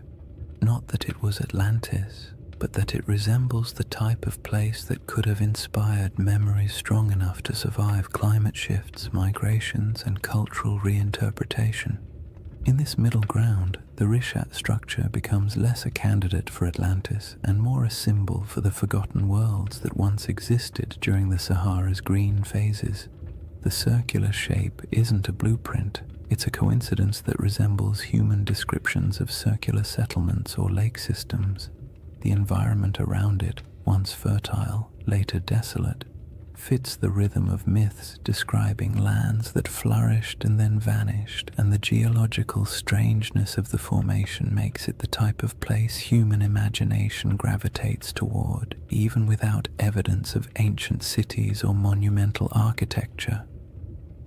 This perspective is calm and grounding. It acknowledges that the Richat structure is geological, not architectural. It embraces the idea that natural formations can inspire awe without requiring supernatural explanations, and it allows space for the possibility that human stories, especially the very old ones, often preserve impressions of landscapes altered or erased by time. In this view, Atlantis isn't a lost city waiting to be excavated. It's a cultural memory of a world transformed. The middle ground also makes room for one of the most fascinating aspects of human storytelling: our tendency to merge different memories into single narratives. Imagine an Egyptian priest hearing tales from travelers who claim their ancestors once lived in a land where water flowed through concentric valleys. Imagine those memories mixing with other stories of disappearing lakes, ancient floods, or regions swallowed by drought. Imagine Plato hearing a version of that tale centuries later, filtered through generations of reinterpretation.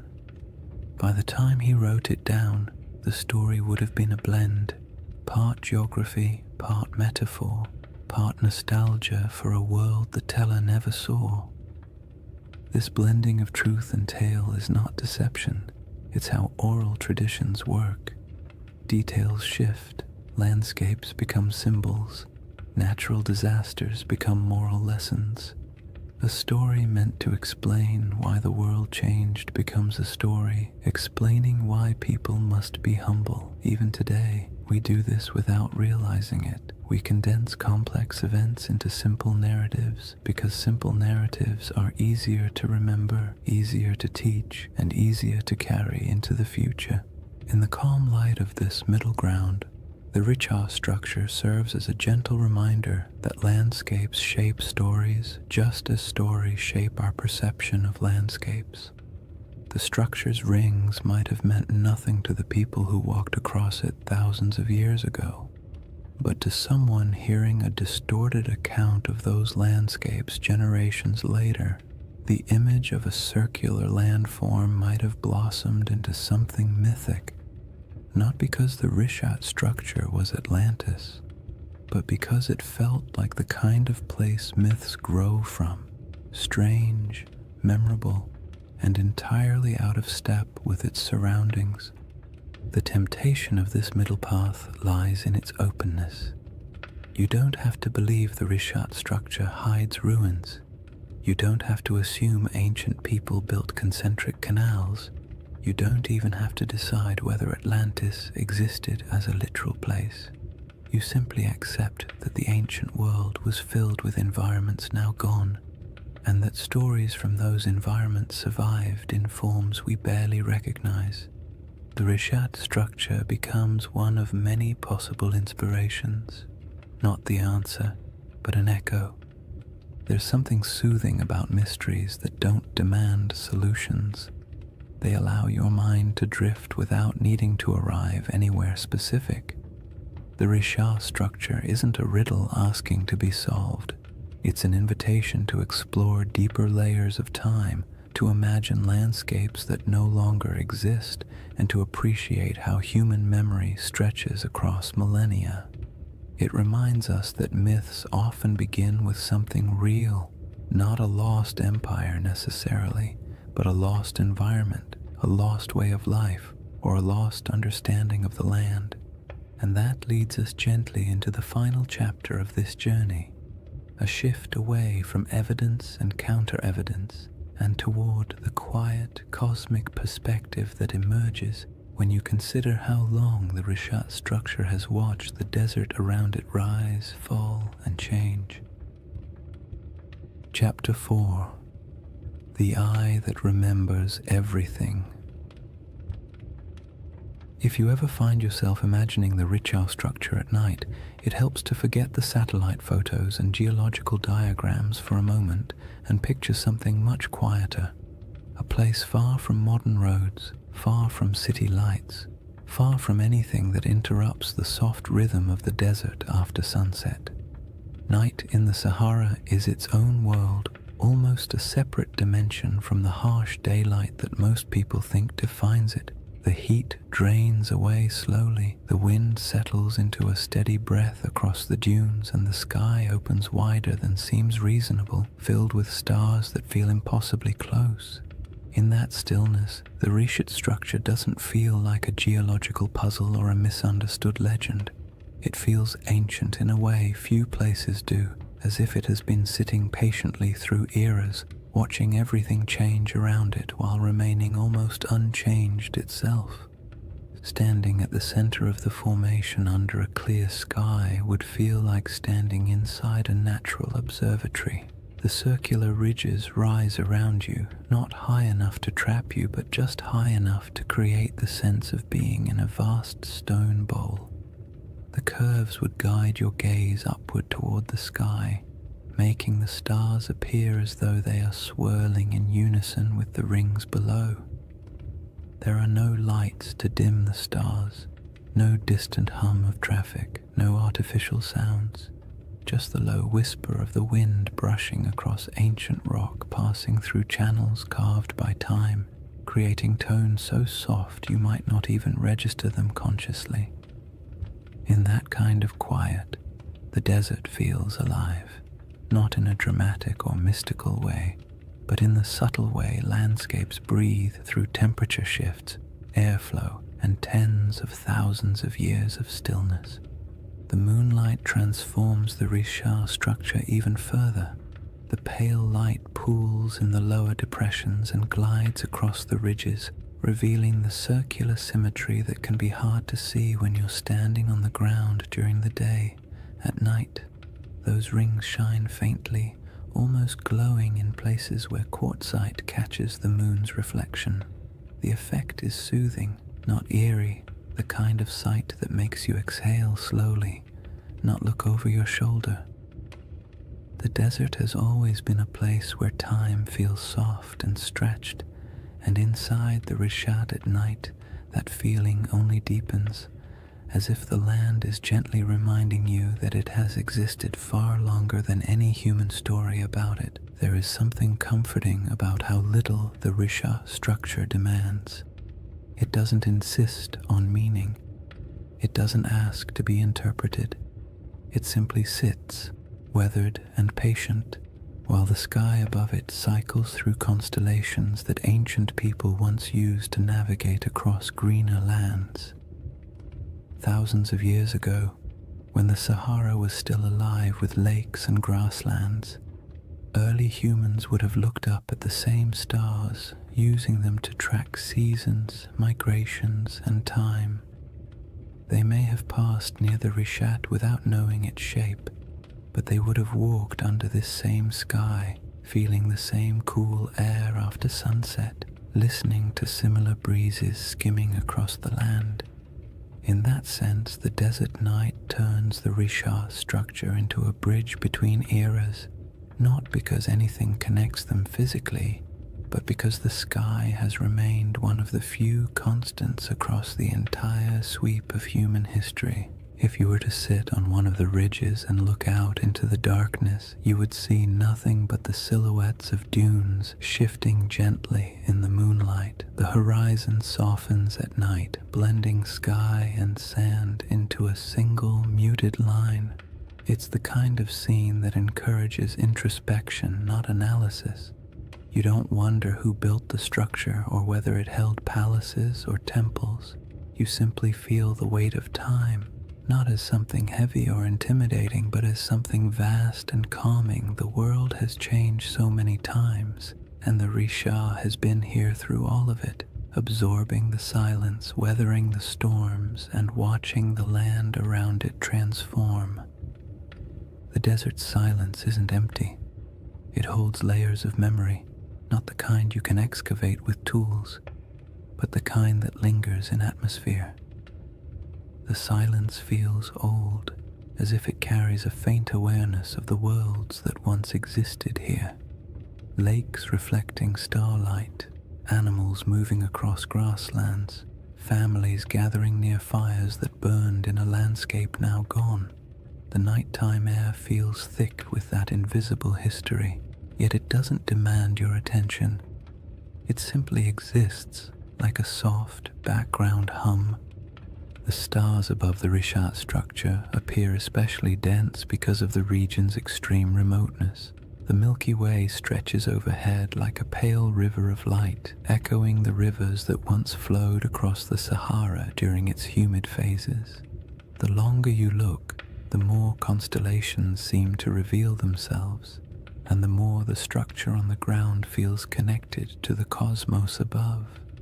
The rings of the Rishat mirror the vast circular patterns in the sky, the arcs of the galaxy, the curvature of the horizon, the slow rotation of the Earth itself.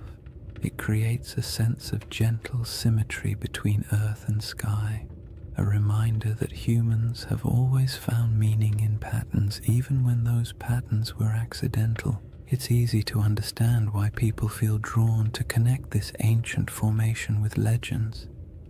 Standing inside the Risha at night could make anyone feel the urge to tell a story, not a sensational one, but a quiet one about the persistence of the land, the fragility of memory, and the way nature sometimes creates shapes that feel like symbols.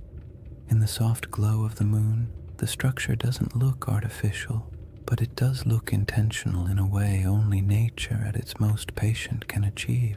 What makes the Risha structure so soothing at night is the way it absorbs human curiosity without answering it. You can wonder about its origins, its place in mythology, its connection to past climates, or whether ancient people ever felt a hint of awe when passing near it. But the structure offers nothing back except the gentle assurance that it will still be here long after our questions fade into silence. In that sense, it becomes a reminder not of lost civilizations, but of time's quiet endurance, the slow, steady processes that shape the Earth far beyond human timelines. And as the night grows deeper and the air cools further, the Rishat structure settles into complete stillness, becoming not a mystery to solve, but a place to simply exist for a moment, to rest, to breathe, and to absorb the sense of calm that comes from standing in a landscape that has survived every climate, every story, and every shift the world has thrown at it.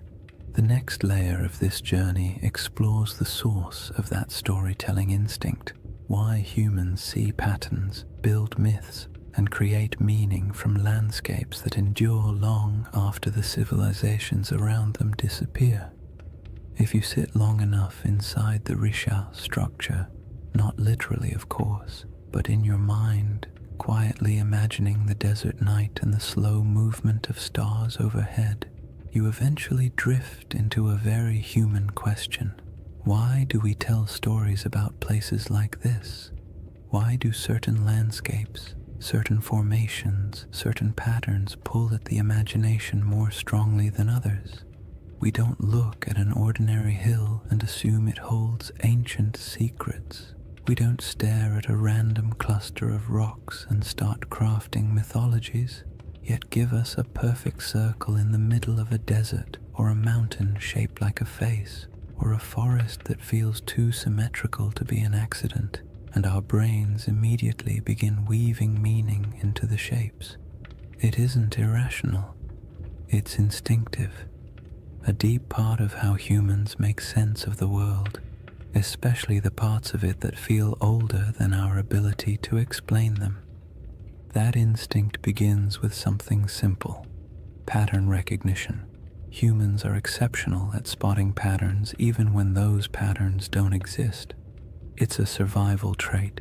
Recognizing the difference between a harmless shadow and a predator hiding in the bushes was once a matter of life and death.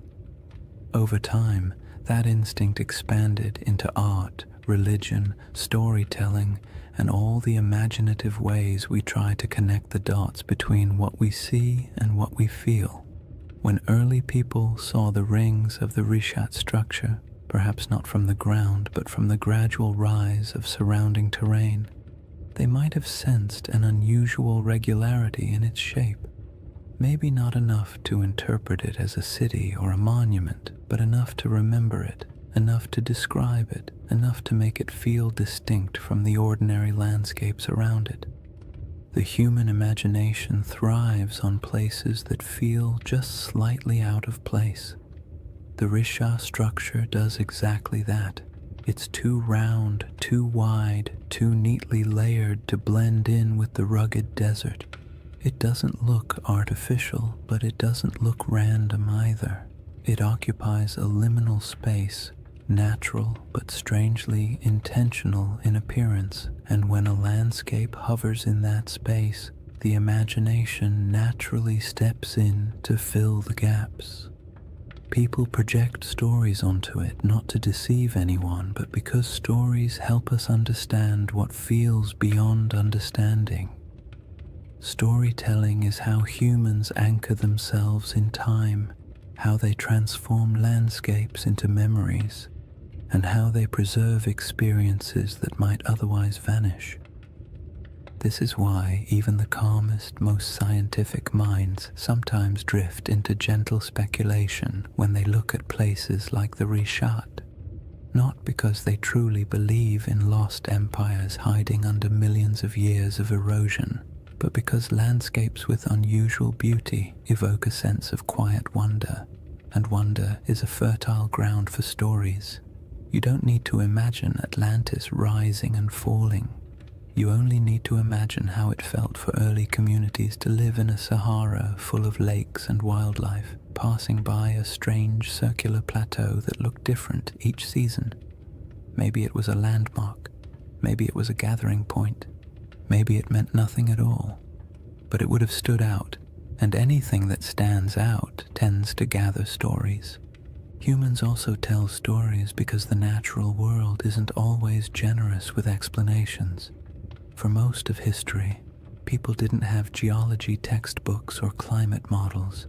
They had observations, intuition, and oral traditions. When a river dried, they created a story. When a mountain erupted, they created a story. When the stars shifted seasonally, they created stories to explain their patterns. Over generations, these stories evolved, blending details from nature with the emotional tone of the people describing them. A drought wasn't just an environmental event, it became a moral narrative of balance lost and regained. A vanished lake wasn't just climate change, it became a tale of a great flood or a divine warning or a forgotten world swallowed by forces beyond human control. It isn't surprising that the Rishat structure, surrounded by a desert shaped by one of the most dramatic climate transformations in human prehistory, inspires curiosity bordering on myth. Long before Plato wrote about Atlantis, people across the Sahara would have witnessed environmental shifts so profound they could barely describe them. Shrinking lakes, migrating animals, the slow invasion of sand, these experiences leave emotional impressions. A landscape that once supported entire populations can fade into silence within a few generations, and when that happens, the stories that form afterward are rarely literal accounts. They become metaphors for loss, change, and the fragility of human presence. The act of storytelling also brings comfort. It creates order in places where nature seems chaotic. It offers meaning in events that feel senseless, and it allows cultures to pass knowledge from one generation to the next. A story about a lost world isn't just entertainment. It's a way of saying, something important happened here, don't forget it. Those stories can stretch across thousands of years, even if the exact details blur. The memory of a disappearing lake might evolve into a legend of an entire region swallowed by the sea. The recollection of an unusually shaped landform might become a story about circular cities or divine architecture. When landscapes change as drastically as the Sahara did, the human imagination steps in to preserve what the land no longer shows. What's interesting is that the imagination doesn't only reach backward, it also reaches upward. Humans have always linked earthly landscapes with the sky. The circular shape of the Risha structure mirrors patterns in the heavens, orbits, celestial spheres, the arc of the Milky Way. Ancient cultures often looked at the sky and the earth as mirrors of one another. If something looked meaningful on the ground, they assumed a celestial connection. If something appeared in the stars, they looked for its reflection in the landscape. This tendency isn't mystical, it's psychological. It creates symmetry between the known and the unknown, allowing people to navigate a confusing world through harmony rather than randomness. The Risha structure invites that kind of thinking.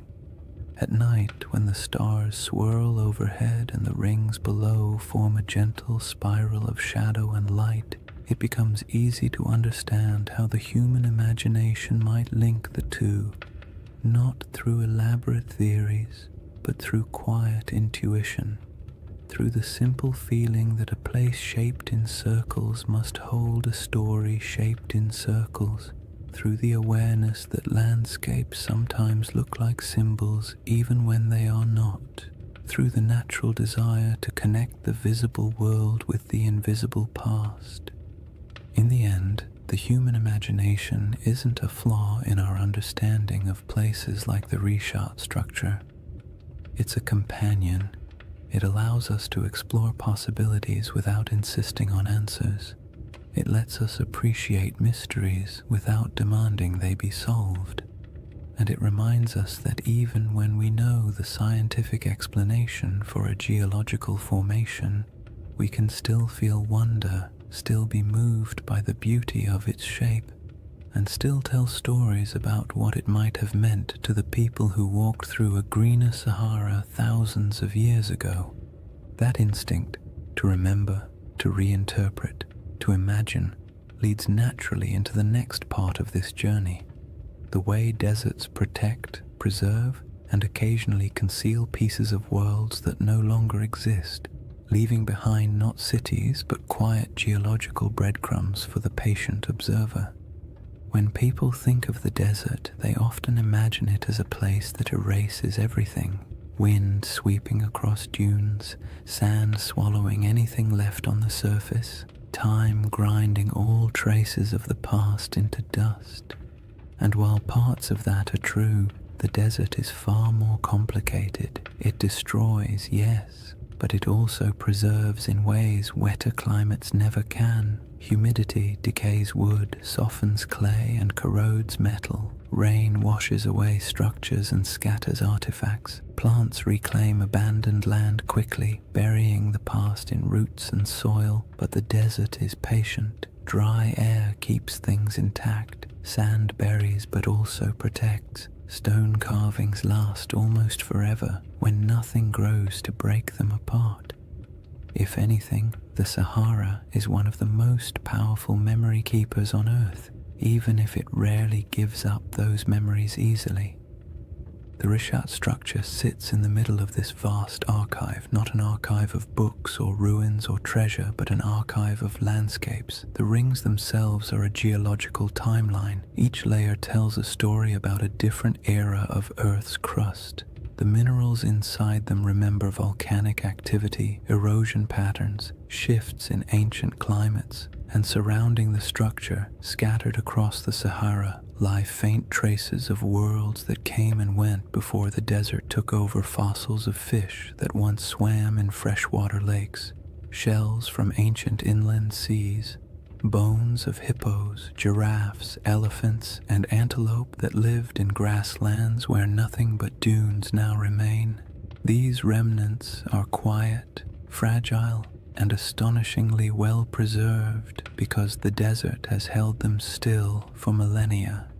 Even more delicate objects survive in surprising numbers. Stone tools left behind by early humans who walked across plains now buried under dunes, arrowheads, blades, grinding stones, small carvings. They're scattered, not concentrated, evidence of lives lived lightly on the land, following herds, collecting plants, moving when the seasons demanded it. None of these objects tell a story of a centralized city or a monumental culture, but they do tell the story of human persistence in a world that was constantly shifting around them.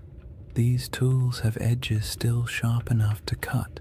They were shaped by hands that lived in a climate we can barely imagine today, and the desert, indifferent to time, simply kept them. Then there are the rivers, or rather, the ghosts of rivers. Radar imaging reveals dozens of ancient channels beneath the Sahara's surface, some stretching hundreds of miles. These channels are not small trickles, but massive pathways carved by powerful flows of water.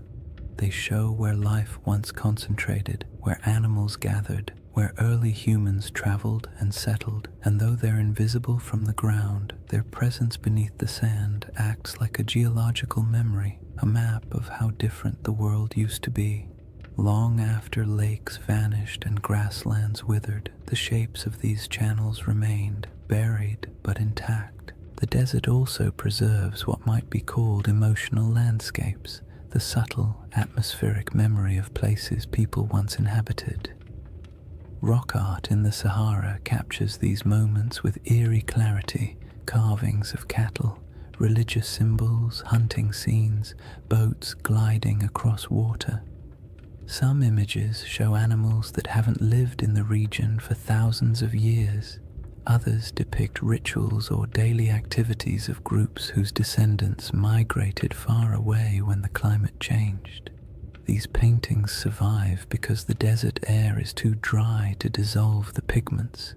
They are echoes etched into stone, fragments of human emotion fossilized in mineral form. And even though they don't correspond to Plato's Atlantis, they show how easily early cultures could leave behind traces that would confuse or inspire later generations. But the desert's preservation comes with a twist. It protects selectively. It keeps what nature builds, but rarely what humans build. Wood, cloth, bone, and plant materials decay quickly, stone lasts, but only if left untouched by wind. Anything built from mud or organic material disappears, so a region could support generations of habitation and leave barely any physical evidence. When the Sahara dried, entire ways of life evaporated with it. People moved south or toward the coast, leaving only a thin scattering of tools and art behind. By the time later civilizations emerged in Egypt, Carthage, and the Mediterranean world, the memory of those Saharan cultures had already faded into rumor. What remained was the land itself, a massive desert holding fragments of forgotten worlds. The Risha structure in this context isn't a monument to something lost. It's a survivor from geological history that just happens to sit among the buried traces of human history. Its rings are not ruins, but reminders that the planet keeps records in stone long after humans forget. Its symmetry draws the imagination not because it hides a city, but because it stands out against the silence of the desert, a quiet landmark in a landscape that erases almost everything else. What the desert preserves best, strangely enough, is not artifacts or fossils, but absence. It preserves the feeling of worlds that used to exist but no longer do. It holds the echo of water where there is none. It holds the memory of animals that once roamed freely. It holds the imprint of climate cycles so vast they dwarf every human empire combined. When you stand in a place like the Rishat structure, The most powerful sensation isn't that something is buried beneath your feet, it's that something is missing, something that used to be here but isn't anymore.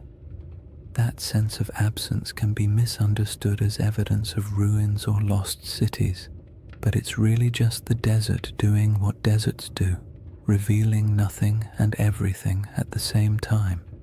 And that is why this landscape inspires stories. Humans fill silence with meaning. We see the absence and imagine what might have once filled it. We see preserved fossils and picture thriving ecosystems. We see ancient riverbeds and imagine the people who walked beside them.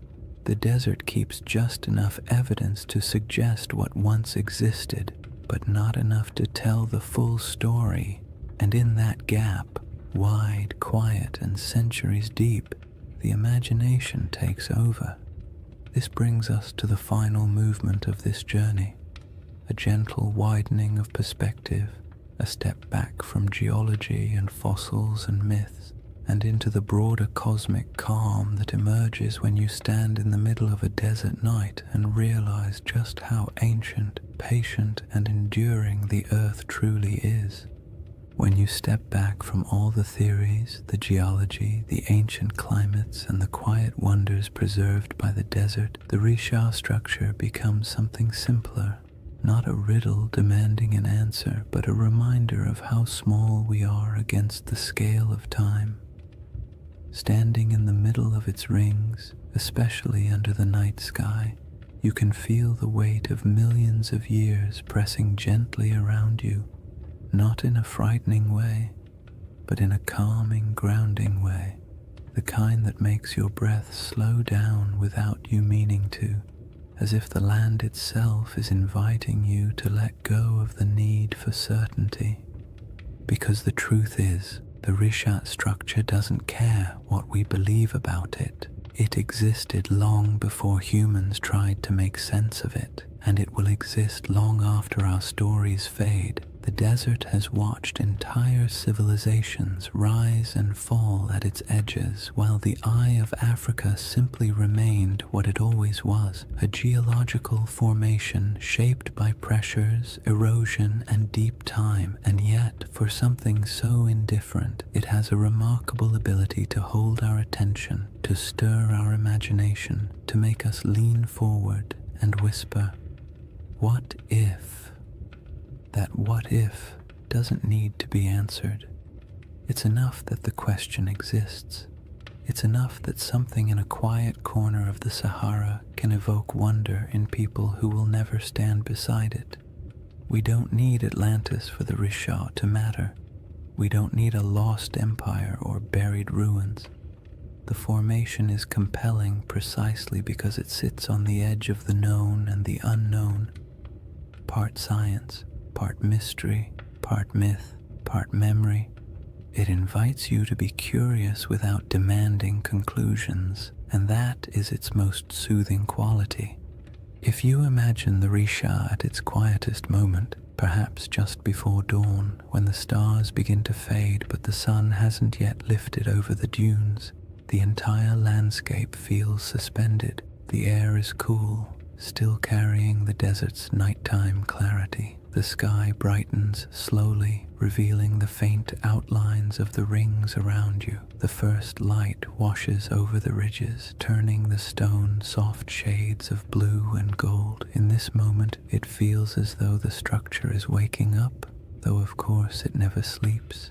It simply cycles through light and darkness, warmth and cold, day after day, century after century, long after humanity stopped paying attention, and that quiet persistence is part of its allure. The Rishat structure doesn't ask for interpretation because it doesn't need us. It exists comfortably beyond our stories. We are the ones who project meaning onto it, who draw parallels, who search for patterns, and there's nothing wrong with that. Humans make meaning because it helps us navigate a world that rarely explains itself. But when you're standing in front of something so ancient, so vast, and so unaffected by our questions, the impulse to interpret eventually softens. You start to accept the landscape the way you accept the night sky, beautiful, mysterious, complete without needing answers. This is why the final feeling the Risha structure gives isn't excitement or fear or even curiosity.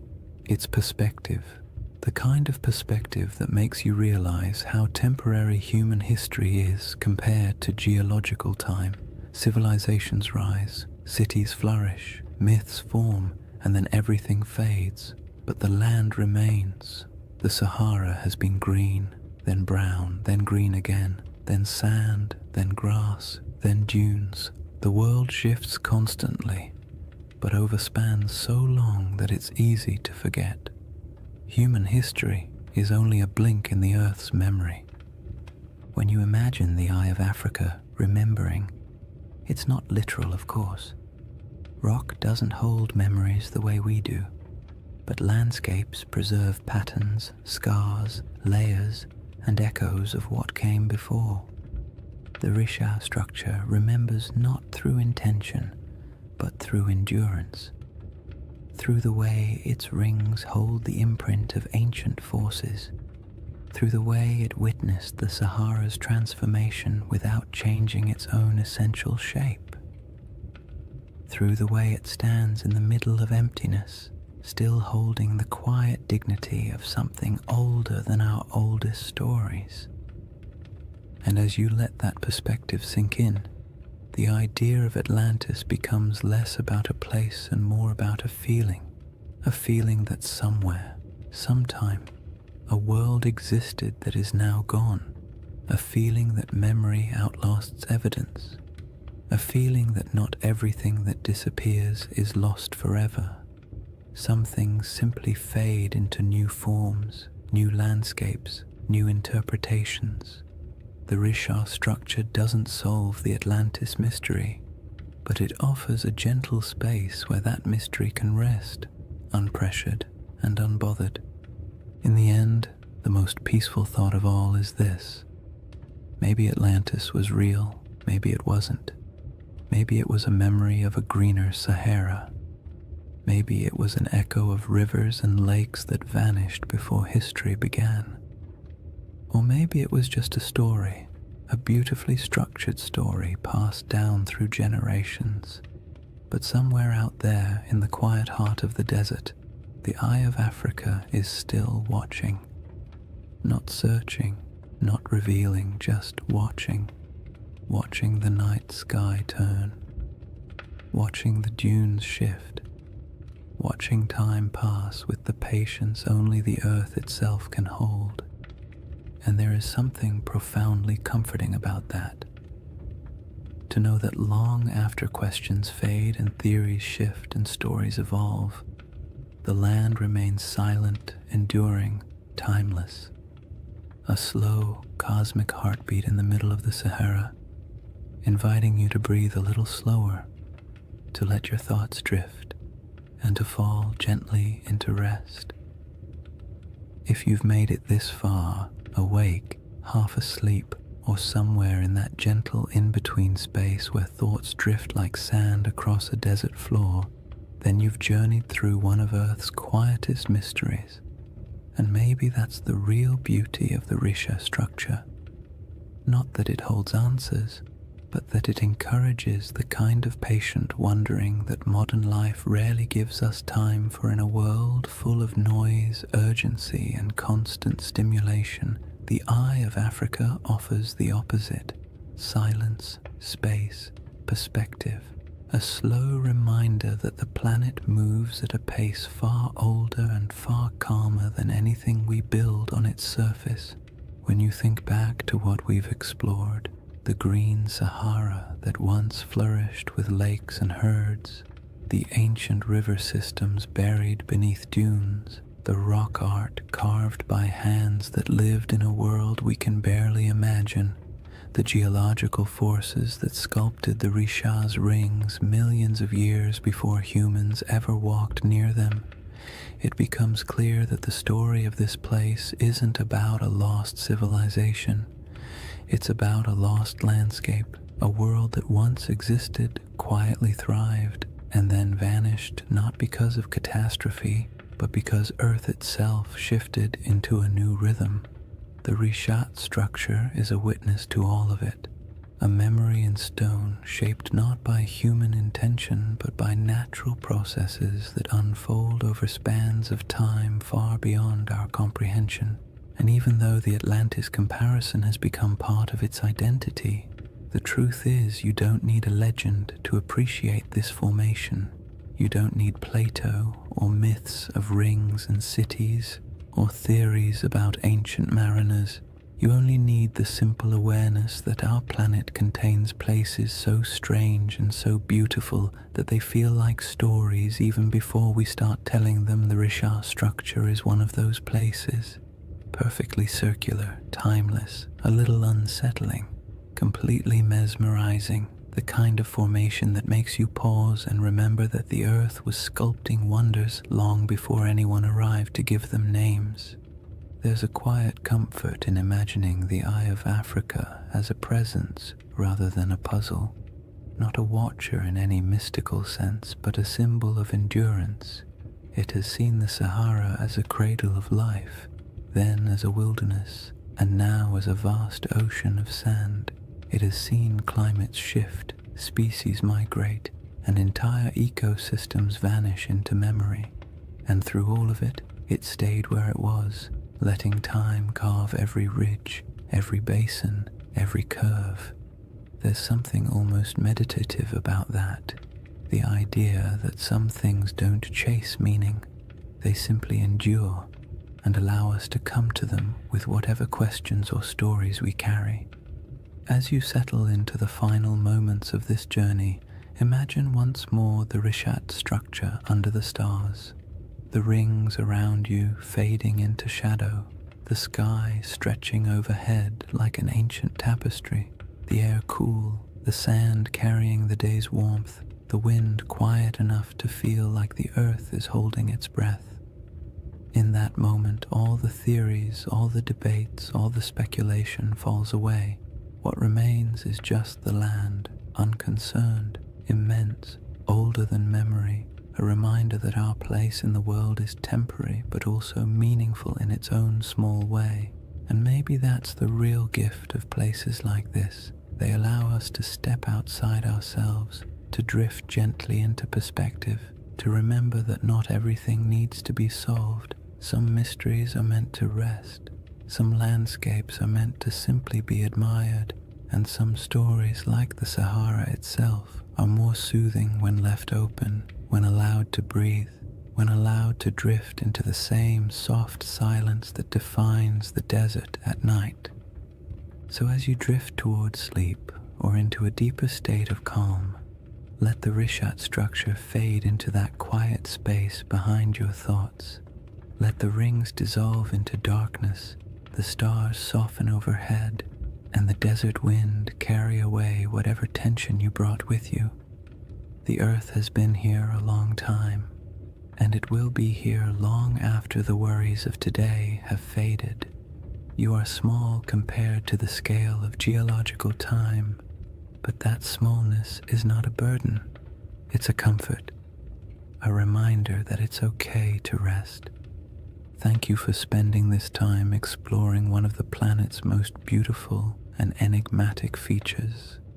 If you enjoyed this journey and you'd like to drift through more forgotten landscapes and ancient mysteries crafted to help you unwind, consider liking the video and subscribing to the channel. It truly helps, and it means a lot. And before you fall asleep fully, let me know in the comments where you're watching from and what time it is for you. I love seeing the entire world gathered in one quiet, shared moment. For now, take one last breath. Let it go slowly, and let the desert night close around you. The Eye of Africa will keep its silent watch. You only need to rest.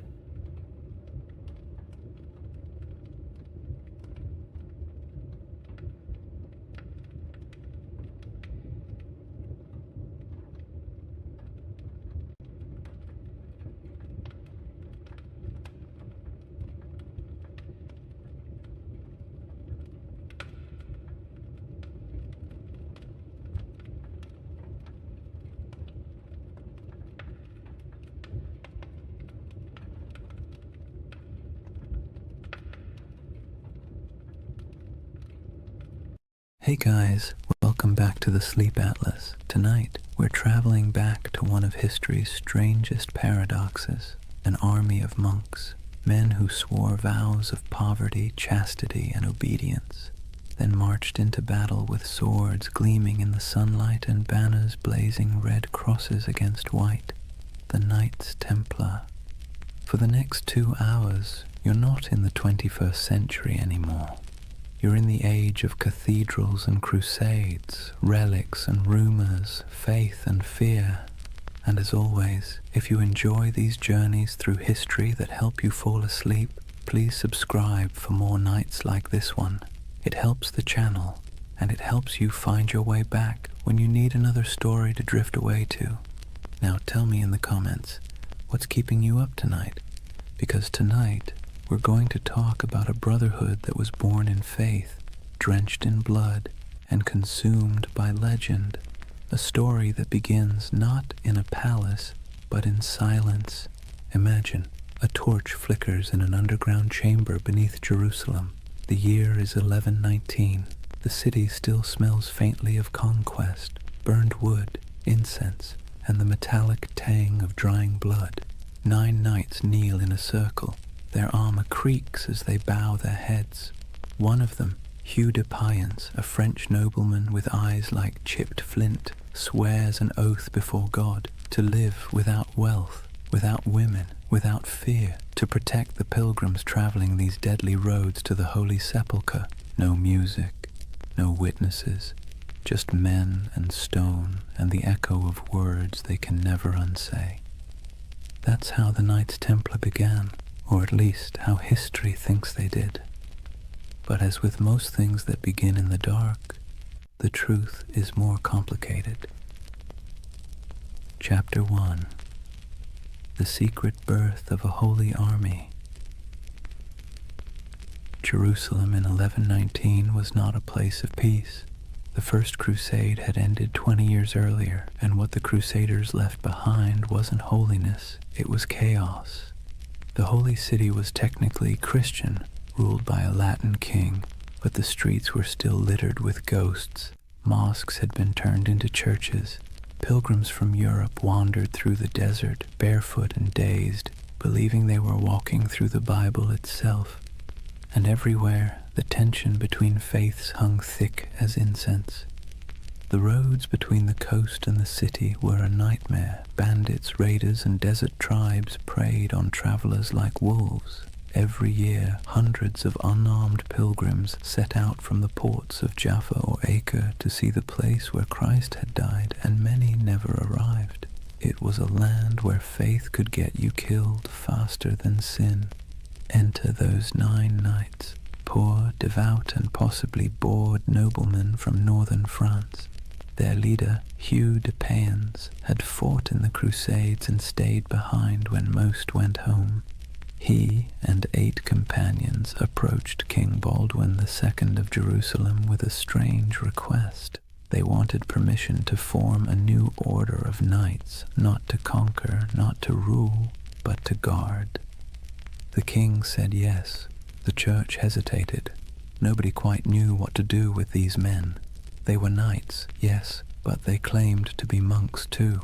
The idea didn't fit into any box the medieval world understood.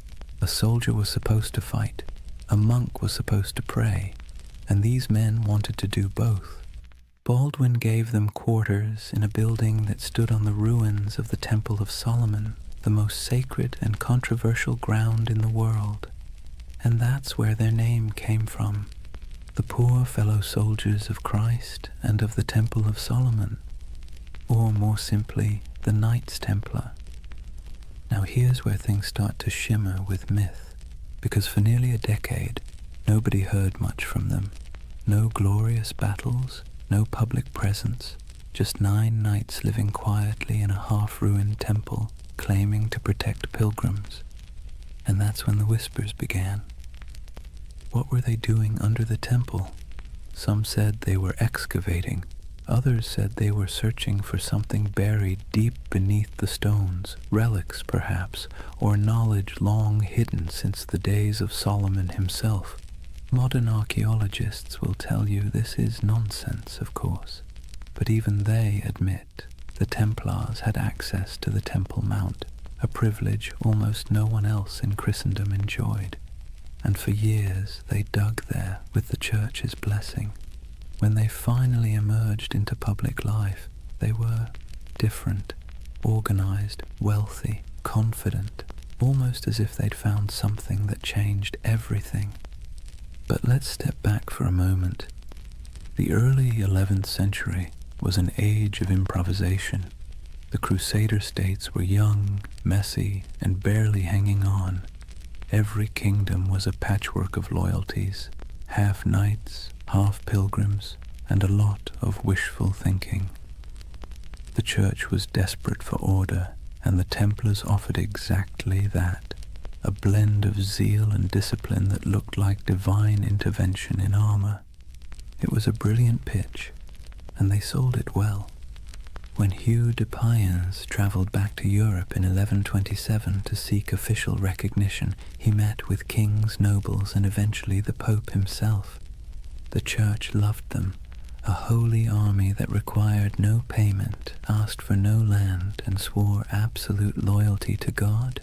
It was a bureaucrat's dream. Pope Honorius II granted them official status, and a few years later, in 1139, another pope, Innocent II, took it even further. He declared that the Templars answered to no king, no bishop, and no law except the popes. They were untouchable, exempt from taxes, allowed to cross borders freely, and permitted to collect donations directly from the faithful. In other words, the Knights Templar became a multinational corporation, centuries before such a thing should have existed. And that's where their story stops being quaint and starts getting strange. Because remember, these were men who began with nothing. Their symbol was two knights riding a single horse, a visual metaphor for poverty. Within a generation, that same order owned castles, fleets, and entire banking networks. They were the world's first financial institution that operated across borders. But we're getting ahead of ourselves. Right now, there's still just 9 men under the ruins of Solomon's temple, holding candles against the dark. Picture it. The smell of wax and oil smoke, the faint hum of wind through broken columns, the distant cries of muezzins echoing from the city below. The world is shifting. Faith, power, greed, all swirling together into something entirely new. Somewhere between prayer and politics, the Templars had found a formula that worked. A soldier's discipline, a monk's devotion, and a businessman's pragmatism, all wrapped in one dazzling symbol, a red cross on white. And as their power grew, so did the myth. People whispered that the knights never truly slept, that their prayers could call down miracles, that their swords glowed in battle like divine fire. In an age starved for heroes, the Templars became living icons. And for the Church, they were proof that holiness could conquer the world, or at least fund its expansion. Still, even in these early days, the seeds of their downfall were already being planted, because whenever power hides behind purity, suspicion follows. For now, though the world was enchanted by them, Europe sent them gold, recruits, and blessings. The Templars began to build fortresses across the Holy Land, stark geometric structures designed not for beauty but for survival. The first of these rose near Gaza, its walls thick and severe as if carved from a single thought: hold. And hold they did. Against heat, disease, and endless waves of enemies, the Templars endured. They were a strange hybrid, too pious for ordinary knights, too violent for ordinary monks, but somehow they worked. The desert turned them into something sharper, harder, less human, and the world rewarded them for it. By the end of the 12th century, the Templars were no longer a curiosity. They were a force of nature. Their red cross fluttered on every major battlefield from Antioch to Acre. Pilgrims prayed to them as if they were saints. Kings borrowed money from them as if they were banks, and behind their stoic silence they smiled, because they knew the holiest men in Christendom were also its most indispensable. The Holy Land. It sounds peaceful, doesn't it? Golden deserts, olive groves, sun-bleached ruins, the kind of place you might imagine angels hovering over in serene silence. But in the early 12th century, it was anything but serene. Jerusalem had been liberated by Christian crusaders only a few decades earlier, and let's be clear, liberation in medieval terms usually meant blood up to the ankles. The First Crusade had ended with the massacre of nearly every inhabitant of the city, Muslim, Jew, and even some Christians unlucky enough to be standing in the wrong doorway. The survivors who staggered out of those gates left behind a city that was holy, yes, but also haunted. Now, imagine you're one of the pilgrims arriving from Europe after that carnage. You've sold your land, kissed your family goodbye, and endured months on a leaky ship that smelled of salt, vomit, and desperation. You finally set foot on the sacred soil of Jerusalem, only to realize it's crawling with mercenaries, thieves, and rival priests arguing over who owns which holy relic. There were monks selling pieces of the true cross for pocket change, relic peddlers waving around bones that supposedly belonged to every apostle, and beggars who could quote scripture better than bishops. It was chaotic, commercial, and weirdly alive. The Holy Land was supposed to be a place of purity, but it was also a marketplace of faith, and this was the world the Templars were born into. To protect pilgrims, they needed roads. To patrol the roads, they needed horses. To feed the horses, they needed money. And to get money, they needed support from Europe, which meant they needed branding. And few groups in history have ever branded themselves better. The Knights of the Temple. It sounded like a riddle, a name that whispered of prophecy, secrecy, destiny.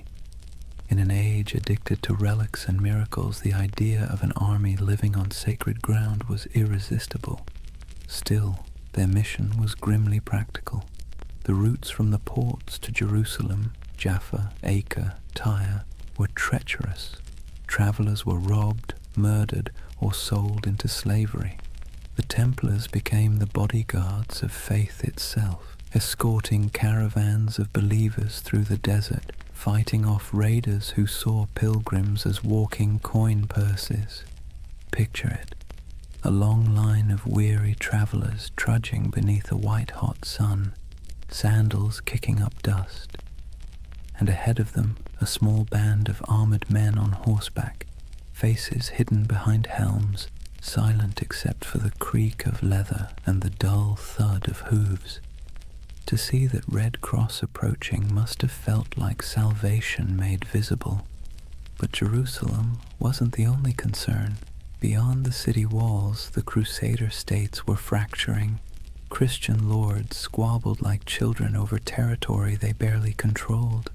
The Kingdom of Jerusalem, the County of Tripoli, the Principality of Antioch, all were fragile, stitched together by ambition and distrust. The Muslim world, meanwhile, was far from united but infinitely more patient. Leaders like Zengi, Nur ad-Din, and later Saladin understood that the Crusaders were temporary. Empires built on zeal tend to burn bright and burn out. The Templars didn't know it yet, but they were living on borrowed time. For now, though, their world was still expanding. They built their first fortresses across the Holy Land, massive, angular structures that looked more like stone mathematics than architecture. No decoration, no vanity, just geometry and faith.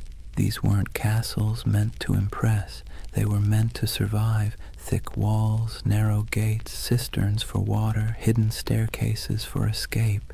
If you were a Templar stationed in one, your days were predictable. Prayer, Patrol, repair, repeat. The heat was relentless.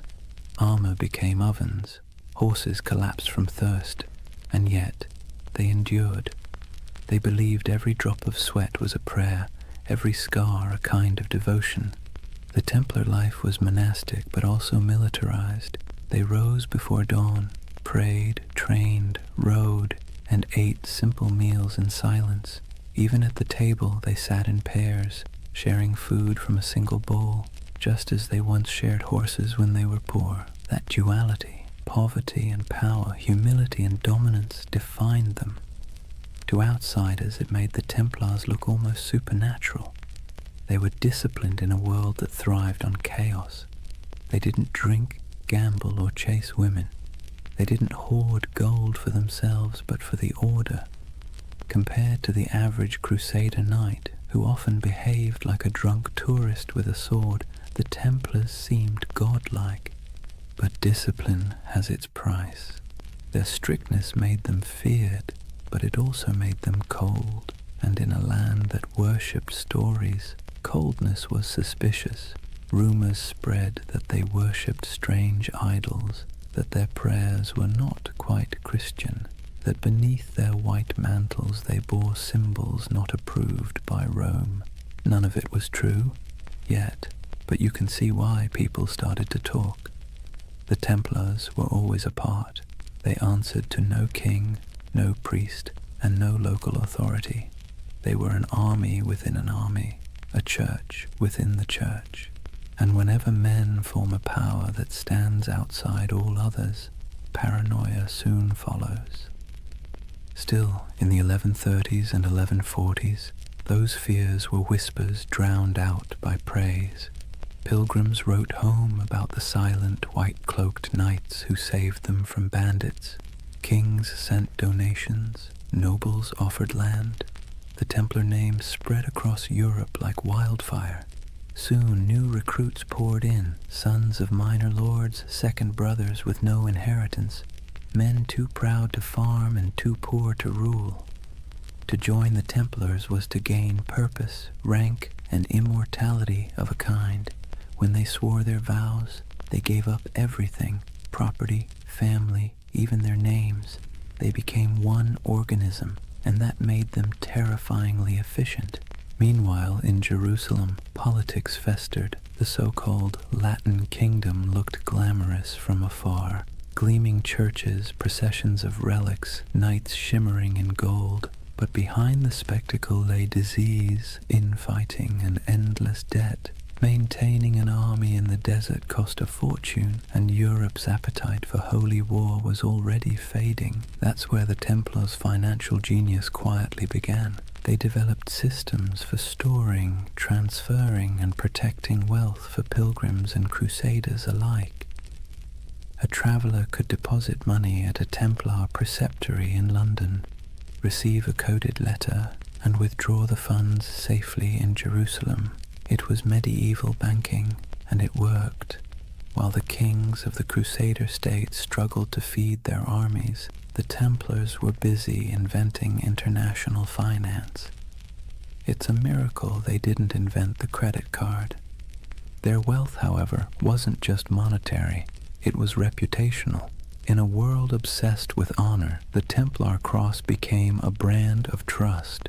Churches displayed it proudly, merchants painted it on their ships. Even thieves hesitated to rob a Templar convoy because rumor said anyone who did would die within the year. But faith and fear are fickle allies. By mid-century, the political tides began to turn. Muslim forces under unified banners were pushing back. The dream of permanent Christian rule in the East was already fraying. The Templars found themselves fighting not for glory but for survival. Still, for every setback, they doubled down. When they lost a castle, they built two more. When armies fell, they recruited faster. When allies faltered, they became their own nation of stone and secrecy. You can almost admire the sheer stubbornness of it, the idea that faith could replace geography, that brotherhood could outlast empire. By the late 12th century, The Templars were no longer 9 poor knights in a ruin. They were the backbone of Christendom's military and financial power. Their headquarters in Jerusalem gleamed with marble. Their fortresses dotted the coasts of Syria and Palestine. Their banner, a red cross on white, was feared from Cairo to Constantinople, and yet the cracks were already showing. The Holy Land had always been an illusion of permanence. Empires rose there only to crumble beneath the same sun. The Templars, for all their discipline, could not change geography. They were foreigners defending a dream, and dreams, like empires, are fragile things. For now, though, as the night deepens and the desert cools, imagine the campfires of the Templar outposts glowing under a canopy of stars. The wind sighs across the sand. The horses snort softly in their sleep. A monk knight kneels beside a stone wall, whispering a prayer in Latin that drifts into the dark like smoke. Somewhere far to the west, Europe sleeps, safe, wealthy, and unaware that its most sacred soldiers are already walking the thin edge between salvation and damnation. Imagine the year is 1120. The air in Jerusalem still hums with dust and incense, the streets winding like veins between crumbling walls and half-rebuilt churches. The Crusaders hold the city now, but barely. Pilgrims shuffle past soldiers, merchants haggle beside priests. Somewhere, a choir is singing in Latin while a camel coughs nearby. It's the kind of world where the sacred and the absurd coexist perfectly comfortably, and beneath all that noise something else is stirring. 9 men, that's all. 9 poor French knights, led by a man named Hugues de Payan. They arrive in Jerusalem without fanfare. No army, no banner, no gold. They make a simple request to King Baldwin II, the use of a few rooms on the Temple Mount. The king agrees, perhaps amused by their humility. He gives them quarters in the old Al-Aqsa Mosque, which the Crusaders believed sat atop the ruins of Solomon's Temple. That's where the story becomes hazy. Officially, these knights called themselves the poor fellow soldiers of Christ and of the Temple of Solomon. Their stated mission: to protect pilgrims traveling to and from the Holy Land. A noble enough cause and one desperately needed. But here's the question. Historians still whisper over their coffee. If their job was guarding roads, why did they spend the next 9 years living almost entirely underground? According to later accounts, the Templars rarely left the Temple Mount during that first decade. They dug tunnels, moved stones, and kept their activities secret. When questioned, they gave vague answers about renovations and holy works, which, let's be honest, is exactly what you say when you don't want people to ask more questions. So what were they doing? The truth is, no one knows for certain. But speculation has filled that silence for centuries.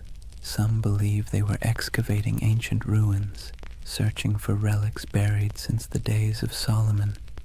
Others suggest they were hunting for texts, scrolls containing forgotten wisdom, early Gnostic writings, alchemical treatises, even architectural blueprints said to hold divine secrets. And then, of course, there's the most enduring rumor of all, the Holy Grail. It's easy to roll your eyes now, but picture it from their perspective. You're in the 12th century, sleeping on the ruins of the most mythic temple in history. You're a warrior who believes God speaks through symbols, and beneath your feet are thousands of years of rubble, Babylonian, Persian, Roman, Byzantine. If faith ever had a basement full of mysteries, this was it. The Templars' time under the Temple Mount became the seed of every legend that followed. Later chroniclers claimed they discovered something extraordinary, but were maddeningly vague about what that was. Some said they found the Ark of the Covenant. Others insisted they unearthed gold from Solomon's treasury. More imaginative souls suggested they uncovered proof of bloodlines, records linking Christ's family to European royalty. And then, of course, there were the occult theorists who decided the knights had learned sacred geometry, secret knowledge about the structure of the universe itself. Whatever the truth, one thing is certain. When the Templars finally emerged, they were not the same men who went in. They returned to Europe transformed, quietly powerful, almost unnervingly composed. Hugues de Payen travelled to France and sought an audience with Bernard of Clairvaux, one of the most influential churchmen of the age. Bernard was a Cistercian monk, a man so ascetic he considered sleep an indulgence and food a distraction. Yet he was also a brilliant strategist, the closest thing the medieval church had to a public relations genius. Hugues explained the mission, a brotherhood of knights bound by poverty, chastity, and obedience, dedicated to God but armed for war. Bernard immediately saw the potential. It was a paradox so perfect it had to be divine. Monks who killed, soldiers who prayed, holy poverty funded by the wealth of nations. In 1129, at the Council of Troyes, the Templars received official papal approval. They were no longer just a handful of wanderers. They were an order of the Church. Bernard even wrote a sermon for them in praise of the new knighthood, describing the Templar as a man who fears neither demons nor men, because he bears Christ in his heart and steel in his hand. It was marketing genius. Overnight, the Templars went from mysterious diggers under a ruin to God's chosen army. Donations poured in, nobles offered land, peasants offered sons.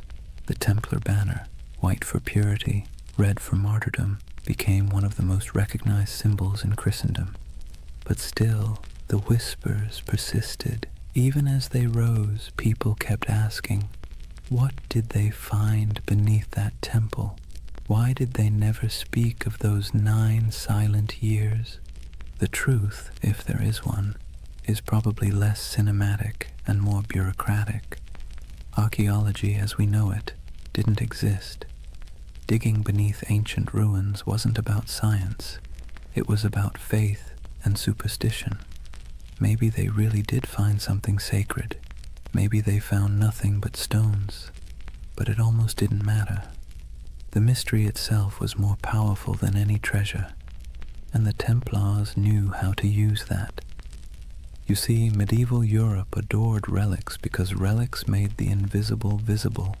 A saint's bone could turn a dusty chapel into a pilgrimage site. A scrap of cloth from Christ's robe could transform a forgotten village into a holy destination. The Templars, deliberately or not, became a living relic. They didn't need to show proof of miracles. Their very existence was the miracle. Their silence became their sanctity, their secrecy, their strength. And silence travels farther than any sermon. When you think of the early Templars, don't picture roaring armies. Picture candlelight flickering in a stone corridor, the faint echo of Latin prayers, the sound of picks striking stone somewhere deep beneath the earth. 9 men convinced that God had chosen them for something they didn't fully understand, but could feel like a heartbeat in the dark. The idea of the hidden runs through everything they did afterward. Their architecture, simple, geometric, full of hidden passages. Their symbols, crosses, circles, dual riders on one horse. Even their banking system, which relied on coded letters and secret ledgers, carried that same shadowy precision. It's as if the memory of that underground decade never left them. They had been under the world, and when they emerged, they brought a little of the underworld with them. By the time they were formally recognized, the order already had chapters spreading across Europe. Preceptories in Paris, London, and Aragon became both fortresses and treasuries. Templar seals began to appear on documents everywhere. a sign that whatever business was being done, it was trustworthy, incorruptible, and conveniently untouchable by taxes. They were monks, they were soldiers, they were accountants, and they were untouchable. If it sounds like a setup for disaster, that's because it was. But for now, their ascent felt unstoppable. Jerusalem glowed in their imagination as both a holy city and a buried promise. Whatever they had found, or thought they had found, gave them a sense of destiny that radiated outward. They built fortresses across the Holy Land like a constellation, each one a star of faith, light against the desert. They moved with precision, their ranks swelling from 9 to hundreds. Their banners fluttered beside kings, yet their loyalty remained solely to the order and to God, or at least their version of him. And through it all, that mystery under the temple lingered, quiet and magnetic. Even centuries later, when the Templars were long gone, legends kept sprouting like weeds. Freemasons claimed descent from their architects. Alchemists said their secrets survived in hidden manuscripts. Occultists saw them as guardians of forbidden wisdom. Historians, somewhat exasperated, kept insisting they were just monks with good bookkeeping skills. But deep down, everyone wanted to believe there was something more, that somewhere beneath the dust of Jerusalem, a secret still slept. So perhaps it's fitting that the story of the Knights Templar begins not with battle, but with silence, not with conquest, but with curiosity. Because if history has taught us anything, it's that the most powerful empires are often built on unanswered questions. The Templars' first great victory wasn't on a battlefield, it was in the imagination, and that, more than gold or relics or papal favor, would carry them into legend. Picture Rome in the early 12th century, a city that smells of candle wax and incense, but also of politics. Papal banners hang limp in the sun. Monks shuffle through marble corridors whispering in Latin, and outside the streets reek of tanneries and ambition. The church by now was more than a faith. It was the nervous system of Europe, pulsing through every kingdom, dictating who ruled, who knelt, and who burned. Kings were crowned by its hands, empires justified by its blessings. And into this complicated organism walked Hugh de Payens and his strange little band of knights. They didn't look like much. They were poor, quiet, foreign. Their armor was worn, their mission vague. Yet they brought with them something the church found irresistible: usefulness. You see, the Holy Land was chaos. The Crusader kingdoms had been carved from blood and miracle, and now they were crumbling just as quickly. Pilgrims were still being robbed, caravans ambushed, relics stolen, and cities changed hands faster than anyone could update the maps. The church needed protectors, reliable ones, faithful ones. And the Templars, well, they were perfect. No wives, no children, no debts, no distractions, just pure obedience. The kind of men who'd ride into battle without pay, die without complaint, and most importantly, funnel everything they owned directly into the hands of the church. But they needed legitimacy first. The Pope's blessing wasn't just a stamp of approval, it was armor. It turned obscure men into an institution. So Hugues de Payens traveled to meet with the powerful Abbot Bernard of Clairvaux, a man both saintly and strategic. Bernard was the face of the Cistercian reform movement, which prized simplicity, purity, and obedience. He lived on bread, wore plain robes, and wrote letters that could humble kings.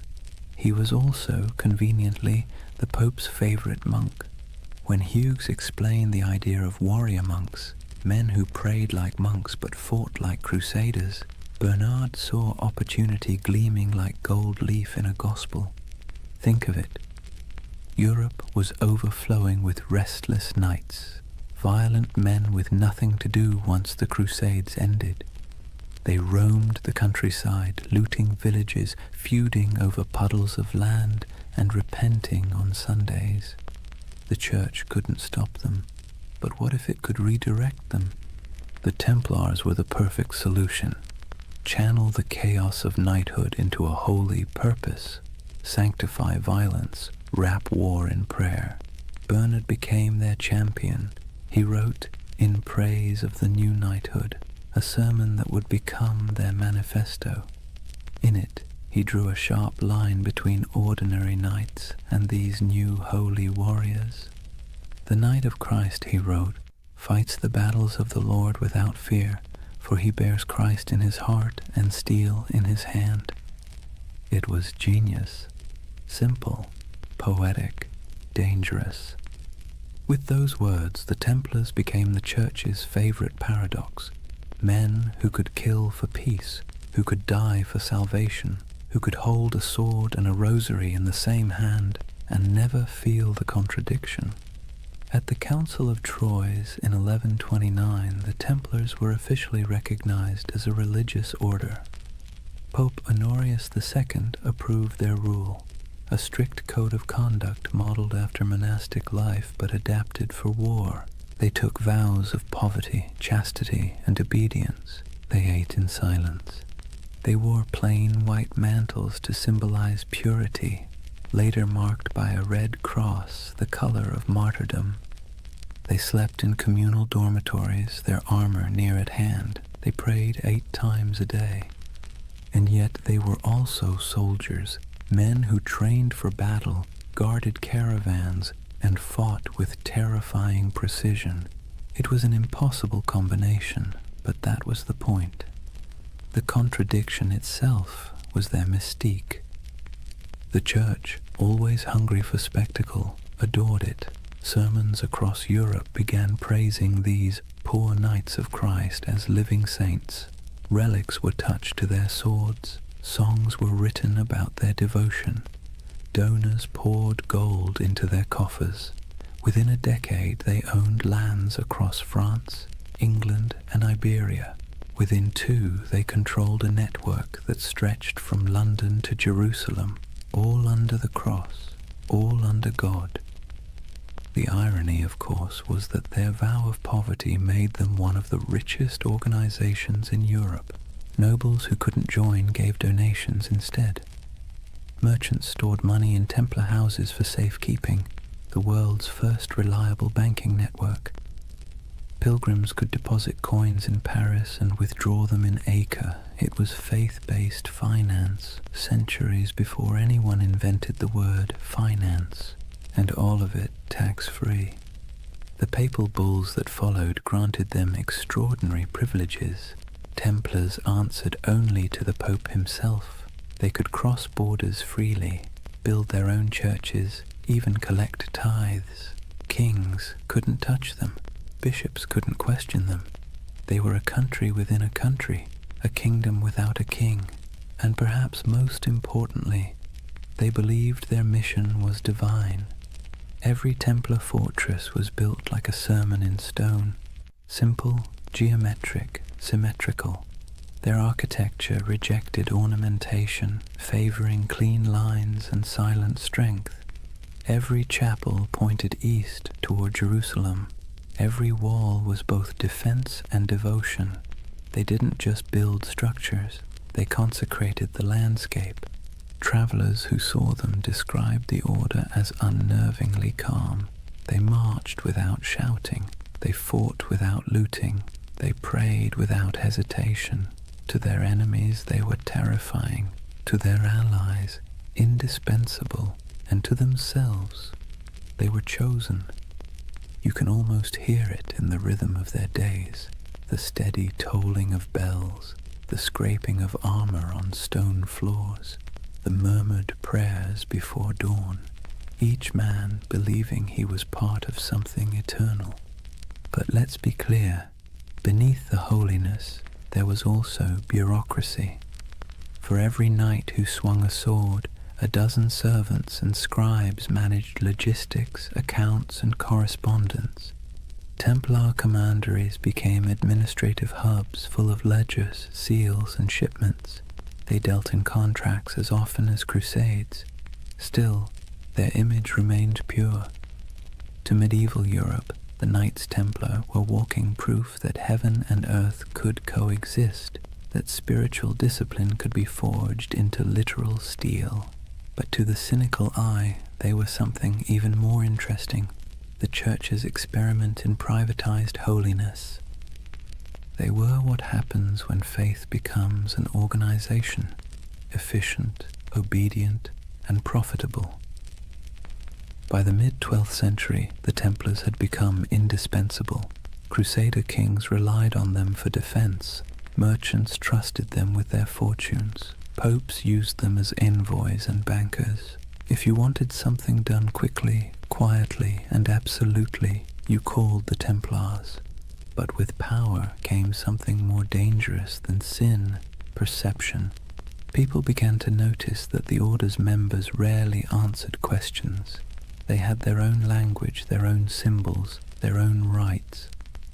Their headquarters, a vast round church in London modelled after the Holy Sepulchre in Jerusalem, seemed deliberately mysterious.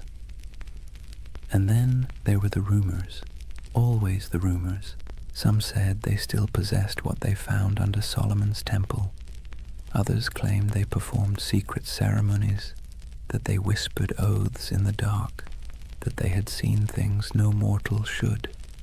And yet the Church did not question them, not yet. For now Rome was content. The Templars had become everything it could hope for, holy warriors, loyal bankers, global agents of faith. But you can sense the shift coming, can't you? The same way you feel a storm before it breaks. Because no institution, no matter how divine, can grow this fast, this powerful, without making enemies. Kings who owed them money began to resent them. Clergy jealous of their wealth began to whisper, and the pilgrims they once protected began to wonder if these poor knights might be serving something other than God. But that part of the story comes later. For now the order stands at its shining zenith, a creation of faith and fear, cloaked in purity but humming with power. The Vatican's blessing had turned them from a rumor into a reality, and that reality would reshape the medieval world in ways no one, not even the Pope, could have imagined. It's almost poetic, really. The Church had set out to sanctify war, and in the process it had created something far more potent, the first multinational corporation of the soul. And as history will show, nothing that powerful ever stays holy for long. Imagine the early morning light over Jerusalem, a pale gold haze drifting through the heat, settling softly over the domes and stones. The city still breathes the air of miracles and blood.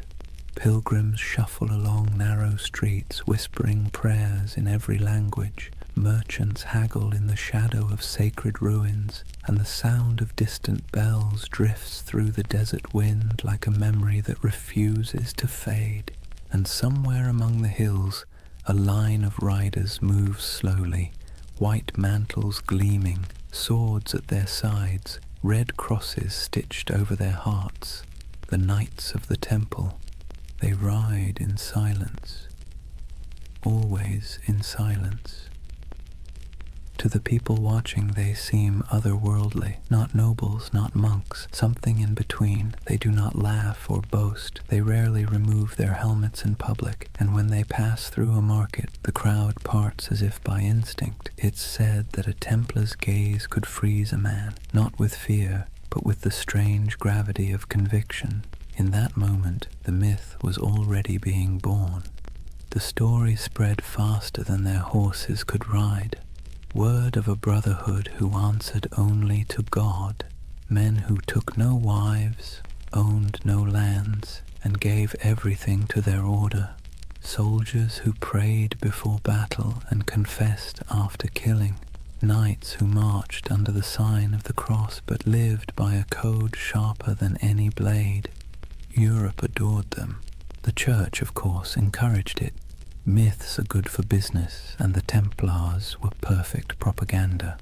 They embodied everything the papacy wanted the faithful to believe: purity, discipline, divine protection. Sermons compared them to angels with swords. Paintings showed them glowing in battle, untouched by arrows, faces calm in the chaos of holy war. But the truth was more human and, in a way, more beautiful. Most Templars were ordinary men drawn from a world that offered few choices, younger sons of minor nobles who'd inherited nothing, restless adventurers, repentant sinners, and zealots in search of purpose. They joined not because they were fearless, but because the world outside offered even less certainty. And for all its rules and austerity, the temple offered something rare: belonging. In a Europe fractured by war, famine, and class, the Order was one of the few places where a man's worth wasn't defined entirely by birth. Inside the walls of a commandery, everyone wore the same cloak, ate the same bread, followed the same hours of prayer. Rich or poor, noble or peasant, all knelt together before dawn. It was unity by discipline, equality by surrender. And yet, the outside world saw only mystery. They were everywhere and nowhere, riding on crusades, manning castles, managing estates, escorting pilgrims. A traveler might encounter a Templar outpost in the forests of Burgundy, another in the sands of Antioch, another on a cold island in the North Sea, and each one would look exactly the same: white walls, red crosses, silence. They had become an idea that transcended geography. When they rode into battle, their presence was like a symbol made flesh. Chroniclers described them as unbreakable formations of white and red, banners flapping, hooves thundering, lances angled in perfect symmetry. They rode in pairs, one knight, one sergeant, their discipline tighter than any army before them, and they didn't retreat, ever. There's a story, probably exaggerated but worth repeating, that at the Battle of Montgisard in 1177, fewer than 100 Templars helped turn the tide against Saladin's massive army.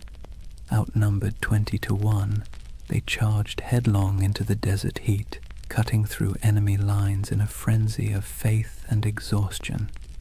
When it was over, their commander supposedly knelt in the sand and whispered a single prayer: Non nobis Domine, non nobis sed nomini tuo de gloriam. Not unto us, O Lord, but to your name give glory. It's the kind of story medieval Europe lived for, and like all great stories, it spread, changed and grew until the facts hardly mattered anymore. The Templars were no longer just men. They were a myth in motion. They became shorthand for courage, for purity, for divine purpose. And that, ironically, was the beginning of their undoing.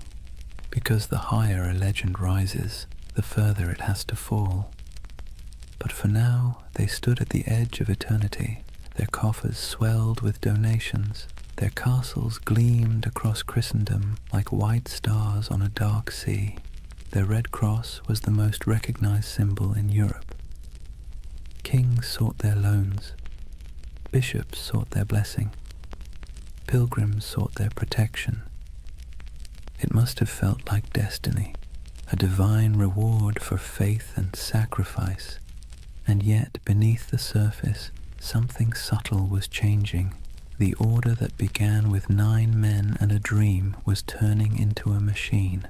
Their vows of poverty persisted, but their treasuries overflowed.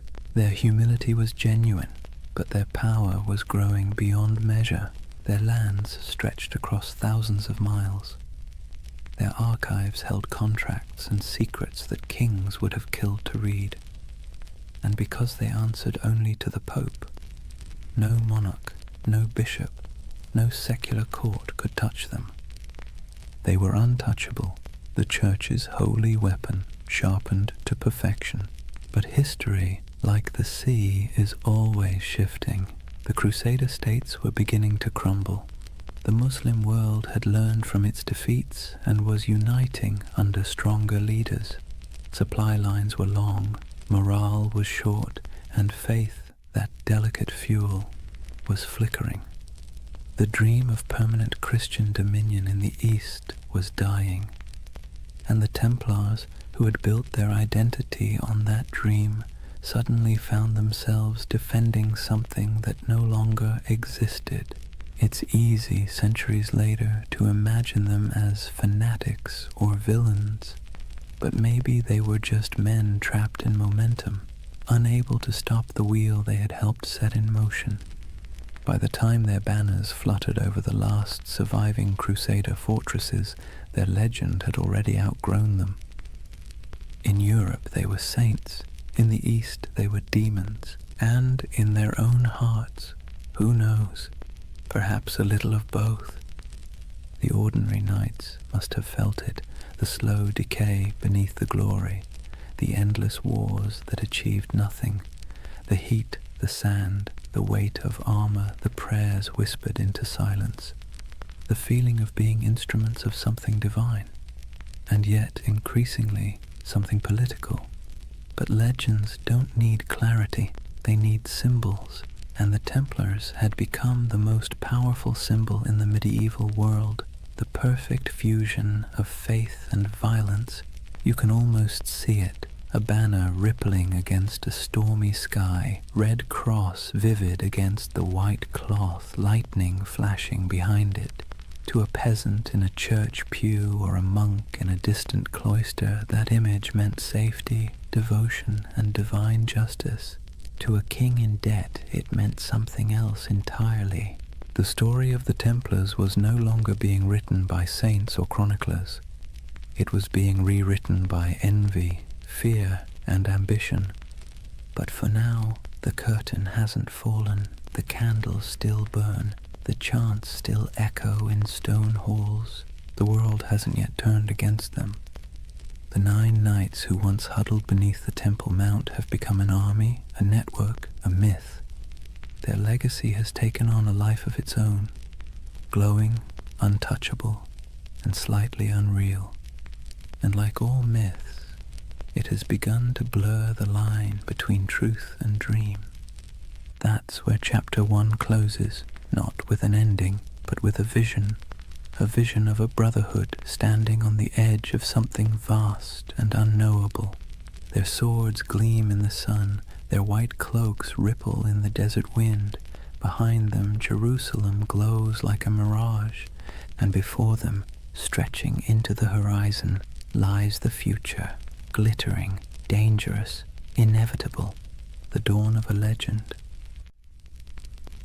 Chapter 2. The Rise of the Warrior Monks. Imagine standing on a cold morning plain somewhere in France, perhaps Champagne, perhaps Burgundy. The mist still clings to the fields, soft and silver, the kind that blurs the line between land and sky. Out of that fog rides a column of horsemen, their armor dull from travel, their cloaks heavy with dew. But as the light shifts, something crimson catches the dawn, a mark stitched across white cloth, simple yet unmistakable, a red cross. It would become one of the most recognizable symbols in all of human history. But at this moment, it is new, modest, a badge of belonging more than power. The men wearing it are quiet, focused, unremarkable to anyone but God. Yet this insignia, this fusion of cloth and conviction, is about to transform them into something the world has never seen, a standing army that answers only to faith. The Templars have begun to evolve. Their days of small vows and secret ceremonies under Jerusalem's ruins are over. The Church has given them legitimacy, a papal seal written in the flowing Latin of divine authority. They are now officially milites Christi, soldiers of Christ, and that single phrase changes everything. With papal backing came money, land, recruits, and something far more valuable, absolution. To die as a Templar was not merely to fall in battle, it was to ascend directly into paradise. No purgatory, no judgment, no delay. The battlefield became a kind of heavenly shortcut. It's hard to overstate how revolutionary that idea was in the 12th century. Medieval Europe was steeped in guilt. Sin was currency. Salvation was a negotiation. And suddenly, here was an order that offered redemption through action, through blood, dust, and obedience. For a restless noble, a wayward knight, or a sinner looking for cosmic forgiveness, the temple was irresistible. The Red Cross symbolized that promise. It wasn't just a banner of war. It was a visible reminder of invisible faith. When a knight knelt before the master of the temple and took his vows, poverty, chastity, obedience, the cross was placed on his cloak as both burden and blessing. From that moment, his life was no longer his own. He would own nothing. He would question nothing. He would fear nothing. And that paradox, total surrender creating total power, became the Templars' greatest strength. Their rules were strict, even monastic. No personal possessions beyond a few garments, no private letters, no hunting, no swearing, no unnecessary conversation. Meals eaten in silence, broken only by the sound of a reader reciting scripture. Even the horses were treated with dignity. No knight was allowed to beat his steed. To the outside world, this was alien. Most knights of the age were brash, boastful, and loud. They wore bright colors, hunted for sport, gambled, bragged about their kills. The Templars, by contrast, moved like shadows, a silent order of disciplined zealots. It's little wonder people began to fear them as much as they admired them. But discipline has a strange beauty to it. Imagine the symmetry of their camp at dawn. White tents in perfect rows, banners hanging still in the air. Each man waking at the same hour, dressing in the same garments, praying the same words. The clang of armor, the rasp of whetstones on steel, the steady rhythm of order in a world of chaos. They were becoming a living embodiment of the medieval dream, unity, faith, and control in a time when everything else seemed to crumble. And when they rode into battle, that unity was terrifying. Templars did not scatter, did not break rank, did not retreat unless ordered. Chroniclers described them as walls of iron, as storms given human form. Their charges were deliberate, almost ritualistic, a prayer in motion. They would advance in complete silence until contact, their lances lowering as one, hooves pounding like a heartbeat. And when the moment came, the cry broke like thunder, Non nobis Domine. Not for us, O Lord, but for you. Then chaos, then history. Every battle became a kind of mass, blood replacing incense, steel replacing song, and the world watched in awe. To the average medieval person, the Templars seemed immortal. When others fled, they stayed. When others hesitated, they rode forward. Stories spread of miraculous victories, of angels fighting beside them, of enemies struck blind by divine light. Whether any of it was true hardly mattered. Faith had become spectacle, but behind the spectacle was a machine. The Templars weren't just warriors. They were administrators, bankers, engineers. Their rule book, the Latin rule, reads like both a spiritual guide and a military manual. Every moment of the day was accounted for, every piece of armor inspected, every coin recorded. Their efficiency was unmatched, and so was their wealth. By the mid-12th century, they controlled estates across Europe, vineyards in France, mills in England, castles in Spain, olive groves in Cyprus. donations poured in from nobles seeking spiritual insurance. And because Templars were sworn to poverty, those donations didn't dissipate, they accumulated. They began lending money to kings, transporting treasure across borders, and safeguarding pilgrims' deposits. If you were traveling to the Holy Land, you could leave your fortune with the Templars in Paris and withdraw it in Jerusalem. In effect, they invented the medieval checking account. Faith and finance. It's a partnership as old as civilization. But to the Templars, it wasn't greed. It was logistics. Money was a tool for God's work. Armies need supplies, ships, food, fortresses. And if the order had to run the most efficient financial network in Christendom to maintain that mission, so be it. They became, paradoxically, both the humblest and richest men in Europe. Their castles were built like sermons, austere, geometric, designed for endurance, not comfort. No stained glass, no gold leaf, just stone, purpose, and symmetry. Inside, their halls echoed with the quiet rhythm of devotion, the scrape of boots, the murmur of prayers, the metallic whisper of chainmail. To walk into a Templar commandery was to step into another world, a world where faith was function and order was sacred. And yet, for all their restraint, there was grandeur in their simplicity. Their red cross became more than fabric. It became an idea. When people saw it, they saw authority, salvation, and something close to fear. The same emblem that comforted pilgrims terrified heretics.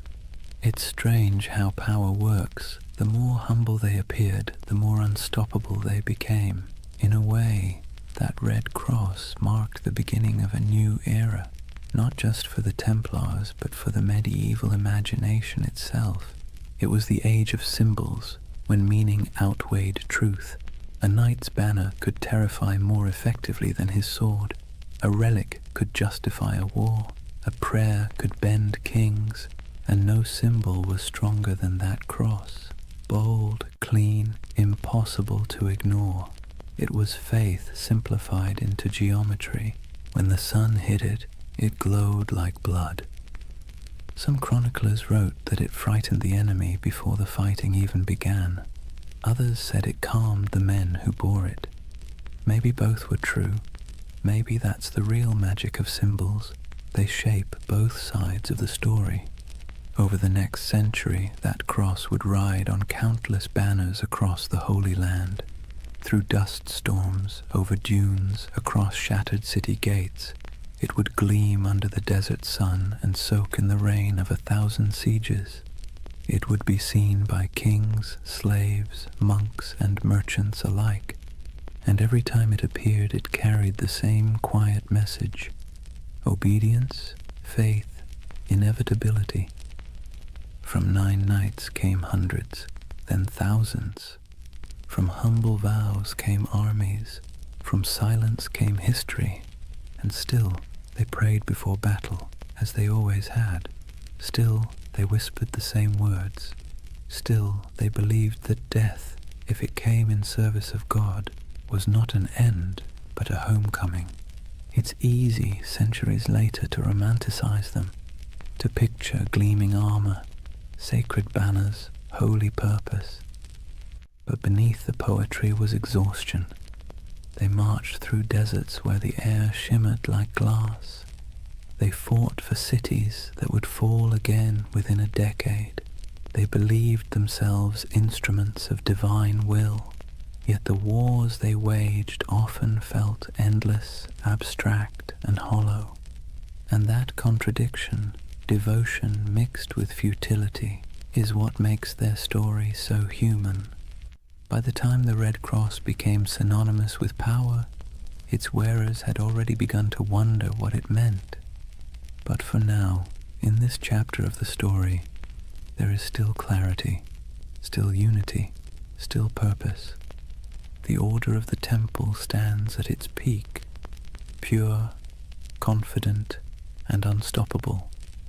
1,000 banners ripple in the wind. The sun gleams on polished armor, and the red cross burns like a brand upon the world. The world belongs for a moment to the knights of the temple. Imagine waking before dawn, not to an alarm or the gentle hum of a phone, but to a bell, deep, resonant, and unrelenting. The sound rolls through the dark halls of a stone dormitory, pulling a dozen men from sleep at once. There are no complaints, no yawns, no hesitation. This is a Templar commandery, and the day begins with obedience. Before the first light touches the horizon, the knights are already kneeling, heads bowed, the chill of the flagstones creeping through their woolen tunics. The air smells faintly of oil lamps and damp stone. Someone chants softly from a small book, Latin verses murmured and rhythmic, the sound of faith wrapped in discipline. The Templars did not live like ordinary knights. They lived by the rule of the temple, a sprawling manual written in the 12th century that governed everything from how they prayed to how they chewed. It wasn't just a list of rules, it was a blueprint for turning men into instruments of divine will. The rule began with a simple premise. A knight's soul is weak when his body is indulgent. Every comfort is a temptation, every freedom is a test. So, comfort was eliminated. Templars slept fully clothed, tunic, belt, even their boots close by, ready to ride at a moment's notice. They owned no personal possessions, not even a coin or a comb. Their cloaks and armor belonged to the order, and if something broke, it was repaired or replaced, never personalized. They were forbidden to hunt, to falcon, to gamble, to swear, forbidden from kissing women, even their own mothers or sisters, forbidden from eating meat more than 3 times a week, forbidden from laughter that wasn't humble or restrained. Templar joy was not the joy of feasting or music or wine. It was the quiet satisfaction of obedience, and obedience to them was the purest form of freedom. Every knight took a vow of poverty, chastity, and obedience, the holy trinity of control. But unlike monks who lived behind monastery walls, Templars carried their vows into the world. They were soldiers, but their battlefield was also their monastery. Every act, from sharpening a sword to cleaning a saddle, was a kind of prayer. At dawn, they gathered in the chapel. The service was brief. They were not contemplatives, but men of action. Each prayer was followed by ritual silence. They listened for commands, received their orders, and dispersed without argument.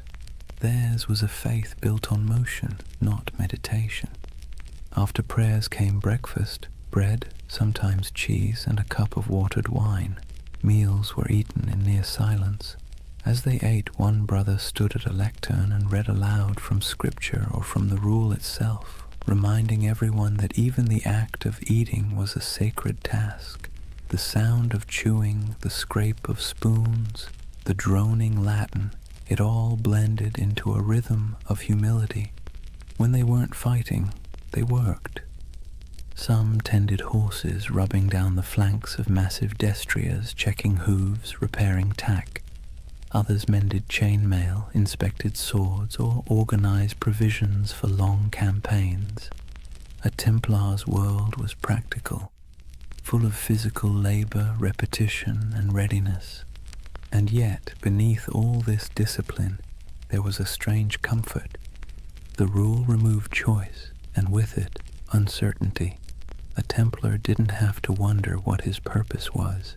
It was written in the rule, enforced by his brothers, and sanctified by God. Every decision had already been made for him. In a world where chaos was normal, where famine, war, and plague struck without warning, that kind of certainty was a luxury few could afford. But of course, it came at a cost. There were moments when the silence must have felt oppressive, when the sameness of days blurred together into a single endless prayer. Imagine years of this life, The same bread, the same rules, the same faces under the same white cloaks. No family, no possessions, no indulgence beyond the thin comfort of faith. And yet, the Templars endured it. Perhaps because the alternative, a world without order, without divine meaning, felt far worse. There's something haunting about their discipline. It wasn't born from cruelty, but from conviction. They believed that to serve God they had to strip away everything that made them individual. Ego, desire, even identity itself, all burned away, leaving only function. They became pieces in a sacred machine, and when the machine moved, it moved with terrifying precision. Templars trained relentlessly. Their battle formations were geometric, mathematical, rows of cavalry timed to strike in perfect waves. Each knight knew his place. If one fell, the next filled the gap instantly. Their charges were coordinated like choreography, their retreats executed like clockwork.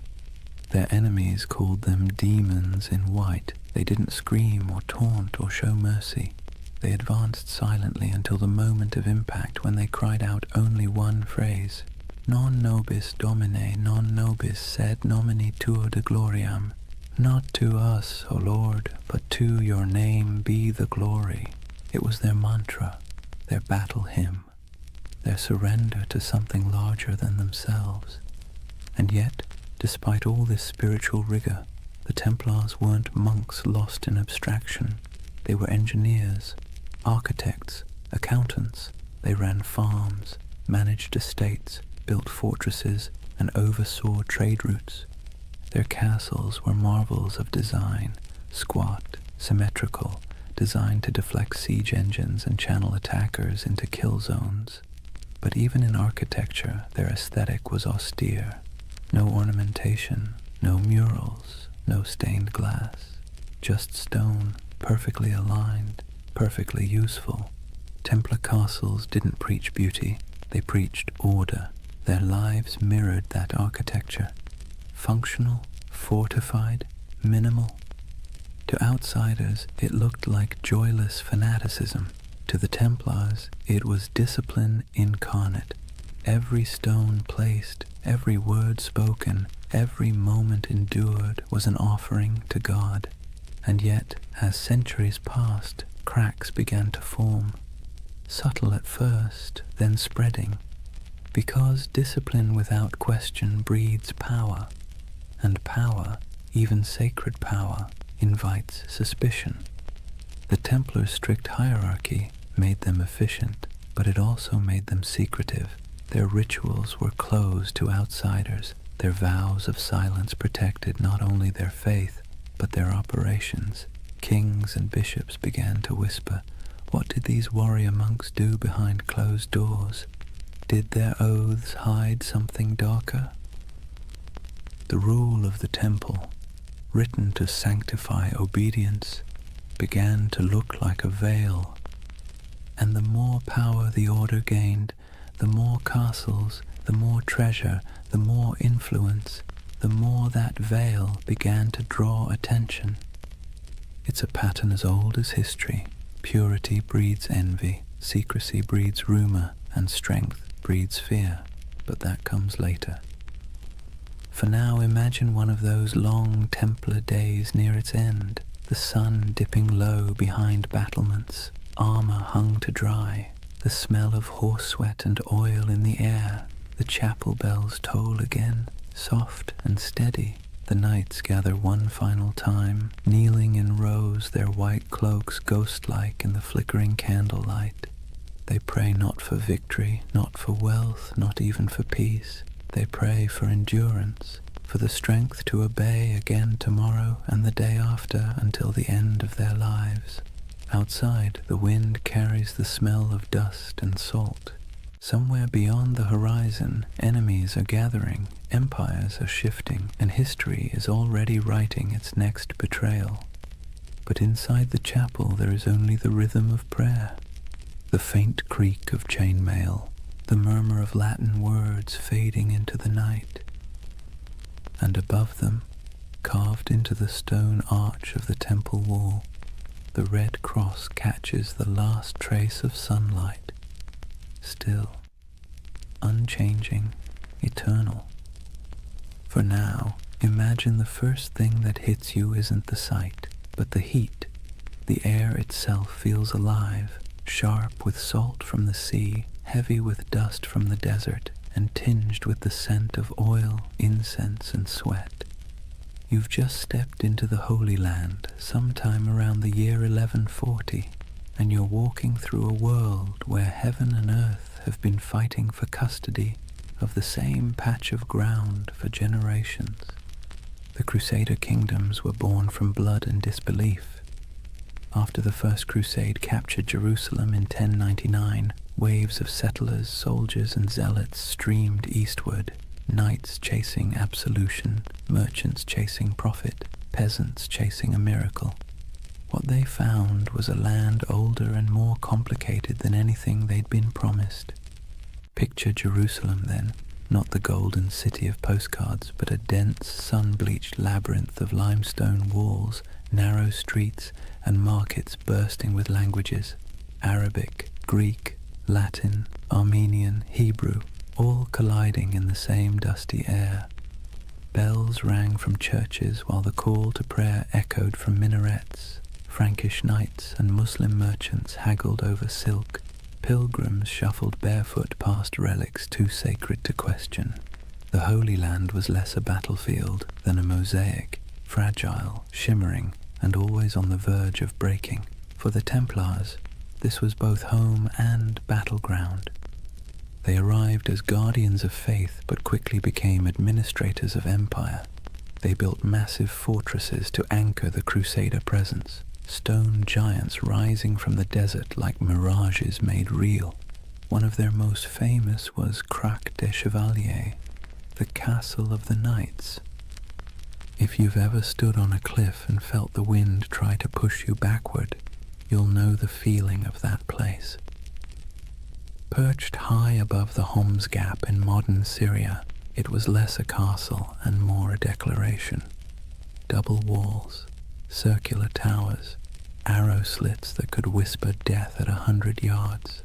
The stones gleamed pale under the sun, and from its ramparts you could see for miles the mountains, the valleys, and the endless horizon of sand and sky. Inside, it was strangely orderly.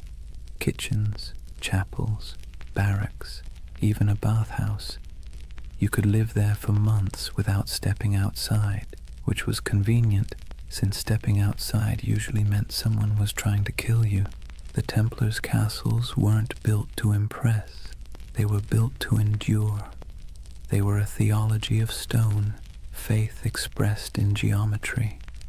The Crusader kingdoms themselves were strange hybrids, part European colony, part medieval experiment. French nobles ruled over Middle Eastern cities filled with Syrians, Greeks, and Jews. Mosques stood beside cathedrals. Crusader coins bore Latin inscriptions on one side and Arabic ones on the other. In some ways it worked. Trade flowed, cultures mixed, and for a brief shimmering moment East and West coexisted, not peacefully, but practically.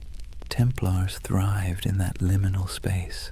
They spoke local languages, made deals with Muslim rulers, and hired Arab engineers to fortify their walls.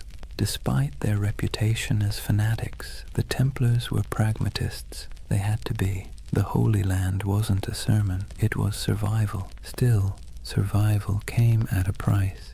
The heat wore on them, the endless patrols through sand and rock, the smell of blood baked into armor, the weight of divine expectation pressing down like the sun itself.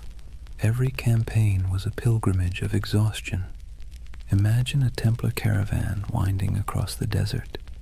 Horses sweating beneath white banners marked with red crosses, sand grinding in every crevice of armor. They march in silence except for the creak of leather, the occasional clink of mail. Ahead lies an enemy they can't see, only the shimmer of heat on the horizon. By nightfall they camp beneath a vault of stars so clear it feels like a cathedral of light.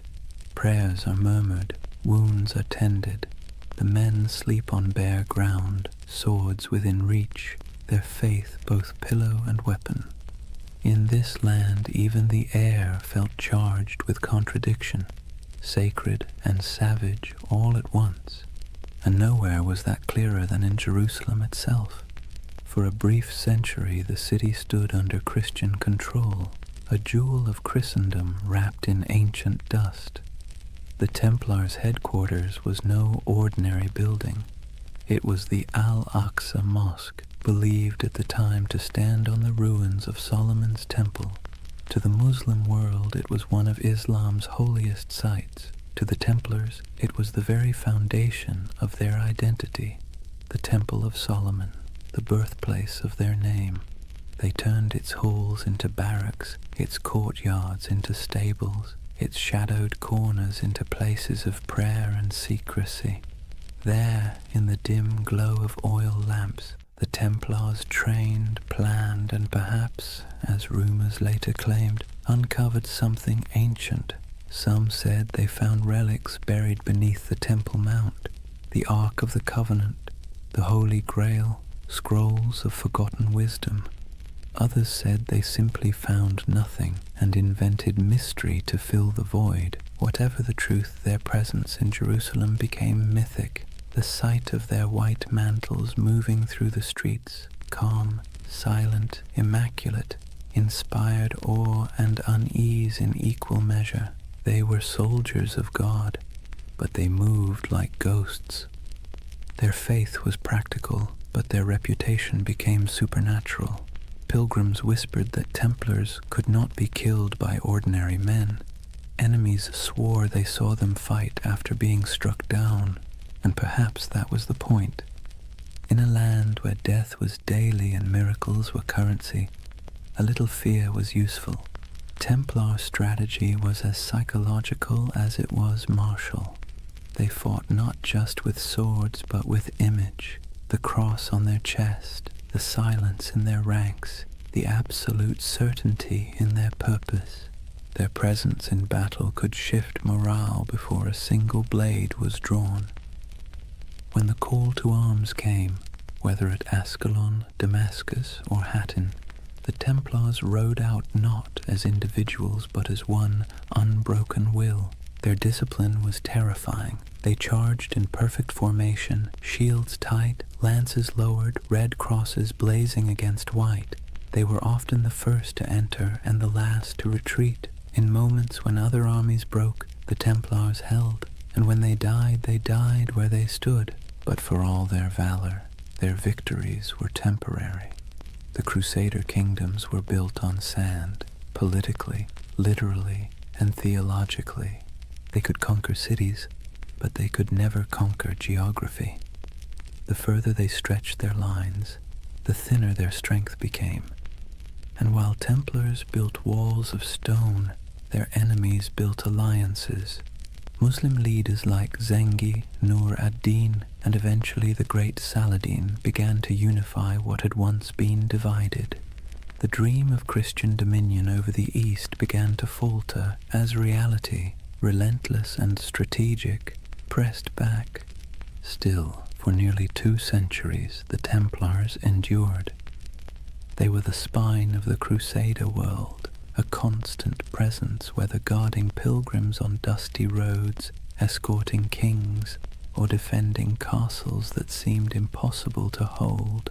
And through it all they believed, or at least tried to, that their struggle was holy, that every drop of sweat, every wound, every brother lost was part of a cosmic design. But in quieter moments, as the wars dragged on and the Holy Land slipped further from their grasp, doubt must have crept in.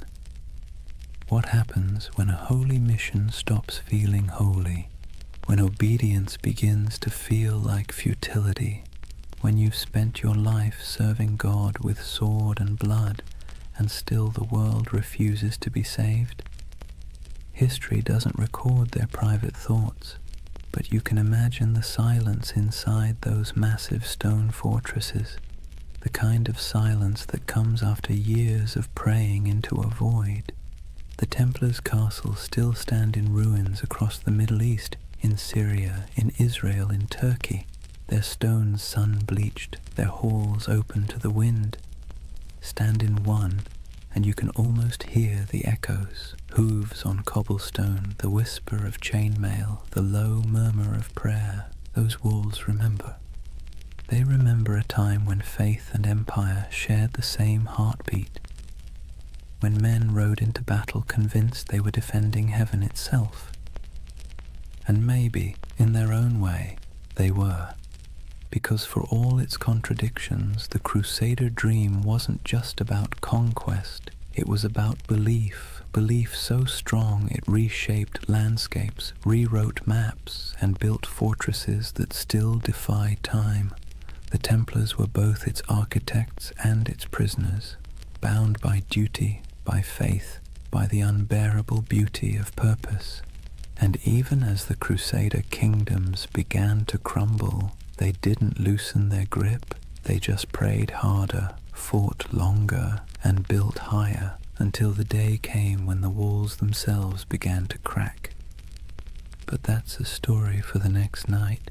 For now, picture that world one last time, the desert glowing gold under the last light of day, the red cross fluttering above a fortress wall, and somewhere inside, a group of knights kneeling in silence, their faces half-shadowed, their faith still unbroken.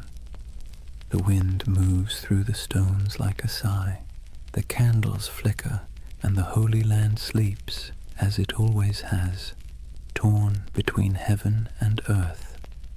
Imagine standing in a candle-lit chamber somewhere in Paris in the early 1200s. The air smells of beeswax and damp stone. At a table sits a man in white robes marked with a red cross, quill poised above parchment. Before him, a merchant lays down a pouch heavy with coins, silver deniers, gold florins, copper dirhams from faraway ports. The knight nods, seals the parchment with wax, and hands the merchant a folded document stamped with the sigil of the temple. "Show this in Jerusalem," he says, "and you'll receive the same sum." The merchant bows, the pouch stays, the man leaves. And just like that, without a single coin crossing a sea, the Knights Templar have just performed one of the earliest forms of international banking. You see, the Templars weren't just warriors, they were administrators, financiers and logisticians of staggering sophistication. While kings still measured their treasuries in piles of glittering metal, the Templars had already learned that information, records, signatures, trust was worth more than gold. Their network stretched from the windswept shores of England to the sun-scorched walls of Jerusalem, a chain of commanderies that functioned as safe houses, training centers, warehouses, and financial hubs all at once. Each of these commanderies was like a small universe, self-sufficient and meticulously organized. They had their own chapels, fields, mills, and workshops. Some raised horses, others produced wool, wine, or grain. Every coin earned was logged, weighed, and sent up the chain, an unbroken current flowing toward the heart of the order. And through this system, the Templars quietly became one of the richest organizations in the medieval world. The irony, of course, is that they began with vows of poverty, but vows are tricky things. The Templars themselves owned nothing. The order owned everything, and that subtle distinction let them accumulate wealth without technically breaking faith. Their financial system worked with an elegance that modern bankers would envy. A pilgrim traveling from London to Jerusalem could deposit money at a temple house in England and receive a coded letter of credit. Along the route, through Paris, Marseille, Acre, and finally to the Holy City, Templar commanderies would honor the note. deduct expenses, and mark it in ledgers kept under strict guard. The traveler never had to risk carrying his fortune across pirate-infested seas or bandit-strewn roads. In a way, the Templars invented something that feels astonishingly modern, a secure international trust network, and unlike kings or nobles, they were trusted by everyone. Christian, Jew, Muslim, it didn't matter. The Red Cross was as good as a vault door. The Templar ledger became a passport through chaos. Picture the roads of Europe in the 13th century, narrow tracks winding through forests and mountains, lined with monasteries, taverns, and thieves.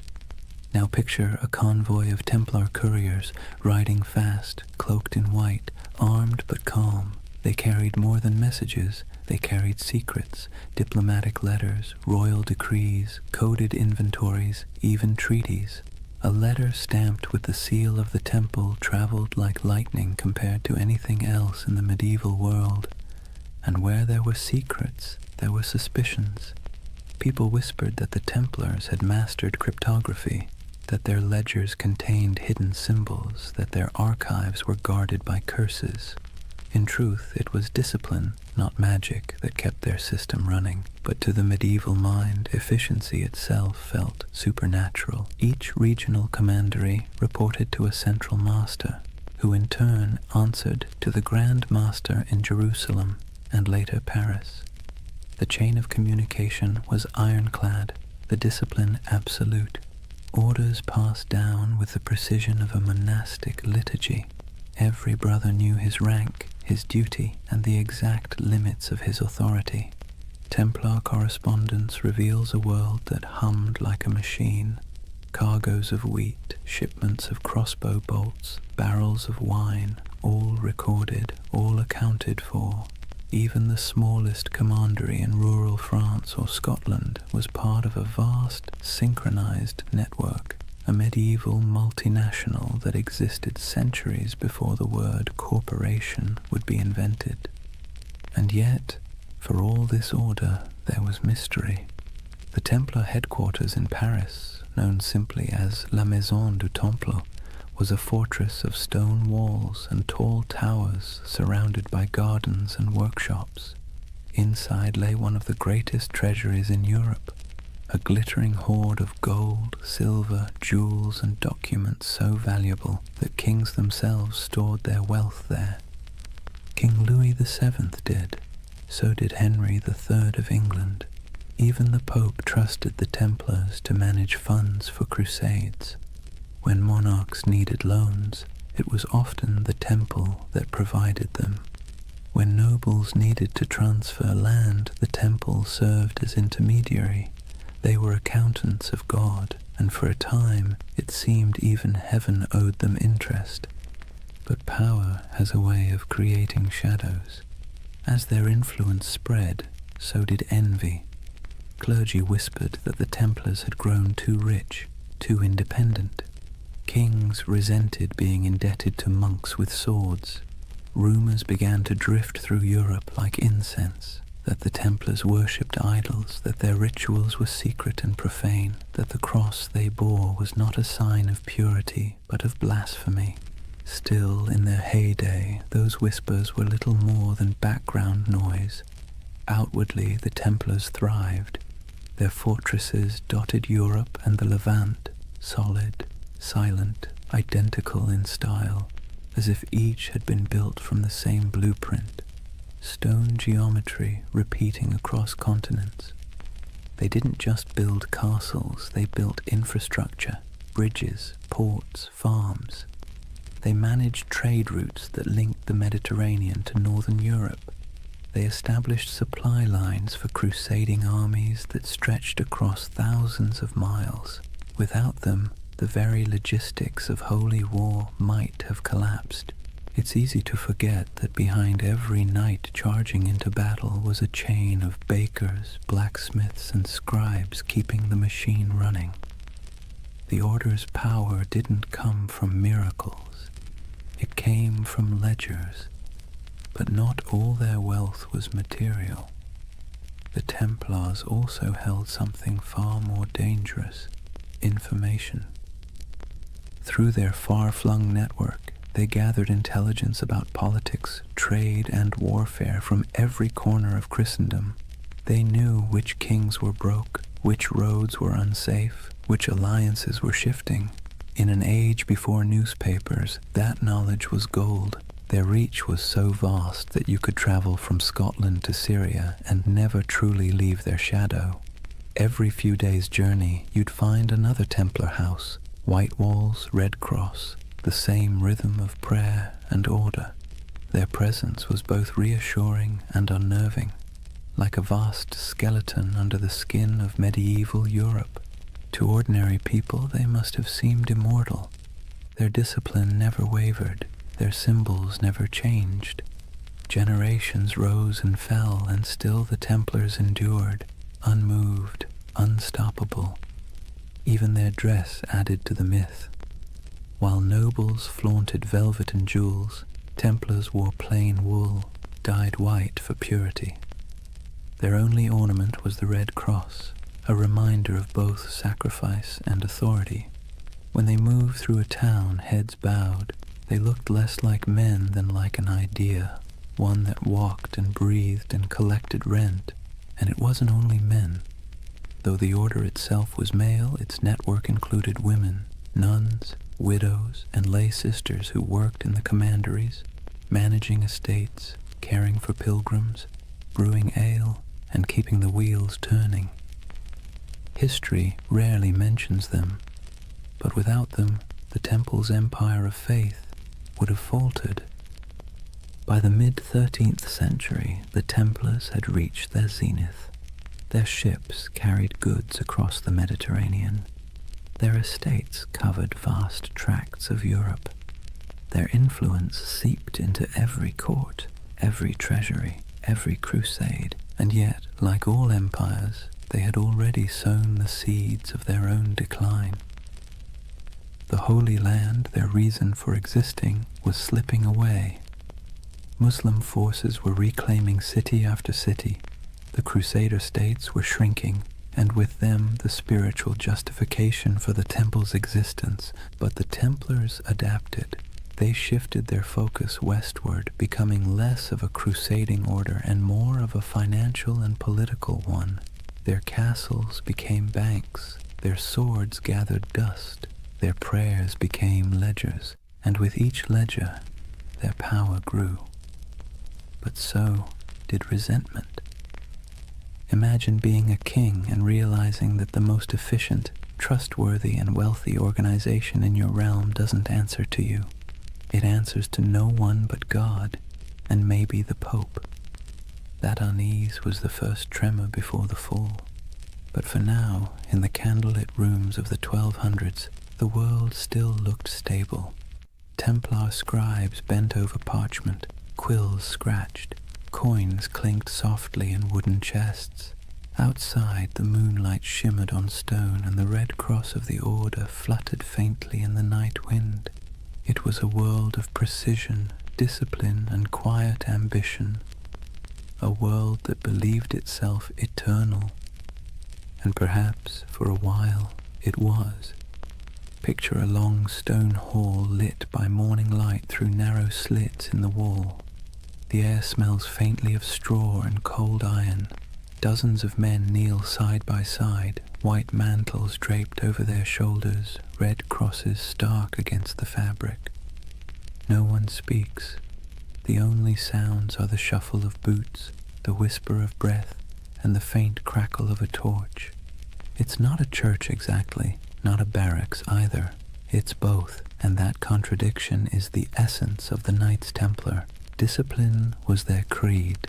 Every movement, every word, every thought was governed by the rule of the temple, a sprawling set of commandments written in the early 12th century that blended the rigidity of a monastery with the brutality of a battlefield. And yet, for all its severity, there was beauty in that order, a rhythm that shaped their days like the tolling of distant bells. They rose before dawn to pray, their voices echoing in unison. Then came the chores, feeding horses, sharpening weapons, tending armor, mending cloaks, cleaning wounds. Breakfast was simple: bread, sometimes watered wine, rarely meat. Then training, endless training, sword drills in formation, mounted charges across dusty fields, bow practice until fingers blistered. To the outside world, they were holy warriors. To themselves, they were servants of God, of each other, and of discipline itself. Templars lived by vows of poverty, chastity, and obedience, but those words meant something very different in their world. Poverty meant no personal possessions, but the order itself owned vast estates.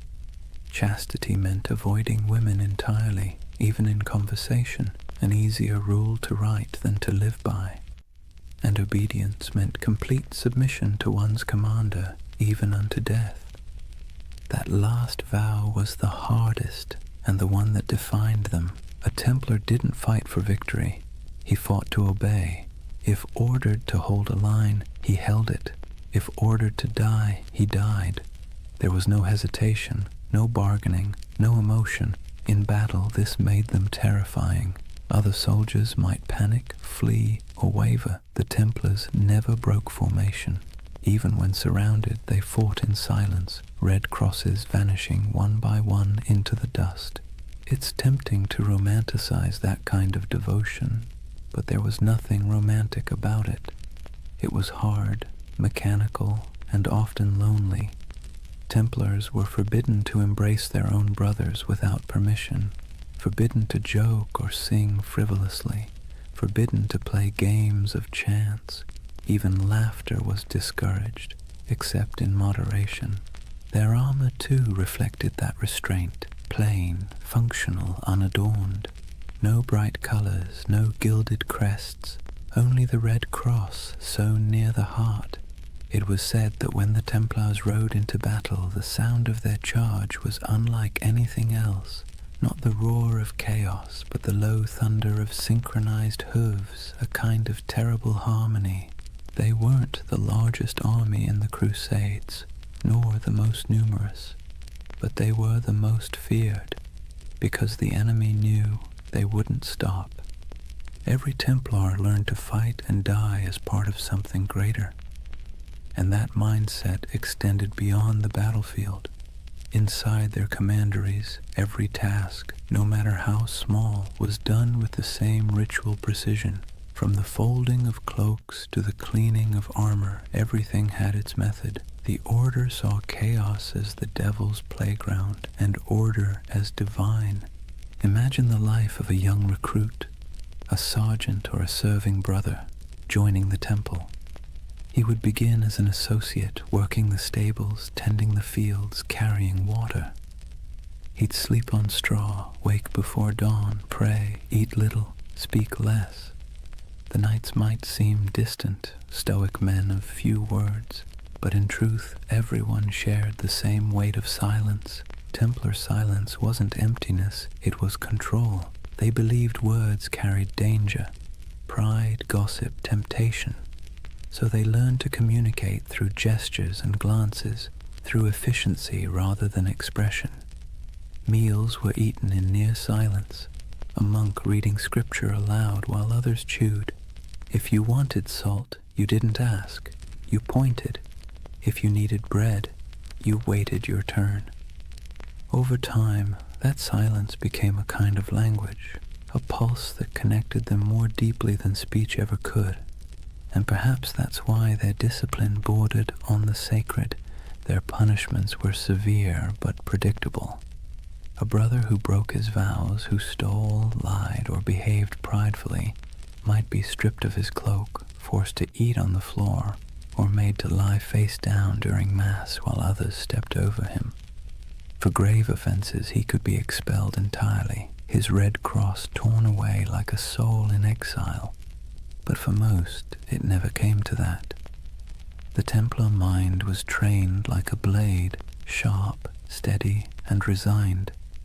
Even their daily routines reinforced obedience. The day was divided by bells, prayer, labor, rest, each moment accounted for.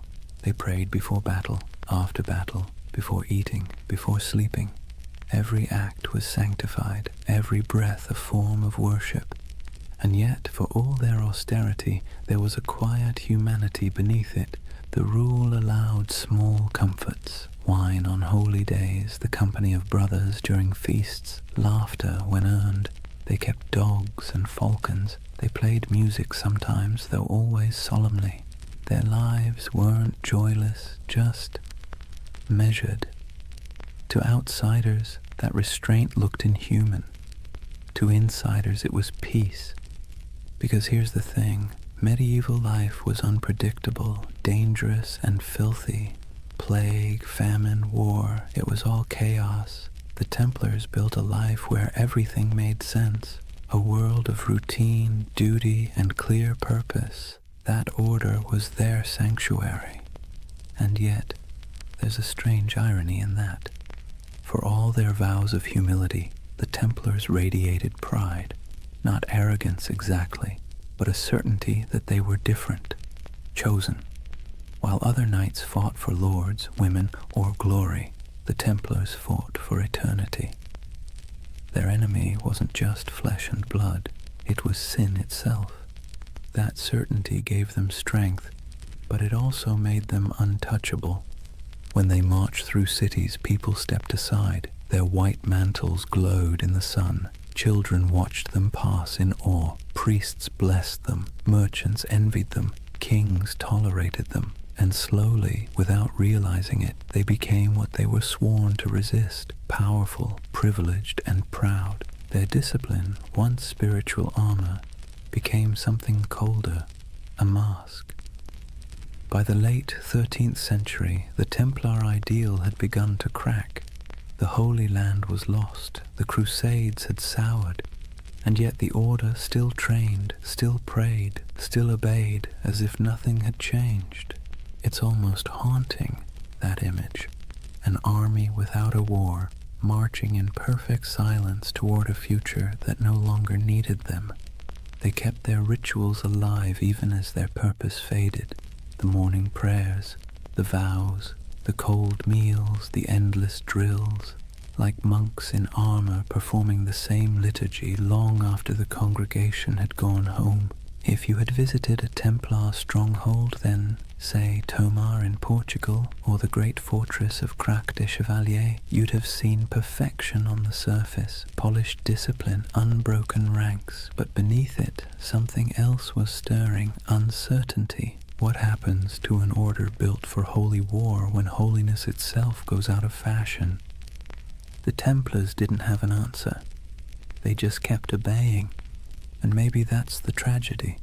They were so trained to follow command that when the commands themselves became corrupt, when kings and popes turned against them, they couldn't adapt. Their discipline, once their shield, would soon become their downfall. But that's later. For now, in the twilight of their golden age, they still looked unshakable. Picture them one last time, a column of knights riding through the gates of Acre, the last stronghold of Christendom in the east. Sunlight glints on their helmets. The sea wind carries the smell of salt and steel. Their banner ripples, a red cross against white. They move as one body, one will, one faith. And somewhere in the back of the formation, a young knight whispers a prayer he has said 1,000 times before. He doesn't know that in a few short decades, his order will be ashes and rumor. But in this moment, he is calm, because obedience is peace. And for the Knights Templar, peace, however fleeting, was always worth dying for. Chapter 3. Secrets, Shadows, and Heresy. Imagine the stillness beneath Jerusalem. The air is cool, dry, and old, older than the Crusaders who came here with dreams of salvation and plunder. Torches flicker against ancient stone, illuminating tunnels carved centuries before the birth of Christ. The sound of footsteps echoes faintly, rhythmic and deliberate. These men wear no crowns, no jewels, only white mantles marked with a red cross. 9 knights, poor, pious, exhausted, descending under the ruins of Solomon's temple. At least that's the story. The first whisper in a legend that would stretch across continents and centuries. According to chroniclers, when the Knights Templar were founded around 1119, their official mission was humble: to protect Christian pilgrims traveling the dangerous road from Jaffa to Jerusalem. In reality, there were only 9 of them, hardly enough to guard a single caravan. And yet King Baldwin II of Jerusalem gave them quarters in one of the holiest sites on earth, the Temple Mount, believed to be the ruins of Solomon's temple itself. That's where the name came from, the poor fellow soldiers of Christ and of the Temple of Solomon. But for a group of destitute knights, their address was suspiciously prestigious. The Temple Mount was not just another ruin, it was a sacred puzzle layered in myth. Jews believed it was where the Ark of the Covenant had once rested. Muslims revered it as the site of the Prophet's ascent to heaven. Christians saw it as the home of God's wisdom and wrath alike. And somehow these 9 knights, without royal blood, without political clout, were allowed to live directly atop it. And for nearly 9 years, no one quite knew what they were doing down there. There are no surviving records, no letters, no official reports, just silence, the kind that history fills with imagination. And centuries later, that silence became the perfect soil for mystery. Some say the Templars were digging, not guarding, that they searched the ruins for hidden relics, ancient scrolls, or lost knowledge buried deep beneath Jerusalem. According to certain accounts, the knights conducted excavations under the temple itself, tunneling through ancient chambers that had lain untouched since biblical times. Archaeologists in the 19th century actually found evidence of Templar tunnels beneath the site, narrow shafts and corridors leading nowhere, carved by human hands during the Crusader period. That's when the myth took root, that the Templars had uncovered something extraordinary, something that transformed them from a handful of ragged knights into one of the most powerful organizations in the medieval world.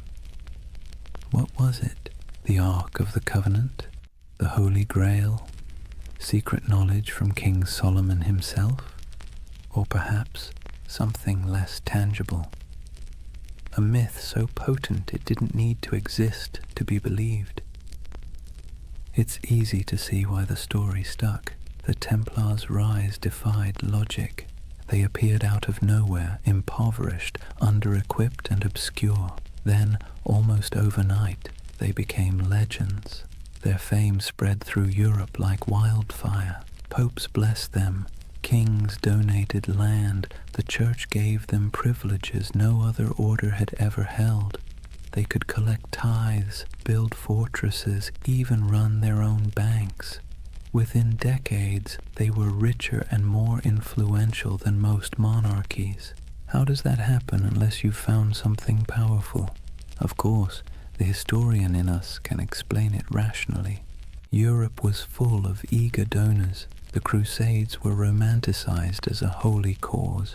The church wanted soldiers who could fight without being corrupted by greed, and the Templars fit that image perfectly. Their vows of poverty made them trustworthy. Their discipline made them effective.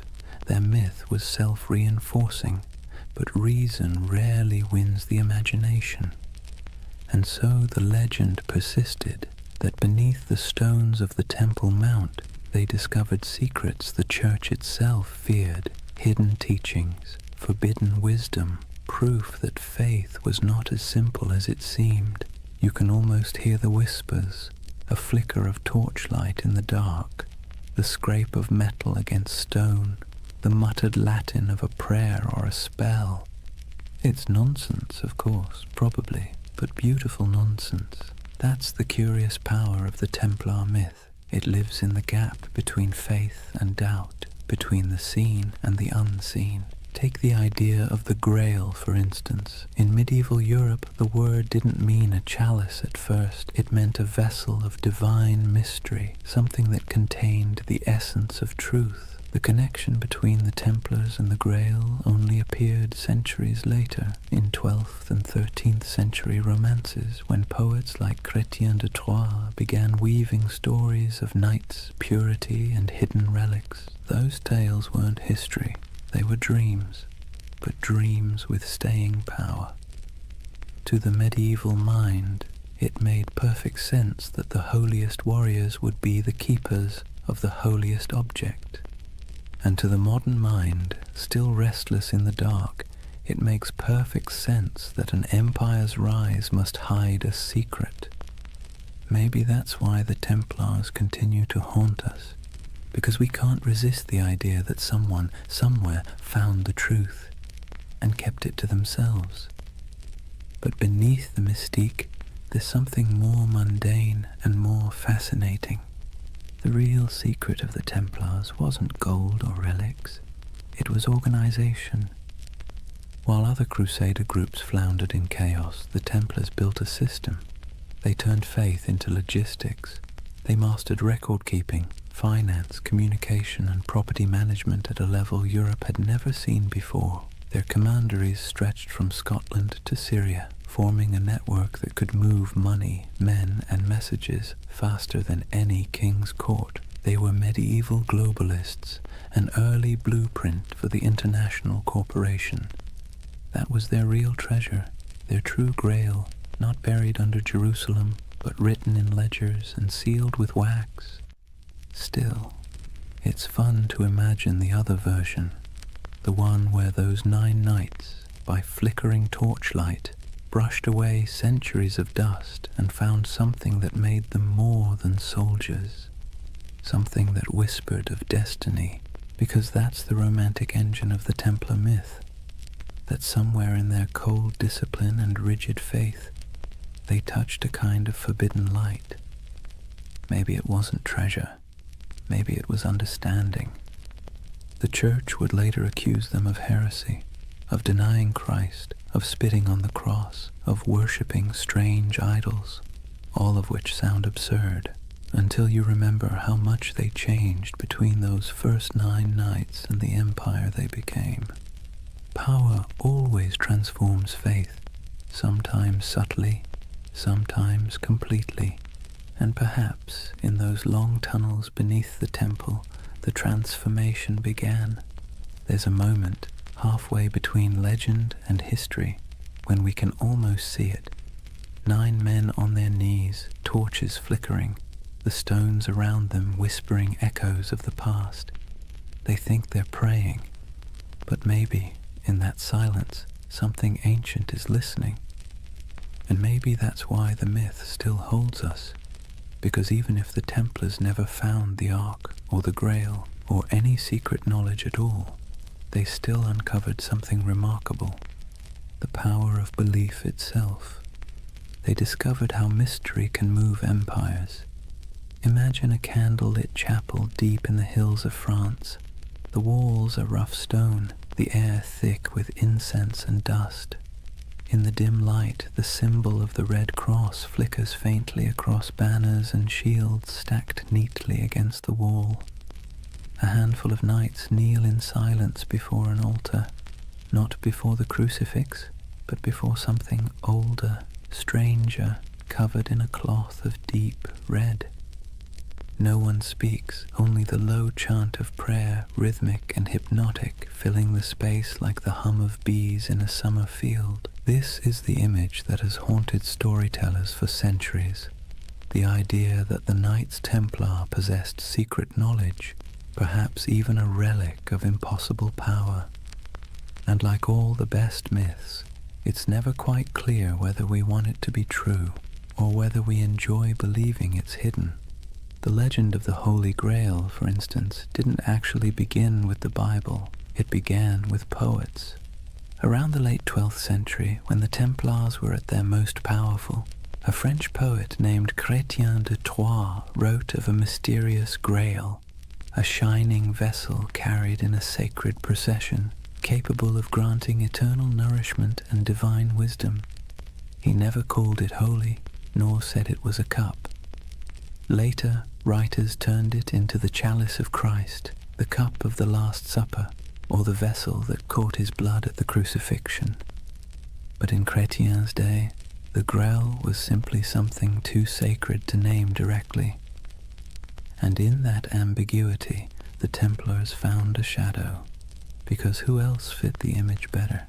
Knights of divine mystery, warriors of impossible devotion, a brotherhood whose rituals were secret, whose vows were absolute, and whose origins lay under the ruins of Solomon's temple. To a medieval audience it made perfect sense. If the Grail existed, it was the Templars who kept it. Over the centuries, the Grail and the Templars fused together into a single enduring myth, a marriage of chivalry and mysticism that no amount of historical evidence has ever been able to undo. The truth, though, is both smaller and more interesting. The Templars were bureaucrats of the divine. They didn't sit around sipping from golden chalices or unlocking cosmic secrets. They balanced books. They managed estates. They wrote letters in crisp Latin. They were the spiritual accountants of a holy empire. But because they lived in an age obsessed with relics, bones of saints, drops of Christ's blood, splinters of the true cross, they were inevitably drawn into the world of the sacred object. They guarded reliquaries. They escorted pilgrims who sought miraculous artifacts. They helped fund and protect monasteries where fragments of supposed holy items were displayed. So when rumors spread that they had discovered ancient scrolls beneath the Temple of Solomon, texts written by early Jews, Gnostics, or even pre-Christian mystics, the stories stuck. The scroll myth would grow and mutate over time. Some later accounts, centuries after the Templars were gone, claimed they had found the Book of Thoth, an Egyptian text of divine wisdom. Others said they uncovered teachings from the lost tribes of Israel, and some whispered of alchemical diagrams, maps of the cosmos itself, hidden away from the church to protect humanity from knowledge it wasn't ready to bear. Of course, there's no evidence for any of this, but myths thrive where evidence fails, and perhaps that's what made the Templars so irresistible to later imaginations. They embodied that perfect combination of real power and secret silence. The church itself fueled much of it, unintentionally, because the Templars, though loyal to Rome, answered to no king, no bishop, no worldly authority. They were free to move money, land, and information across borders. They could send coded letters that no one else could read. They had their own internal justice system, their own chapels, their own prayers. In other words, they looked a lot like the very thing the church feared most, a second church. And that's when suspicion began to bloom. Whispers spread that the Templars practiced strange rituals, that their initiations involved renouncing Christ, spitting on the cross, or worshipping a mysterious head called Baphomet, that their power came not from God but from something older. Most historians agree that these accusations were lies, propaganda created to destroy them later. But it's worth noting why those lies were so effective. Because they sounded plausible. Because secrecy always invites projection. If you give people a locked door, they will imagine what's behind it. And for medieval Europe, already steeped in apocalyptic fear and superstition, the Templars became the perfect vessel for that imagination. Their very success became suspicious, their discipline unnatural, their wealth sinful, their silence heretical. And yet, maybe there was something beneath all the rumor. Not magic, not relics, but an attitude. See, the Templars didn't pray like other monks. Their spirituality wasn't cloistered, it was militant. Their daily life was about control, obedience, and the annihilation of the self. Every moment of pleasure, every trace of comfort was stripped away to make room for purpose. In a sense, that was a kind of secret knowledge, the knowledge that faith and suffering could be fused into a single weapon. And that's what made them so dangerous. Not to the Muslims they fought in the Holy Land, but to the church that eventually feared them, because the Templars didn't seem to need intermediaries. Their faith was too direct, too efficient, too pure. When you can talk to God through action, you make priests nervous. By the time the Crusader kingdoms began to crumble, the Templars' mystique had already surpassed their usefulness. Europe no longer needed warrior monks. It needed bankers, diplomats, and obedient clergy, and so the Templars' mysticism, once admired, became suspect. It's strange, isn't it, how quickly a symbol of holiness can become a symbol of heresy. One century they were Christ's chosen, the next they were whispered to be sorcerers. But perhaps that's the price of mystery. The more tightly you guard your secrets, the easier it is for others to fill them with darkness. And in the quiet moments when we think of the Templars by torchlight, kneeling before something hidden under silk, we feel that same tension, that blend of awe and suspicion, that uneasy beauty of something half-believed. Because part of us wants to believe. We crave hidden truths. We need our mysteries, especially the ones that refuse to resolve. And maybe that's why, centuries later, the Templar myth is still alive, in Dan Brown novels, in video games, in conspiracy theories whispered on YouTube at 3 a.m., because it scratches that ancient itch, that somewhere, someone knows something we don't. It's funny how little we've changed. The medieval mind looked at the stars and imagined divine design. We look at old ruins and imagine lost technology. Both are acts of yearning, proof that we are wired to believe that history hides something from us. And perhaps the Templars were the first to realize that the greatest power isn't in what you know, but in what others think you might know. Theirs was a religion of silence, and silence in any age is seductive. Imagine the city of Jerusalem in the morning light. The walls are pale gold, dust drifting through narrow streets where merchants lift their shutters and donkeys stamp impatiently in the shade. From the hills beyond, the desert glows like a sea of faded fire. Bells ring from the Church of the Holy Sepulchre, and somewhere a muezzin's call answers softly from across the valley. This was the city the Templars swore to defend, the heart of their purpose, the reason for their existence. But by the late 12th century, Jerusalem was no longer the eternal prize they once imagined. It had become a coin tossed endlessly between empires, each claiming divine right, none able to hold it for long.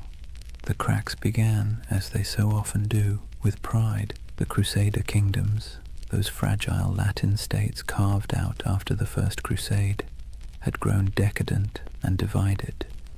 The descendants of knights who once marched barefoot to holy war now lived like minor kings, drinking imported wine, bickering over titles, and marrying into local dynasties to secure land and dowries. The Templars, meanwhile, had become something very different from their humble beginnings. They were no longer 9 men kneeling in the dust. They were a multinational corporation of the Middle Ages, thousands strong, with property stretching from Scotland to Syria. They operated fleets, fortresses, and treasuries.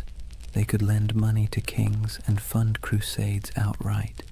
And that kind of power, while impressive, makes enemies quickly. By the mid-11th century, the balance of the Holy Land had shifted. Muslim forces, long divided, were now uniting under a single banner, led by a man who seemed born for the role, Salah ad-Din Yusuf ibn Ayyub. known in the West as Saladin. If the Crusaders were a tangle of arrogance and infighting, Saladin was the opposite, disciplined, patient, and devout. His armies were not the wild hordes described in European rumor. They were organized, loyal, and most importantly, fighting for home. The Templars met them on countless fields, Hattin, Ascalon, Arsuf, and though they fought with ferocious resolve, they were outmatched by unity and strategy. The Battle of Hattin in 1187 was the breaking point. It began with a cruel trick of the sun. Saladin's army lured the Crusaders away from their water supplies, dragging them across the dry Galilean plains under a blazing July sky. By the time the Templars reached the horns of Hattin, they were half mad with thirst, their chainmail burning against their skin, their banners wilting in the heat. The Muslim forces surrounded them. Archers darkened the sky with arrows, smoke from burning grass choked the air, and when the fighting finally stopped, almost the entire Crusader army was dead or captured. The True Cross, a relic carried into battle like a talisman, was seized by Saladin's men. It was never seen again. The Templar Grand Master Gerard de Riedefort was taken alive. Saladin spared him, though many of his brothers were executed. He would live long enough to watch the walls of Jerusalem fall later that same year. When word reached Europe that the Holy City was gone, it was as if the world itself had cracked open. Sermons thundered across cathedrals, blaming sin, pride, and divine wrath. Monarchs trembled, pilgrims wept. The Pope called for another crusade, and through it all, the Templars stood in the ruins of their purpose. You can almost imagine the silence that followed. The once sacred city, its streets littered with the detritus of war, now echoed with the sounds of new rulers. The Templar headquarters on the Temple Mount was emptied, their altars dismantled, their treasures seized. What began as a holy mission now looked suspiciously like a failure of faith. For the first time, the Templars were without their holy ground, and without Jerusalem. They were forced to confront an uncomfortable truth. If the temple was gone, what exactly were they the knights of anymore? But endings have a way of becoming beginnings. Driven from the holy city, the Templars retreated to the coast, to Acre, Tyre, and Cyprus, where they rebuilt themselves as the guardians of ports and pilgrims rather than of the temple itself. Their castles became symbols of endurance. Crac des Chevaliers in Syria rose like a stone crown over the hills, its walls layered and massive, designed to resist even the most determined siege. Safed Tortosa, Athlit, each fortress a defiant miracle of engineering, built with geometry, patience, and faith in stone. In those high towers, the Templars kept the flame of their order alive. But it was different now. Less about holy destiny, more about survival.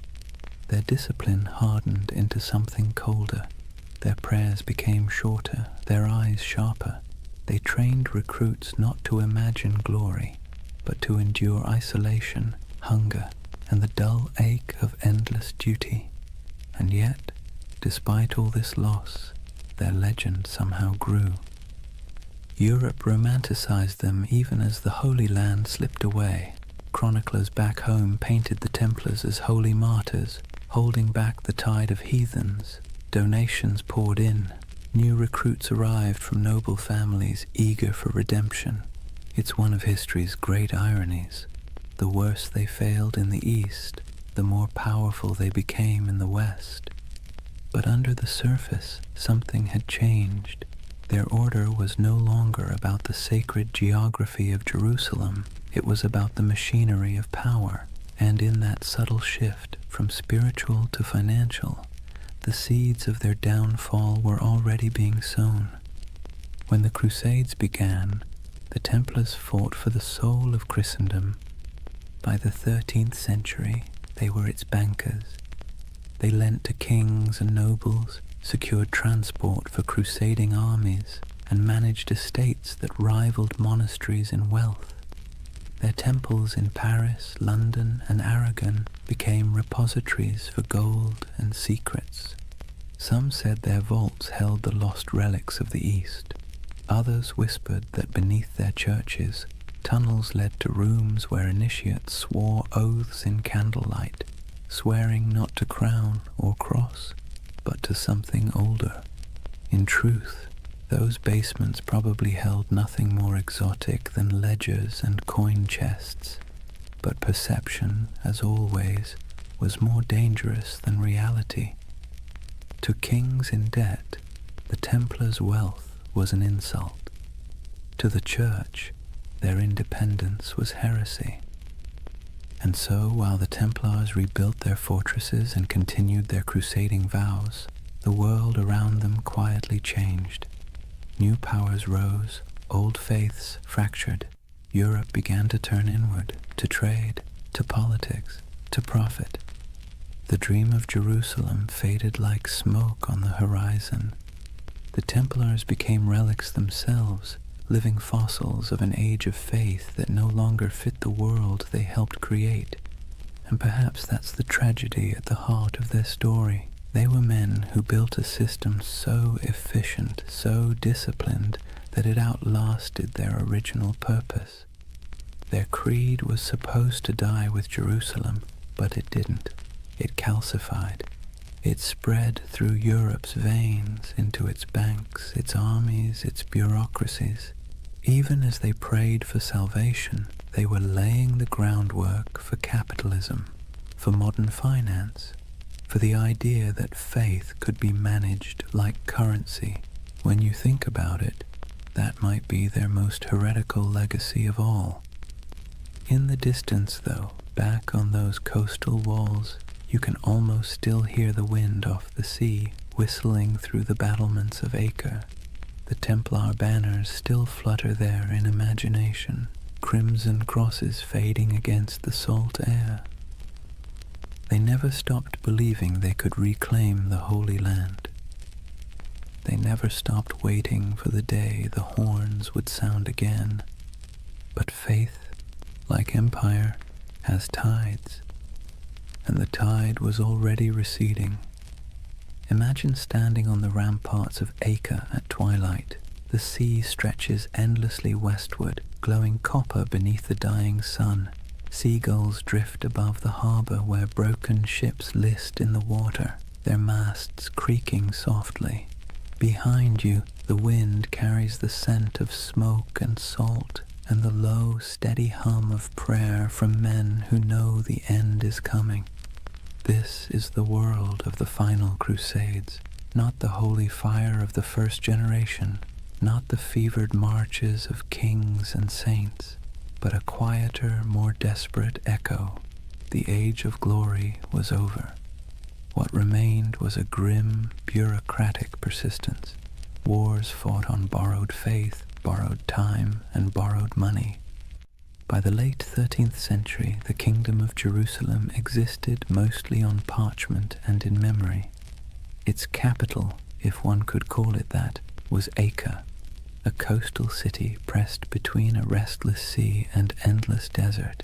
It was crowded, rich, and tense, a city of pilgrims, traders, and soldiers living shoulder to shoulder in uneasy tolerance. Here the Knights Templar had built their final fortress, a marvel of engineering, all white stone and iron gates, its walls thicker than any catapult could breach. Within those walls, gold and relics were stored in vaults beneath torchlit halls. Above them, in chapels that echoed with Latin chants, the Templars still prayed for Jerusalem, though most knew they would never see it again. They had become the custodians of a dream already dying. The last crusades were not holy wars anymore. They were logistics operations, charters, supply lines, contracts. The romantic image of knights charging across the desert had long since been replaced by the grinding reality of politics. Kings back in Europe promised armies and delivered excuses. Popes issued bulls calling for redemption and sent none. The Templars and their rivals, the Knights Hospitaller, did what they could. They fortified the remaining coastal strongholds, trained recruits from France and England, and negotiated uneasy truces with Muslim rulers, who now viewed them less as enemies and more as relics of a fading age. For nearly a century, the Templars held their line. A few miles of coast, a handful of towers, and the weight of an entire lost empire on their shoulders. Then, in 1291, the inevitable came. A vast Mamluk army, disciplined, relentless, and armed with the confidence of history, swept across the plains toward Acre. Their banners blackened the horizon. Their engines rolled like thunder. Inside the city, panic spread like wildfire. Citizens fled to the harbor, merchants burned their ledgers, priests carried relics to the ships, whispering prayers that no one believed would work. The Templars, as always, took their positions. From the battlements, they could see the Mamluk campfires stretching endlessly into the desert night.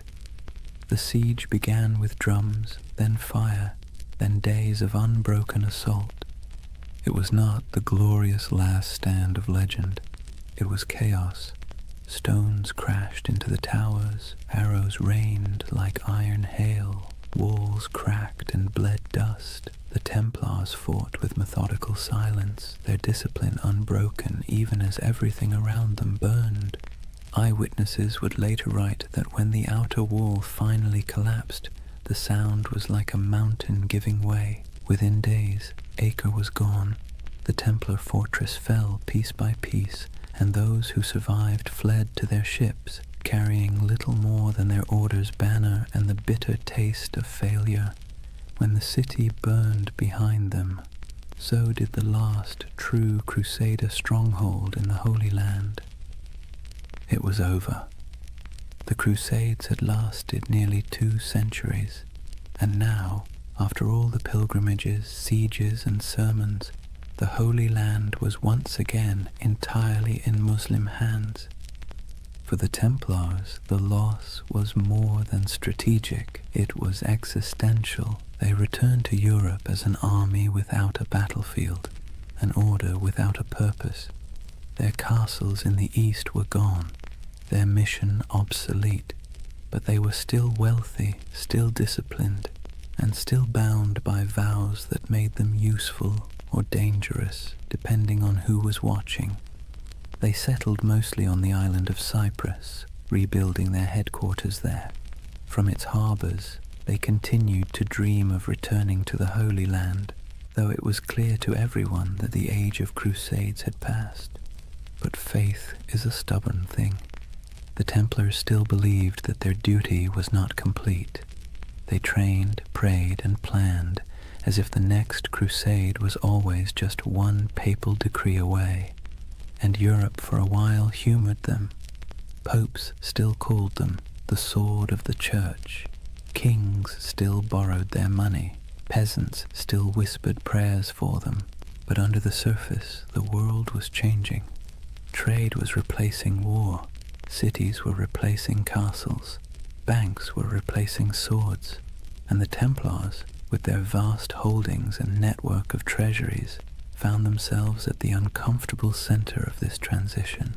They had invented the closest thing to modern finance, a system where a pilgrim could deposit gold in Paris and withdraw it in Acre using coded letters of credit. It was genius, practical, and efficient, and in hindsight, catastrophic.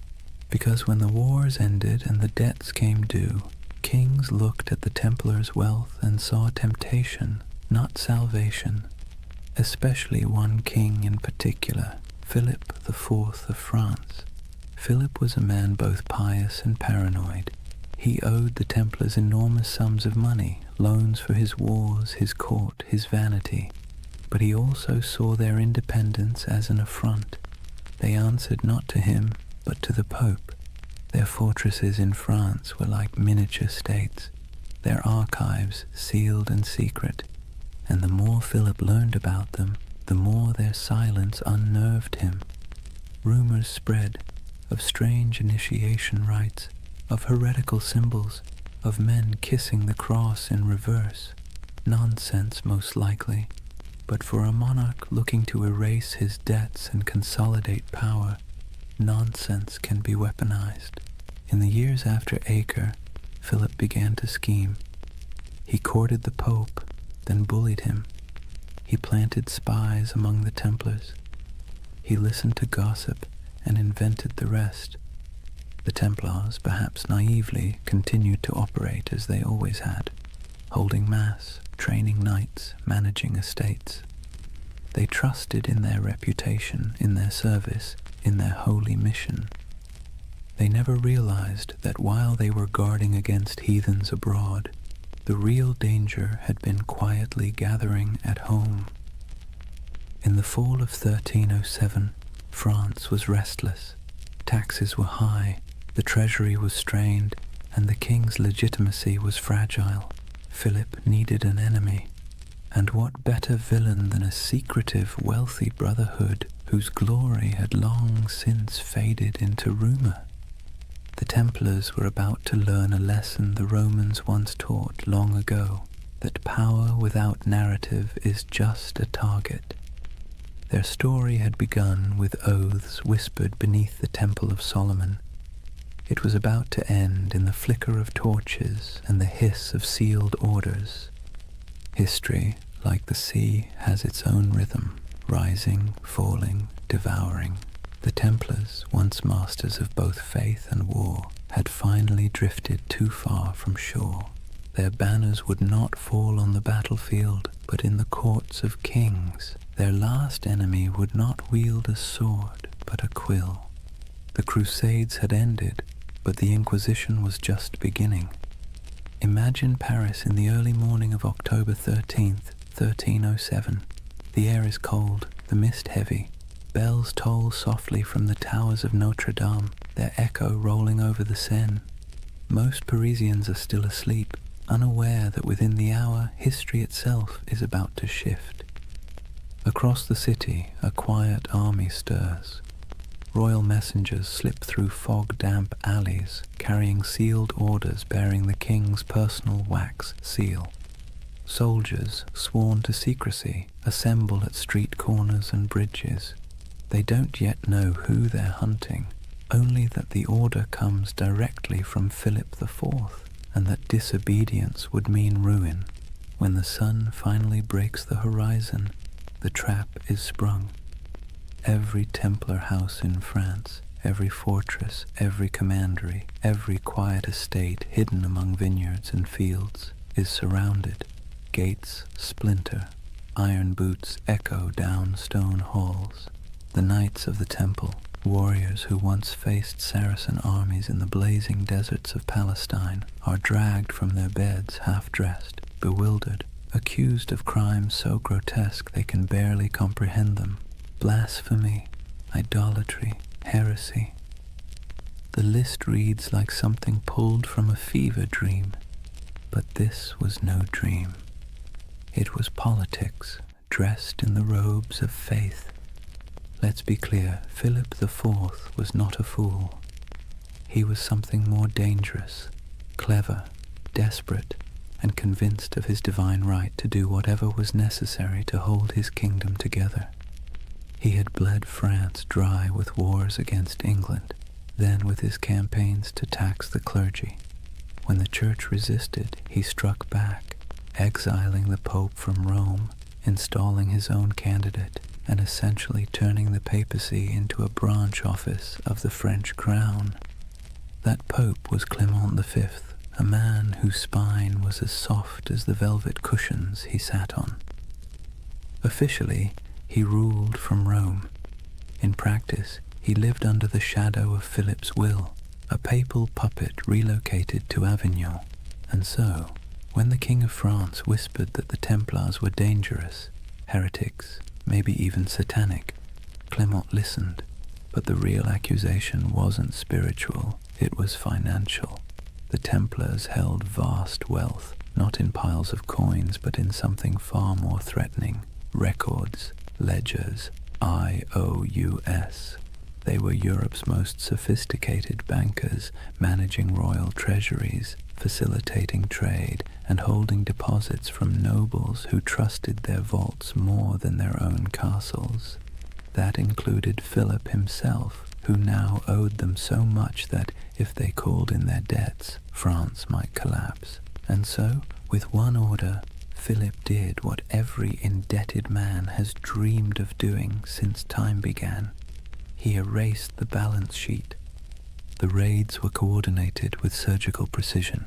Templars across France were seized simultaneously, their archives confiscated, their leaders imprisoned.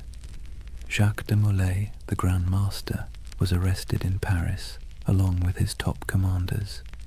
He had been a guest of honor at the king's court just days before, attending the funeral of Philip's sister. Now his hospitality was rewarded with chains. The interrogations began almost immediately. The king's agents, men of ink and iron, demanded confessions to every sin imaginable. They accused the Templars of denying Christ, of spitting on the cross during initiation, of worshipping a mysterious idol called Baphomet. They spoke of obscene rituals, secret kisses, and dark oaths taken by candlelight. And under torture, men will say anything. By the week's end, confessions poured in, broken, contradictory, desperate. Some swore they had been tricked, others simply wept and signed whatever parchment was placed before them. The king had his proof. But outside the dungeons, the world was less convinced. The charges made no sense. The Templars were fanatically religious, sworn to poverty, chastity, and obedience. Their prayers structured their lives so tightly that even eating and sleeping were acts of devotion. To accuse them of heresy felt like accusing monks of witchcraft. But logic was irrelevant. The spectacle was the point. Philip had turned the trial into theatre. He invited clergy, nobles, and the public to hear the confessions. He displayed the trembling knights as examples of corruption and divine justice. He presented himself as the defender of Christendom, cleansing it of hidden rot. And for a public weary of taxes, famine, and failed wars, it worked. People love a villain, especially one that used to be untouchable. Meanwhile, Clement V hesitated. As head of the church, the Templars were technically under his jurisdiction, not Philip's, and he knew, deep down, that the charges were absurd.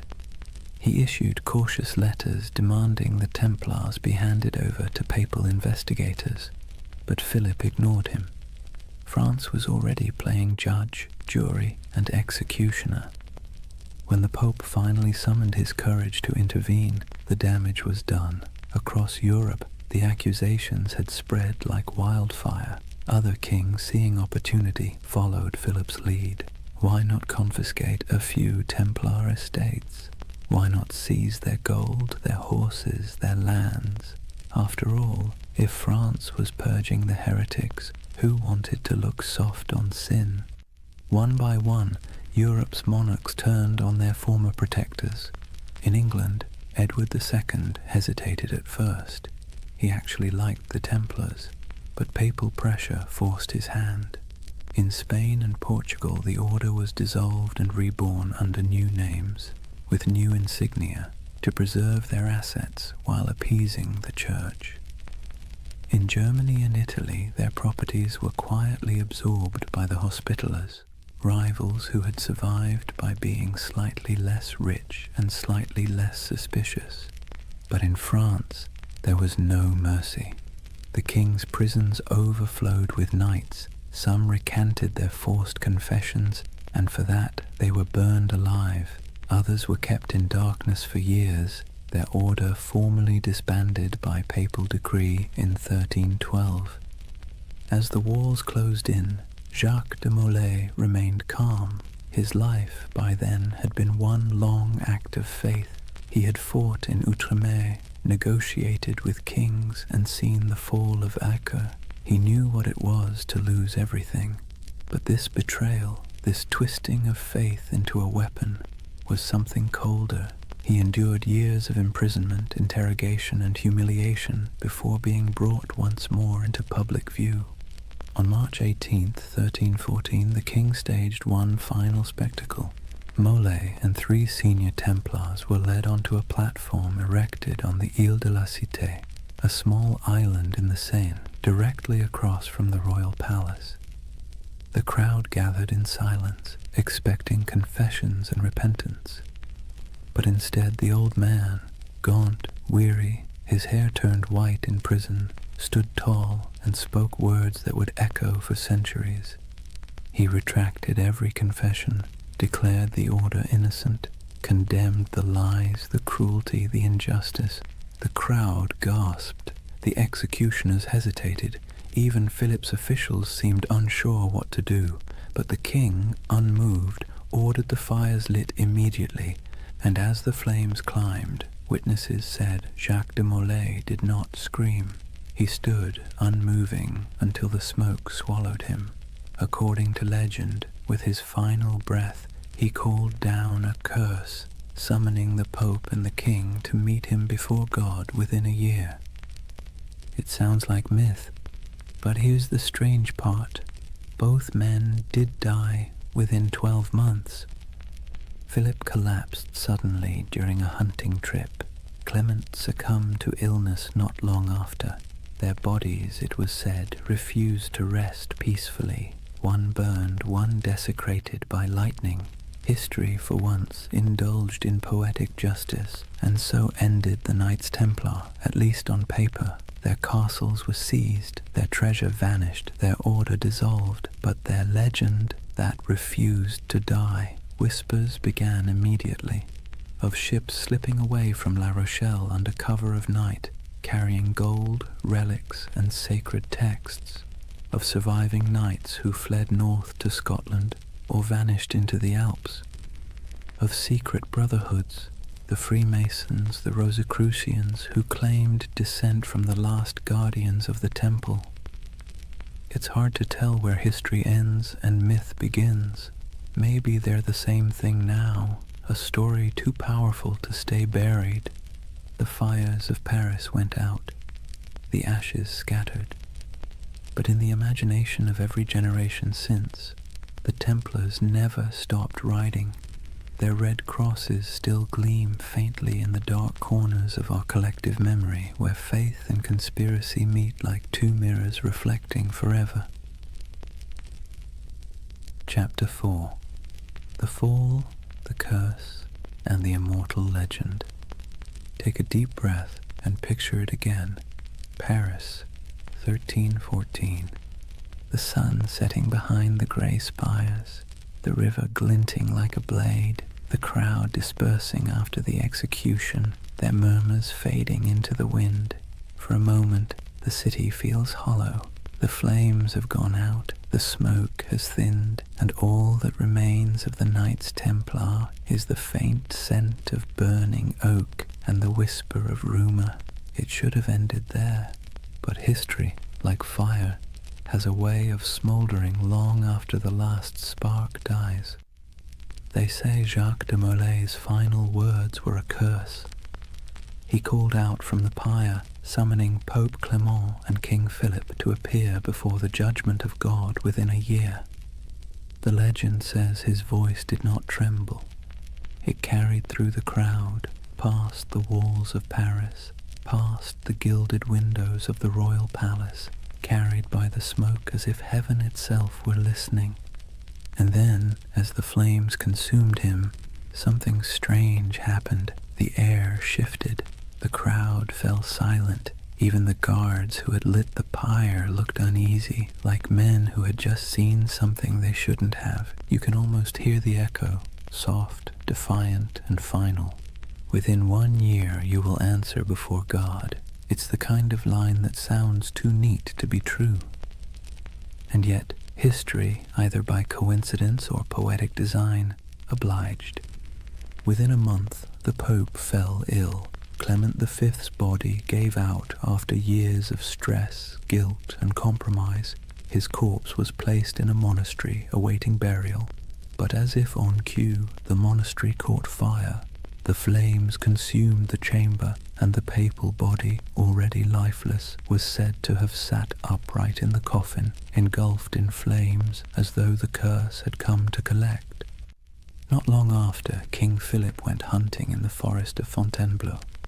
A strong, healthy man, still in his 40s, he rode out in the crisp autumn air and never returned alive. Accounts differ.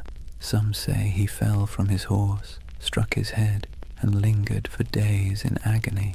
Others say he was seized by a sudden paralysis. Either way, the most powerful man in Europe died slowly, staring into nothing, as if haunted by something he couldn't see, and with their deaths, the curse of the Templars was born. It was a simple story.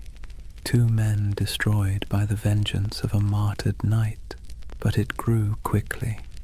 People whispered that France itself was doomed, that Philip's descendants, the Capetian line, would die out within generations, and, strangely enough, that too came true. Within less than 2 decades, all 3 of Philip's sons, each having worn the crown, were dead without heirs. The dynasty that had ruled France for centuries was snuffed out like a candle in a storm. The people of the time called it La Malédiction des Templiers, the Templar curse. To later generations, it became a parable, a warning about greed, corruption, and the strange persistence of divine justice. Of course, historians will tell you it was all coincidence, and maybe they're right. But that's the beautiful thing about history. It leaves just enough cracks for the imagination to pour through.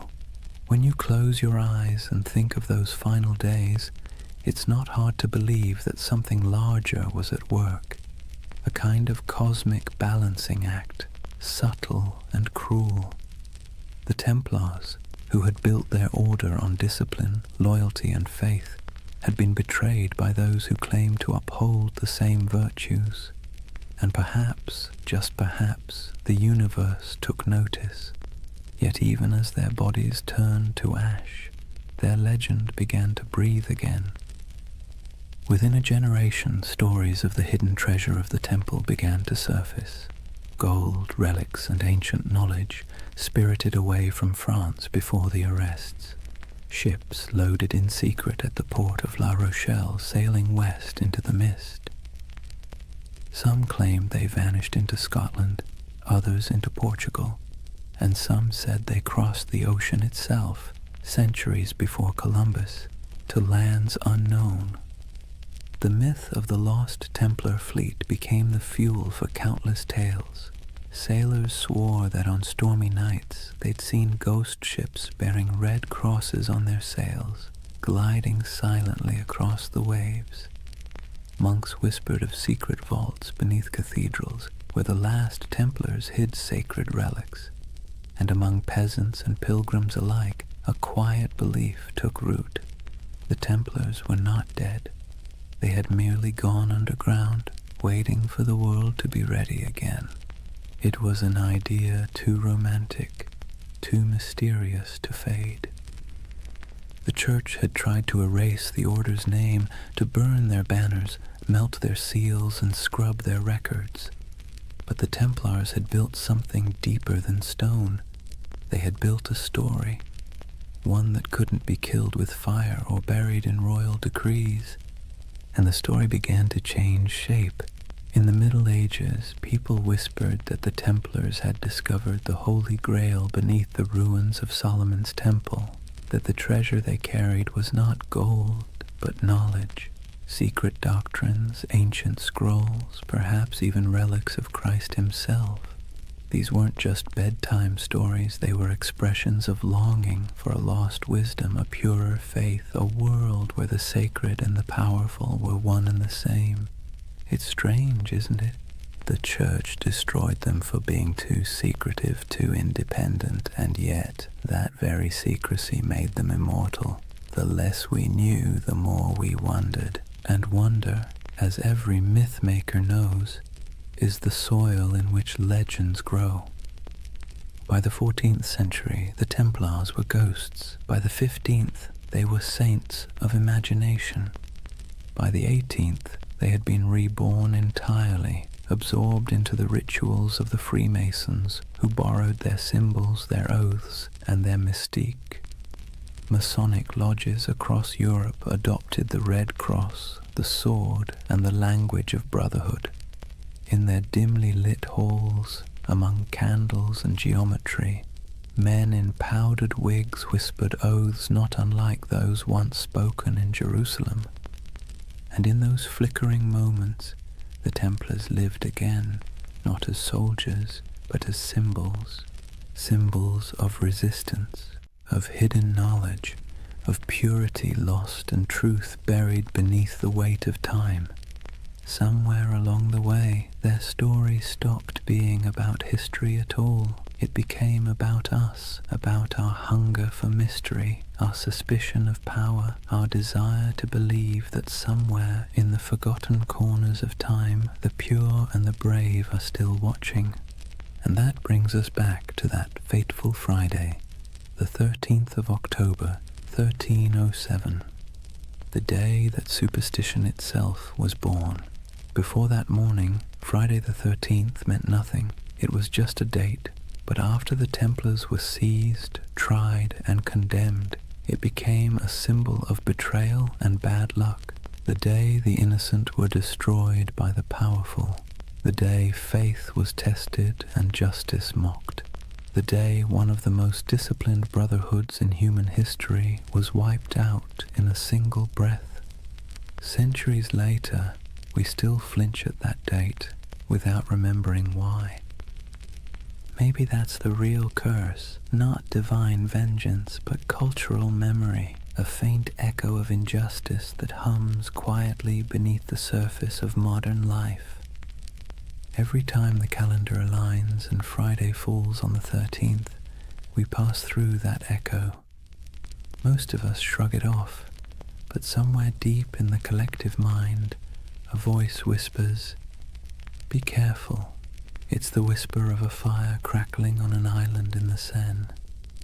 The whisper of 9 knights kneeling in the dark, taking oaths no one else would ever hear.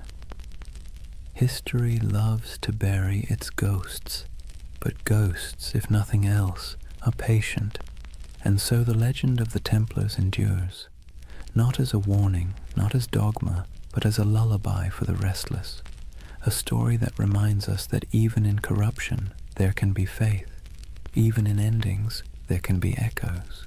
That the night, however dark, always remembers the shape of its stars. Close your eyes for a moment and imagine the sea, a cold wind blowing from the west, the smell of salt, iron, and rain. It's October of 1307, just days after the arrests began. France is tightening like a fist. Across the countryside, Templar commanderies, once bustling with horses, treasure, and prayer, now sit silent under royal seals. Soldiers ransack vaults, priests pore over ledgers, and the knights, those who survive the sudden sweep, vanish like smoke, or at least, that's what history says. But if you listen carefully, beneath the crackle of parchment and the scratching of quills, you'll hear the ocean whispering another version. At the western edge of France, in the port of La Rochelle, witnesses claim they saw something strange. A convoy of ships flying the Red Cross of the Temple quietly slipped out to sea just before the arrests. The official records say nothing, but rumors say otherwise. Some say the ships were loaded with gold, silver, relics, and documents, everything the order held sacred. Others say they carried only men, brothers who refused to die in chains. Either way, when the king's men arrived to confiscate the Templar fleet, the docks were empty. Every ship was gone, vanished into the grey Atlantic mist. Where did they go?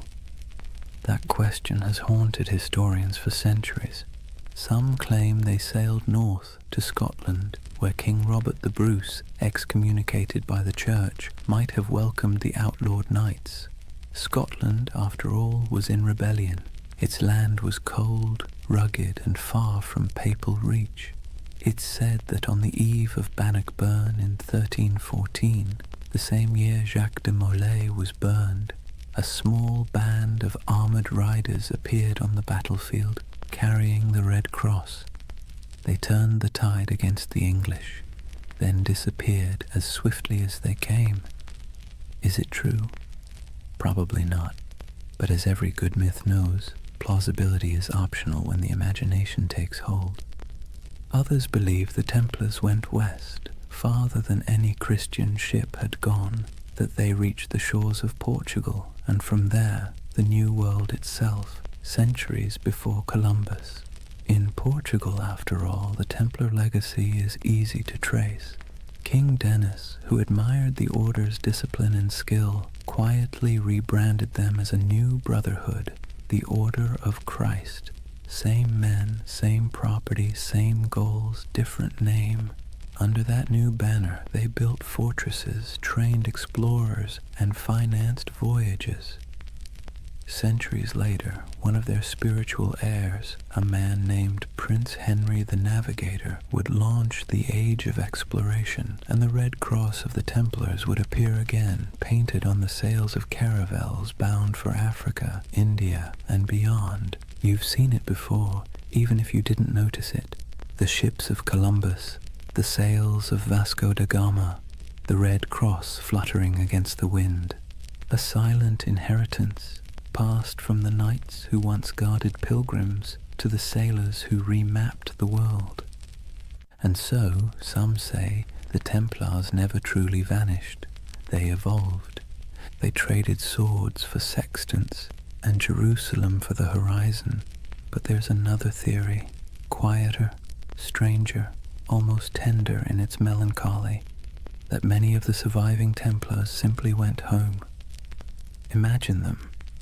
Men in their 40s or 50s, scarred from years of crusade, watching everything they believed in collapse. Some fled across borders, shaving their beards, burning their mantles, blending back into ordinary life. A few became monks in other orders. A few became mercenaries fighting in wars for causes that meant less to them than the discipline itself. And some perhaps wandered until they disappeared entirely. It's easy to picture one, an old knight on a country road in Burgundy, walking beside a thin horse, whispering the prayers he'd once spoken in Latin under vaulted stone.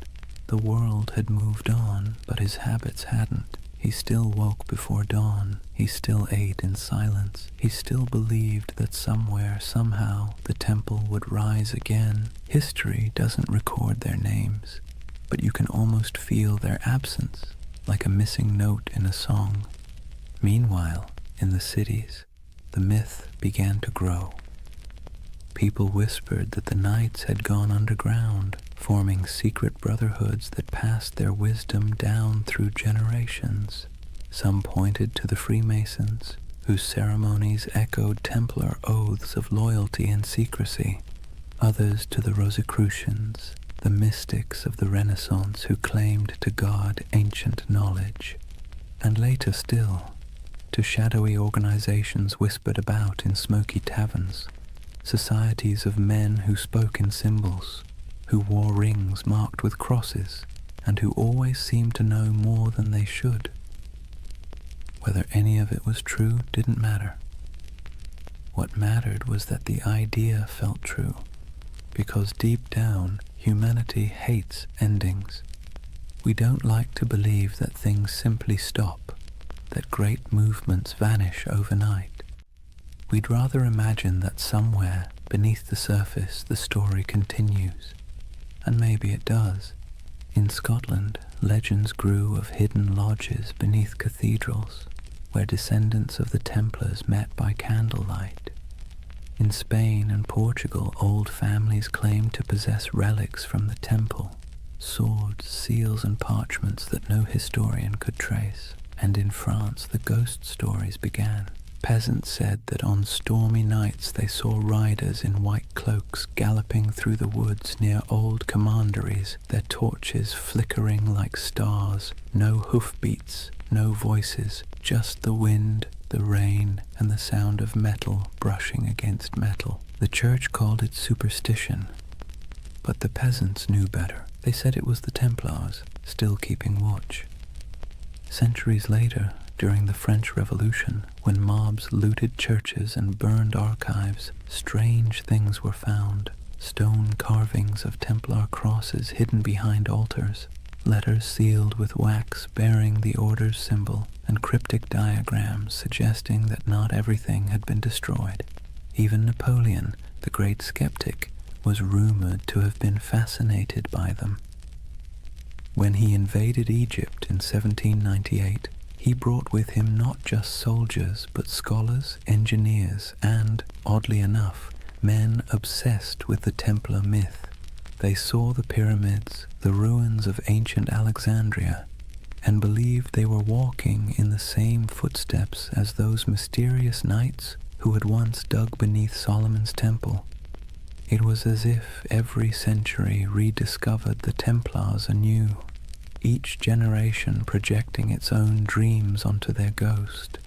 For the Renaissance, they were seekers of hidden wisdom. For the Enlightenment, martyrs of superstition. For the modern age, symbols of rebellion against authority.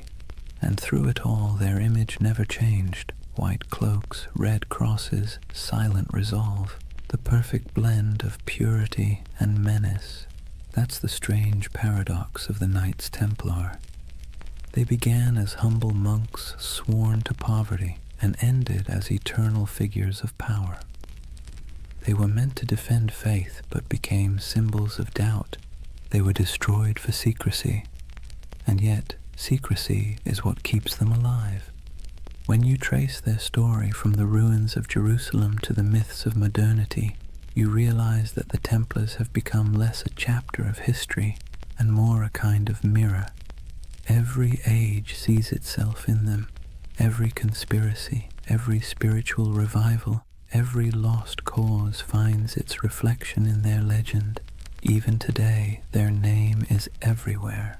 Video games, novels, films, coffee brands, even insurance companies. The irony would probably amuse them. Men who once vowed to own nothing now sell everything, but perhaps that's fitting. The Templars were never just about religion or war.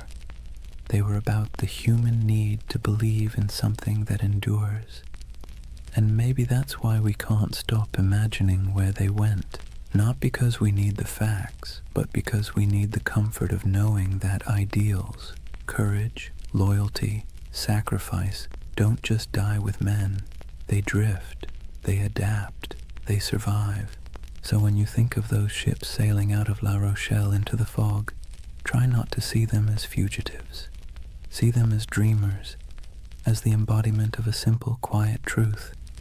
That faith and mystery always find a way to escape the fire. Maybe they reached Scotland, maybe they reached the New World, or maybe they're still out there somewhere, beyond the horizon, sailing a sea that never ends.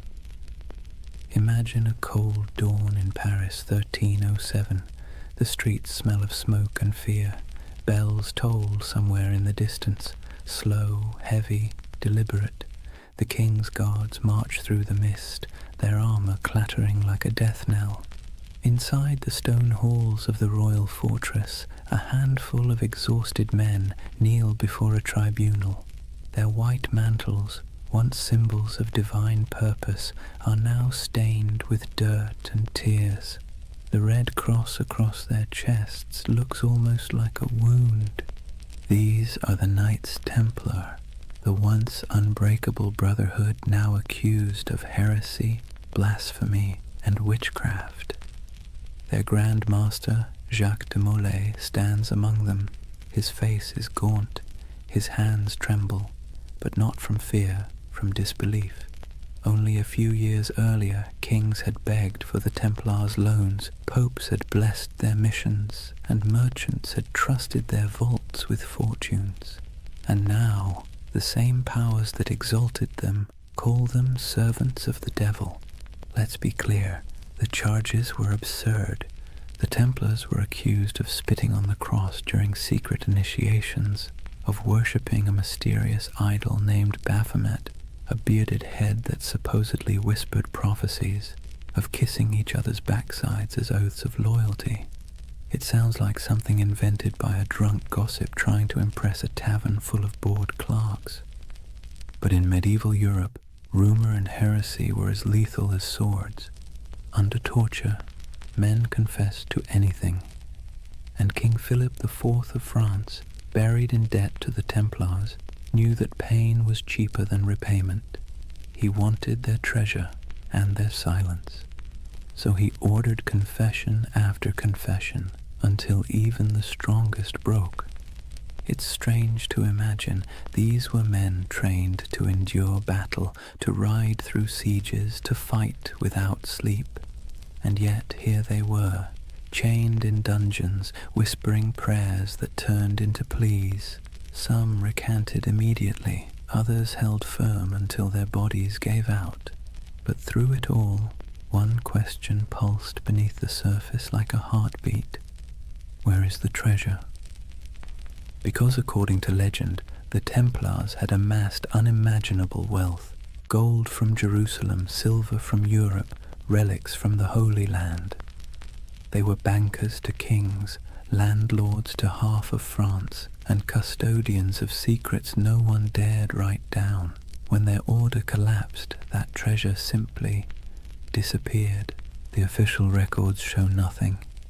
The king found empty vaults, the church seized estates, but no gold. And so the myth began.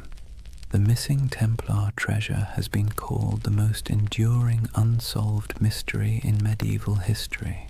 Over the centuries it's been found 1,000 times, in hidden tunnels under Paris, buried beneath Rosslyn Chapel in Scotland, locked inside the catacombs of Malta, even frozen beneath Nova Scotia's Oak Island, where fortune hunters have been digging for 200 years and still haven't hit bottom. Each theory begins the same way, with the night of October 13th, 1307, when those ships at La Rochelle sailed off into the mist. And each theory ends the same way, with an empty map and more questions.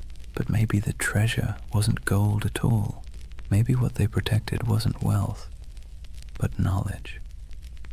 There's a quiet rumor, older than the Freemasons, older than most conspiracy theories, that the Templars discovered something beneath the ruins of Solomon's temple during their early years in Jerusalem. What it was, no one agrees on. Some say it was the Holy Grail, not a cup, but a secret bloodline. Others claim it was the Ark of the Covenant, still humming with divine energy. And a few whisper that it was something far less biblical, ancient texts from before recorded history, knowledge so profound it could rewrite theology itself. Whatever it was, the rumor insists that the Templars hid it, not in one place, but in many. Fragments scattered like seeds across Europe, buried under chapels, sealed in crypts, or disguised as relics. You can almost imagine it. Stone corridors lit by flickering torches, brothers moving in silence, passing relics wrapped in linen. No words spoken, no records written, only vows that what was found in the Holy Land must never be lost again. It's beautiful, isn't it? The idea that knowledge can be smuggled through time, that truth, like treasure, can survive corruption, fire, and forgetfulness.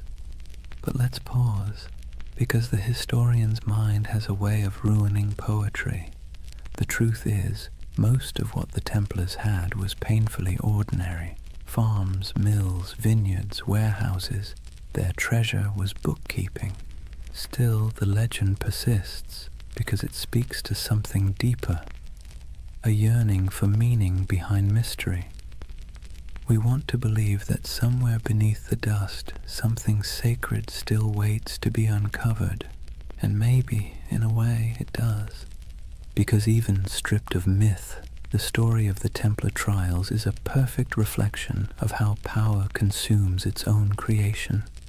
King Philip's campaign wasn't just about greed, it was about fear, the kind that festers when kings realize faith answers to no one. The Templars had grown too independent. Their wealth was international. Their loyalty was to God, not to any throne. They were an early version of globalization, efficient, disciplined, untaxed. They'd become everything monarchs hate, powerful, moral, and incorruptible. And so Philip did what tyrants always do when faced with something they can't control. He called it evil. By 1310, the trials had become theater. Dozens of knights were paraded through Paris to confess and repent before crowds. Some, desperate for mercy, repeated the false confessions they'd made under torture. Others refused, and for that they were burned. The flames were said to burn clean.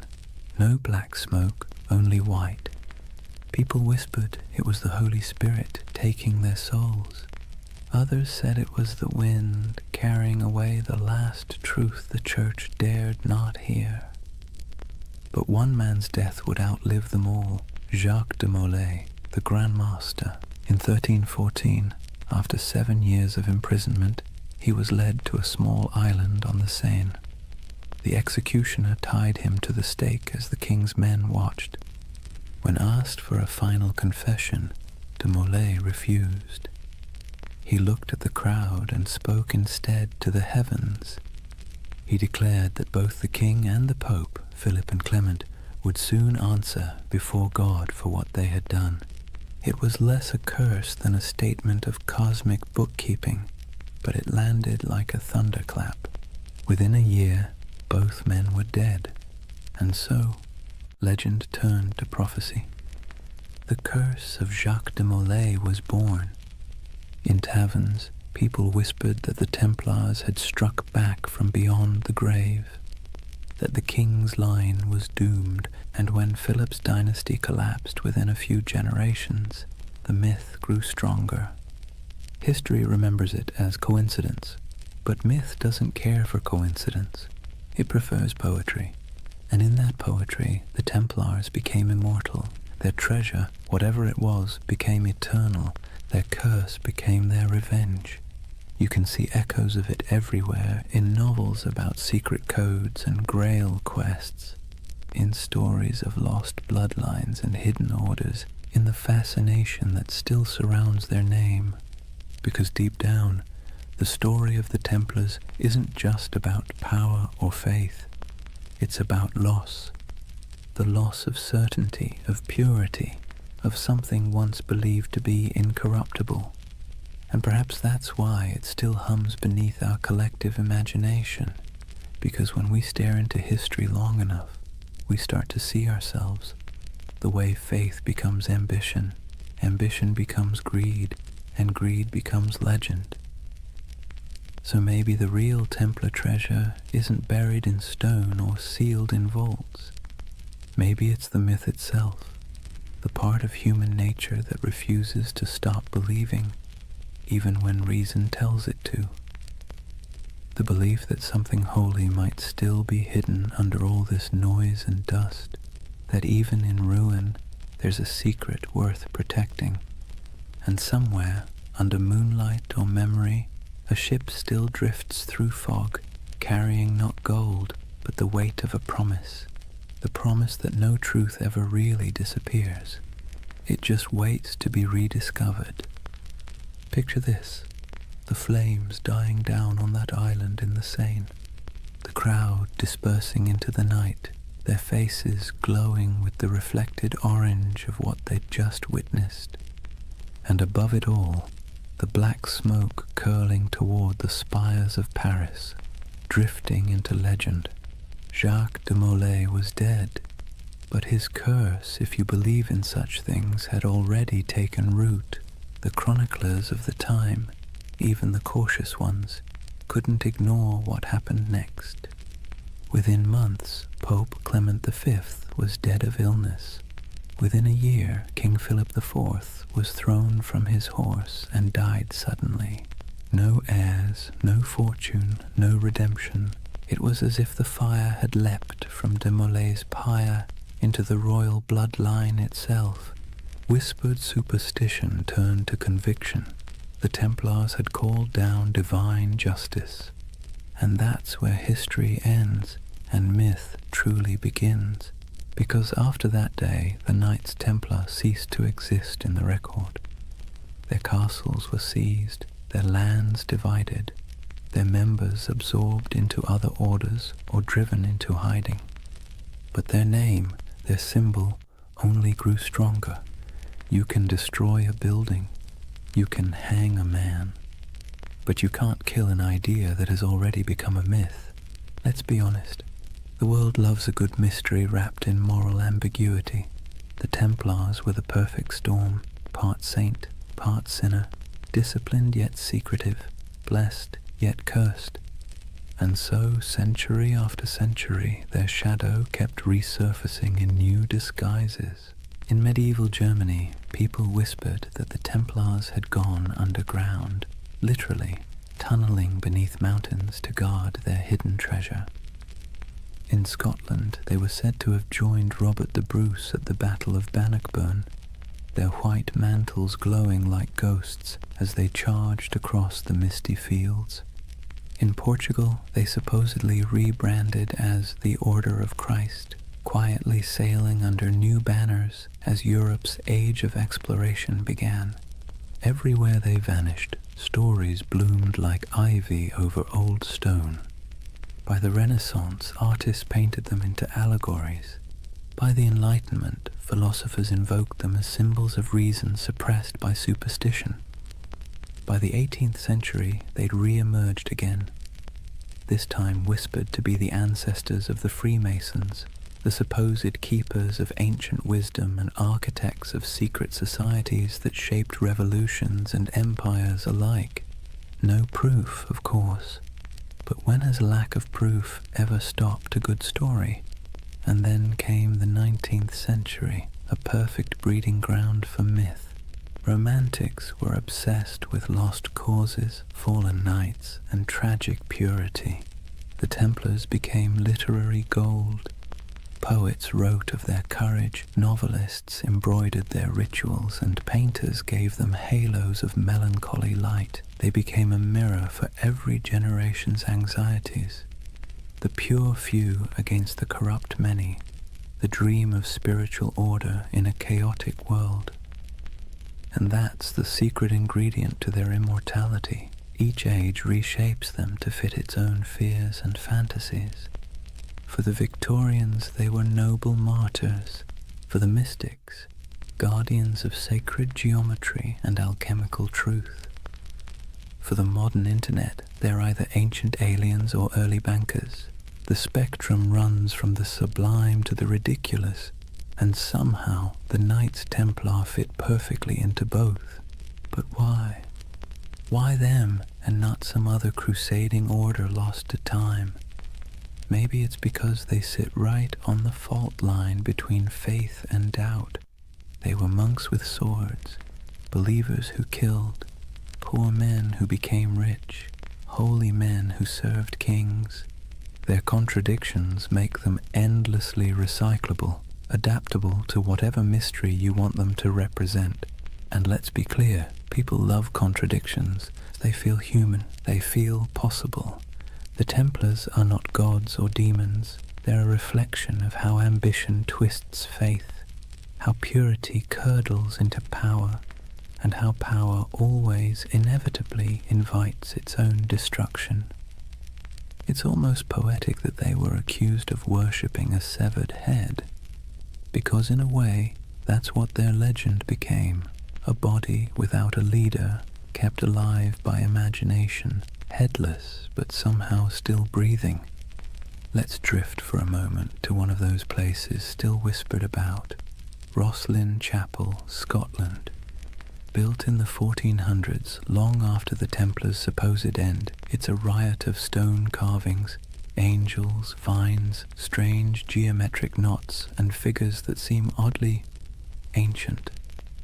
In the quiet of that chapel, with dust in the sunlight, and the faint echo of distant hymns, you can almost believe the stories, that beneath its floor lies a vault, and in that vault lies a secret, one so profound it could change everything we know about history. But then again, maybe it's just a crypt, maybe it's just stone and shadow, and maybe that's the point, that the real magic of the Templars isn't what they left behind, but what we keep searching for. Even their curse, that famous curse of de Molay, wasn't a curse at all until later writers made it one. It was a final speech, a cry for divine justice, but humans can't resist dramatizing justice into vengeance. We want the universe to mean something, to balance the scales, so we turn dying words into cosmic verdicts, and over time, that became the mythology we know today. Friday the 13th, the day of the arrests, turned into a symbol of bad luck. Their crosses became icons of mystery. Their disappearance became proof of survival. It's all absurd, and yet strangely comforting, because buried within the fantasy is a wish that truth survives corruption, that goodness hides rather than dies, that somewhere there's still a secret order of noble souls keeping the flame alive in a world that's long gone dark. And who knows, maybe that's true, not in the literal sense, but in the sense that stories are secret orders. Each retelling keeps the memory alive. Each listener becomes an initiate, one more person who knows that once there were men who tried to turn faith into action and paid the price. So when you hear their name, the Knights Templar, maybe don't imagine treasure or curses or cryptic symbols. Imagine something quieter, a group of men kneeling under torchlight, making promises they could never keep but tried to anyway. Imagine their breath clouding in the cold air, their armor cold against their skin, their hearts probably as uncertain as yours or mine. And perhaps in that uncertainty lies their true immortality, because we don't remember them as saints or villains. We remember them as the dream that somewhere in the chaos of history, people once believed they could create something pure, something incorruptible, something worth dying for. And though their towers have fallen and their banners turned to dust, the idea still flickers. In stone carvings, in folk tales, in the glow of every conspiracy theory forum at 3 a.m., the Templars endure not because they were flawless, but because they were human. And humans have always dreamed of perfection, even as we fall short of it. So when you finally close your eyes tonight, imagine the world they left behind. Imagine the quiet after the fire, the soft sound of waves against forgotten shores. Somewhere a candle burns low, somewhere an oath is whispered again, and somewhere in the deep rhythm of history the order still rides, not in armor but in memory, because the truth is, nothing truly holy ever dies. It simply changes shape and waits to be remembered. So now we reach the end, or rather, the echo. The story of the Knights Templar doesn't really end. It simply fades like candlelight in a long corridor, stretching further and further into shadow. If you've stayed with me through this entire journey, through crusades and curses, through deserts and dungeons, take a moment to notice the quiet. The world they built and the world they lost are both long gone, but the silence they left behind still hums with meaning. Imagine it, Europe asleep under frost, old cathedrals creaking with age, the moonlight brushing against statues of long-forgotten knights. In that stillness, you can almost hear them, the faint clink of armor, the whisper of prayer, the soft murmur of devotion and doubt braided together. because that's what the Templars really were. Not gods, not monsters, just men standing at the fragile intersection between the sacred and the human. They tried to build heaven with earthly tools, swords, stone, oaths, and hope. And like everyone who's ever reached too high, they fell. But falling doesn't mean failure. It just means the dream became too heavy for the age that held it. History loves to paint the Templars as symbols of greed, of purity, of secrets, of sin. But perhaps they were simply mirrors, reflecting what every civilization fears most. That no matter how powerful we become, or how righteous we think we are, time will eventually unmake us, fold us back into silence. And yet, the beauty is that silence isn't nothing. It's the space where memory lives, it's where myths breathe, and it's where you, right now, can find peace. As you drift, think of how strange it is that the same stones that witnessed their vows now lie beneath traffic, beneath cities, beneath centuries of dust. But if you look closely, the pattern is still there, in church floor tiles, in the geometry of modern skylines, in the lingering idea that faith, when coupled with discipline, can move empires. Every age finds its Templars, not in armor, but in conviction, not guarding pilgrims, but guarding truth, or art, or compassion, or whatever fragile thing seems worth defending in their time. Maybe you've been one of them without realizing it, someone trying to build something pure in a world that doesn't always reward purity. So tonight, as the story fades, let the noise of history recede behind you. The clash of swords, the whispers of betrayal, the long sermons and louder silences. Let them dissolve into the steady rhythm of your breath, because this is what remains when the myths fall quiet. A reminder that even the grandest empires, the greatest orders, and the most secret brotherhoods eventually return to stillness. And in that stillness, something eternal stirs, not banners, not blood, but the simple, persistent urge to remember that once humans dreamed of divine perfection, that they believed in sacred duty, that they tried, however imperfectly, to bridge the distance between heaven and earth. And maybe that's enough.